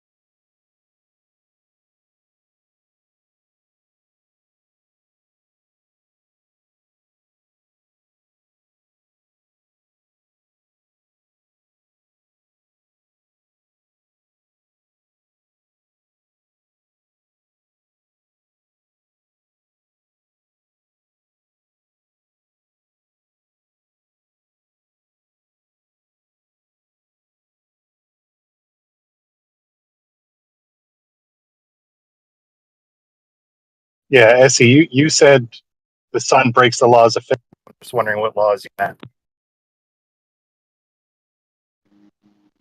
When did I say that? Earlier, and then you just said you asked Ben Delighted if he thought you needed laws. So does the existence of a sun break the laws of physics? I must have misheard you. You definitely did, because I did not say that. Try again. Okay, so it conforms to the laws of physics. And then didn't say that either. Well, which one is it, in your opinion? Why do you think I'm going to answer what one or the other of what you say? Well, what do you think? Who do you think you are? First of all, you come in, you I'm Brad. straw Who man are me, you? and you think I'm going to answer you something? I didn't I straw man claim you. I this is. asked I you a don't know what question. the sun is now. Okay. Okay, I refuse to No. answer. Do you think it breaks the laws of physics or conforms to the laws of physics? I In your refuse to opinion? answer your question. How's that? Good answer. That's a great answer, I see. Damn right it is. Yeah. Yeah. So you should probably not try to not accidentally say it breaks the laws of physics. I didn't say that. You did. You said balls of gas in space break the laws of physics. No, I said that to my opinion, it is illogical for there to be a ball, a thermonuclear reaction, gas ball in a vacuum. Now, Well, if you physics. choose to, but now I'm not done. If you choose to believe that, that's on you. It's a free country. And if you think that's breaking laws of physics, that's also on you. Now, if you think it's breaking the laws of physics, all you have to do is show it. Show this I thing. don't think it's breaking the laws of physics. That's why I never said it does. Physics isn't always Exactly. intuitive. It doesn't. Exactly. So show I'm it. sorry. Show it. Yeah, physics isn't exactly always intuitive, if that's what you're trying to say. I agree with that. No, that's not. Again, you're saying that's something I didn't say. Do you think that you can show this ball of gas in a I said vacuum, that. which you claim? Yes, you can see lots of balls of gas. That's what you want to call them, by looking at all the stars. Oh, so just point up there and affirm what you think is true. Gotcha. Okay. How do you think you're doing so far? Pretty good. You? I don't think you're doing good at all, because Got you the haven't tires shown anything. changed. All you're doing is just pointing to the sky and saying, "Look, this is what I believe." I mean, anybody can do that. No, this is what the evidence shows. No, It's this is different. what somebody told you, and you believed it. Yes, It's as based simple on as the that. evidence they've gathered, which has not been Right. contradicted They by any other gathered evidence. I'm not done. Which has not been contradicted by any other evidence. So I'm going to believe the evidence that is substantiated. Fair enough. You're entitled to believe whatever you want. Now, when you try to convince me of that, then we have an issue. Until then, No, it's I all think good. You can believe in pink fairies. you're going to believe things without evidence all the time. You can So I'm think not what trying you to like. convince you. It's a free world. I got to go and mute. I'm actually in there. Sure.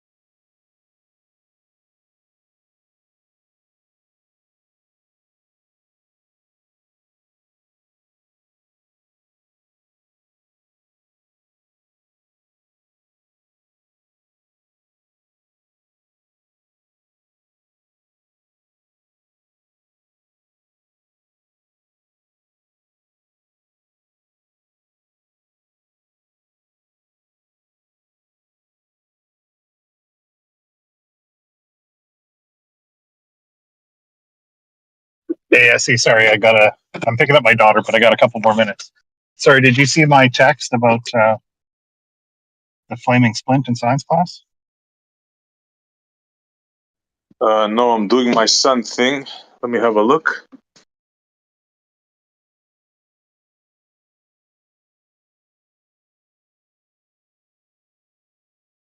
Yeah, I think I did. We did something similar. I think I remember something like that vaguely with them burners there.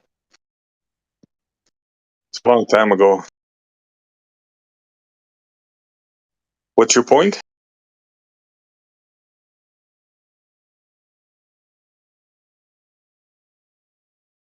I guess you had like really 30 seconds. What's going on with the thing today? Must be the eclipse.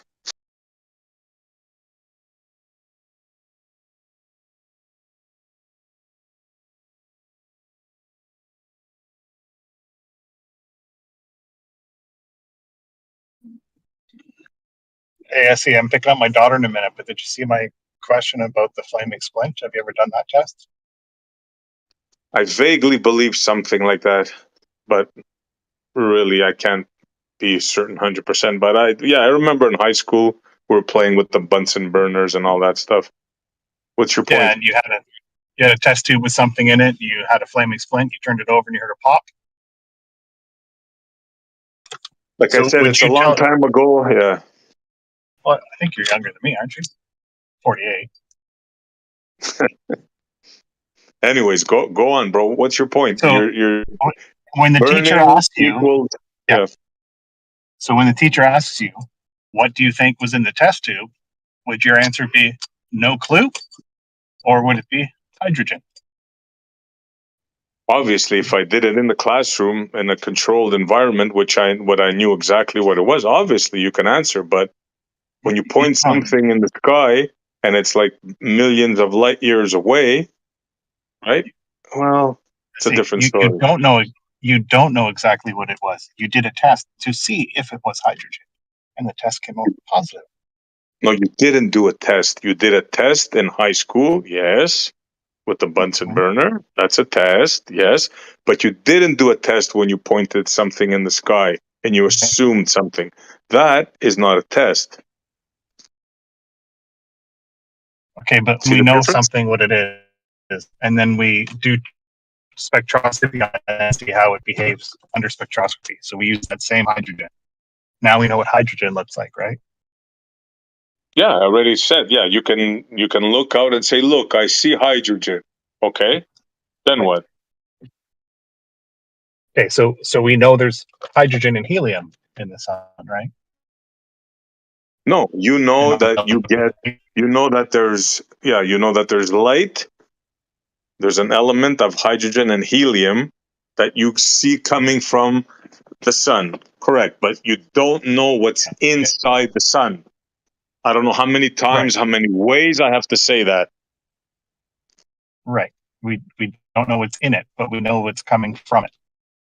Correct. Hydrogen, helium, and all the elements up to 8, I believe. Okay. Yeah. Okay. Yeah. So not fair to say we have no clue about what's coming or what the sun is, or at least what it's doing. No, you don't know what it is. You don't know what it's doing either. All you know is the stuff that you see coming from it.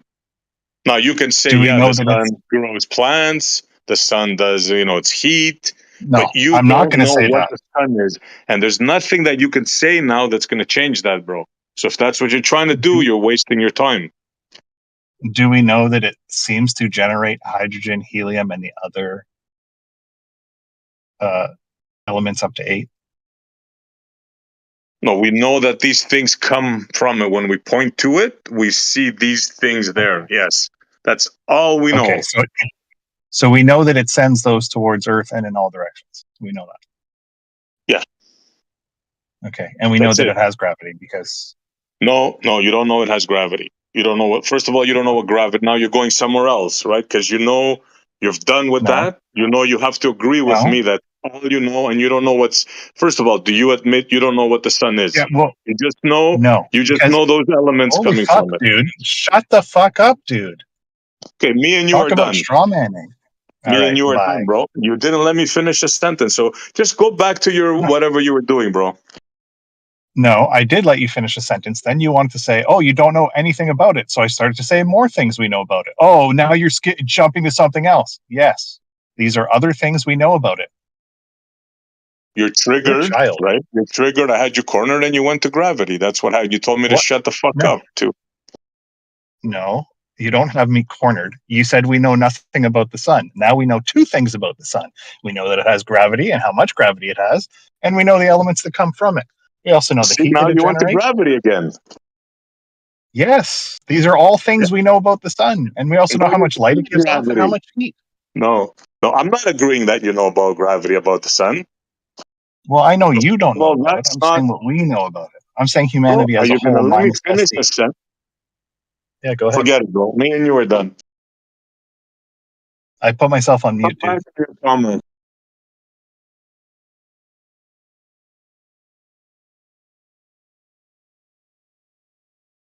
I put myself on mute so you could finish. Okay, so can we go on in a constructive conversation or what? Yes, until my daughter comes out when the basketball game's over. So yes, we can. Okay, fine. First of all, do we agree? Can we agree that we don't know what the sun is? We just know a few of the things that come out of it. Can we agree on that?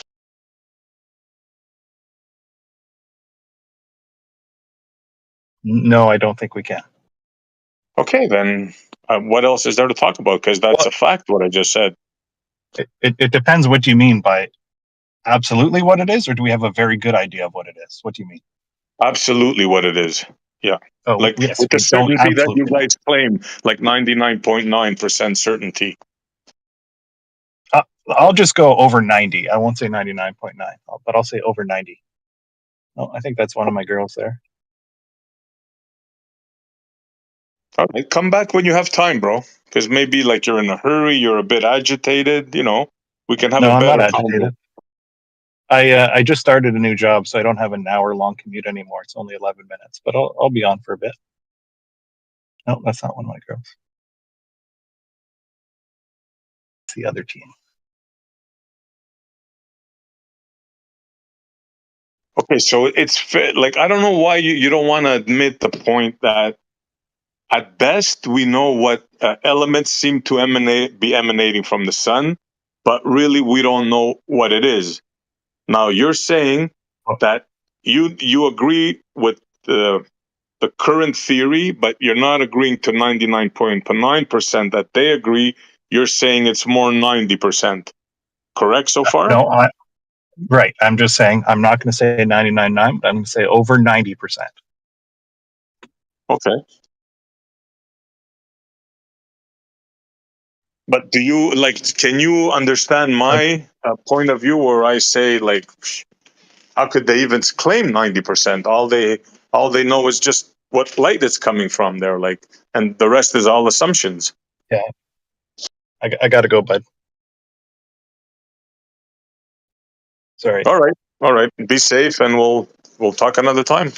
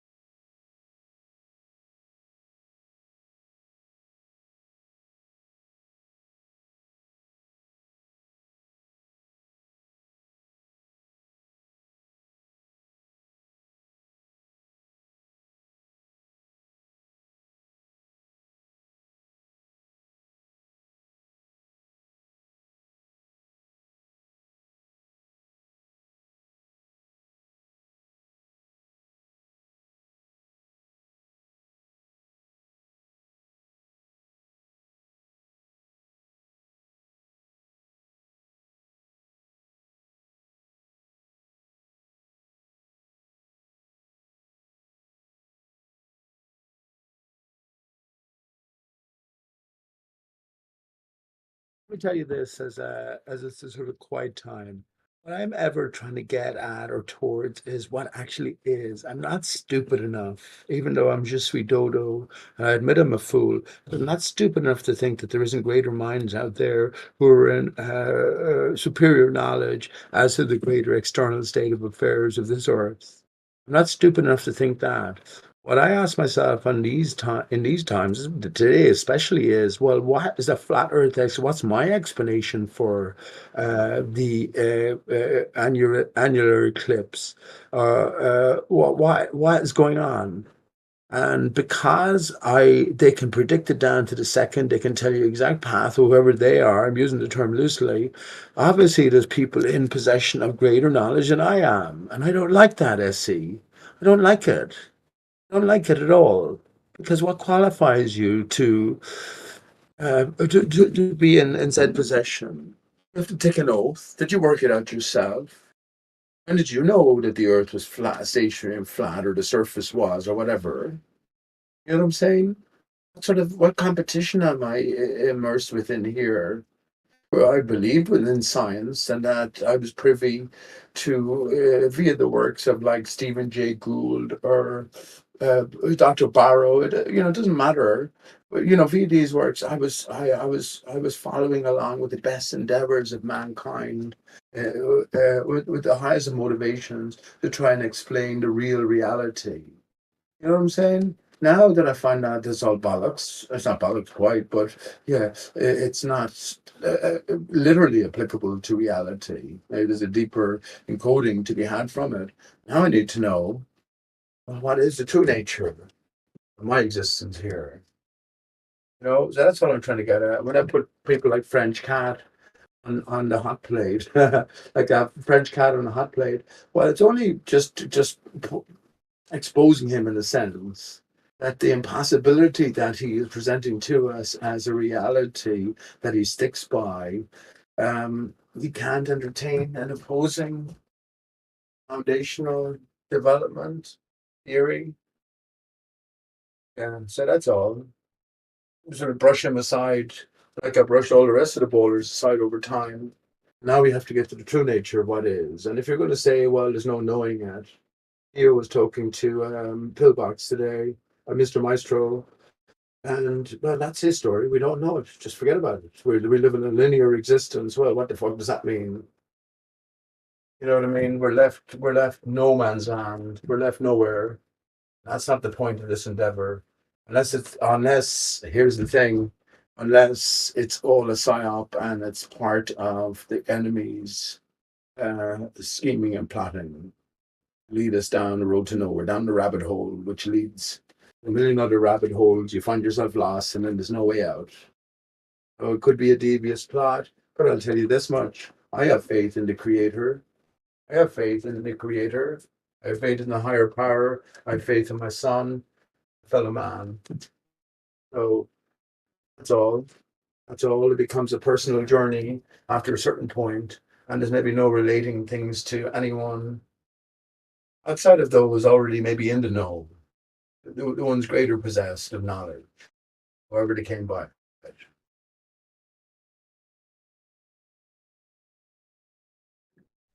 God bless you, Pete. That's just the way you are. That's just the way you're made, right? It's like asking to change an element, right? So you just came off mute and you were talking continuously now for 4 minutes. I mean, I'm not complaining. It's just the way you are, bro. Now, what do I get to respond now? I don't know what to respond to you. You said at least 10 things. What Let do me I get you to respond, Pete? respond. Tell me. Yeah. I'll sum it up in 10 seconds then, which is, do you think that the true nature of our existence, now that we found out the lie, becomes a pertinent sort of quest for us? The true nature of our existence. That's wow. I mean, Or surrounds, I can't answer that the flat question. earthers and beyond, yeah. Yeah, that's a religious, philosophical question. I mean, who knows? Okay, let me ask you, Well, what do you think the nature of our existence is? that's what I'm saying to you. I don't. That's what it just said here in my 4-minute spiel. The only reason I spoke is because there's no one else speaking, so I thought I might just get my general point across. That's what I'm saying to USC. If you listened, it was that ultimately, once we get beyond the lie, then you have to accept whether there's a greater truth to be known, and how far can you come towards recognizing that greater truth, or can one come? If you say you can't come anywhere, which is I think is where what you were saying really, we'll never know what is. We can only just know what isn't, what's bullshit. But we can never Well, I know was the talking actually we about can the know the sun. bullshit, but we can never know the bull. No, I hear you. There's certain truths that we can find here. Yeah, obviously, if you think different, I mean, why are you alive, right? But about like finding a truth about what the sun is or what's out there and trillions of miles away, that's a different story, Pete. I think I Yeah, made but that you don't. distinction. Sorry. Yeah, but you didn't. You don't say that the sun is trillions of miles away. French Cat does. J. Ace does. Kosho does. Millions of miles away. You don't say that that's the case. I certainly don't. The sun Yeah, is well, right I there. say I I see. don't know the distance. I mean, it could be, Well, it could be anything. It could be smaller, it was a closer. I mean, who ballpark. knows what? Yeah. It was a ballpark, bud. Are we in an enclosed system or How could I not? give you a ballpark, Pete? That's insane. It's like saying what color is the unicorn? You know? Yeah, white. I'll say white with a big horn in its head. Yeah. I don't claim a distance because there's no way for me to know a distance. So I don't claim a distance. I say the You truth, think which that? is I really Okay, don't yeah, know. that's fine. That's fine, bud. I don't claim a distance either. That's what I'm saying. Once you get beyond the lie, and I don't blame you for stopping there. Honestly, I don't, man. Honestly, I don't. Everything you say in general, and the point you bring up against the ardent pole earthers are sort of damning. You know, and I don't deny that. But the point I was trying to make, though, was that because the lie is deliberate and it was fed to us, we can't pretend, I can't pretend, let me speak for myself, that like higher governmental powers or secret governmental agencies, NASA or something like that, the top levels, don't know the extents of the Earth. Because they've already explored it, right? They have the aviation, they have the naval power, they have the greater intelligence. So it must be known to some degree uh, beyond what we know, which is everything that they tell us via the Ball Earth heliocentric model is not true.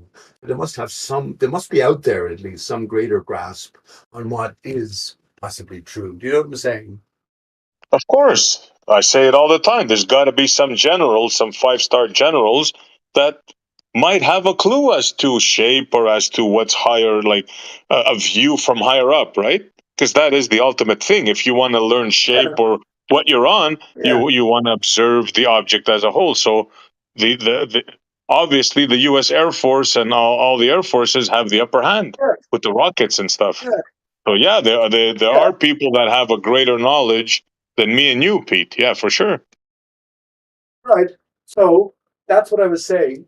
That's what I hate SE. And if you think about the example you gave about the generals, they were only promoted into a position by a higher power. Now, when I come to flat Earth, this is my big distinction, man. And I only mentioned this recently, actually, you wouldn't believe it. But it's this. As opposed to living for never, SE, I live forever now. And I accept that there's a higher power in play. Do I have faith in the creator? Does the creator have faith in me? I think so. I think so. So therefore, I have my quest is now to figure out what these generals know or have been let in on. I think they're forced to let us in on stuff as well. This is why we have the internet, all these secret documents, Operation Fishbowl, part of Operation Domino, Starfish Prime. Do you know what I'm saying? So the best that I can do is put the pieces together by what has been delivered. Otherwise, I have no hope. I'm just a man in this world. I maybe a certain number of people a day, but I have no significant interaction. You know what I'm saying? So that's what I'm saying. It's about where you go from flat Earth and beyond. And I know you don't like to go there, and that's fine. But for me, it irks me. It irks me because Of course, if I was to join It's, a, it's if I it's was all to, about you just to cutting finish, yourself off. if I was to join a fraternity, I might be let in on a secret clue, SC. But what would I lose? Go ahead. Yeah, go ahead. yeah. Well, yeah, Pete. I mean, the ultimate thing is right. Well, for me, is to get the message out, right? I mean, what else? What else is there? I mean, the people that we talk to here, we know we ain't convincing them, right? So the only thing that I can think of that we can do to benefit mankind, let's say, right, if you want to go there, is to get the message out. That's it. That's the only thing we can hope for. And they got us boxed in, so we're like in a box. So that's the reality of it. I think you're right. I think you're right in general. We're such a specific grouping of people, especially here. Especially here, you think about it, right? So yeah, in general, the vast majority of the earth doesn't know about this, so they need to take it step by step. But when I was talking tonight, it's more so along the lines of maybe the snacks and the jury capable of considering these things, but yeah, it's all speculation, and it's all sort of built on something. It's all solid speculation, I would say, as well, but at the same time it is all speculation, and it is very sort of specific. It's very specific. It's about sort of going towards what the truth is, as opposed to understanding what the lie definitely is, which is definitely the spinning ball earth, and we all need to wake up to that. Let me just say this, SE, when I talk to people briefly in passing, as I play music on the street, anytime I do say it, I keep it brief. And I do exactly what you do, which is just to ask the question, or to just present the basic sort of consideration to get the people to think in different terms, which is away from the spinning ball earth paradigm. So I'm not against you in any sense. I'm not against you either, Pete. The only thing you have to understand is, how could I say this? Well, I mean, everybody knows, Pete. I mean, everybody has told you, right? The only thing is, like I say, just short and sweet. Because you tend to go on like you'd make a good poet, right? You definitely would make a good poet. You know what I'm saying? You can write stories and you can write movies. I mean, you got the capability of that. But when it comes to convo, you got to keep it short and sweet, 30 seconds, point in, point out, and then the next guy goes, and then you can counter that. But you're not made that way, so we just got to accept the way you are, bro. That's it. No, it's fair. No, I understand your point. It's fair enough. We have to understand we're in sort of an artificial environment. It's a great environment in one sense, but in another sense, if you think about it in terms of your own personal life's experience, if you were out for a night on a Friday night and someone told you that you can say and speak passionately at this time, but the other time you have to go in a corner, that wouldn't work. You know what I mean? So it's a fine sort of balance, I guess. But I do appreciate that. And just in sort of defense of myself, I say lots of things that I don't hear from anyone else. Not to put me up on any sort of pedestal or anything like that, not at all. But definitely coming from specific areas. I remember SE, I'm a flat earther since 2013, but after considering it from 2011, and my greater quest, which is I think what the ultimate quest for all of us will be, or will be once you get beyond the basics, which is to figure out our own existence, because that's all it's been. You'll just be the only one in your own existence throughout your life. If I said 5 years of age, you're the only one who can pinpoint a memory and swear by it. No one else, well, can experience it, will believe you or not, but you'll know it's true. You know what I'm saying in that sense? So ultimately, it becomes the question for all of us, what actually is. It's one thing to know the lie, but the truth, does that elude us? I don't think I think you even think that we can make inroads towards the truth, but there has to be a sort of a bridge point, which is what you focus on, is getting people away from the silly all earth amalgamated lies. Yes, that's a good way of putting it.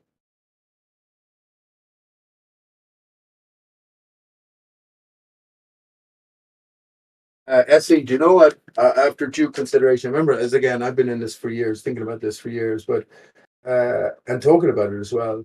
But you know what rules out the spinning ball earth as given for me? But ultimately, genuinely now, and we think about it as well, we just have to reduce everything down to basics. It's not the baller has an answer for every single aspect. Every single aspect. What ruled it out for me is in terms of mathematical probabilities. Every single aspect, though, is problematic, and probabilities have a way of amassing And once you get to a certain level of questioning, it becomes impossible that the spinning ball Earth literally is true. It just becomes impossible. But that's not to say it doesn't represent in some way a truth. A truth, because a lie, in reality, any lie you can think of has to be built on a truth. And that's where it comes into the greater minds, the generals, the top families, the Rothschilds, or whatever you want to name them, being in possession of greater truth than me and you. I don't like it. I don't like it. Who are these people in relation to my child or your children, Essie, or you? Who are they? Who are they?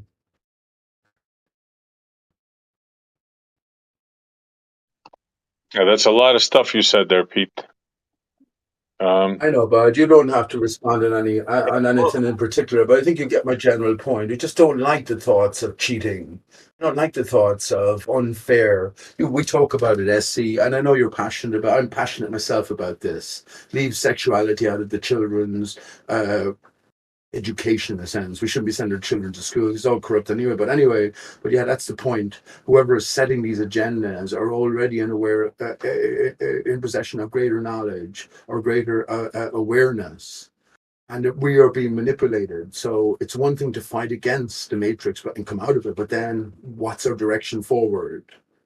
I have to know what they know then. Do you know what I'm saying? I have to know what the developer of the lie had in mind when they were delivering it to the innocents.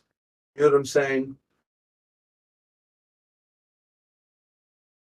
I think And by the somebody way, else Essie, tried to get in there. yeah, but last thing to say, by the way, Hold Essie, on, this is where I Pete. agree with you. Yeah, go ahead. I think somebody else was trying to get in there. Maybe not. What's the topic? The topic is Pete is all over the place. No, Gio, let me explain the topic to Gio just briefly, Gio. Thank you, bud. It's perfect. Thank you for being here, because I'm saying to you now that the quest for me becomes to figure out what the liars who fed me the spinning ball Earth, heliocentric galactic Big Bang model, what they know, whether it be the Rothschilds, the families, the demons, the Nephilim, it doesn't matter. That's my quest now, because I don't like the thoughts of unfairness. How do you know something that I don't know, because I've now regained my faith in the Creator and the Creator's faith in me? So that's the topic. Yeah. Well, if you come from the viewpoint that we're all one, then that it's all within you. It's all within us. It's all there eternally. So it will be reknown to you at some point. I don't think we stay separate forever. We exist eternally, but the separation is always temporary, and just a journey in consciousness. Love that, Gio. I love that answer. Honestly, I do. But here's the thing, then. In a sense, Joe came to me the tip of the spear. We would be the tip of the spear. We'd be sort of, I'm not saying we, you know what I'm saying in general, but yeah, we'd be asking the questions and we'd be leading others forward into truth. No one who questions all of this can but come to our basic position here that we live on a stationary and a flat Earth, extended plane of some sort, which is enclosed. You know what I'm saying? But yes, now the onus becomes on you. Maybe you're creating the unification again. You know what I'm saying? The individual is, and maybe it makes all the difference. We don't lack faith in our fellow man, but it's just that everyone is at different levels or stages in this arena.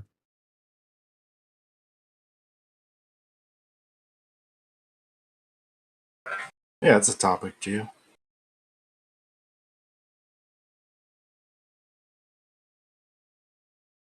You're paving the way in that sense, then, Gio. Look at the facility. Look at the great conversations look at the great characters that are here on all sides.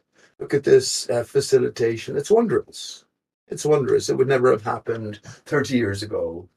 We never have dreamt we would have been here right now. So, and that alone, it's worthwhile. But yeah,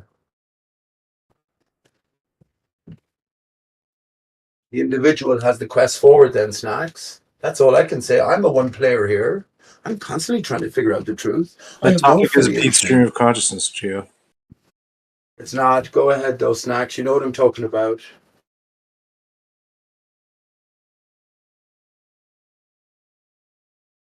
Where are all the gurus, Gio? Where are all the people, the greater enlightened leaders? I had loads of them when I was coming through my pathway. Where are they all talking about flat Earth? None of them. What the fuck, man? What's going on? Flat Earth is the most obvious of all conspiracies. Yes.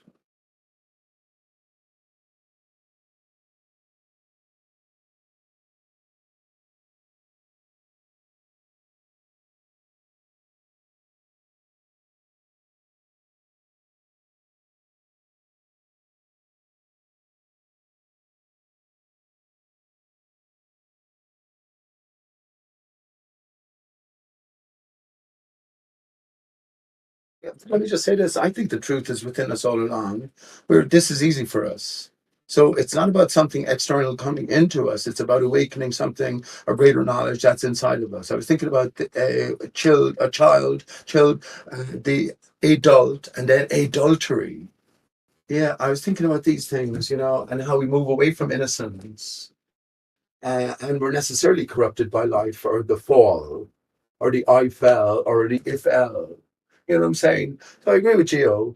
But at the same time, we live our lives separately. That's the way it has to be. And if there's a greater game of life in play, well, the onus is on you then if you are the one player. And if we are the one players or the IPS, well, then share your truth.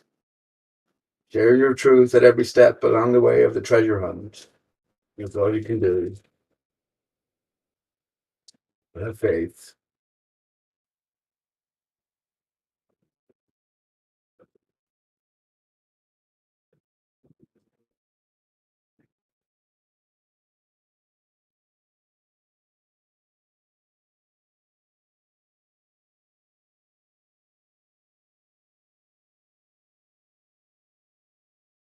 By the way, Gio, it's 33 days after 9/11 today, where we have the Ring of Fire annual whatever that means for a flat earther annular eclipse.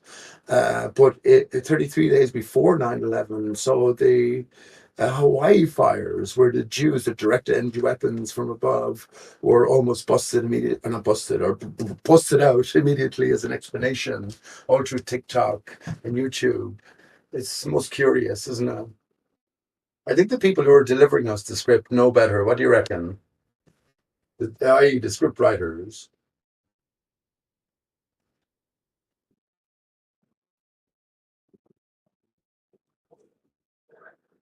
The ultimate script then is Hamlet. You are Hamlet, to be or not to be. I'm not sure if you studied Shakespearean plays in American education, but we did briefly here.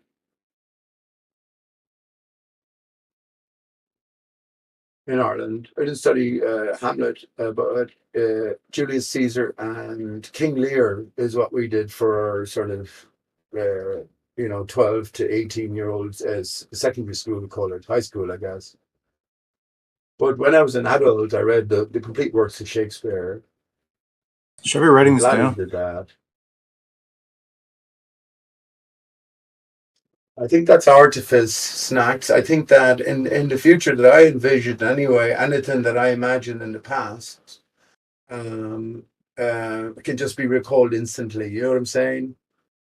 You know what I'm saying? I have about 110. I have about 110 little micro cassettes. Right, this is just from years ago. Just dictaphone recordings of my own, for the most part, my own music, and then they're 3 hours each side. And I'm thinking, okay, what do I do with these things? And I'm thinking now in my new mind, look, everything is recollectible at an instance. And the times of artifice or art is over. It's over. Art is just a representation of our thought process on reality. And this is where flat earth comes into it, doesn't it? Now we become so much more. Now we become so much more, man. Shit. The baller lives forever. The flat earther lives forever. I don't think there's any other way around it. That's my bottom line.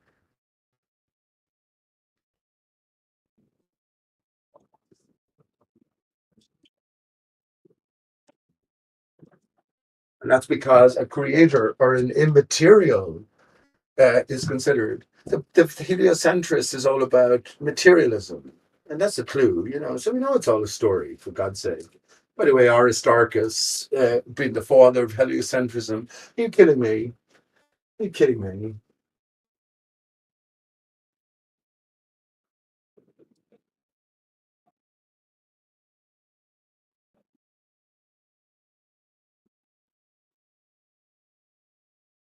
I said it in chat to Leon, but hey, Gio, all of the Liberty caps disappeared. Where the fuck did they go? I went down and had a look tonight. They disappeared. I gathered a few the last time, so I think maybe my interpretation of it is, well, I needed to take those, and when they were dried out, they were down to about a gram, little shrivelly things, you know. They weren't completely dried out, but yeah, I think maybe I got what I needed. It mightn't be such a quick release, maybe a slow release, but everything maybe for a reason. But they all disappeared from the garden.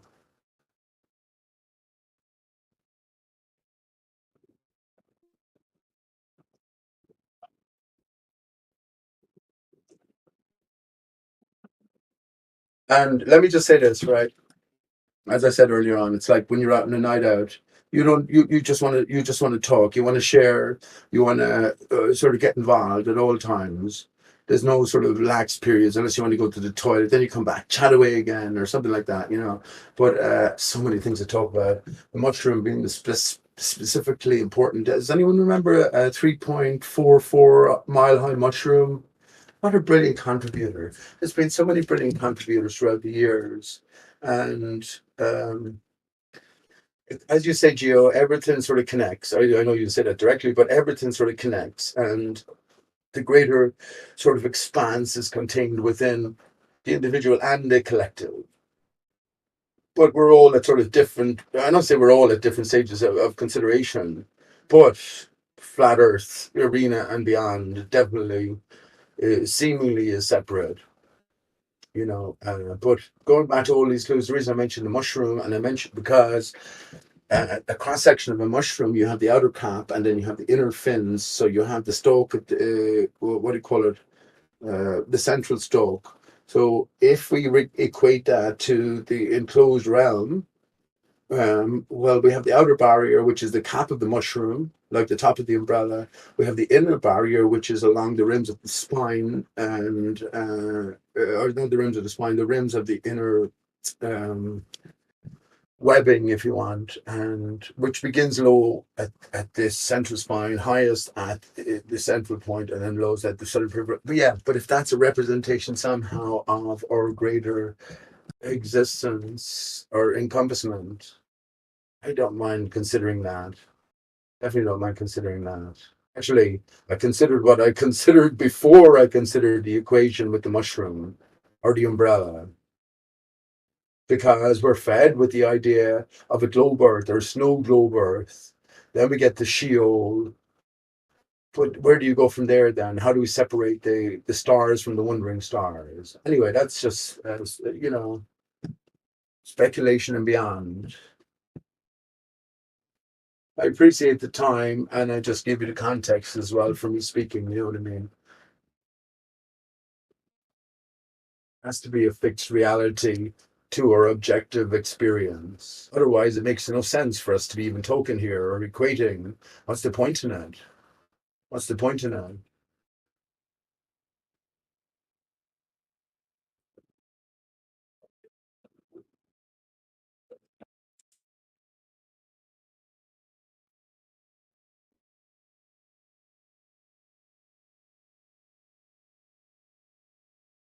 I would have, I don't know, different time zones as well. So bear with me, like, bear with me, if you will. I would have, I can explain the eclipse today in my own terms. In my own terms. And I think it's got to do with the North. It's everything got to do with the North and what's going on at the North. Because all of the motions now that have been attributed to the globe Earth can be transferred to the Earth itself, giving us the skylight show.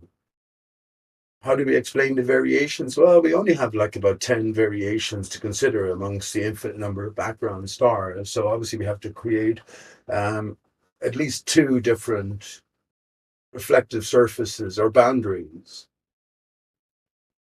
So do you know what I'm saying? I think it's like step by step you have to take it. But I feel like I've been talking a bit too much, even though I know it's quite enough. There's not too many people here. But please, if anyone wants to jump in, please do so.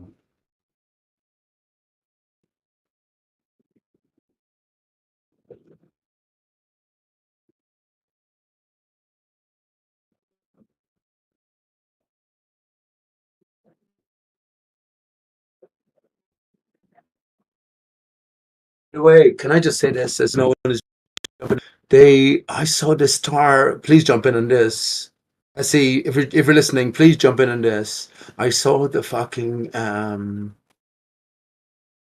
the CubeSat. The cube, the CubeSat representation. It's out my window last night. So please jump in. This is more specific now that we can all relate to. But yeah, please jump in. Saw that right outside my window. About 10 dots in a line moving.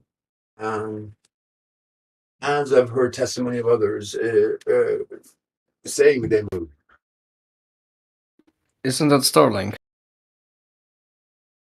Yeah, the CubeSat. No. But it was about yeah. CubeSat is something different from Starlink. CubeSat is like a very, very small satellite which some people can send, and Starlink is like basically an router with few solar panels.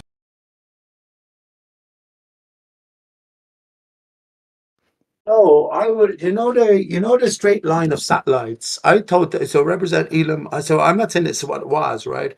But I saw it directly outside my window. But you can take my testimony. PJ is a man. Yeah, They I were saw it swearing too. anything. Yeah. Oh, You can check where on a did you few see websites. them? Where did you see them? When or where? What country? Yeah, what country? I'm Poland. just trying to say what country. Yeah. Poland, Central Europe. Poland, Central Europe.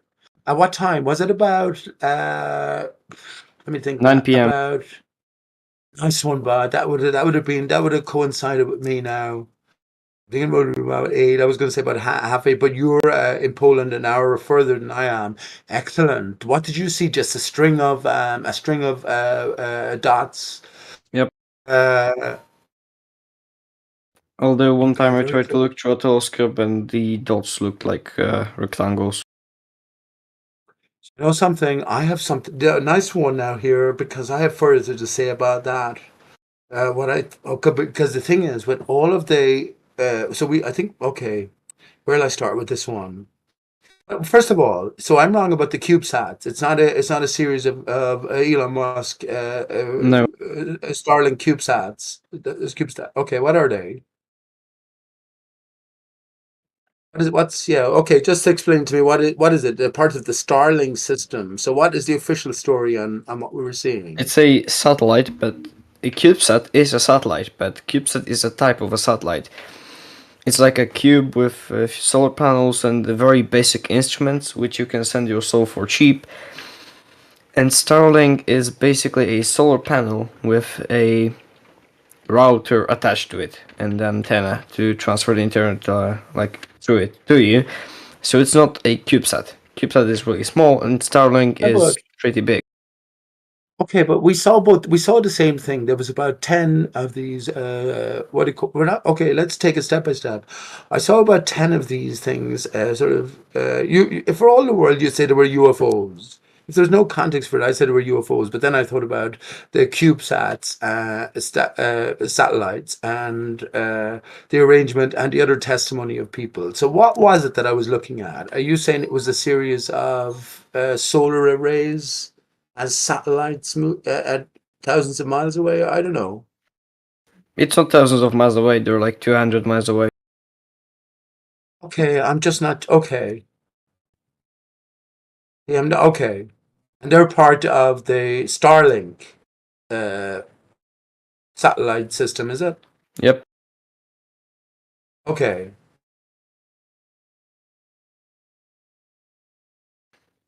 I saw like 30 Okay. of them, not 10, but yeah. Yeah, I saw, Starlink but does okay, now work. I'm thinking. Starlink Yeah, does now work. let me It just say actually this works because I quite saw it well. last night. Yeah, let me say this because I saw it last night, right? Now I'm thinking because I was thinking in terms of the positioning of the sun. So you're saying that the reason that they lit up because they did all vanish for me just before they came just directly above my head. They all vanished for me. But yeah, are you saying that the only reason I got to see them when it was dark is because of the solar panels reflecting the sunlight from 200 miles away or 200 kilometers? But they're overall reflecting sunlight. Sometimes you see them, sometimes you don't. Okay, I'll just, someone's at the door here. I'll be back in a couple of seconds. I'm very interested in this conversation here. I saw this last night, and there's a football stadium next door to me, which I mentioned. I didn't mention. I would like to mention that there is a laser beam system coming into play. Okay.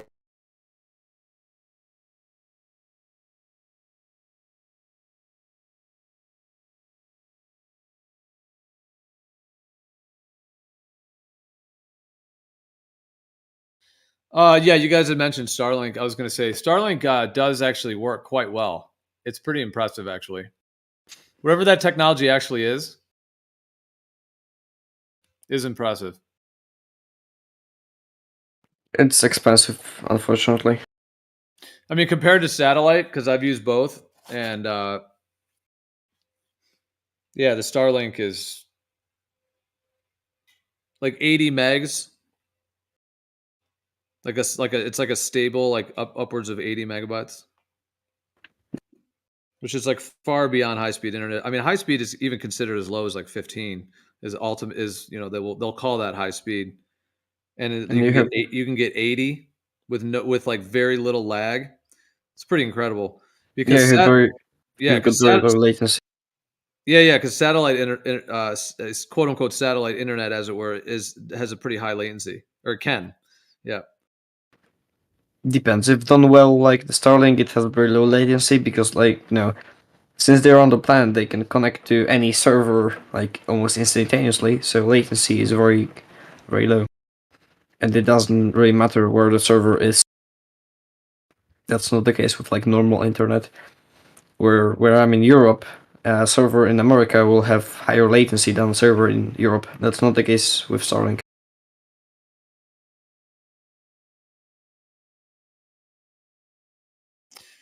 Yeah, and then the one that they call the satellite type system, those are pretty delayed. Yep, it's always like it's even difficult on those to even do like a Zoom call or like a voice over IP because of the delay.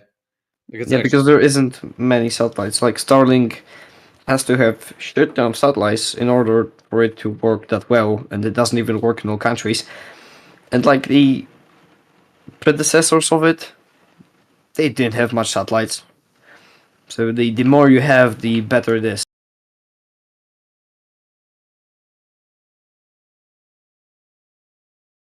Yeah, I think it's they do have a grid system up there, but it's not. I don't think it's what they tell us it is, but they have a grid system and they can basically simulate anything they want in that grid system.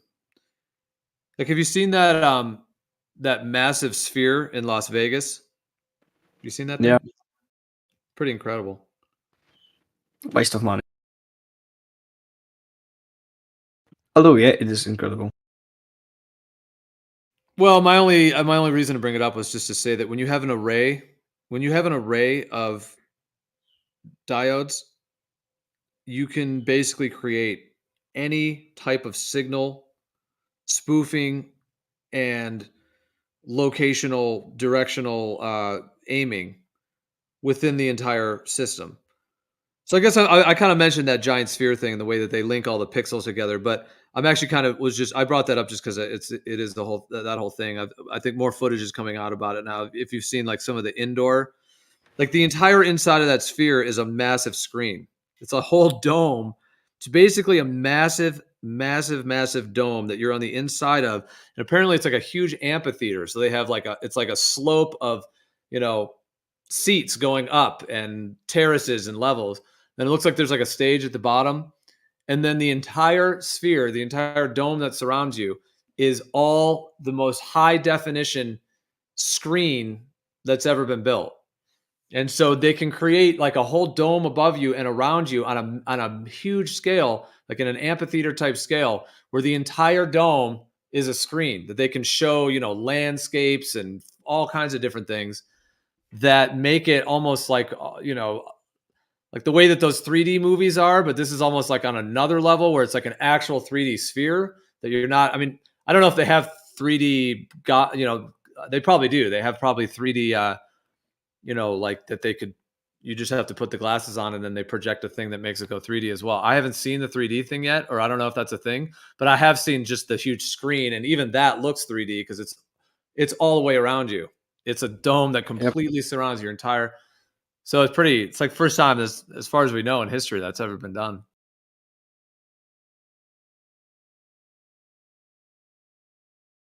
That's quite impressive. Like really impressive.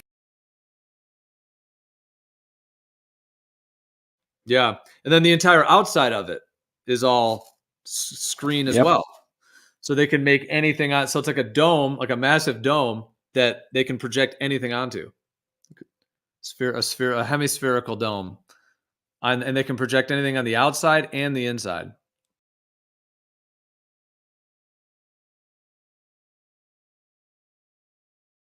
I mean, it's unbelievable because you think about it. Okay, like when people are at concerts, they often have they take video of the guys up on the stage and then they project that onto like a big screen. But in this case, they can have like music concerts there where they're, because you might be way up in the nosebleeds, as it were. You may be way up on the terraces on the seat somewhere.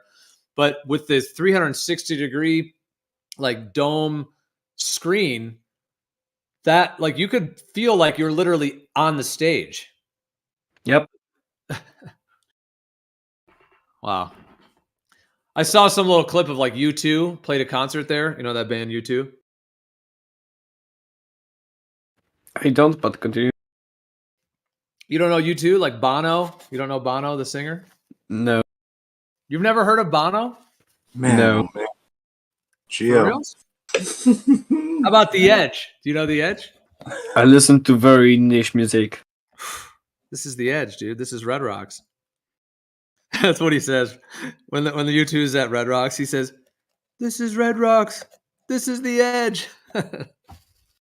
Red Rocks is kind of the edge. It's a beautiful place.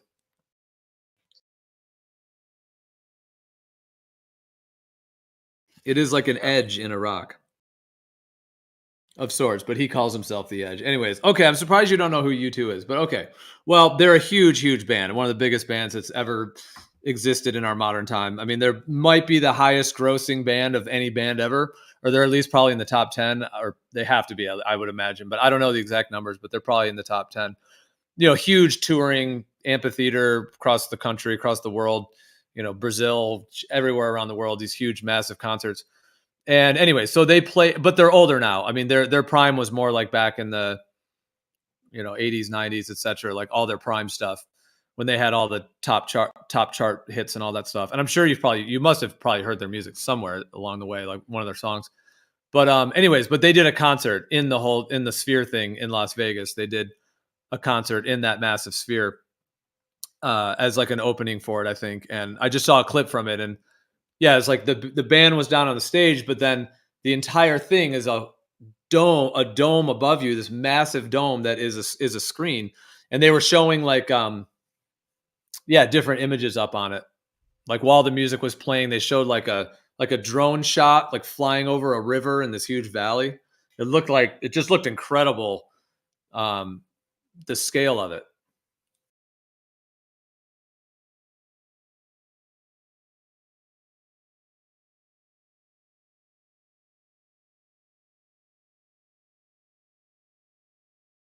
Unfortunately, we don't have even anything similar here in Europe. Although, Yeah, I'll go find the little short. Probably the same one I saw. I'll see if I can find it. And I'll Google the band. Sorry. What do they call that thing in Las Vegas? That Sphere thing? Do they call it the Sphere or the Dome, or what do they call it? And they're gonna. I don't know. Have they put a globe on it yet? I'm sure they have. Has this thing turned into a globe? Do we have a huge? Is the Las Vegas Dome going to show a globe? Blue marble. I've seen it show like a bunch of things on the outside.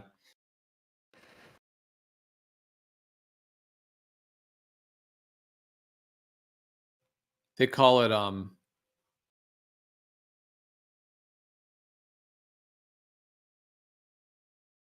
the megasphere. $2.3 billion megasphere. 1.2 million LEDs.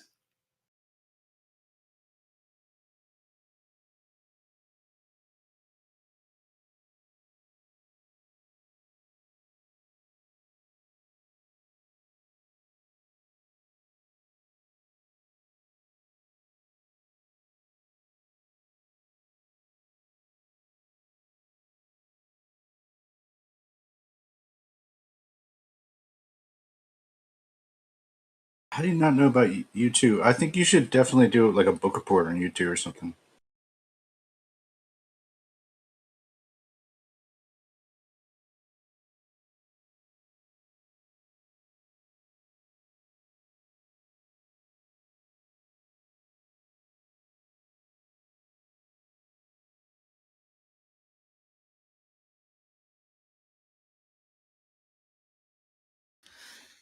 So here, I'm posting it right now. This looks like, I don't know, I just Googled it quickly on YouTube, and this does look like some news station, but they actually do show the clip that I saw as well.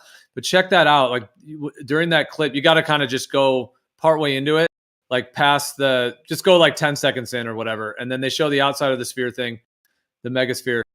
And then it looks like they do show at least one kind of little panning of it, where you see the stage down there. There's the slope of all the seats and all the amphitheater going up. And then the entire Holy fuck, that sphere- looks like they're outside. I know, dude. It's showing like a sun. I know they show like a sun. What is that? A sunrise or a sunset? Yeah, check that out, dude. It looks like you're. I know. It looks like you're on the Earth. Like you're outside. Exactly. I thought it was like, why is there someone outside? What has that to do with the sphere? But that's inside. What the hell? Yeah. See, yeah, the part that's the screen. Yeah, it's like nothing. I know. It's incredible. Like the potentials for that. I will go there somewhere someday. We'll go get the best footage of the long distance observations that show that there's no curve, and then we'll put them on this screen. We'll load them up on this screen. How cool would it be just to be in that place and have like your computer set up to that screen, where you could just display?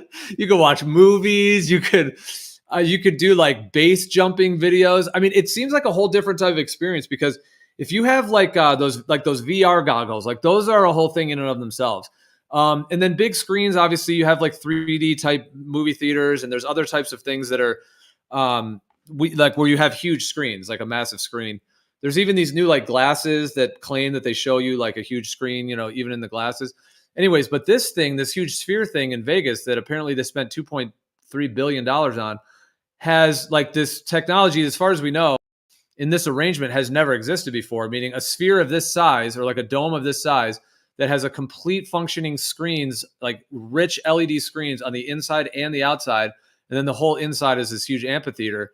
Seems to, like the way that video shows there, like it seems to show like a potential for an entirely different type of experience, where you have sort of more of the scale of actually being like on the Earth, or like outside, as it were.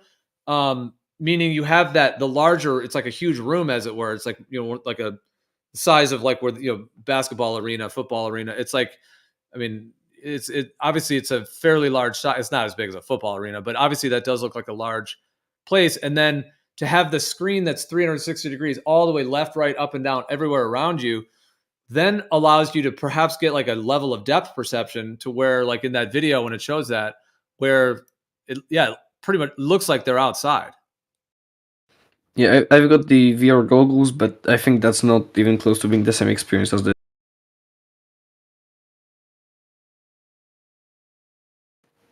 I think this has. They put the moon on the outside of it, so I'm sure they've put the globe on it. I just haven't seen it with the globe on it, but that's gonna be cringe. But yeah, the VR goggles don't have enough resolution for it to be like viable. Because sure, you can have a very big screen, but you don't have the resolution of a big screen.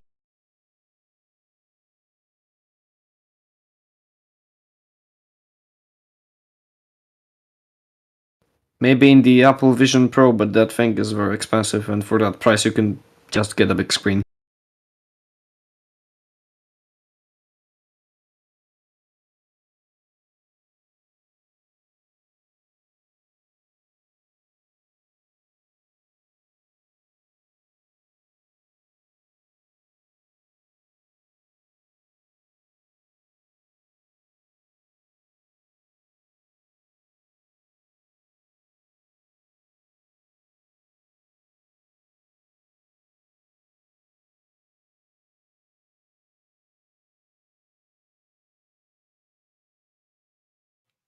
Yeah, that would be. I'm trying to think of interesting applications that you could do with that.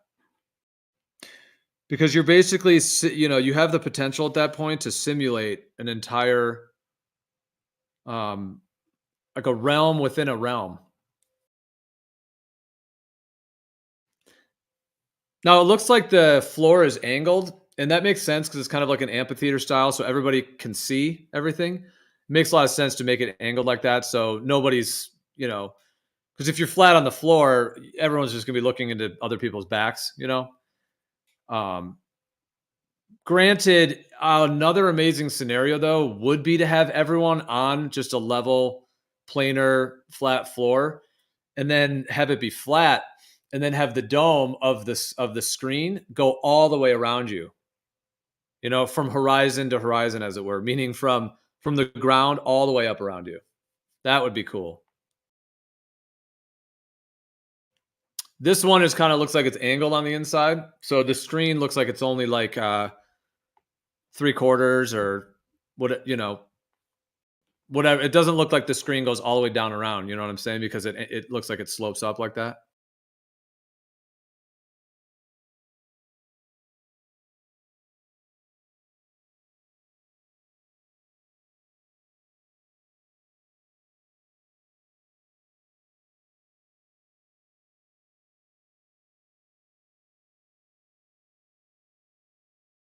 And there's that looks like a video of the whole concert there. Full gig multicam with enhanced audio, it says. U2, The Sphere, multicam, Las Vegas, Octane Baby, opening night.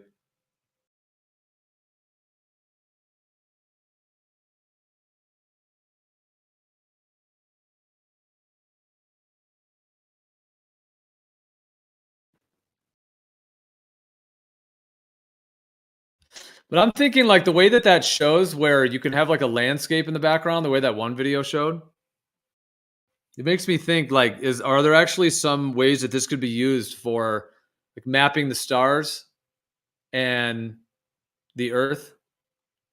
Because essentially, couldn't this be the world's biggest, most expansive, massive planetarium that's ever been built if you use the screen on the inside to actually show the sky? Yeah, it could. Well, all we need is 2.3 billion and we can build our own. Let's do this. Let's do it. Make it happen. That would be, well, you could actually make one that would be more customized for the stars though. Because wouldn't it be nice if you could have some like a way to change the elevation of the floor, but it does seem like you would want to have like just a level foundation if you're going to map the sky, because if you're out in an area where there's pretty even elevation, you're going to see the sky all the way 360 degrees Yep. around you. So if we're going to replicate that, we would have to have that all be the same. Like we could recreate the sphere of vision that we see in one of those. And if we could recreate the way that the idea that we see in a hemispherical or a spherical limit, if we can replicate on a massive sphere like that, the sky, which I already know we can because it's already been done with planetariums. This already is a thing. However, it's never been done on this scale and with that level of exactitude and that level of grandiosity, to have it go all the way down to the floor and all the way up around you in a massive screen.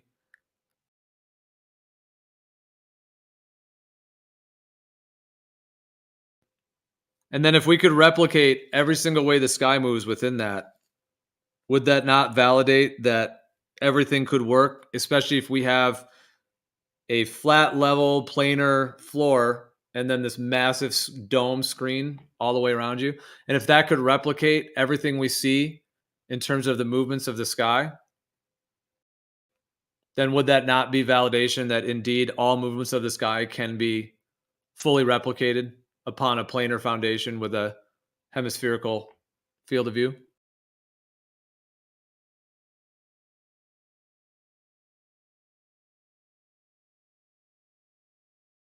I mean, I don't know if anyone disagrees on that.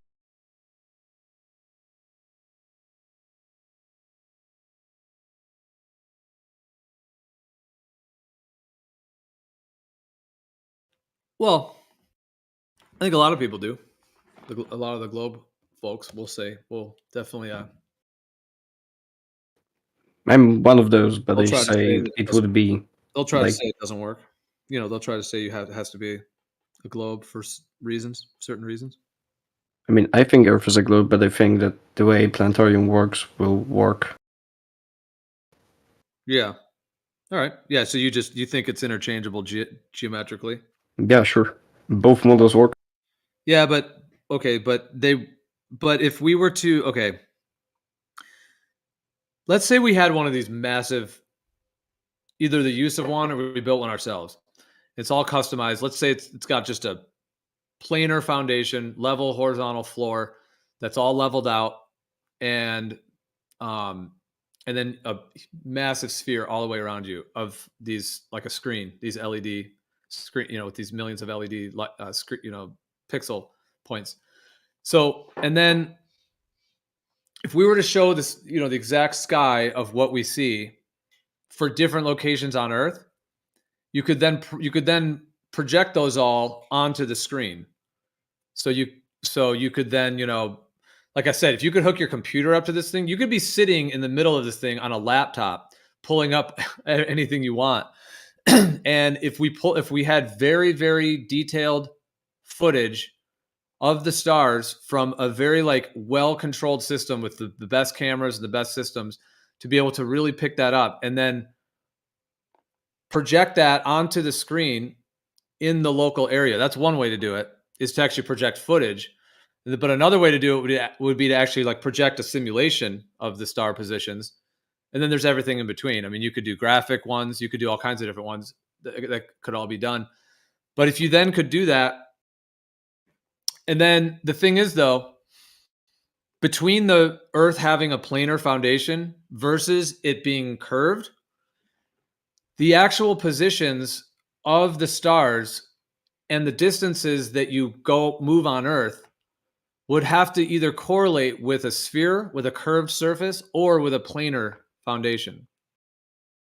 So there will be discrepancy in terms of that, because obviously a sphere is curved and therefore there has to be a slight change in the way that the sky would actually map to the Earth versus it being planar. Yeah. I mean, I would now go to the argument of celestial navigation, because the Earth is a globe, we can navigate using stars. So, you go a certain distance, stars rise or hide, but I'm not well versed enough in celestial navigation to argue that. Can I say, Gio, that was a brilliant series of points to make for consideration. Of course, we are stationary and flat earthers and beyond. So what I would say is that the only way we can sort of come to an alternative position is by following step-by-step sort of guidelines. So as a flat earther, I'm a stationary earther first. So I think in terms of all the motions attributed to the spinning ball earth now applying to something to do with the earth that's giving us this skylight enclosed representation. I think it's just a basic level of consideration, and I don't know where to go beyond that with someone who hasn't considered it up to this point, maybe like French Cat or lots of others. But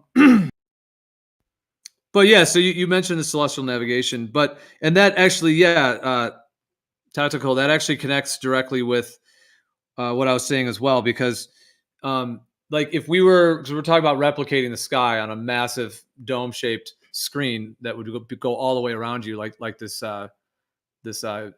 megasphere thing in Las Vegas.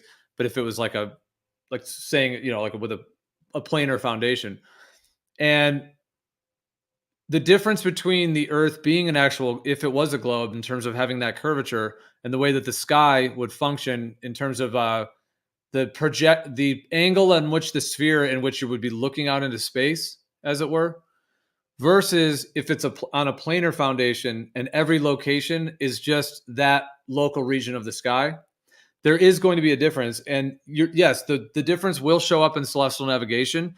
However, it can be ad hoc to work on a globe. However, the devil's in the details, as it were, and you can still get headings even using an ad hoc globe assumption, but it won't be as accurate as having using it from a planar foundation.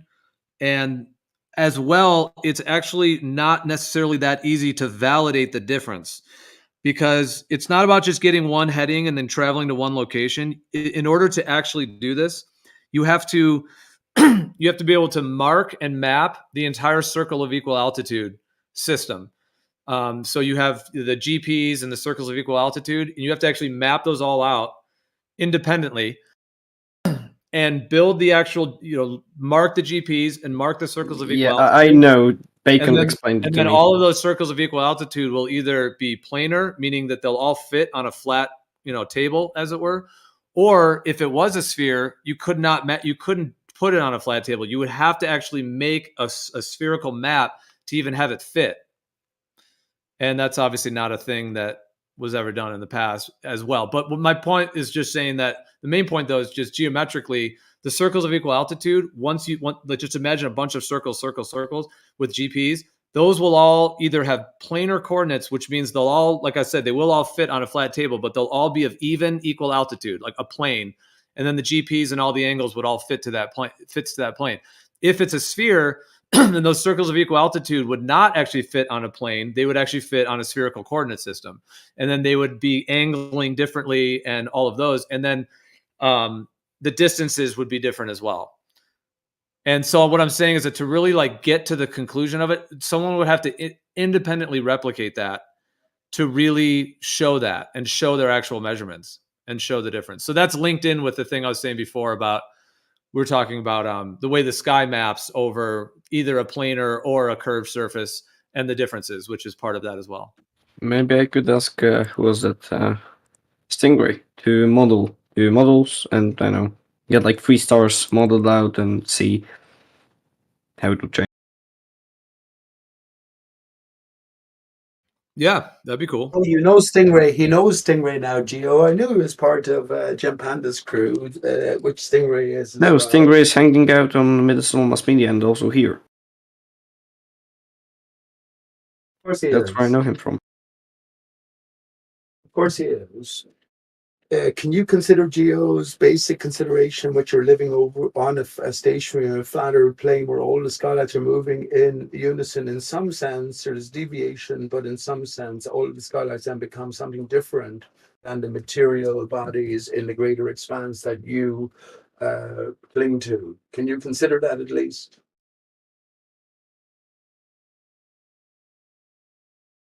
Because if you can't, what's the point? Okay, so I guess he didn't have a response, Pete, but I mean, that's kind of also a separate topic. We were talking about the one thing.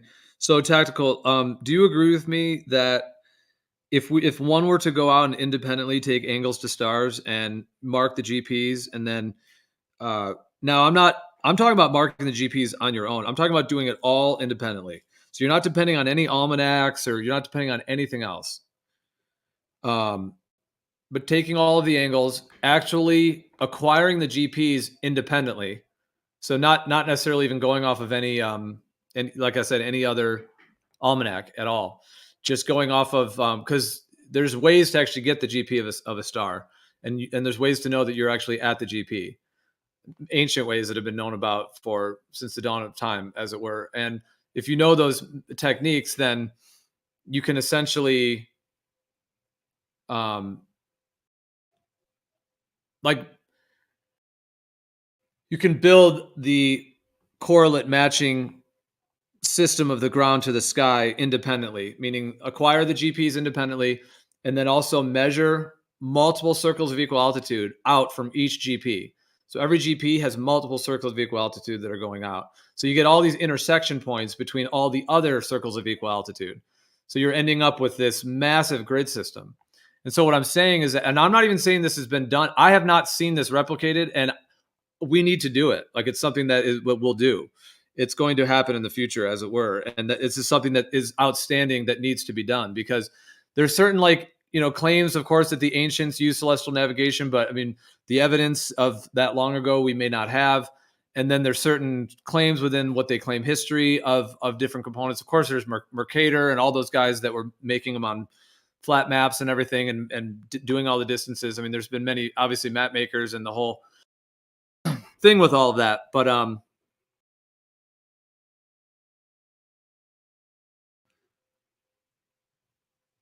can't consider it, Geo. Can't consider it. Everything you said, Geo, he has nothing to say to, I guarantee you. Well, anyway, so what I'm saying, though, okay, and then in the modern era, let's just go a little bit forward to the modern era. In this modern era, we have what we have of what's claimed of history and so on. And then it is what it is. Celestial navigation, like I said, it can be ad hoc to work on a globe, even if the Earth is not a globe, just to word it that way. So it's like, even if you guys want to consider that it is the globe, you could have a planar foundational Earth with a planar geometry, as it were, earth and water, etc. All of that, the whole plane of existence, as it were, can have a planar, foundation to it. But under the way that celestial navigation has been kind of formulated, for the modern era with the globe concept, there is a there's geometrical transforms that within certain parts of it that can be transformed, but there will be discrepancies. But like I'm saying, the only way to really decipher the discrepancy that I'm aware of fully would be to do what I'm saying, to actually mark the GPs, circles of equal altitude, and mark everything, and measure your distances yourself manually. There's ways to do that too. So like, I'm talking about like physical distance measuring, in addition to some calculations that will be done, in addition to getting very detailed angle measurements to these stars and doing so over multiple nights. Because what you can do is you can get a freeze frame position of the sky. And you do that by, you take a certain time of night, and then you get that freeze frame. And then the next night, you have to adjust it by 4 minutes, because the solar day versus the stellar day, the sidereal day, it's also called, the difference between the solar day and the sidereal day is 4 minutes. And so if you adjust the time that you take your snapshot by 4 minutes every night, you can actually get the same snapshot of the sky every night.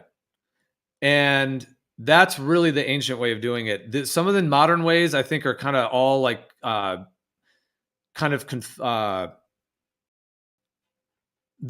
corrupted, the way that they've promulgated parts of it. There's a certain level of Gio, if you don't mind me saying, you are being a bit misapplication, non-intrusive. Yeah, I think it's going to be difficult for him or anyone. Imagine SE trying to answer your question, and him in the know, a flat earther with all the greater considerations. I don't think he's going to be able to answer Your Well, I just understood it yeah, I know. perfectly. I've kind of been Understood it ranting. perfectly. I've kind of been ranting, so I'll pass the mic. But I mean, just to finish all that, I'll just say that, and I would like to hear your response. But I know I've said too much to respond to. My bad. But I was kind of just wanted to say all that, and then, but I do want to hear a response you have because I just want to see if you agree with me with this part of it. Because okay, like the celestial navigation that is done in the globe model is more where they're getting a fix, and then they're trying to locate, or they're trying to get a heading based on a fix. So it's kind of like a one-shot deal. And then you can do it on a globe where you kind of go from section to section. So you go 100 miles, and then you do another 100-mile stretch, and you just keep doing that, like section by section. And it can be calculated under a model that assumes a sphere, even though the actual reality of it is that you won't be as accurate to get to any one point, but you can keep getting a heading that will accurately continue to keep you on course, even though you're actually on a planar surface of an Earth, like Exactly.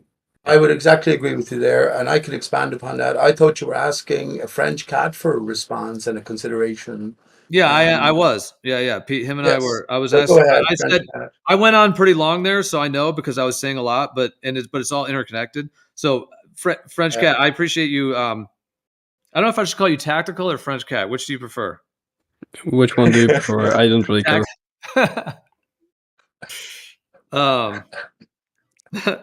Thought he was Polish. Call him French. Call him French chat, because chat is. Well, anyway, so I guess I just, with everything I said there, do you understand what I'm saying? Do you agree, disagree? That would be the way to- I followed you through and what you said, but since I don't know much about celestial navigation, I can't agree or disagree because I just don't know. What you said made a lot of sense, although I have no idea how the celestial navigation worked back then versus now, so I'd need to research that. And I know roughly what a fix is, but I didn't know how to make it. I know that Bacon tried to teach me, but I did not understand a bit. So yeah. Yeah, well, let me just finish. I'll just say this as well. So,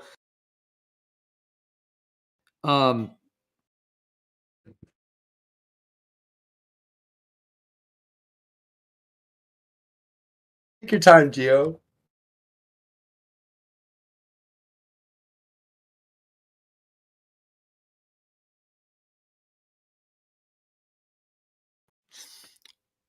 oh, what I was saying. So, so this way of doing it that I'm talking about, where you get a freeze frame of the sky at a particular time at night, and you can either, like, there's ways to actually get that freeze frame. One ancient way is to actually use water.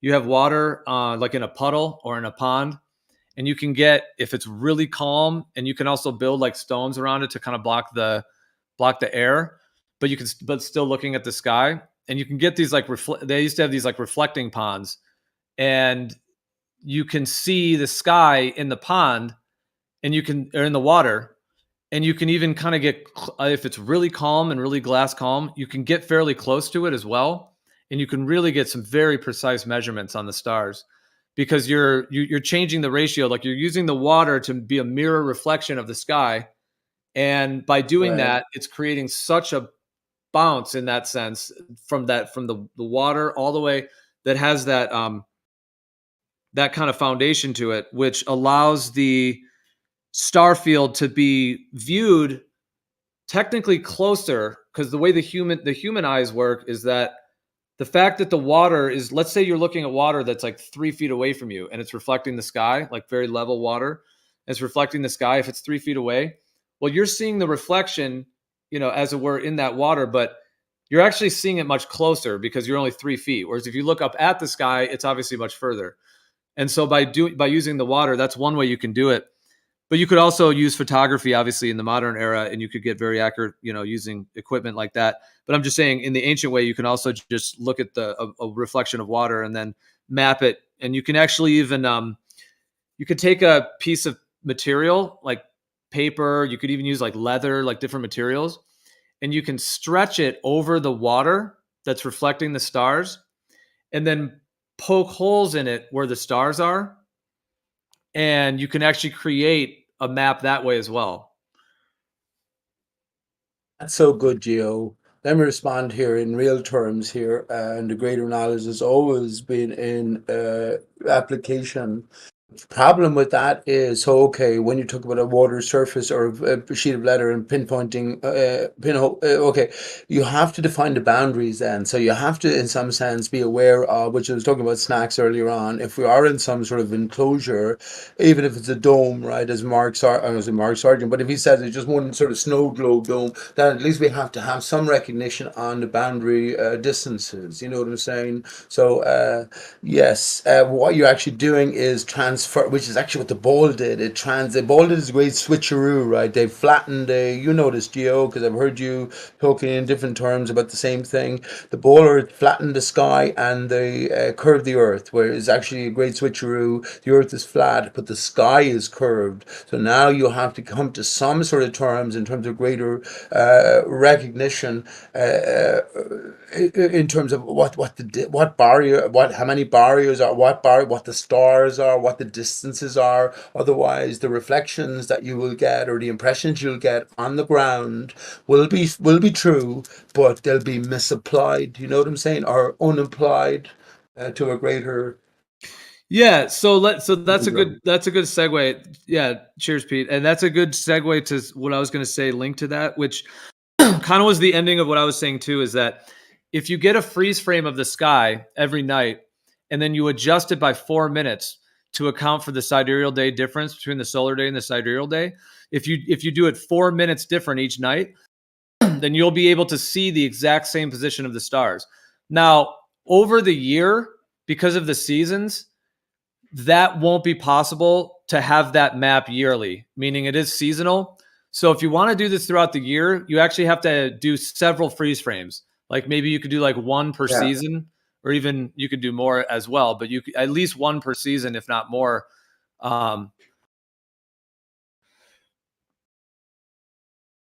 It's so interesting, Gio.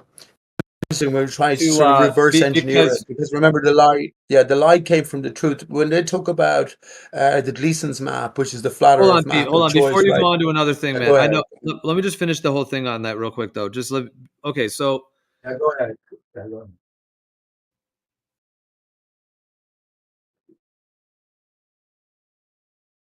Go ahead, Gio. Well, yeah. So what I'm saying is, if you have that freeze frame of the sky, all I was saying is that if you want to do it throughout the year, you might have to have several freeze frames, because the star positions change, so those stars may not be visible for you in other times of the season, but they'll be visible day after day after day, and you can do this for weeks and months, because it's going to be there for a while. I mean, especially if you catch it in the middle, you can be able to keep that freeze frame for many, many weeks and use it for navigation and things. So now, if you have that freeze frame, and then you find a way, you map that as well, and then you start actually taking angles to stars and then marking that angle, marking how far that is from the GP, and then essentially measuring that distance and doing multiple angles, then you end up with a system where you're actually mapping the fixed positions of stars and the way that they're there, just like a freeze frame, and how those map precisely to the surface in terms of all those angles. And what I'm saying is that to really get to the difference between a spherical Earth or a planar type structure of water and of the Earth, etc. Well, you're perfectly correct, Gio. You're perfectly correct. That's what would actually show it. And I've yet to see anyone in the modern day actually do that. I know people do celestial navigation while assuming a globe, and they'll get from point to point, but that's not really impressive, because that's just a heading in a direction. And even if it's not an actual globe, you can still get, you can ad hoc it, because that amount of curvature doesn't make that big a difference. So you won't get as accurate. You won't get right to, if you're trying to get to a port, let's say, it's not going to get you right to the port, down to 10 feet kind of thing. It's only going to, because if you get down to the GP, then you could be getting within feet of your, but on a globe, it's not even that accurate, and they just have to keep taking new headings. So it can be, but my main point with all of this is that this still needs to be done. This is an outstanding thing that has not been done as far as any that I've ever seen. If anyone's ever seen anyone do this or document it, but in terms of fully doing the GPs, circles of equal altitude, like I said, all independently, that would reveal a tremendous amount about the geometry of Earth. Right. Well, let me respond here, Gio. And this is I don't think in Oh wait, terms of let whole Earth Taxical respond anymore. because he was actually in Okay, the go ahead. Yeah, yeah, go ahead then. I mean, Tactical, do you agree with me that this needs to be done, needs to be replicated? And do you have interest in seeing the results? I think so, and if someone will replicate it, yeah, I'll be interested. Do you agree that that would, if you had a freeze frame of the sky and then you took all those angles with the circles of equal altitude and the GPs, do you agree that that would reveal either a planar geometry, or if it was a globe, it would have to show that spherical geometry in terms of how those? That I don't know, because I'm not necessarily sure if I correctly understand the perspective on your model. But if it Your were, model. yeah, your model, because I'm kind of on the opposite side. Yeah, it's a good point. Yeah. Yeah, it's a good Then, point. if we understand perspectives and how the vision works on both models and the position of stars and where they are and where their GP is, then yeah, I think so. But maybe having two observers, like two guys in two different places, doing that on similar stars, maybe that would be even better, because then you have 2 points, and that would, I think, show you if you're like on flat surface or on a curved surface. Because with a single observer, I think it might be hard. You know, Wait, though. No. Go on. Go ahead, Gio. Yeah, go ahead. I think Kosho was getting in. Was that Kosho? Well, I was just gonna say, I don't know if this refutes what you're saying, but you know, Refute me. Let's go. I was saying you can go to you can go to heavens above right now and pick any location in the world, and that tell me what location you picked, and just give me the time and the 3 stars and the elevations that heavens above says, and I can use that to locate whatever position you picked. You know what I mean? But I don't know Yeah, if that's on the what you want coordinate to do. system that we're given, on the WGS 84 coordinate system maps that we're given, yeah. But you haven't validated the distances or the position precisely yourself. You're having to go off of a system that's already ad hoc and doesn't have a level of precision when it comes to what you would actually need to know of how all those coordinates match. So just for them to be able to give you a position that's already a part of their WGS 84, essentially the GPS matrix system, that's that's still ad hoc, and you're not actually getting anything definitive. No, but I'm saying, okay, so let's say, for instance, you went on to heavens above and you picked a random place, and let's say you picked the capital of Mongolia or something. And you didn't tell me. All heavens above tells you is from that location what the stars are at this very moment or any moment. So it's not using like a mapping system. It's just using the stars at that location. And I'm saying that I can, but if I can use the stars to pinpoint that location, that means Okay. that the distances to the GP have to be correct. Otherwise, I would get the correct location, right? No, because you're just being given coordinates. So you actually don't know what that actual location is. You're assuming all the other distances all match up, and then all the other geometry matches up. It's all assumed in that. Well, Gio, let me respond here Well, no, before let him Coach comes respond back for in. at least. Well, but you're not. That's the thing is what I'm saying is in this exercise, I'm not giving any coordinates at all. Actually, I'm only giving elevation angles of the stars, and then the only thing I'm using with those is just the position in the sky that they are. But there's no positions on the ground that are given at all. It's only the position on the ground that's obtained, and it just happens to be the location Yeah. where the stars are observed from. That's what I was going to say to Gio, that you need, Gio, in your scenario, you need two things to consider. One is your position on the ground over a flat plane, right? And you also need to consult an almanac. Because the skylights reset on an annual basis, we take outside consideration the precession and the equinoxes, co-show, right? It's such a slight variation that we can just consider it fixed over or year-to-year existence. So yes, the sky is fixed and it is set. Now you have to refer to an almanac and also refer to a position on Earth. So Kosha is correct.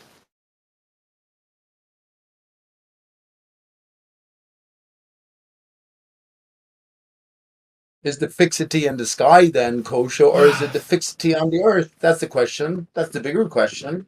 Our Earther says the fixity is the earth because it's stationary, the sky moves around. It. Is the Earth a spinning moving tin space, boy? That's the question. Yeah, I mean, Kosho, you're going off someone else's map at the end of the day, man. You're going off someone else's coordinates. Maps are flat. Earth is flat. Water is flat. Horizon is flat. No, but the reason I don't, the reason I see the horizon kind of curved sometimes. I'm not even joking. Me too. Me too. But it's because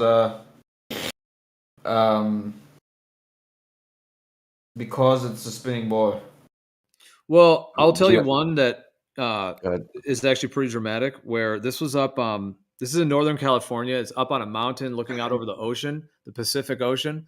So it's just this incredibly expansive view of the Pacific Ocean. You're also up on a mountain, and the horizon was literally making a curve left to right. Meaning, if I put my finger and I pointed right at it, and I just moved my whole body like horizontal and kept it level, the actual line was making like a dramatic curve. And it looked completely curved. Now, I don't think the Earth is a globe whatsoever, because that amount of curvature is actually way more than what the globe would even have.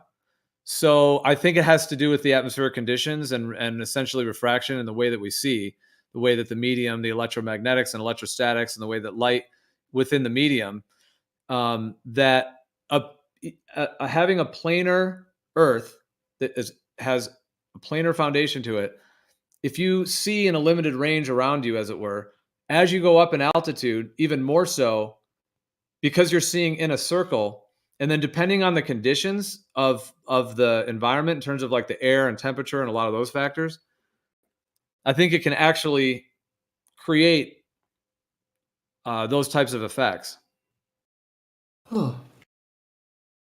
In this case, That's it so definitely interesting, did. Gio. That's so well. Let me get in, Gio. That's so interesting.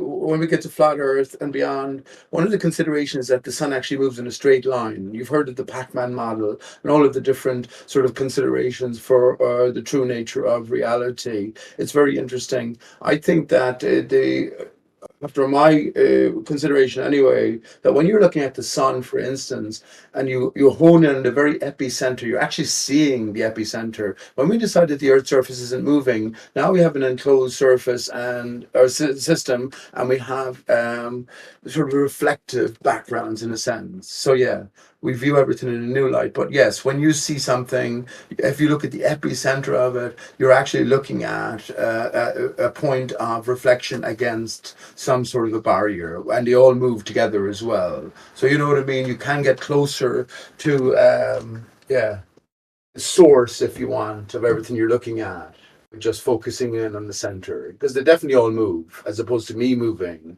Go ahead. Aries failure proved that, by the way. That is nearly fucking 75 years ago. Fuck's sake. I also have footage from an airplane where the horizon is definitely curved as well. Again, it's like way more curvature than what even would be if the Earth was a globe. And I don't think it's due to any curvature of the surface at all. And because it also changes. It can change that amount. Now, I know there's also on airplane windows, there's like, the windows themselves are curved as one idea. And then also like at the corners of the windows, it shows like a little indentation that looks like it curves down as well, which could even be a little bit of a subliminal thing that it kind of makes however, I've also seen at times that it can look like that as well. It has to do with how it's really more of a hemispherical. It's like a hemispherical effect. It's like a hemispherical optical effect. A hemispherical optical refraction effect. It's like a fountain, Geo. That's probably if all you the look at word the Earth on the is side, there. it's like a fountain. Think of a cross section of a fountain. This is why so many fountains went up around the 9/11 sites. So yes, I agree with you. And would you believe Like it actually happens, so? you know how when you have when you like scuba diving, you wear goggles or lenses. You know how lenses can make things look like either spherical Yeah. or it can make them look hemispherical, either like concave or convex. And it can Right. change, it can kind of warp things in that way, which is why the cameras, of course, do that as well. Of course, the fisheye lens, all of that. But is the fisheye lens actually, you know, it's funny that it's even called a fisheye lens. It shows that in nature, that's the case. We have eyes that are in some ways not that different than fish eyes, but obviously our eyes are different, but they're similar in some ways. Gio, this is what I get back to. You see, I have lots to say, but I always have to sort of compress it. But this is where I get back to our consideration. The ball Earth has told us that when we're looking at the sky now, we're looking at objects, massive distance away. Okay, we accept it, rejected it. Now, the flat Earth in general will tell you, Mark Sargent style. I'm not going to say this depending on Mark, but yeah, it's a globe or a snow globe, and you have 3,000 miles away to the sun, that sort of thing, right? But now, well, our own eyes tell us different. So maybe there's a deeper story to it. Maybe it's much closer than what we ever could have reckoned. And it's all got to do with, as you say here, the curvature, the distance, the nature of, well, the surround. It's perfect. Globe theater. Globe fucking theater. Be right there, Gio. I genuinely tell you this, and I've been saying it for years. Coacher knows it. I've been saying it for years. If I had my jet Hold boots on, on right Pete. now, and I I think go, we were 1 on a second, let me topic. finish this. I No, go we were 90 on a degrees topic, up. dude. Hold on. I'm pretty sure we were on a topic. I'm on topic, Gio. I'm saying that if I put my No, jet I boots think on you're now and I trying. went 90 degrees No, you're up, doing. I would hit the barrier at about 50 miles. That's You it. do. That's all I was going to say. What is it? What was the last thing? It was that if I put my jet boots on now and went vertically upwards, I'm going to hit a barrier at about 50 miles because I'm 50 degrees north. That's all. That's all. 50 degrees as opposed to 50 miles as opposed to 3,000 miles as opposed to billions of miles, according to Kosho. Weigh it up ourselves. What do you reckon? All right. Well, I guess yeah. Okay. So, but what I was saying before about lenses and that kind of dome effect, which is like, yeah, essentially a fisheye lens can do that, and our own lenses, and you can do that with other types of lenses as well, kind of create those effects. So if the atmosphere functions as a lens, kind of like a contact lens of sorts, I think that's how we can get certain effects like that. Now, I'm not saying the horizon always looks curved. I mean, many times it does look completely horizontal, but it does seem to be that there's times when there can be like warping effects, like refraction Gio, effects. you heard me explain this before, right? This phenomena that you see in a film camera or even with your sight about the curvature of a circle around you. Now, there's no difference between a circle of a horizon on a round Earth than there would be with a circle of a quote horizon on a flat Earth, because that horizon on the flat Earth would be the limit of your vision. So it's going to be a circle around you, right? You only can see a certain distance. That makes a circle. That circle, if it's beneath you, will always make a curve on a camera. Looking at it, it'll always be the same angle down, so you'll assume that to be a flat surface. It's still a circle, but it's below you, below level. So there'll be no difference between what you'd see on a flat Earth if you have a limit of vision. You remember And when a Don Gio, he called it rim curve? well, there's He the called it example I rim like to curve. compare With is like what with a hula hoop. Yeah, that's it's part of a. what I'm describing. Yeah, in a I'm giving you. circle. Yeah. That's my example. My analogy was the hula hoop. I've given you the mathematics behind it, the 0.05 arc seconds of curvature of something that is certain distance away and certain angle below your eye level. So there won't be any difference between, and they all see it on the camera only because it's kind of perspective of the camera.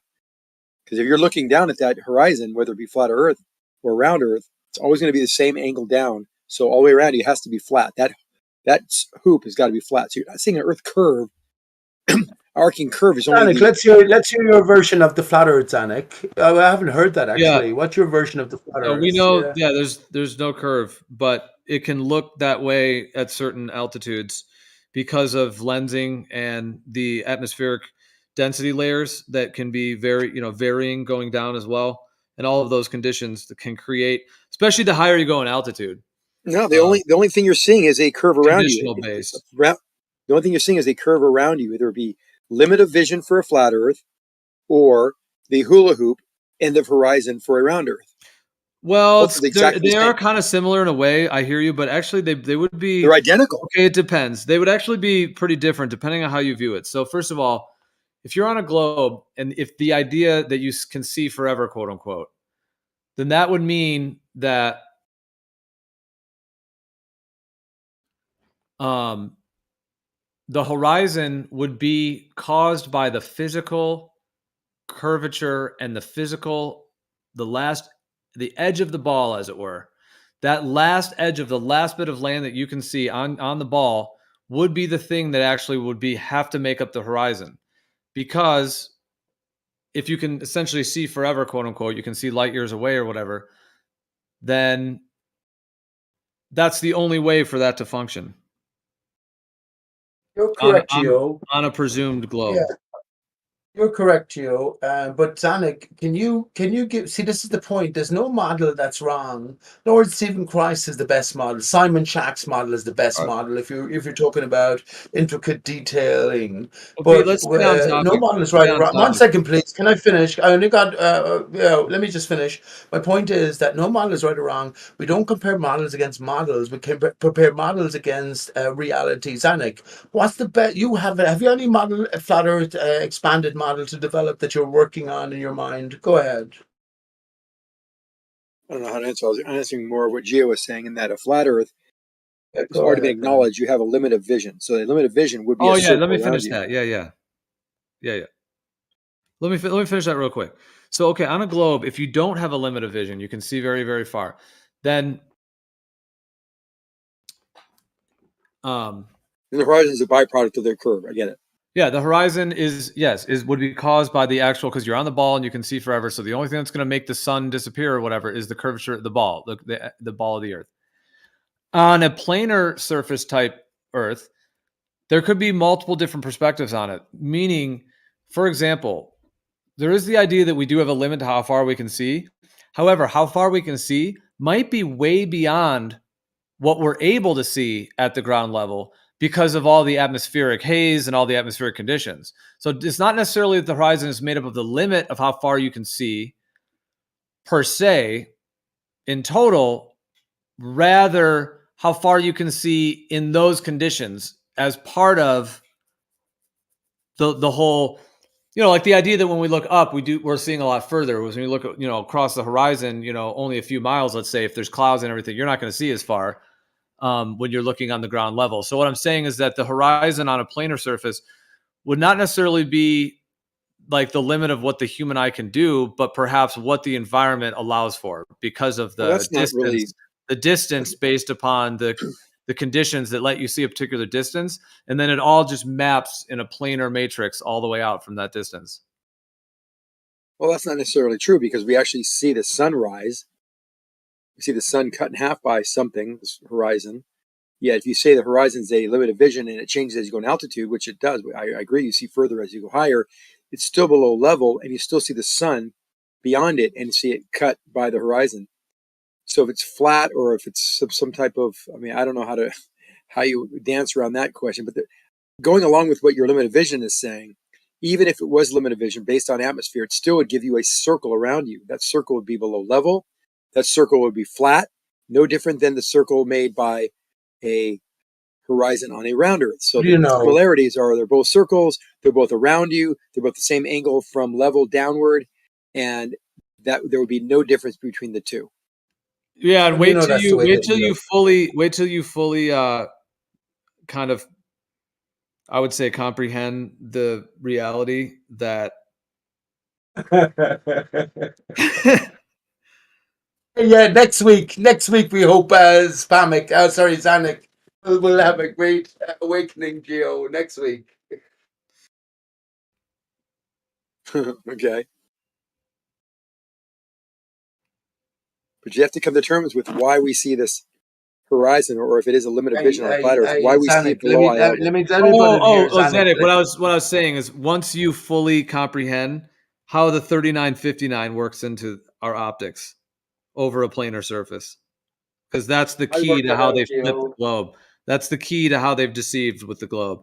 And if one fully Right, I understands agree, that, Gio. there's It no was way. testing. Pete, stop talking over Geo. Come on. If someone understand, if one understands that, then there's no way that the globe belief could remain in their system of logic.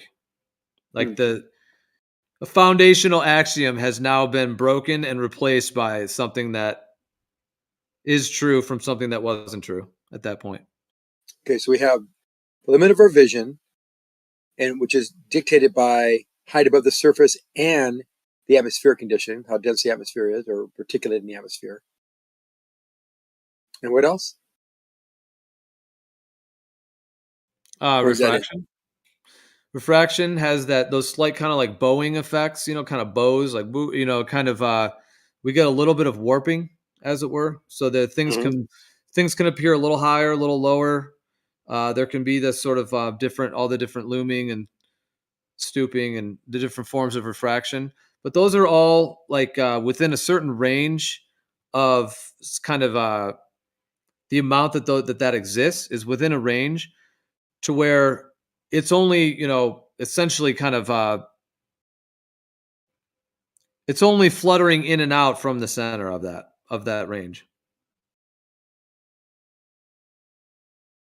meaning that there's a foundational planar geometry that is always geometrically aligned with when there is a amount of refraction that's very minimally warping, especially over very long distances. It's always planar. But then within that planar structure, there can be deciphered times when there does seem to be some, essentially, like I'm calling it like bending and warping, some wavering, because it's like the atmosphere is like a fluid essentially. It's fluidic and air and gas, and then you get all the water and condensation and all of these different factors. So there is that amount that occurs, but that's within a range, and there's nothing, but that is happening over the foundational planar geometry, and there are ways to decipher between them even now with what we have.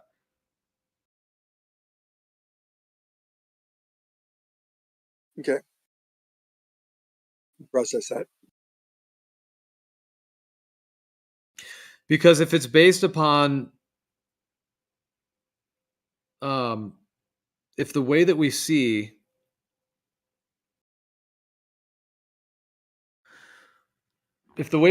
over the earth, meaning that the place of the ground and the sky that meet, that varies in distance, you would agree, right?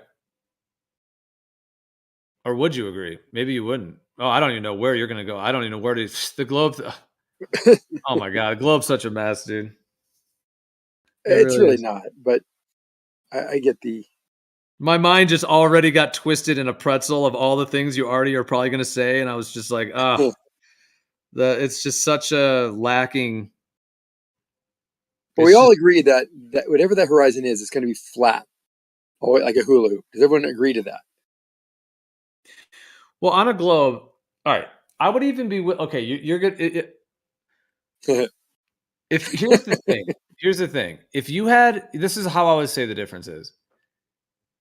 If you had refraction happening and it was a globe versus refraction happening and it's of a planar nature, the difference is that because the horizon on a globe would be essentially physically caused by the edge of the globe, as it were, that you can see, the last bit of globe that you can see, as it were.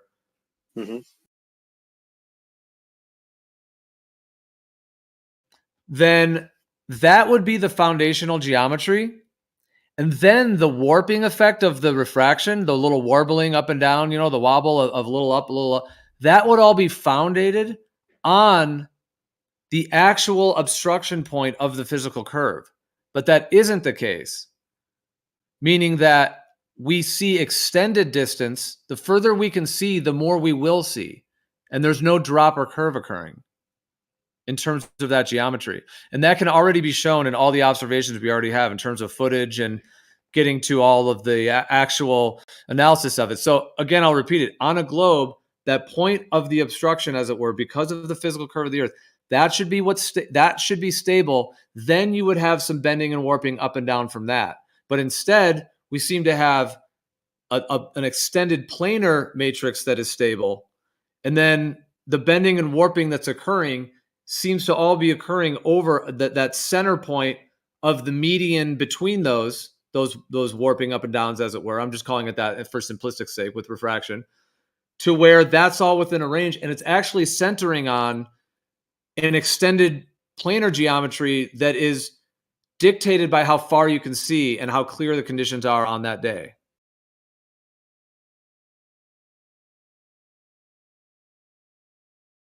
And there's other factors as well. I think there's other components with refraction and optics, but those are just some of those. And so that can already be deciphered now, because if it was the curve, if it was the globe, then that's what should be foundational. That obstruction point connected to the 8 inches per mile squared, that would be the absolute foundation. And then the refraction would be happening on that. But again, to repeat it, but what is actually occurring is that the refraction seems to be occurring on an actual geometrically planar foundation.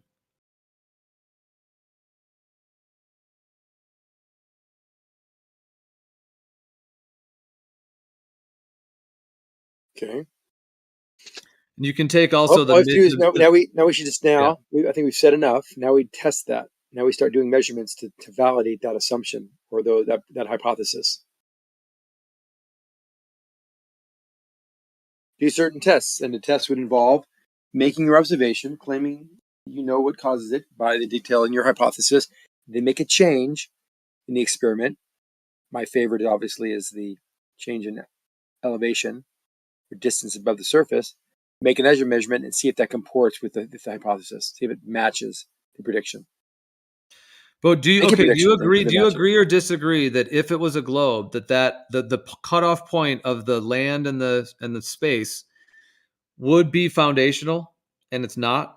Like, is there any way you can rebut that it isn't? No, it is absolutely. It is foundational, but it does change based on anything altering the light moving from your eye to the object and back.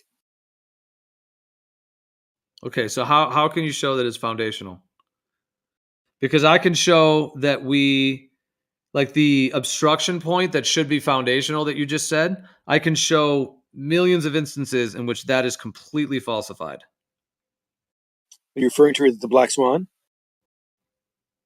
I said there's millions of examples. Was that one? I don't really use that terminology, but yeah, I mean that footage and those oil rigs, the oil rigs that are above, that are actually above level is one of many thousands of observations. Yeah. From a 1 foot observer, we shouldn't see the objects that we're seeing, and it's actually not even level with us at 1 feet. It's above level. It's proving, I think, from both camps, flat or round, that there is something bending the light downward. It has to be going downward because it wouldn't be above level if it wasn't bending downward.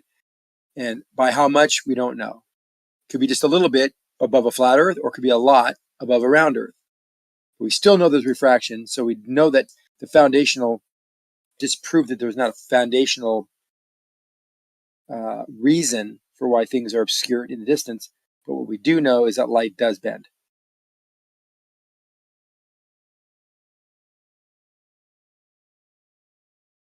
Disagree or the idea of what you might be calling light bending, quote unquote, of like a laser that's bending through a medium or something like that, that is very different than the idea that your vision bends. Because what it depends on what kind of theory or whatever speculation you're going from here in terms of it that way. But the thing is that there isn't. So, okay, if there was a hill in front of you, a big hill, and your friend's up at the top of the hill, and you can see him, and he's waving at you, and then he starts to walk to the other side of the hill. Let's say you get to the point where like you can only see half of his body, like he's half cut off. You can just see him from the waist up, and he's waving to you. That's a physical obstruction. Now, if you want to think of the idea of filling the air with sugar water and then using a laser and bending it over, okay, you can refract light with certain materials through the medium, but the thing is that that would be a physical obstruction. Like his body is being cut off from that hill. And on a globe, obviously I'm using that as an analogy because on a globe over curvature, that should also be occurring. Yeah, but you can see So around that curve by refraction. The you, differential form of Snell's law allows you to see around that curve. well, that's what you have no validation for. Yeah, we can Zero. do small You have scale. no validation You've for seen like the liquid protein. because you have no validation that our vision curves around spheres to make them look planar. Yeah, you do because like I said, we do. Because that's what they look like. They look like No, an extended plane. Like the geometry is all planar. So you have to contort something to explain why you think it's a globe, even though the actual observation is planar. No, we've You already realize shown how small backwards that scale is? analysis. Like, can you not at least consider that wow, that really, at least logic wise, you would have to, at least take a step back and consider that series of logic again? No, we do. We have examples of on a small scale. We can put liquid propane on a surface, makes it very cold. Light bends down, and objects that were priorly hidden by the surface are now brought into view, meaning the light did bend down.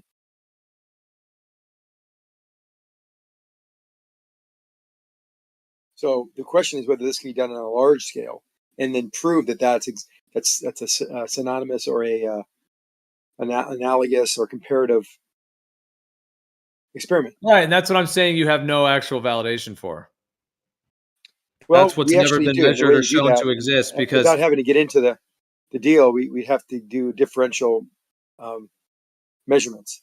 And differential measurements would take, for example, that scene where it looks planar, visibly planar, and start raising your observation point simultaneously, yeah, but why would concurrently it or do in that? Like, why succession, would and see when you're looking what out the over the different. Earth, why would like when you have like let's say you have hundreds of people all lined up on a beach or something, all like spaced out looking over the Earth? Like you're telling me that there's some effect that like optically fake things, like the fake Earth, is just being brought up to all have that planar geometry. That's even though it's a globe and they should all be curving away from each other. Somehow, all of their positions will Yeah, we can show validate will that. show the actual land or the seawater or the sun that is actually there. We It's can not see it's that not by they're not all seeing like simultaneously lifted fake earths and fake skies and fake everything simultaneously. They're all looking out and seeing the exact same like layered system, which all has that XYZ vertical horizontal matrix to it. Depth, width, and height.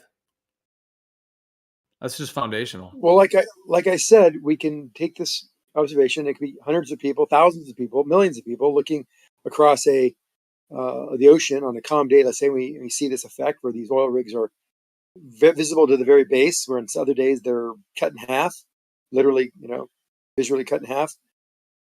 But then we can start raising our observation point, which is why those hotels and things in Hawaii and other places where they have high rises allow you to go up, 2, 4, 10, 50 floors and see the angle to those objects that are being hidden. And when you do that, you start realizing that there is refraction because the trigonometric results of the height versus the distance does not comport with a flat earth as you go higher. And it does when you are lower, closer to the water. So that differential form of Snell's law allows light to bend downward to the point where it shows it being flat when you're on the first floor and showing it being very curved, meaning it's falling well below eye level, further than it would be if it was a flat earth. That you can validate by just doing a simple set of tests and changing the independent variable, that being the height above the surface.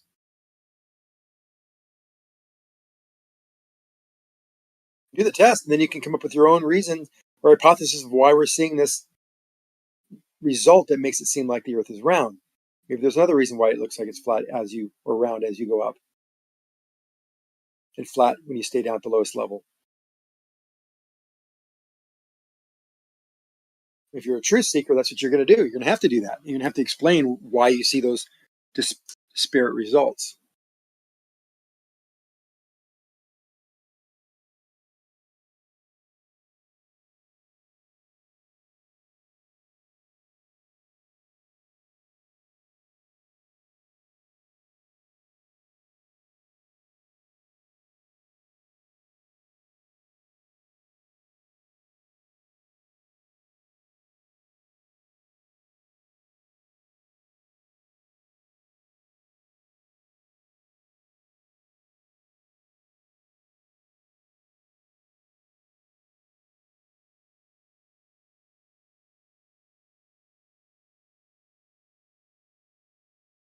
So a form of refraction, you say, where your vision that looking through the environment actually bends and warps in a way that can just lift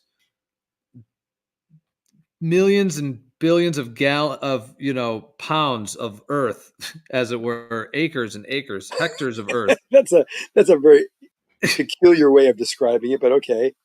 Yeah, I'm going hectare. We're going hectares of You're earth. going full hectare. Yeah, dude. Forget Come on. acres. Oh my gosh. Yeah, that's what I'm saying, dude. We're moving hectares here. And your vision is just warping and bending things all zany out there to somehow bend these things to make them look like just an extended plane, but it really is a globe that's bending and warping and allowing you to see like zany style periscoping, lifting hectares of earth up, all to be displayed as an extended planar surface with layers, vertical and horizontal layers. Is that a steel man with a little bit of inflection on what you're saying there?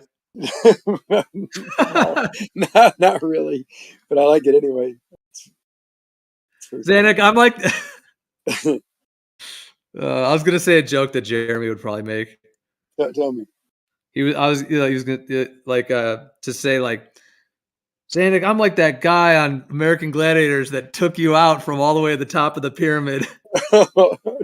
That guy just grabbed you and just, dude, you must have dropped 30 feet on that.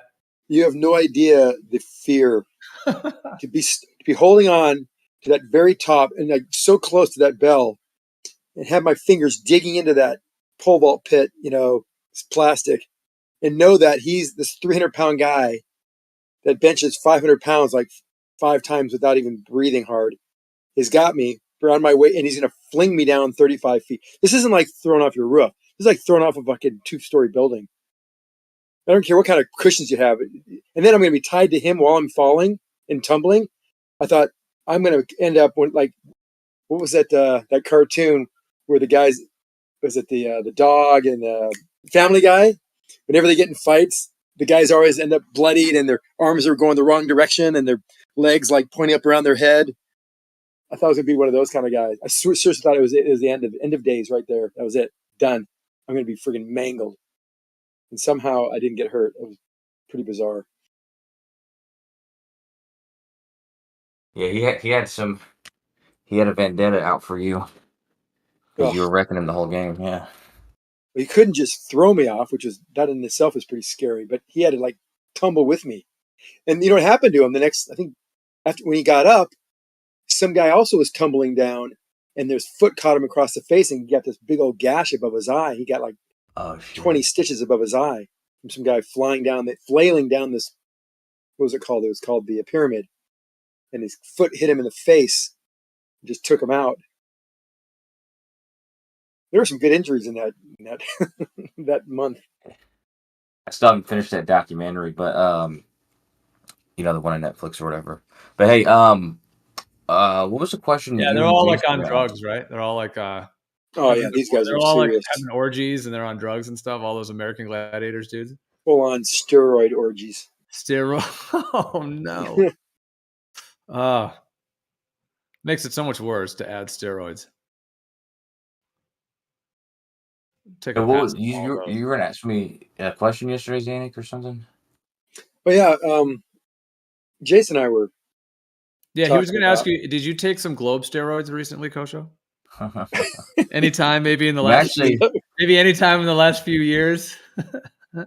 Funny story, dude. I actually got a job. It's not a joke. I got a job with Globe Life. I'm going to be an actual Globe agent. No joke. Really? Paid Globe agent, yeah. What's Globe Life? Is that your life? It's a large insurance company.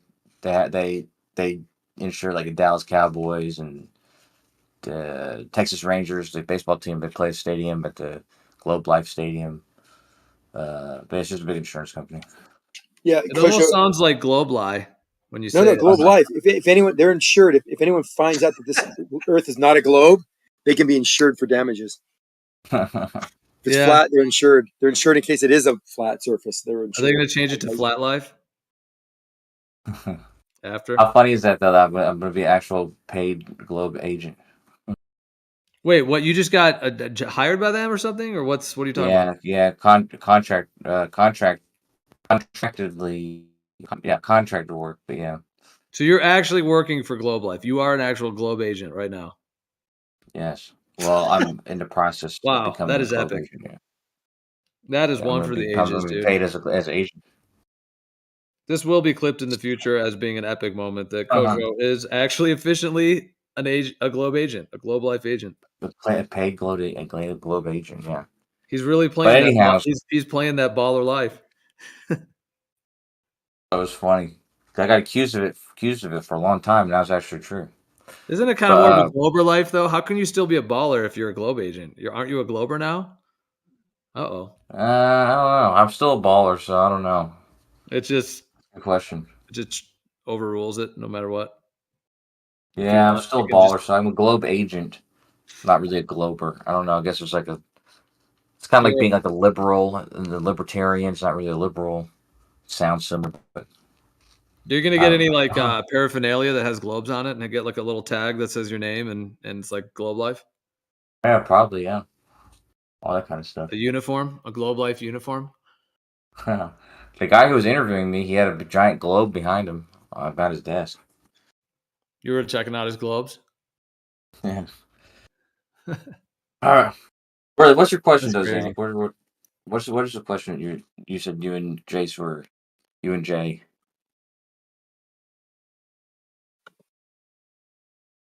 Well, Quite it stems curious. from the difference. Zanik, it sounds like Kosho wants to have some time for the Glober Society.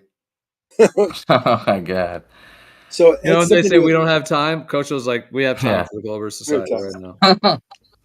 But Jace wanted to know with the Mickelson Carve Morley out a why little time here for. All right, go ahead. they're going to filibuster. We're not going to be able to talk about it. They're worried. I'm just kidding. Go ahead. I'm just prefacing what's about to go down.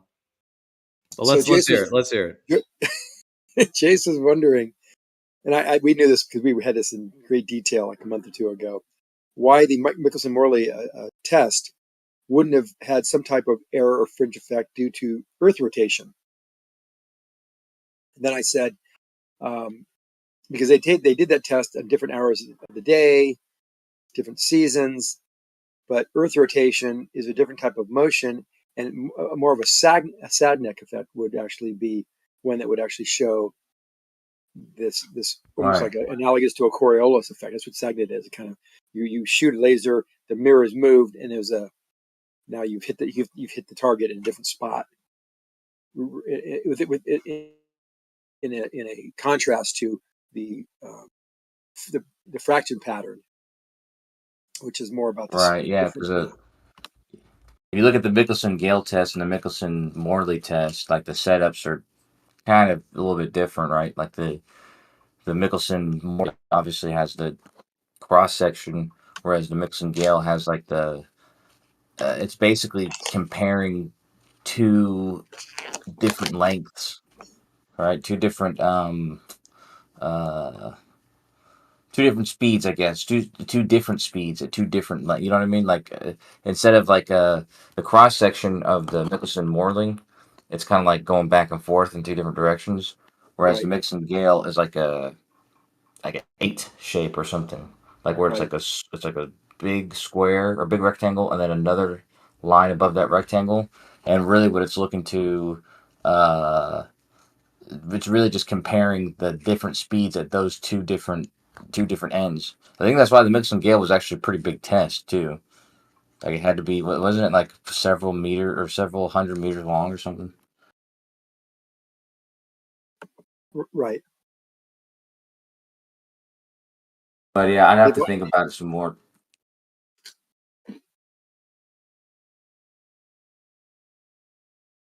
I have to find out before I can explain. I'm not good at explaining anything.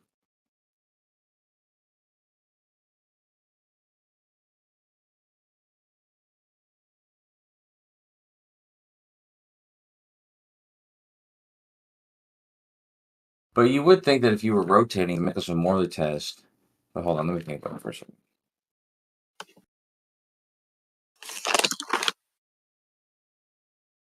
No, yeah. That's the big difference. It's the difference in the shapes of the two different tests. So I don't think you can. I don't think you can actually measure. Like if you had the X-shaped contraption, I don't think that you're actually going to be able to measure the rotation because you have a single line in either direction, and those lines, the speed of light is going to be, uh, You had it right in consistent. the beginning. You had it right in the beginning where they're Yeah. basically, if the arms are different lengths, there would be a fringe shift. If you're going through the ether, there'll be a fringe shift. If right, because that would make one arm effectively shorter than the other. So that's why the timing would be off. And that's why there'd be a fringe shift. Whereas with this a Sagnac effect, it's more of a analogous to Coriolis, where you're shooting a laser, the mirror moves, and it misses the target by a certain amount. Yeah, but also I know that like an extreme example, if you have a big one, like with the rectangular 8 shape thing, if you have a big one, Like LIGO maybe. Same thing, right? well, That's a huge. LIGO, yeah, That's a huge version of the Michelson Morley. It's scaled up. yeah, of the Michelson Morley, but not of the Michelson Gale. That's Correct. what I'm saying. Is that Michelson Morley the Gale Michelson, Pierce. because it's a cross section, but it doesn't. The Michelson Gale actually has several. So it has several lines in the same direction. Actually, three in the case of you know like east to west. That's how it was originally set up. Was there it was like a rectangle and then another smaller rectangle on top of that one. But there's actually three different lines, and so technically, even if it's minuscule, the the tangential velocity or the rotation, what is it? Yeah, the tangential velocity is different at those. Like it's rotating at the same rate, but it's like a different velocities.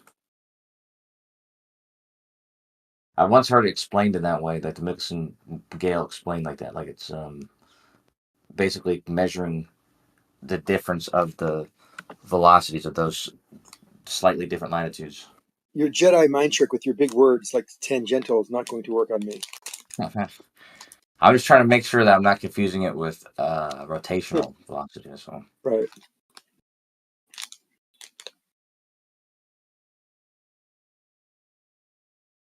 To be honest with you, though, I always go deep into Michelson Gale, Michelson Morley, and all these tests, and then when I'm not thinking about it anymore, I forget a lot of the details. So That's exactly what we were saying.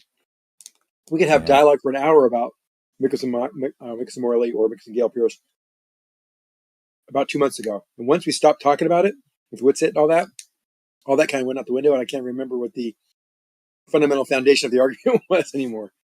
I guess they're playing back exactly how the actual devices were oriented and why that wouldn't.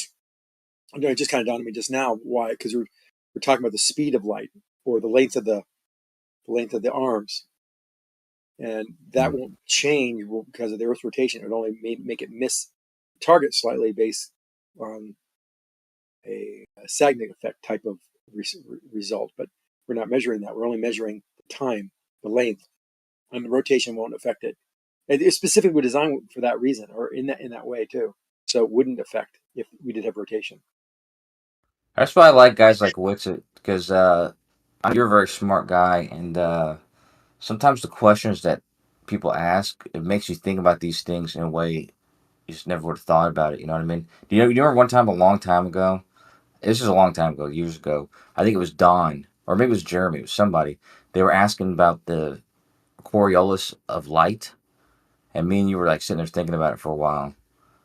It's kind of interesting, but it's just interesting concept because it's like light behaves very differently from you know an actual Right. moving object.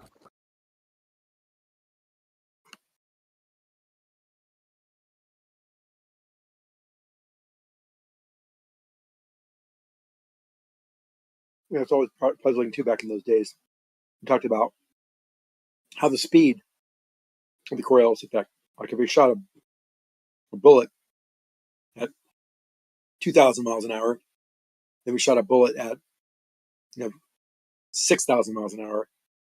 What would be the deviation? And you kind of intuitively think, well, if you're going faster,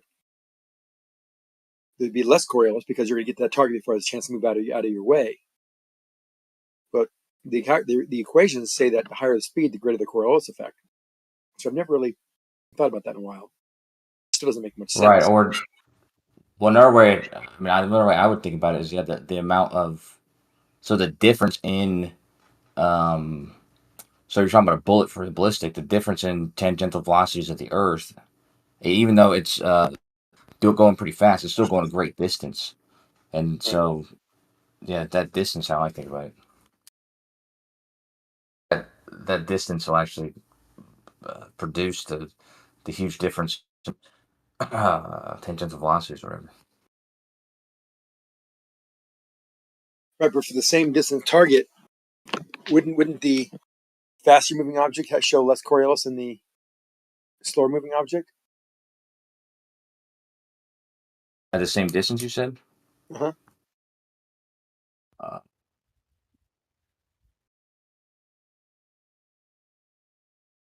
Like those gunboats, they have the manuals, they have the naval manuals that tell the amount of deviation for Coriolis and how it's going to zero when you're going east-west and how it's greatest going north-south. What if those projectiles were going twice as fast? Would that variance adjustment still be the same? Or they say it's more with the faster the speed, the greater the Coriolis, but I haven't thought about this in a long time. But I remember that was also part of the confusion or discussion back in the days. If we have to forget about the atmosphere completely, let me think.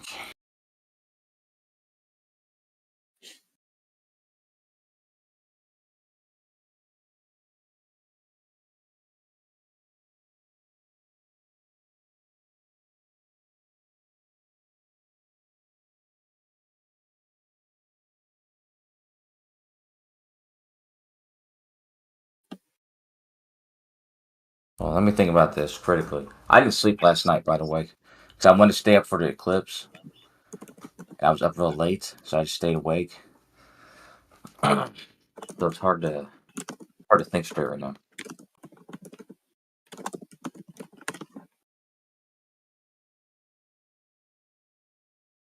Did you guys catch the eclipse?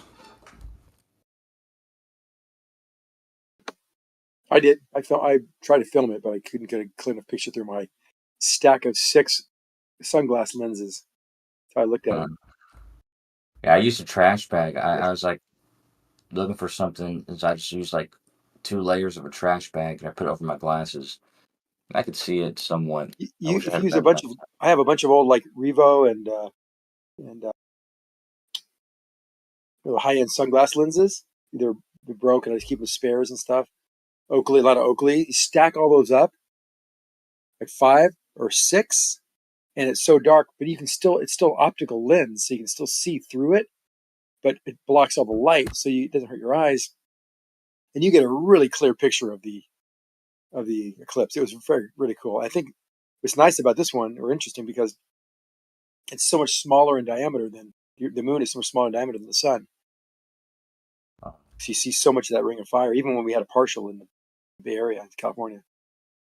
But you got to see all of it in Texas. Yeah, well, mostly. Yeah. I wasn't exactly in the path, but I was close enough. So it's like it was almost all the way blocked. But even when it's almost all the way blocked, it still doesn't make it like completely dark. Basically, if you look up at the sun without glasses, it looks like the full sun is there. Yeah. Zanuck, what did you see?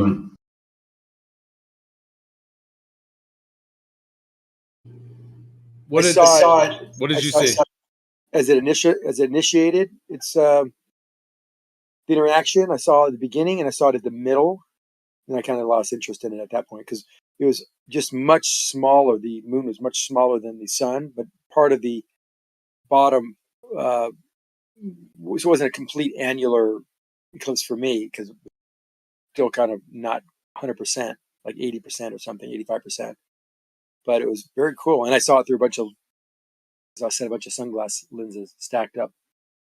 And I was trying to get a picture with my phone, but my phone kept focusing on the goddamn lenses and not on the actual object in the distance. So I was kind of pissed. I couldn't fix the focal length on the phone, so it just would take the picture what I was seeing, because actually it was a pretty nice picture. for a pretty good visual. Now you're saying that the black circle that covering the sun was smaller. Is that what you're saying? Or Unusual, yeah. that's what Annual or it's an annual eclipse. So you see, it looks just like a penny on the inside of a quarter. Yeah, so we have the Ring of Fire. It was like 246,000 miles away, the most today, I think. Yeah, the ring. That's what they were calling it, the Ring of Fire. So did you see the Ring of Fire? Well, the Ring of Fire is just. Did you look at it with your naked eye? Not naked, no, just with the lenses, sunglass lenses. You didn't get naked with the eclipse? I didn't get naked with it. We didn't rub. We didn't bump uglies. Have you heard that it actually improves your vision? I've heard that. You've heard that? Yep. You've heard that? Your doctor told you that, Xanax? No, I heard people say that. It's a rumor that you stare at it for 10 minutes, you'll increase your vision. During the eclipse? During the eclipse is extremely dangerous. Just stare at the sun. Just stare at your sun for for a minute every day, and you'll get better vision. Most people go blind. Yeah. So Kosho, okay, dude, this claim that looking at an eclipse causes damage to your eyes, where is there any actual evidence of this occurring? Because, dude, if that was true, just imagine this: there's anywhere between two to five solar eclipses every year, all around the world. So they're happening all the time. There's, by this point, who knows how many millions, hundreds of millions, billions, trillions of people over all the history of humanity have seen these eclipses. If it actually damaged your eye to look at it, because first of all, when they're happening, that's what everyone's going to do is look at it. Like, whoa, what's going on with the sun? It's looking a little different. Oh, there's a little black circle that's overtaking it, and the light is dimming. I mean, everyone's looking at it. That's because it's like, what's happening in the sky? And if it actually did damage your eyes, there would be lore about it. There would be history. There would be, they probably would have said that they were, that the gods were burning out their eyes. Maybe in one of those, they would have said that or something. One of those kind of archetypes of that. But if it really did damage your eyes, it would be like a very deep, well-known thing in humanity. Like everyone's grandmother would be saying, like, make sure you never look at an eclipse. But it's not the case. It's like a modern day claim that comes from CBS. Whenever there's an eclipse, they start telling everyone to wear these eye shades and block your eyes and don't look at it. Well, it's kind of like. So where's the proof that it? Where's the proof that it does that? Or is this all just a scare campaign because they don't want us seeing what the? Basically, one idea is that they don't want us looking at it to see that it's not the moon that's causing that, because obviously, see, it's not. Because you would see it. Well, you could use a solar. You could use a solar lens, and and then maybe just take a look at it then. But regardless, I don't think. I think you're thinking about it as if it was like looking at it is gonna make you go blind like one time or something. Where it's probably a lot more like going out in the sun a lot. You're gonna get a lot of what's it called, UV radiation, and maybe eventually damage your skin. Or if you get a lot of X-ray exposure, not on the first X-ray exposure is it going to damage you, but if you get enough X-ray exposure, it's going to damage you. And so it's like if you look at the sun and you go away, and then you have like it's like black dots, like you can't see anything because there's this black dot in your head. You're basically damaging your vision, even if you're not going blind like right then. You're just kind of. Where's the proof that it does that though? The proof. Right, but I'm asking for the actual proof that it does that. I know the claim, the theory, the idea, the whatever they want you want to claim it is. Where's any actual evidence of that actually happening though? Because I would say throughout all of time, humans have always looked at eclipses, and there's never been these problems. Like it's not like I said, there would be lore about it. There'd be history. There'd be this whole family that all stared at eclipses and they all went blind. It just none of that is even a thing. It's just a modern day kind of like NASA related assertion. And then they've gotten everyone scared to never look at it. Now, I understand if it's true, then yeah, that is a concern without a doubt. So that is true, but I'm just saying I've never seen any evidence of it actually happening or actually being validated in any way other than just the claim. David Weiss, I think, I don't want to speak for him, but I'm pretty sure I remember him saying that during like a full eclipse, he stared right at it the whole time. And he said afterwards his vision was better. His vision was like sharper and more clear. Did an eye test? He probably had a massive headache and was like getting loopy or something. Because that happened to me today. I was looking at it without my glasses. My head started hurting really bad, and I mean, I just couldn't see. I couldn't see anything inside of my house when I went back inside, and it's like my vision was messed up for a few minutes. But that's cool. That happened to David Weiss. But I mean, I'm just saying, like, when it's like if you it's not like a muscle where it's like you're strengthening it by straining it. If you strain your nerves, it seems it makes sense that you're just gonna wear them down faster. Well, whatever the source of the light is, as it were, why, if just part of it is blocked, would that necessarily make it somehow damaging? Because it's obviously being eclipsed to the point to where you can look at it. That's like the whole point. It's like God is like, yo, you know how you normally can't see the sun like ever really without only for like short bursts or during like maybe sun gazing. Well, check this out. We'll do eclipses right in the middle of the day, and boom, you can check it out. No sun. Sun, no sun, and then back to sun. Yeah, but that's part of the problem. It's like a reset. I think that's sorry, my internet's messed up again. No, but I think that's the problem though, is exactly that. Is when your eyes are, because like when you go in the dark, your eyes dilate, so that the aperture is increased so you can take in more light. And that happens when the sun goes away because the moon's covering it up. Kosha, are you sanding something in the background? Are going to get larger. Oh no, I was wiping something off. Sorry. So you what was this? Oh, yeah. So your eyes will open up. Your pupils will open up and dilate more, so you can take in more light. And as the sun is then visible again because the moon moves out the way, there's a super bright light that's there, and your eyes have just been accustomed to the darkness. So that's what makes it more damaging than just any given day, is because your eyes are sort of being trained. They're opening up because it's darker, and then it gets bright real quickly. So it's just like an extra, or it's like a faster. It's damaging it faster or more extremely. That's what I heard.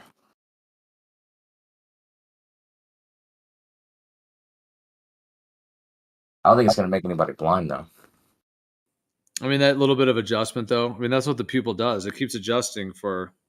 You're telling me that, like, you think that the whole creation was built so that right at that time when this totally amazing event happens, like, dude, even from a globe perspective that they do believe in a creator, they would still say that it's all like divinely orchestrated.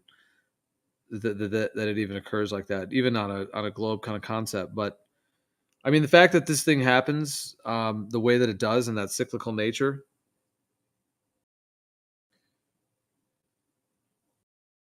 It is cool. You don't think that has meaning to a level that it's not just some malevolent thing that's trying to burn your eyes out, but instead is a sacred phenomenon on Earth that is meant to be enjoyed and observed? I don't think that it's malevolent at all. And I also don't think that you can enjoy it without using a lens. Like if you just go out there with your naked eye and try to view the eclipse occurring, if it's not completely covered up, you're not going to see it covered up at all. It's gonna, like I said, it looks like the sun on any normal day. At least that's what it looked like for me because the sun was super high in the sky and it was super bright. And if you don't have any glasses on, you just see a huge glare. So you kind of have to, dim. You have to look through at least a I had to look through a garbage bag through my glasses to see the actual eclipse. Yeah, I remember when eclipse. I was in like elementary school. We looked at one where you know how you have like a box and you like carve it out, you make it so that it reflects on the back of the box. I remember. Yeah, doing right. that. And they I all forgot told how us that like worked. it was like a military operation. Like, don't look up, don't look up. You know how like actually, if that really was a danger, that if it really was a danger that one of those kids, like I'm thinking this one I'm remembering. I was in probably like 6th grade, maybe like 6th or 7th grade. And they just took all of us outside during the eclipse, telling us that if we looked at the sun, we might go blind or burn our eyeballs out. If that actually was a threat that any kid could just look up, doesn't that seem like the most risky thing ever for like a school to actually take the kids outside at all? If that would really was, that would be insane. But they have a contraption to look through. Yeah, I know, but just telling them all like don't look up.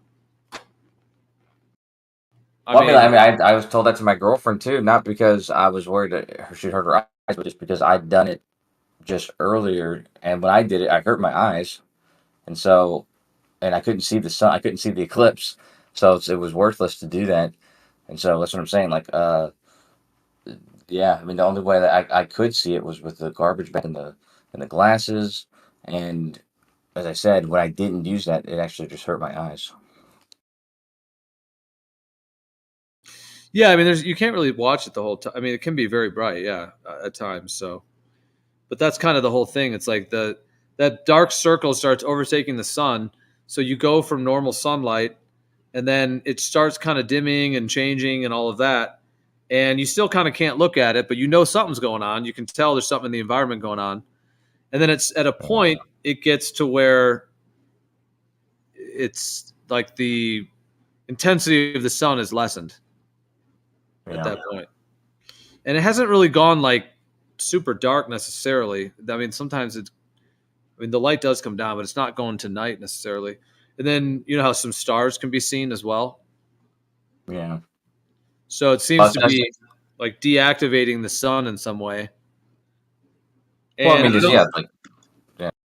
I don't think the pupils would really change that much just from the dimming in the environment, maybe a little, but I mean, I don't think nature made us so that if we don't catch the pupil size exactly, then we're just going to burn our eyeballs out from the very life-giving thing that gives us life on this earth.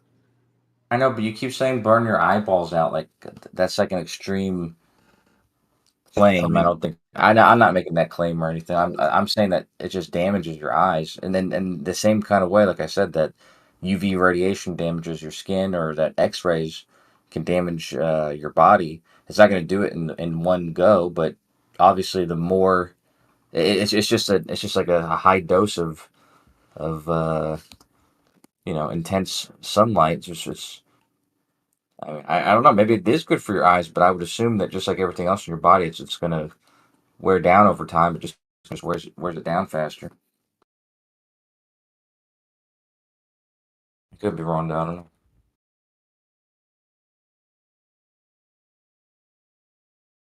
I'm not even saying that it's not good for your eyes. Maybe it is. I mean, I'm just going off what makes sense to me. I don't know. I don't have any evidence for it. Hey, is there any possibility that like, okay, so what if like if we had like high, like really good nutrition, then our eyes would be able to like benefit from it more, and we'd be like less sensitive to the sun and like not have damage even if we did look directly at it? Whereas like what if now, like if our nutrition is lacking, it does cause damage? I mean, it could be. I know very little about this, so I don't have any evidence one way or the other on it. Whew, me too. Yep, me three. That's what I was saying originally, Kosho. Is there any evidence for it? It sounds like you don't have it either. I'm not asking to like try to like challenge you in some debate. I'm just saying, is there any evidence for it? And yeah, again, we come to no, there isn't. Well, I mean, but it's it quite does a damage cameras. It's quite a tale though, because they got everyone believing it. Whether with no evidence. They can damage camera lenses, so I would think that would be somewhat similar. Do you hear what I'm saying though? That it like because there's like anywhere between 2 to 5 solar eclipses every year all over the world. There's who knows how many millions, hundreds of millions, billions of people over the or even trillions, depending on how long you think the Earth and humans have been here, have seen eclipses. And if it was really a thing that damaged your eyes, wouldn't there be like all kinds of stories of this person that damaged their eyes and that person? Like it would be like a built-in thing to humanity that we would know. But instead, it's not really in any history at all. It's just in the modern day they've like inserted it kind of in like the NASA social media, mainstream media kind of thing where they've kind of promulgated it. And have built this culture now that we're not supposed to look at eclipses. So where's the actual history of all that? It's just all lacking. And if it really was a thing, then you know how many people in ancient times wouldn't have known? They didn't have internet and TV telling them, don't look at the sky during this time. They would just be looking at the sky all the time. That's what you do. You look around, you look up at the moon, you look up, oh, the sun's dimming and there's a black circle overtaking it. Yeah, of course you're going to look at it. What's going on up there? And if it's too bright, then you look away. Yeah, I mean, you kind of have your obviously your natural senses that, it's too bright, you don't look at it. That's funny that like people followed their instincts. Whereas it's possible today, people might be like overriding their instincts and like doing whatever they read or heard. Whether it's looking or not looking or looking too long. You know what I mean? Yeah. It's why it's like hard to get a simple answer. Like, cause it's like everything is like a bit of a conundrum. I'm going to post something I found. I'm not saying I trust it, but I am saying it agrees with me. It just says sunlight can damage your eyes, can cause serious illness, all this other stuff. And then it says, blah, blah, blah. This is the part I think is interesting. It says permanent retinal damage can occur when someone looks at the sun for 100 seconds or less. The time it takes for damage to occur depends on several factors, such as the dilation of the pupil and the sun's intensity on that specific day. So, I mean, I don't know if that statement's true or not, but if it is true, that would be what I was saying about the eclipse. What makes the eclipse a little bit more dangerous than just looking at it on any given day is both the intensity of the sunlight and then it being directly after the sunlight was just in the shadow. Like I said, I don't trust this. As a matter of fact, I don't even know what source this is. So.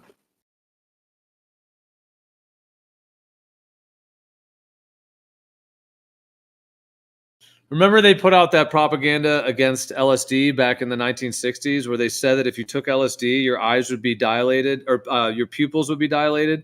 And then if you looked at the sun, you could go blind. Remember they put out that propaganda? That's crazy. Yeah, total BS propaganda they just made up. Sounds very similar to this. Yeah. They were putting it in the news like, to all the young kids, like, don't take LSD and look at the sun, you'll go blind. Like, it was like a whole fear campaign. Like, don't let your kids take this thing. They'll look, yeah, they made a whole thing of it. It's crazy. It's not true. Now, obviously, everyone should, use their own caution and judgment. I'm not telling anyone to do or not do anything. Obviously, like whatever feels right to you. I mean, there's times when the sun is too bright to look at. Yeah, like it's. But But all this claim of it. I mean, I do agree that suns do cause sunburns in a sense. There is obviously that. So that is a burn of sorts. But eye damage claims are made, but I've just never seen them validated.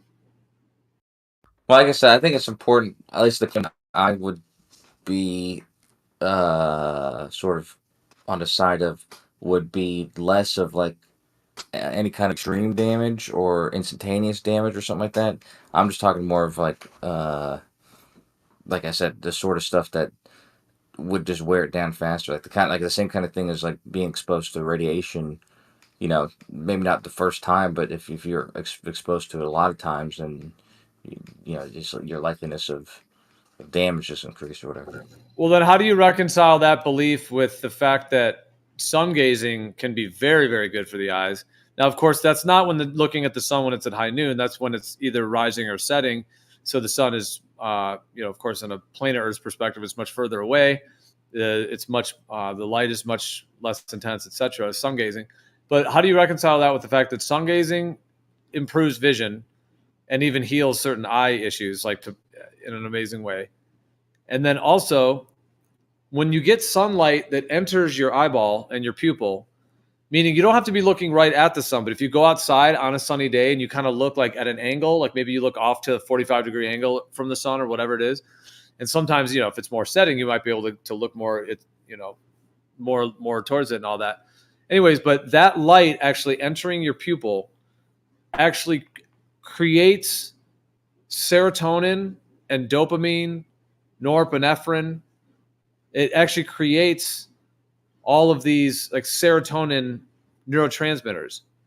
So that's why when people have like seasonal affective disorder, they have either like depression or like low energy, different issues, because they're not actually getting that sunlight that's entering into their pupil and helping them actually generate serotonin.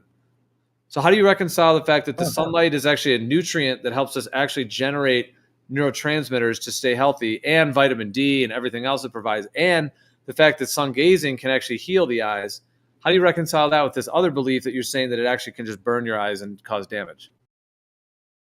Well, I mean, it's the same as with most things, I think, because that makes sense. I agree with all that you said. And the sun is extremely beneficial to your health in the correct dose, just like water is beneficial to your body in the correct dose, and in extreme doses can actually be harmful to your body. I think it's the same kind of thing where it's like, the sun gazing, if it does have a benefit at sunset or sunrise, I could see that making sense. I mean, I definitely like looking at the sun near sunset or sunrise, but I also get why the high air intensity would be. It makes sense that would be an actual that would be an issue where it wasn't an issue at sunset or sunrise. Yeah, I just think it's just a dosage thing. It's a question of like the intensity and the dosage.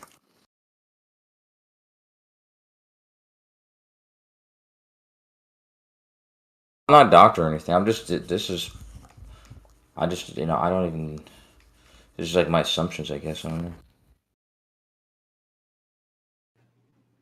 You're not doctoring people's bodies with doctoring agents. That's right.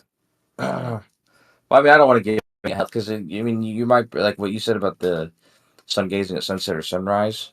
I don't know that that's true, but I don't disbelieve it either. I mean, I just don't know. I've never, Well, see, that is an ancient practice, though. So there's tons of history to that, going back into humanity, the lineage of humanity doing sun gazing, and the like in the Vedas, it goes back in the Vedas. It's in these very ancient systems of knowledge and understanding about health and the sun as medicine, the sun as a nutrient. So I'm all for that. I mean, like I said, I'm gonna have to defer to your knowledge on it. It's probably accurate because I just don't know better. I haven't seen anything to say it wasn't or it was, and actually it makes sense. So yeah, like for resolving a lot of different types of like even things like cataracts. So they're saying that in the mainstream, they're saying that you could get cataracts or other kinds of corneal damage from looking at the sun. However, in the ancient Vedas and other traditions as well, even in ancient Chinese medicine as well, where they have in their lineages understandings of how doing sun gazing can actually help resolve cataracts.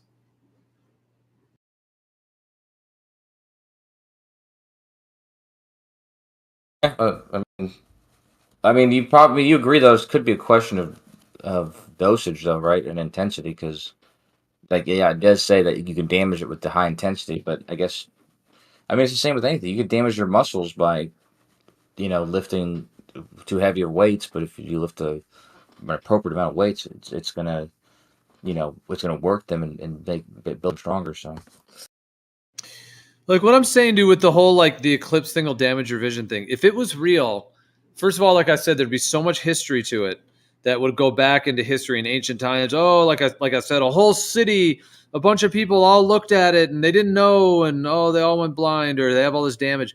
And even in the modern day, dude, like eclipses happen even when people don't even know. There's people in today's world, they don't even know what's going on. So there might be a total eclipse happening right over their house, and they may not even know. Obviously, with the media and stuff these days, though, you'd think they would have heard about it. But my point is that if it was a real phenomenon, there would be doctors all over the world with thousands, if not hundreds of thousands or millions of cases of patients, children, middle-aged men, women, teenage, elder, etc., of people that were outside. They were playing baseball, they were going swimming, they were biking, whatever they were doing, and an eclipse started to happen. They're like, what is, and they're just staring at it like, what's going on with the sun? They don't even know. And if it was a real phenomenon, you'd have doctors all around the world that have been treating patients. Oh, this damage and that damage. Oh, this guy lost his vision. This guy has this guy has that. There would be all that documentation. But like I said, there's like virtually none that I've ever found that has ever been actually documented. Now, I'm not saying there's not one or two like fake stories like, oh, this guy, I don't know. I think I wouldn't doubt if there is something out there that claims that. But if it was a real phenomenon, there'd be so many people that would look at it who don't even know what's going on. And the doctor's offices would be flooding with people the next day, a bunch of people that lost their vision or had some damage. And the doctors would be like, oh, yeah, there was an eclipse 2 weeks ago, or there was an eclipse just 3 days ago, whatever it is. Oh, did you look at it? Oh, I did. Oh, yeah, that's what happens. That's what it would be, but it's not that. Go find me any one doctor that's actually had that. Like I said, that wouldn't be my claim, and I'm not sure if that's really that's not a claim I love.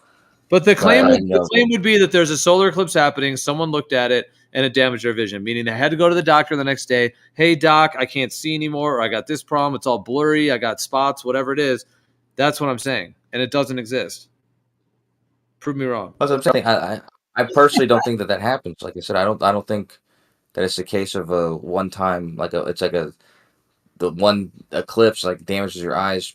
It's the straw that broke the camel's back or something. I just think that it just further just like it does with cameras. Like if you have high intensity sun, your camera is going to damage the lens and the sensor and all that kind of stuff.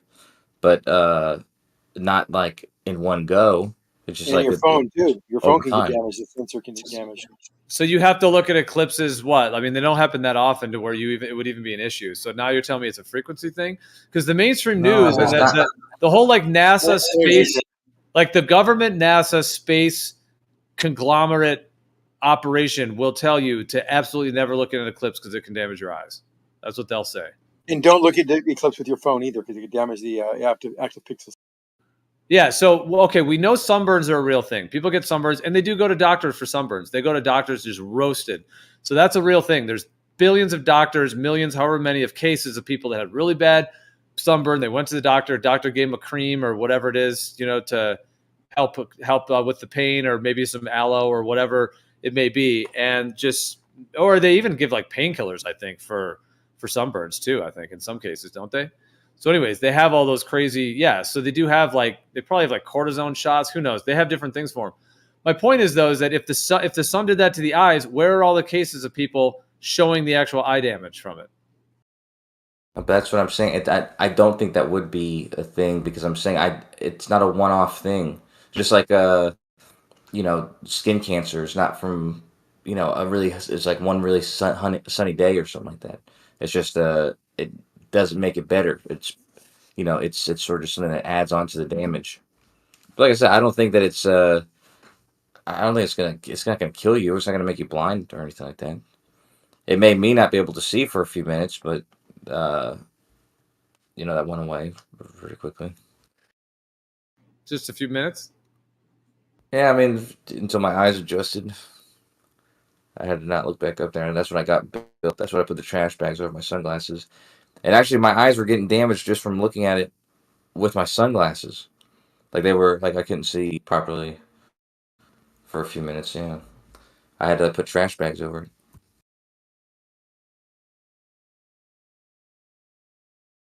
All my neighbors were in their backyards. So they didn't have any glasses. I mean, they tried to look up there, and then I could hear them. They were saying they can't even see it because they don't have proper lenses or whatever. And when I saw it, it just looked like a crescent sun. You don't really see the moon or anything, at least from what I was seeing. You just see like a crescent sun. Yeah. Do you remember? Yeah, exactly. I know. You remember that time when Donald Trump, he just looked right at the eclipse for the whole time? Yeah. That was a total eclipse, though. That was a total solar eclipse, wasn't it? I might even look at the total solar eclipse with my without my glasses. I was hoping that it would be the same for this, but it's not. It's not really the same because it doesn't. It didn't really blot it out, whereas a total solar eclipse will actually blot out the sun.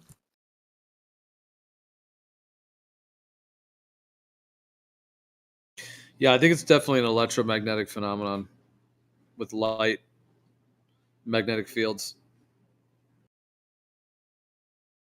like shifting lenses of the spheres, luminiferous lenses. But it makes sense, the ancient understanding of it, that they were like nodal points, and the idea of the sun and the moon coming into creation, they had to enter somewhere. So once the sun and the moon entered this realm, those two portals were created. And then now the sun and the moon are in a dance together. And then those two black circles, those two black kind of, I was calling them portals, but those two black bodies, celestial points, celestial positions, bodies. Well, body implies that they're actually some kind of a thing. Whereas like if it's more of like an entry point into the realm, then is it like a void? Is it a translucent sort of energy point?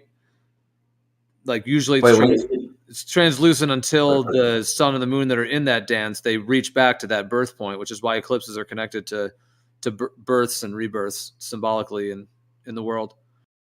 When you say the two, you're talking about this for the solar eclipse and the lunar eclipse? Yeah, so like if we think of the sky as like a circle, then like a disc or a circle, then you have the sun and the moon, and then you have the two nodal points, the moon's nodes or the lunar nodes. And those lunar nodes are at the points at which those dark circles seem to overtake the sun or the moon. And there's two of them.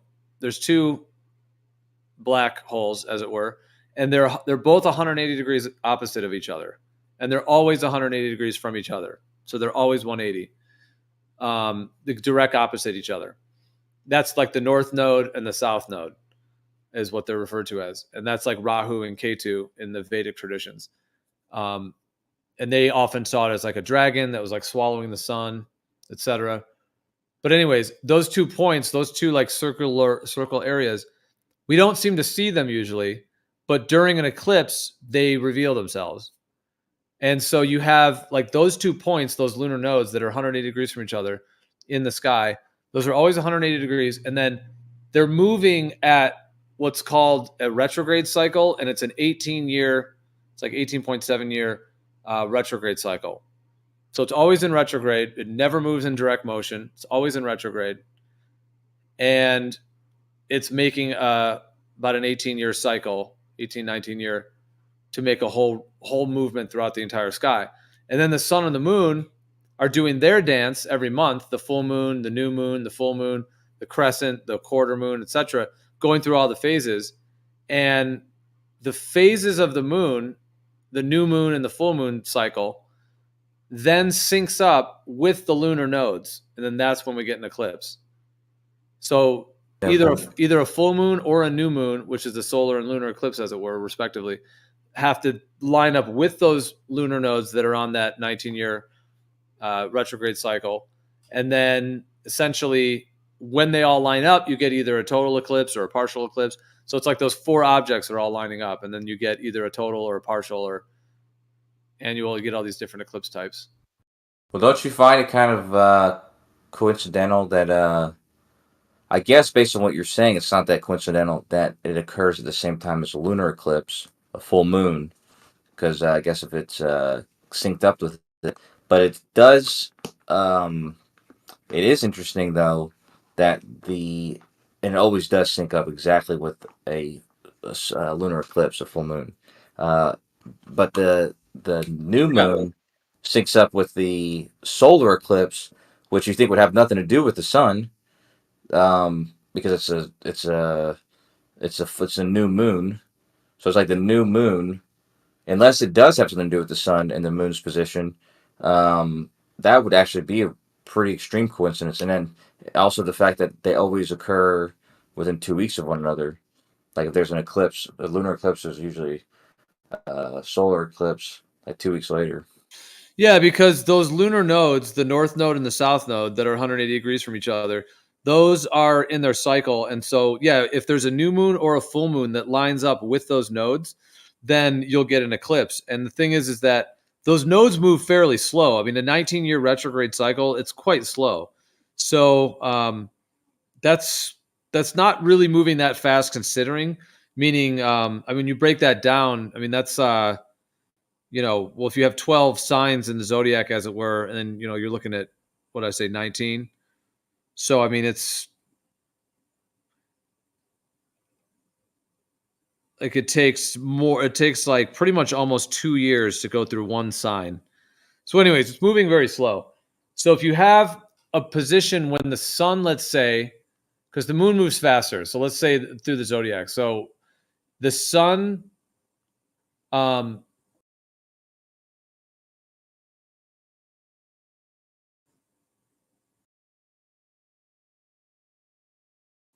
like if this, okay, you have the two lunar nodes, the north node and the south node. And let's say that they're at a particular degree.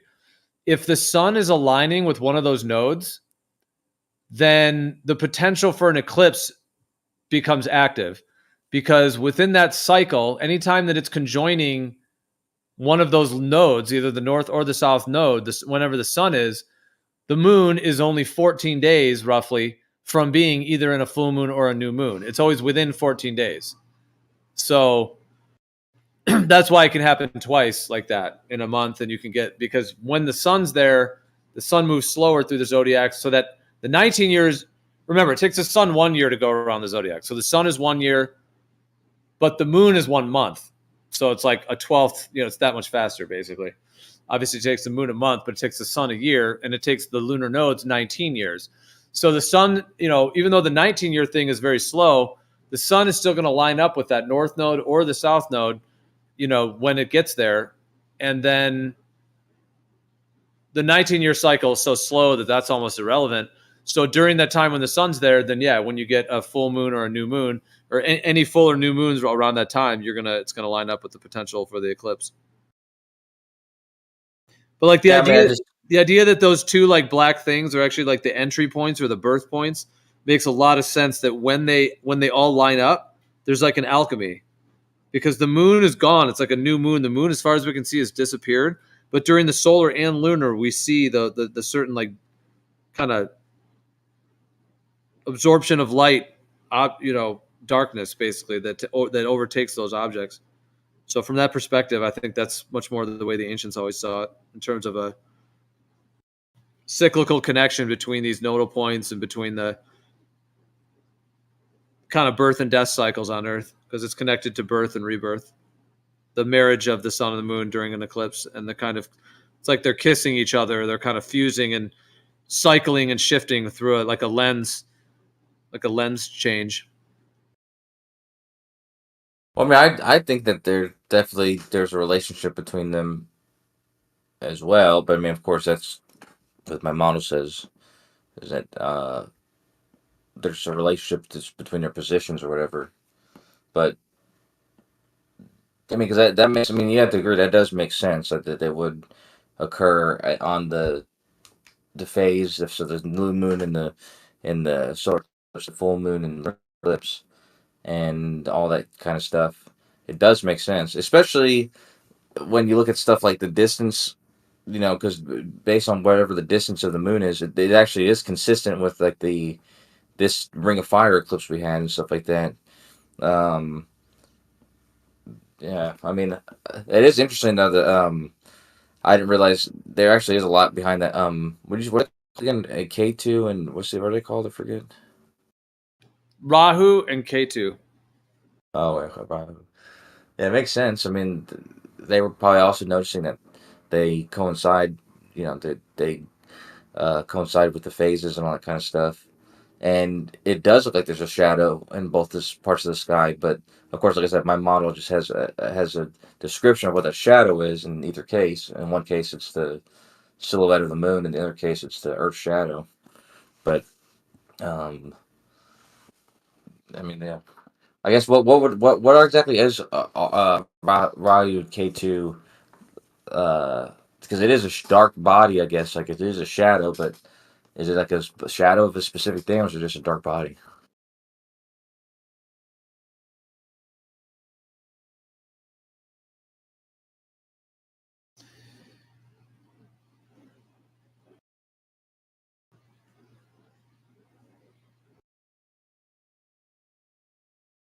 Here, I'll read this. I just randomly was looking up something, and I just came to this little paragraph, and I'll just read it real quick, maybe. Let's see if it's good, though. I haven't even really read it myself yet.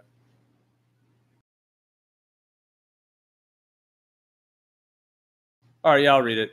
It says, Rahu and Ketu are not actually planets of physical substance like the other 7 planets. Well, of course, they're coming from the heliocentric model right there. So, but yeah, they're basically saying in their model, they're not like physical balls out in space. Rather, they are areas of churned up energy, pregnant with mysticism and significance. Well, they're putting their own little flair on there. They are the points where the moon and Earth's orbit intersect. This creates 2 areas of electromagnetic disturbances, which are directly opposite each other and have come to be known as the moon's nodes, or in Vedic terms, Rahu and Ketu. Rahu Ketu is the Sanskrit name given collectively for the nodes of the moon. Rahu is the north and Ketu is the south of the moon, the south node of the moon. They are always directly opposite each other, that is 180 degrees apart. They form the karmic axis in a Vedic astrology chart that indicate the types of karmas coming into this life to be experienced for each person. Yeah, they're connected to like your past and your future. They are connected to karma as well. Like the south node is connected to your past astrologically, and the north node is connected to your future, like where you're headed in the future. So when you have like alignments on the nodes, it's connected to that whole axis. It has a lot of meaning astrologically. The lunar nodes, they're very important. And on that, yeah. I mean, I would imagine, yeah, like those nodes probably would be very important. I mean, isn't that always what you discuss when you talk about astrology, like which like zodiac the moon, or which constellation the moon's in and stuff like that? Yeah. Well, yeah, and the position of degree of what angle they're making to each other.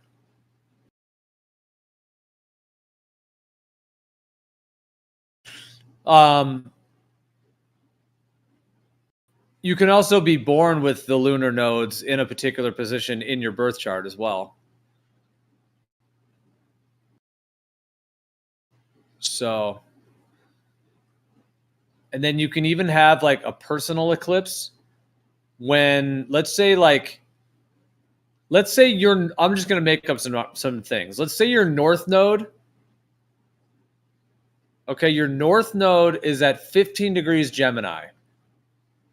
And then let's say your south node is 180 degrees from that, which is 15 degrees of Sagittarius. So imagine you have 15 degrees Gemini moon, 15 degrees Sagittarius sun. So they're exactly opposite each other. No, sorry. Never mind. Not moon, sun. I'm saying north node and south node.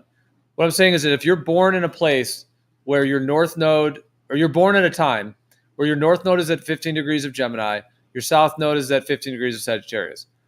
Okay, that's what you're born with. But the sun obviously is always moving through the sky.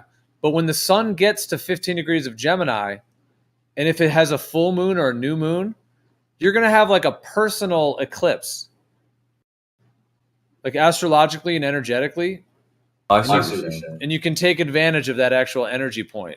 Yeah, you're having like a personal eclipse, because your lunar nodes from where you were born are lining up with the sun and the moon, in the current sky right now, making an eclipse.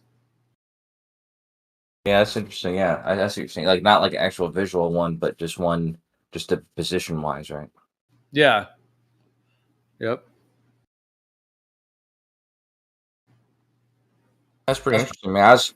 I'm just trying to count the days in a, because you said, I remember first I thought it was 18 years and 8 months and 11 days, but I was actually wrong. It's 18 years, 11 days and 8 hours, or 6,585.32 days. And I guess because it's 0.32 days, that every 3 of those cycles, basically, that's when basically the eclipses will occur at the same place, in the same month and stuff like that. Every 3 cycles, every 54 years and 34 days or something.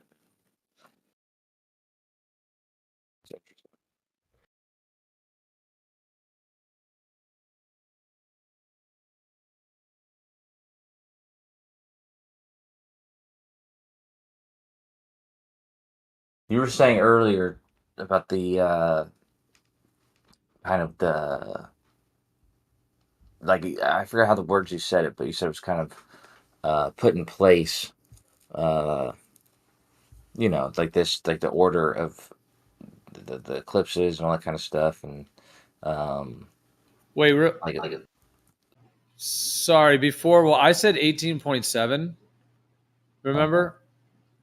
And that it is actually, like both are correct. Like, which one were you saying? 18. You were saying 18 years.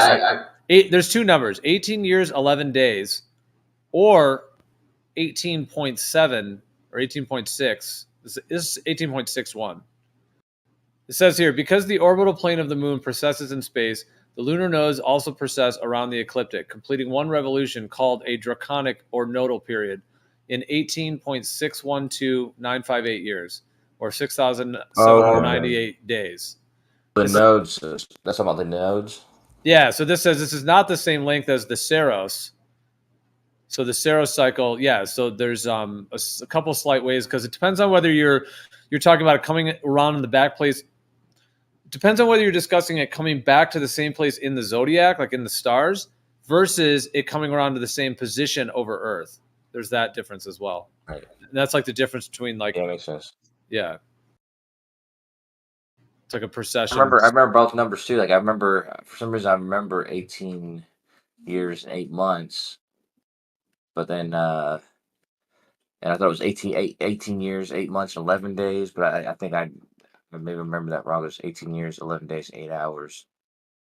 But yeah, but what you're saying makes sense though about the nodes.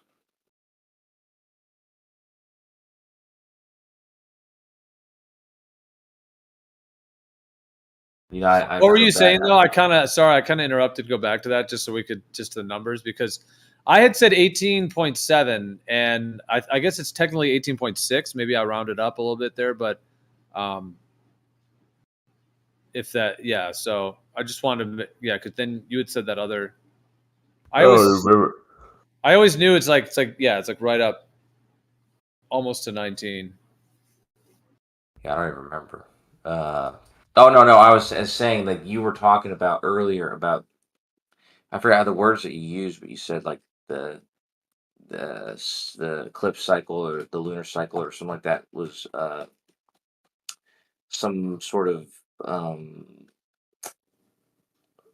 like it was manufactured, like it was like put into place, and we were comparing it to a malevolent sun that burns your eyes out. But you were saying that, you said like the I don't remember. I'm tired, man. I didn't get any sleep last night. I was trying to stay up for the eclipse. Did you do your pendulum?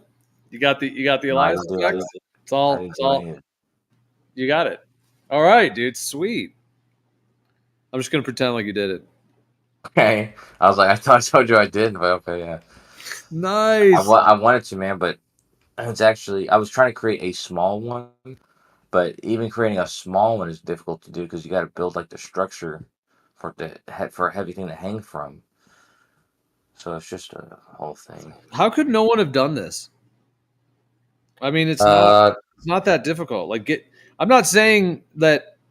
I'm not like guilt tripping anyone else for not doing it, but like, why don't we have just like hundreds of these? A pendulum during an eclipse.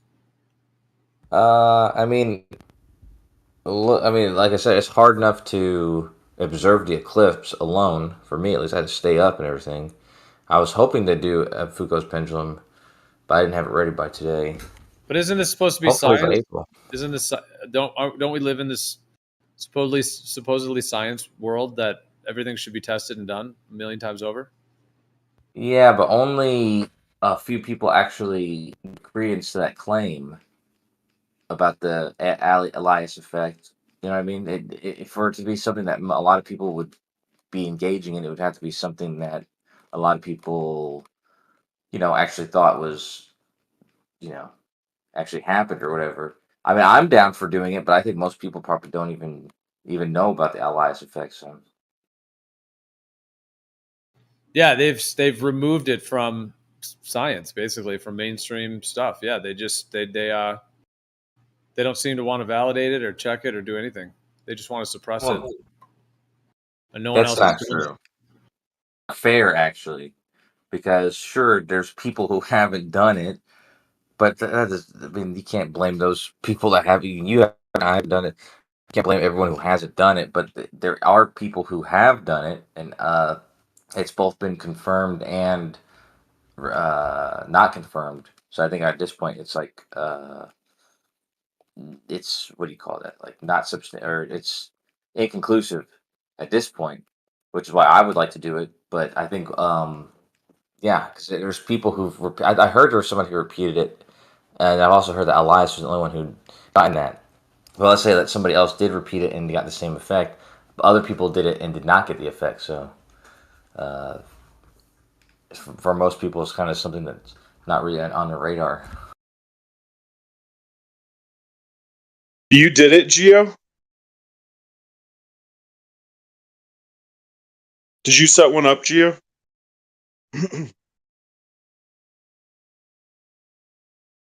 During an eclipse? Nope, I've never done it. I would love to do it, be a part of it when we get to that point. Excited for that. But no, I've never I have not done a pendulum during an eclipse.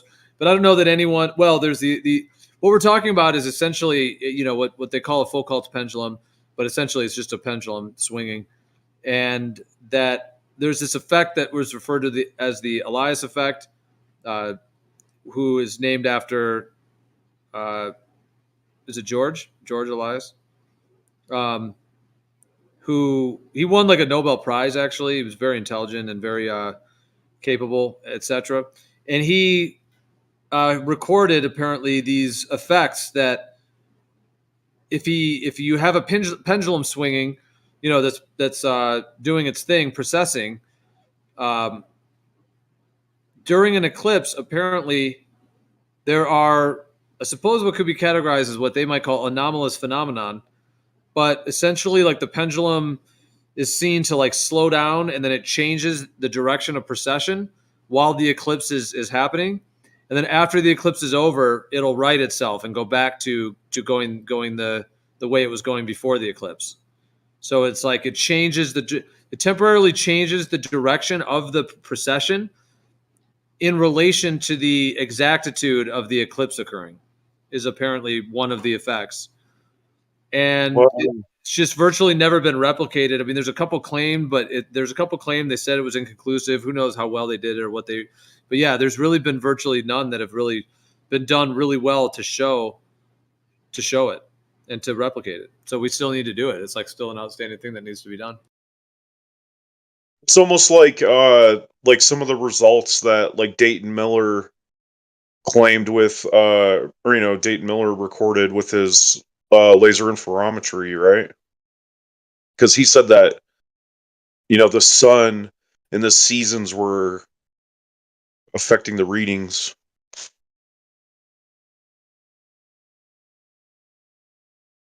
That's what I want to do. I want to try to do some some of those tests.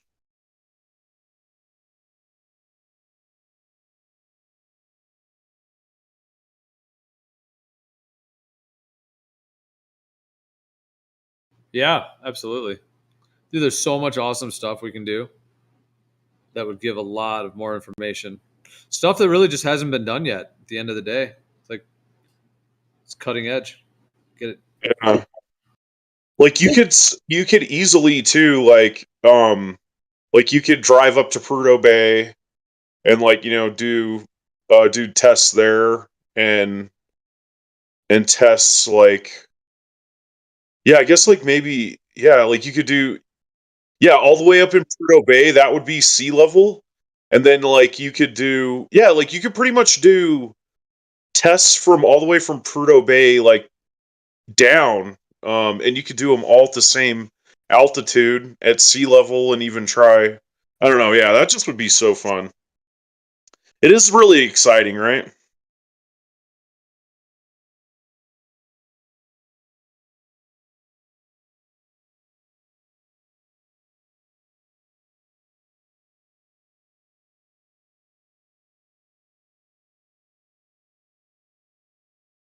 Yep. And then SE was talking about his idea of one. I say his because I think it was the first one I've heard mention it. The idea of doing like two pendulums at the same time, because if it really is a consistent effect, then you should be able to have two of them. And then in addition, if you did it during an eclipse where you have two of them and it's an eclipse, that's very interesting as well. So you'd have maybe two or even three pendulums going all at the same time, and then the eclipse occurs, and see what happens to all of them, and see if the effect is consistent on all three.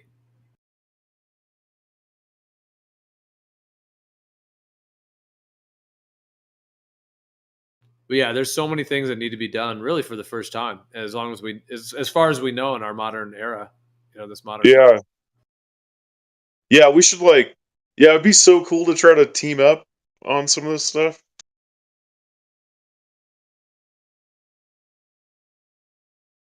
Yep. Yeah, we'll do it. One step at a time.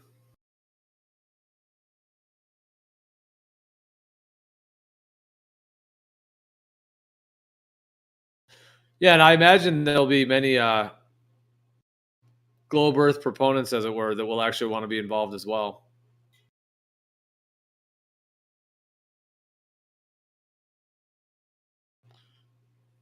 Even if they were wrong this whole time, there's some of them that still may be able to, or that still will want to be a part of it. Some might just vanish, but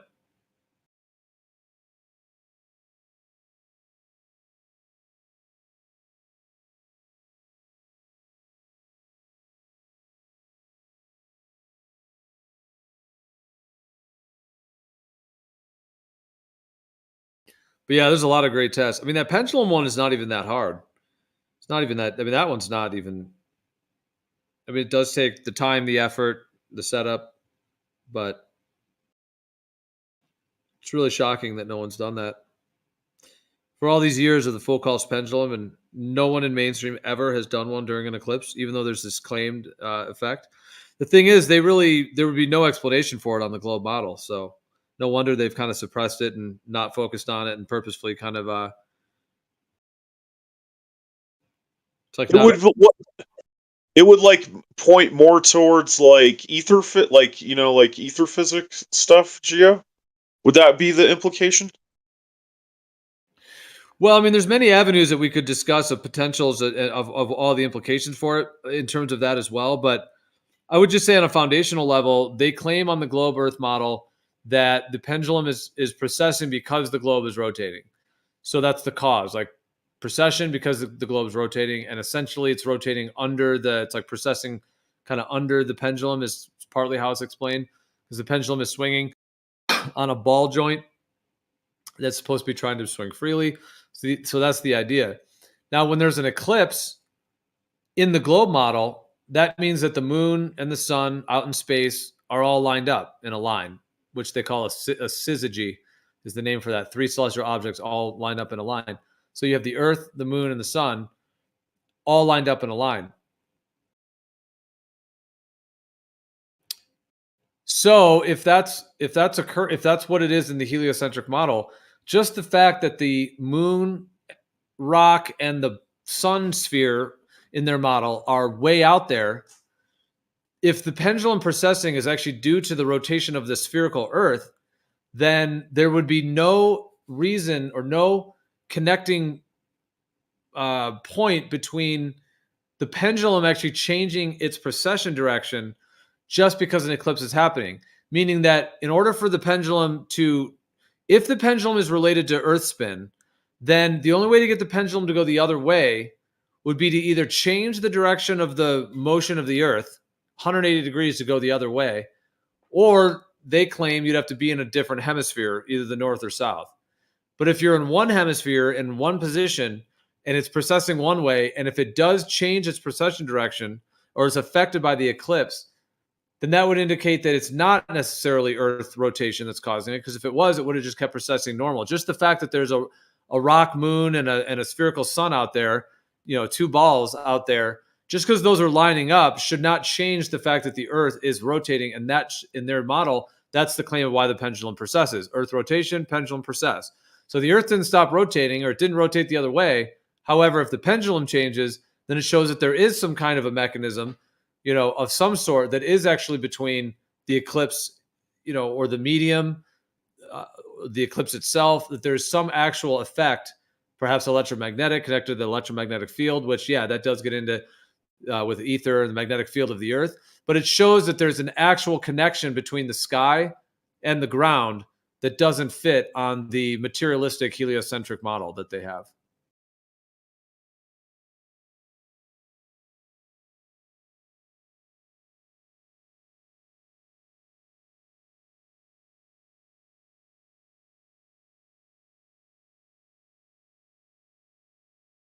Yeah, dude, that's wild. I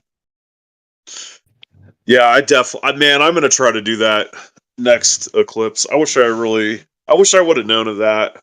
I mean, I knew about the laser interferometry tests, but obviously I didn't think I could get my hands on one of those by the time this eclipse came around. But yeah, pendulum, that's actually not, that wouldn't be too expensive to try to set up, Yeah, I mean, it's really not too difficult. You can get a heavy ball, like a weight, and then some kind of a string of sorts, and then you can attach it even in like a stairwell, like a big stairwell column. Those can be good for it because they're very high, and then they also are blocked from any wind. So yeah, I mean, you could set one up in a huge stair column. Big, the longer the wire, the better. The longer the string, as it were, that's holding the pendulum. Then you do have to have a decent weight to the pendulum as well. And then you gotta to get it swinging, you have to try to get it swinging in a way where you're not influencing it at all. So you'd have to. That's why often what they do is they kind of attach it with a little string, and then they burn it with a flame. The idea there is that the flame burning it, it just releases very evenly. I'm not even convinced that's the best way to do it either, because now you have a flame and heat and some other stuff going on. But nonetheless, that is one of the ways that, at least in the old times, it was done. There's got to be ways now electronically you could release it and have it be even better than dealing with fire and burning embers and stuff. But and then once you get it swinging, as long as you didn't you gotta let it go really evenly, and then and then observe what happens. Yeah, and then just timing that with an eclipse, like that could have been done this morning if someone was in the totality, in the range of it, or it even could have been done. I wonder, is the effect only if you're in the totality, or does the effect happen? There's so much more we need to find out. Does it happen like in a radius to the location of the eclipse, to the GP, in the magnetic field? Can you adjust it by changing the field? There's so many questions that we'll have to discover.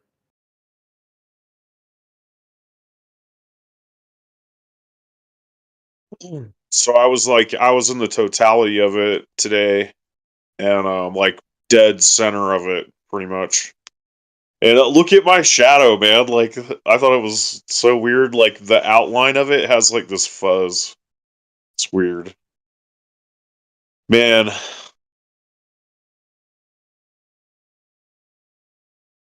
So much missed opportunity. I'm kind of bummed. I wish I would have known about the pendulum thing.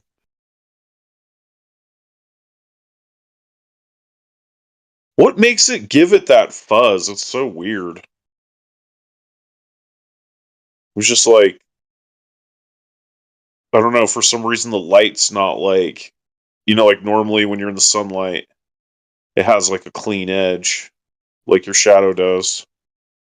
But in the eclipse, your shadow has this like fuzzy outline.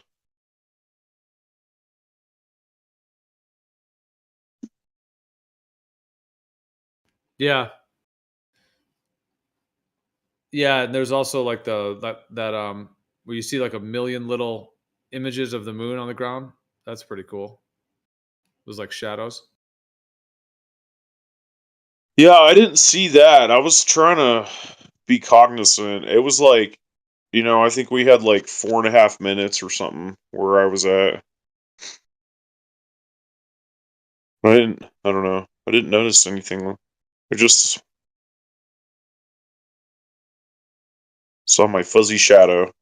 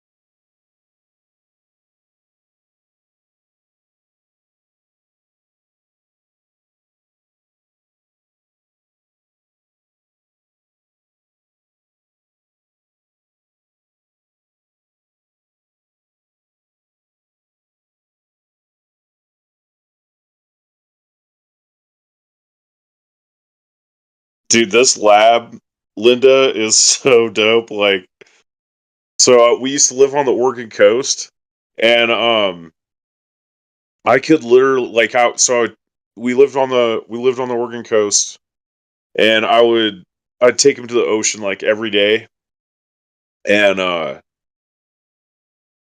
so like, dude, he would like body surf in the ocean, and that he would swim like a football field out into the ocean, and then I would be like, think he was gonna get lost in sea or something, like eaten by a shark. And I'd be like, Gary, come back. So he'd like come back in and he'd like body surf in on the waves, and so he'd get on shore, and then all these seals would start popping up in the waves, like, where's our little homie? He's such a badass. Yeah, he's like 15 and he literally just sit there. He probably fetched that stick in the river for like 2 hours. He just won't stop. He's so cool.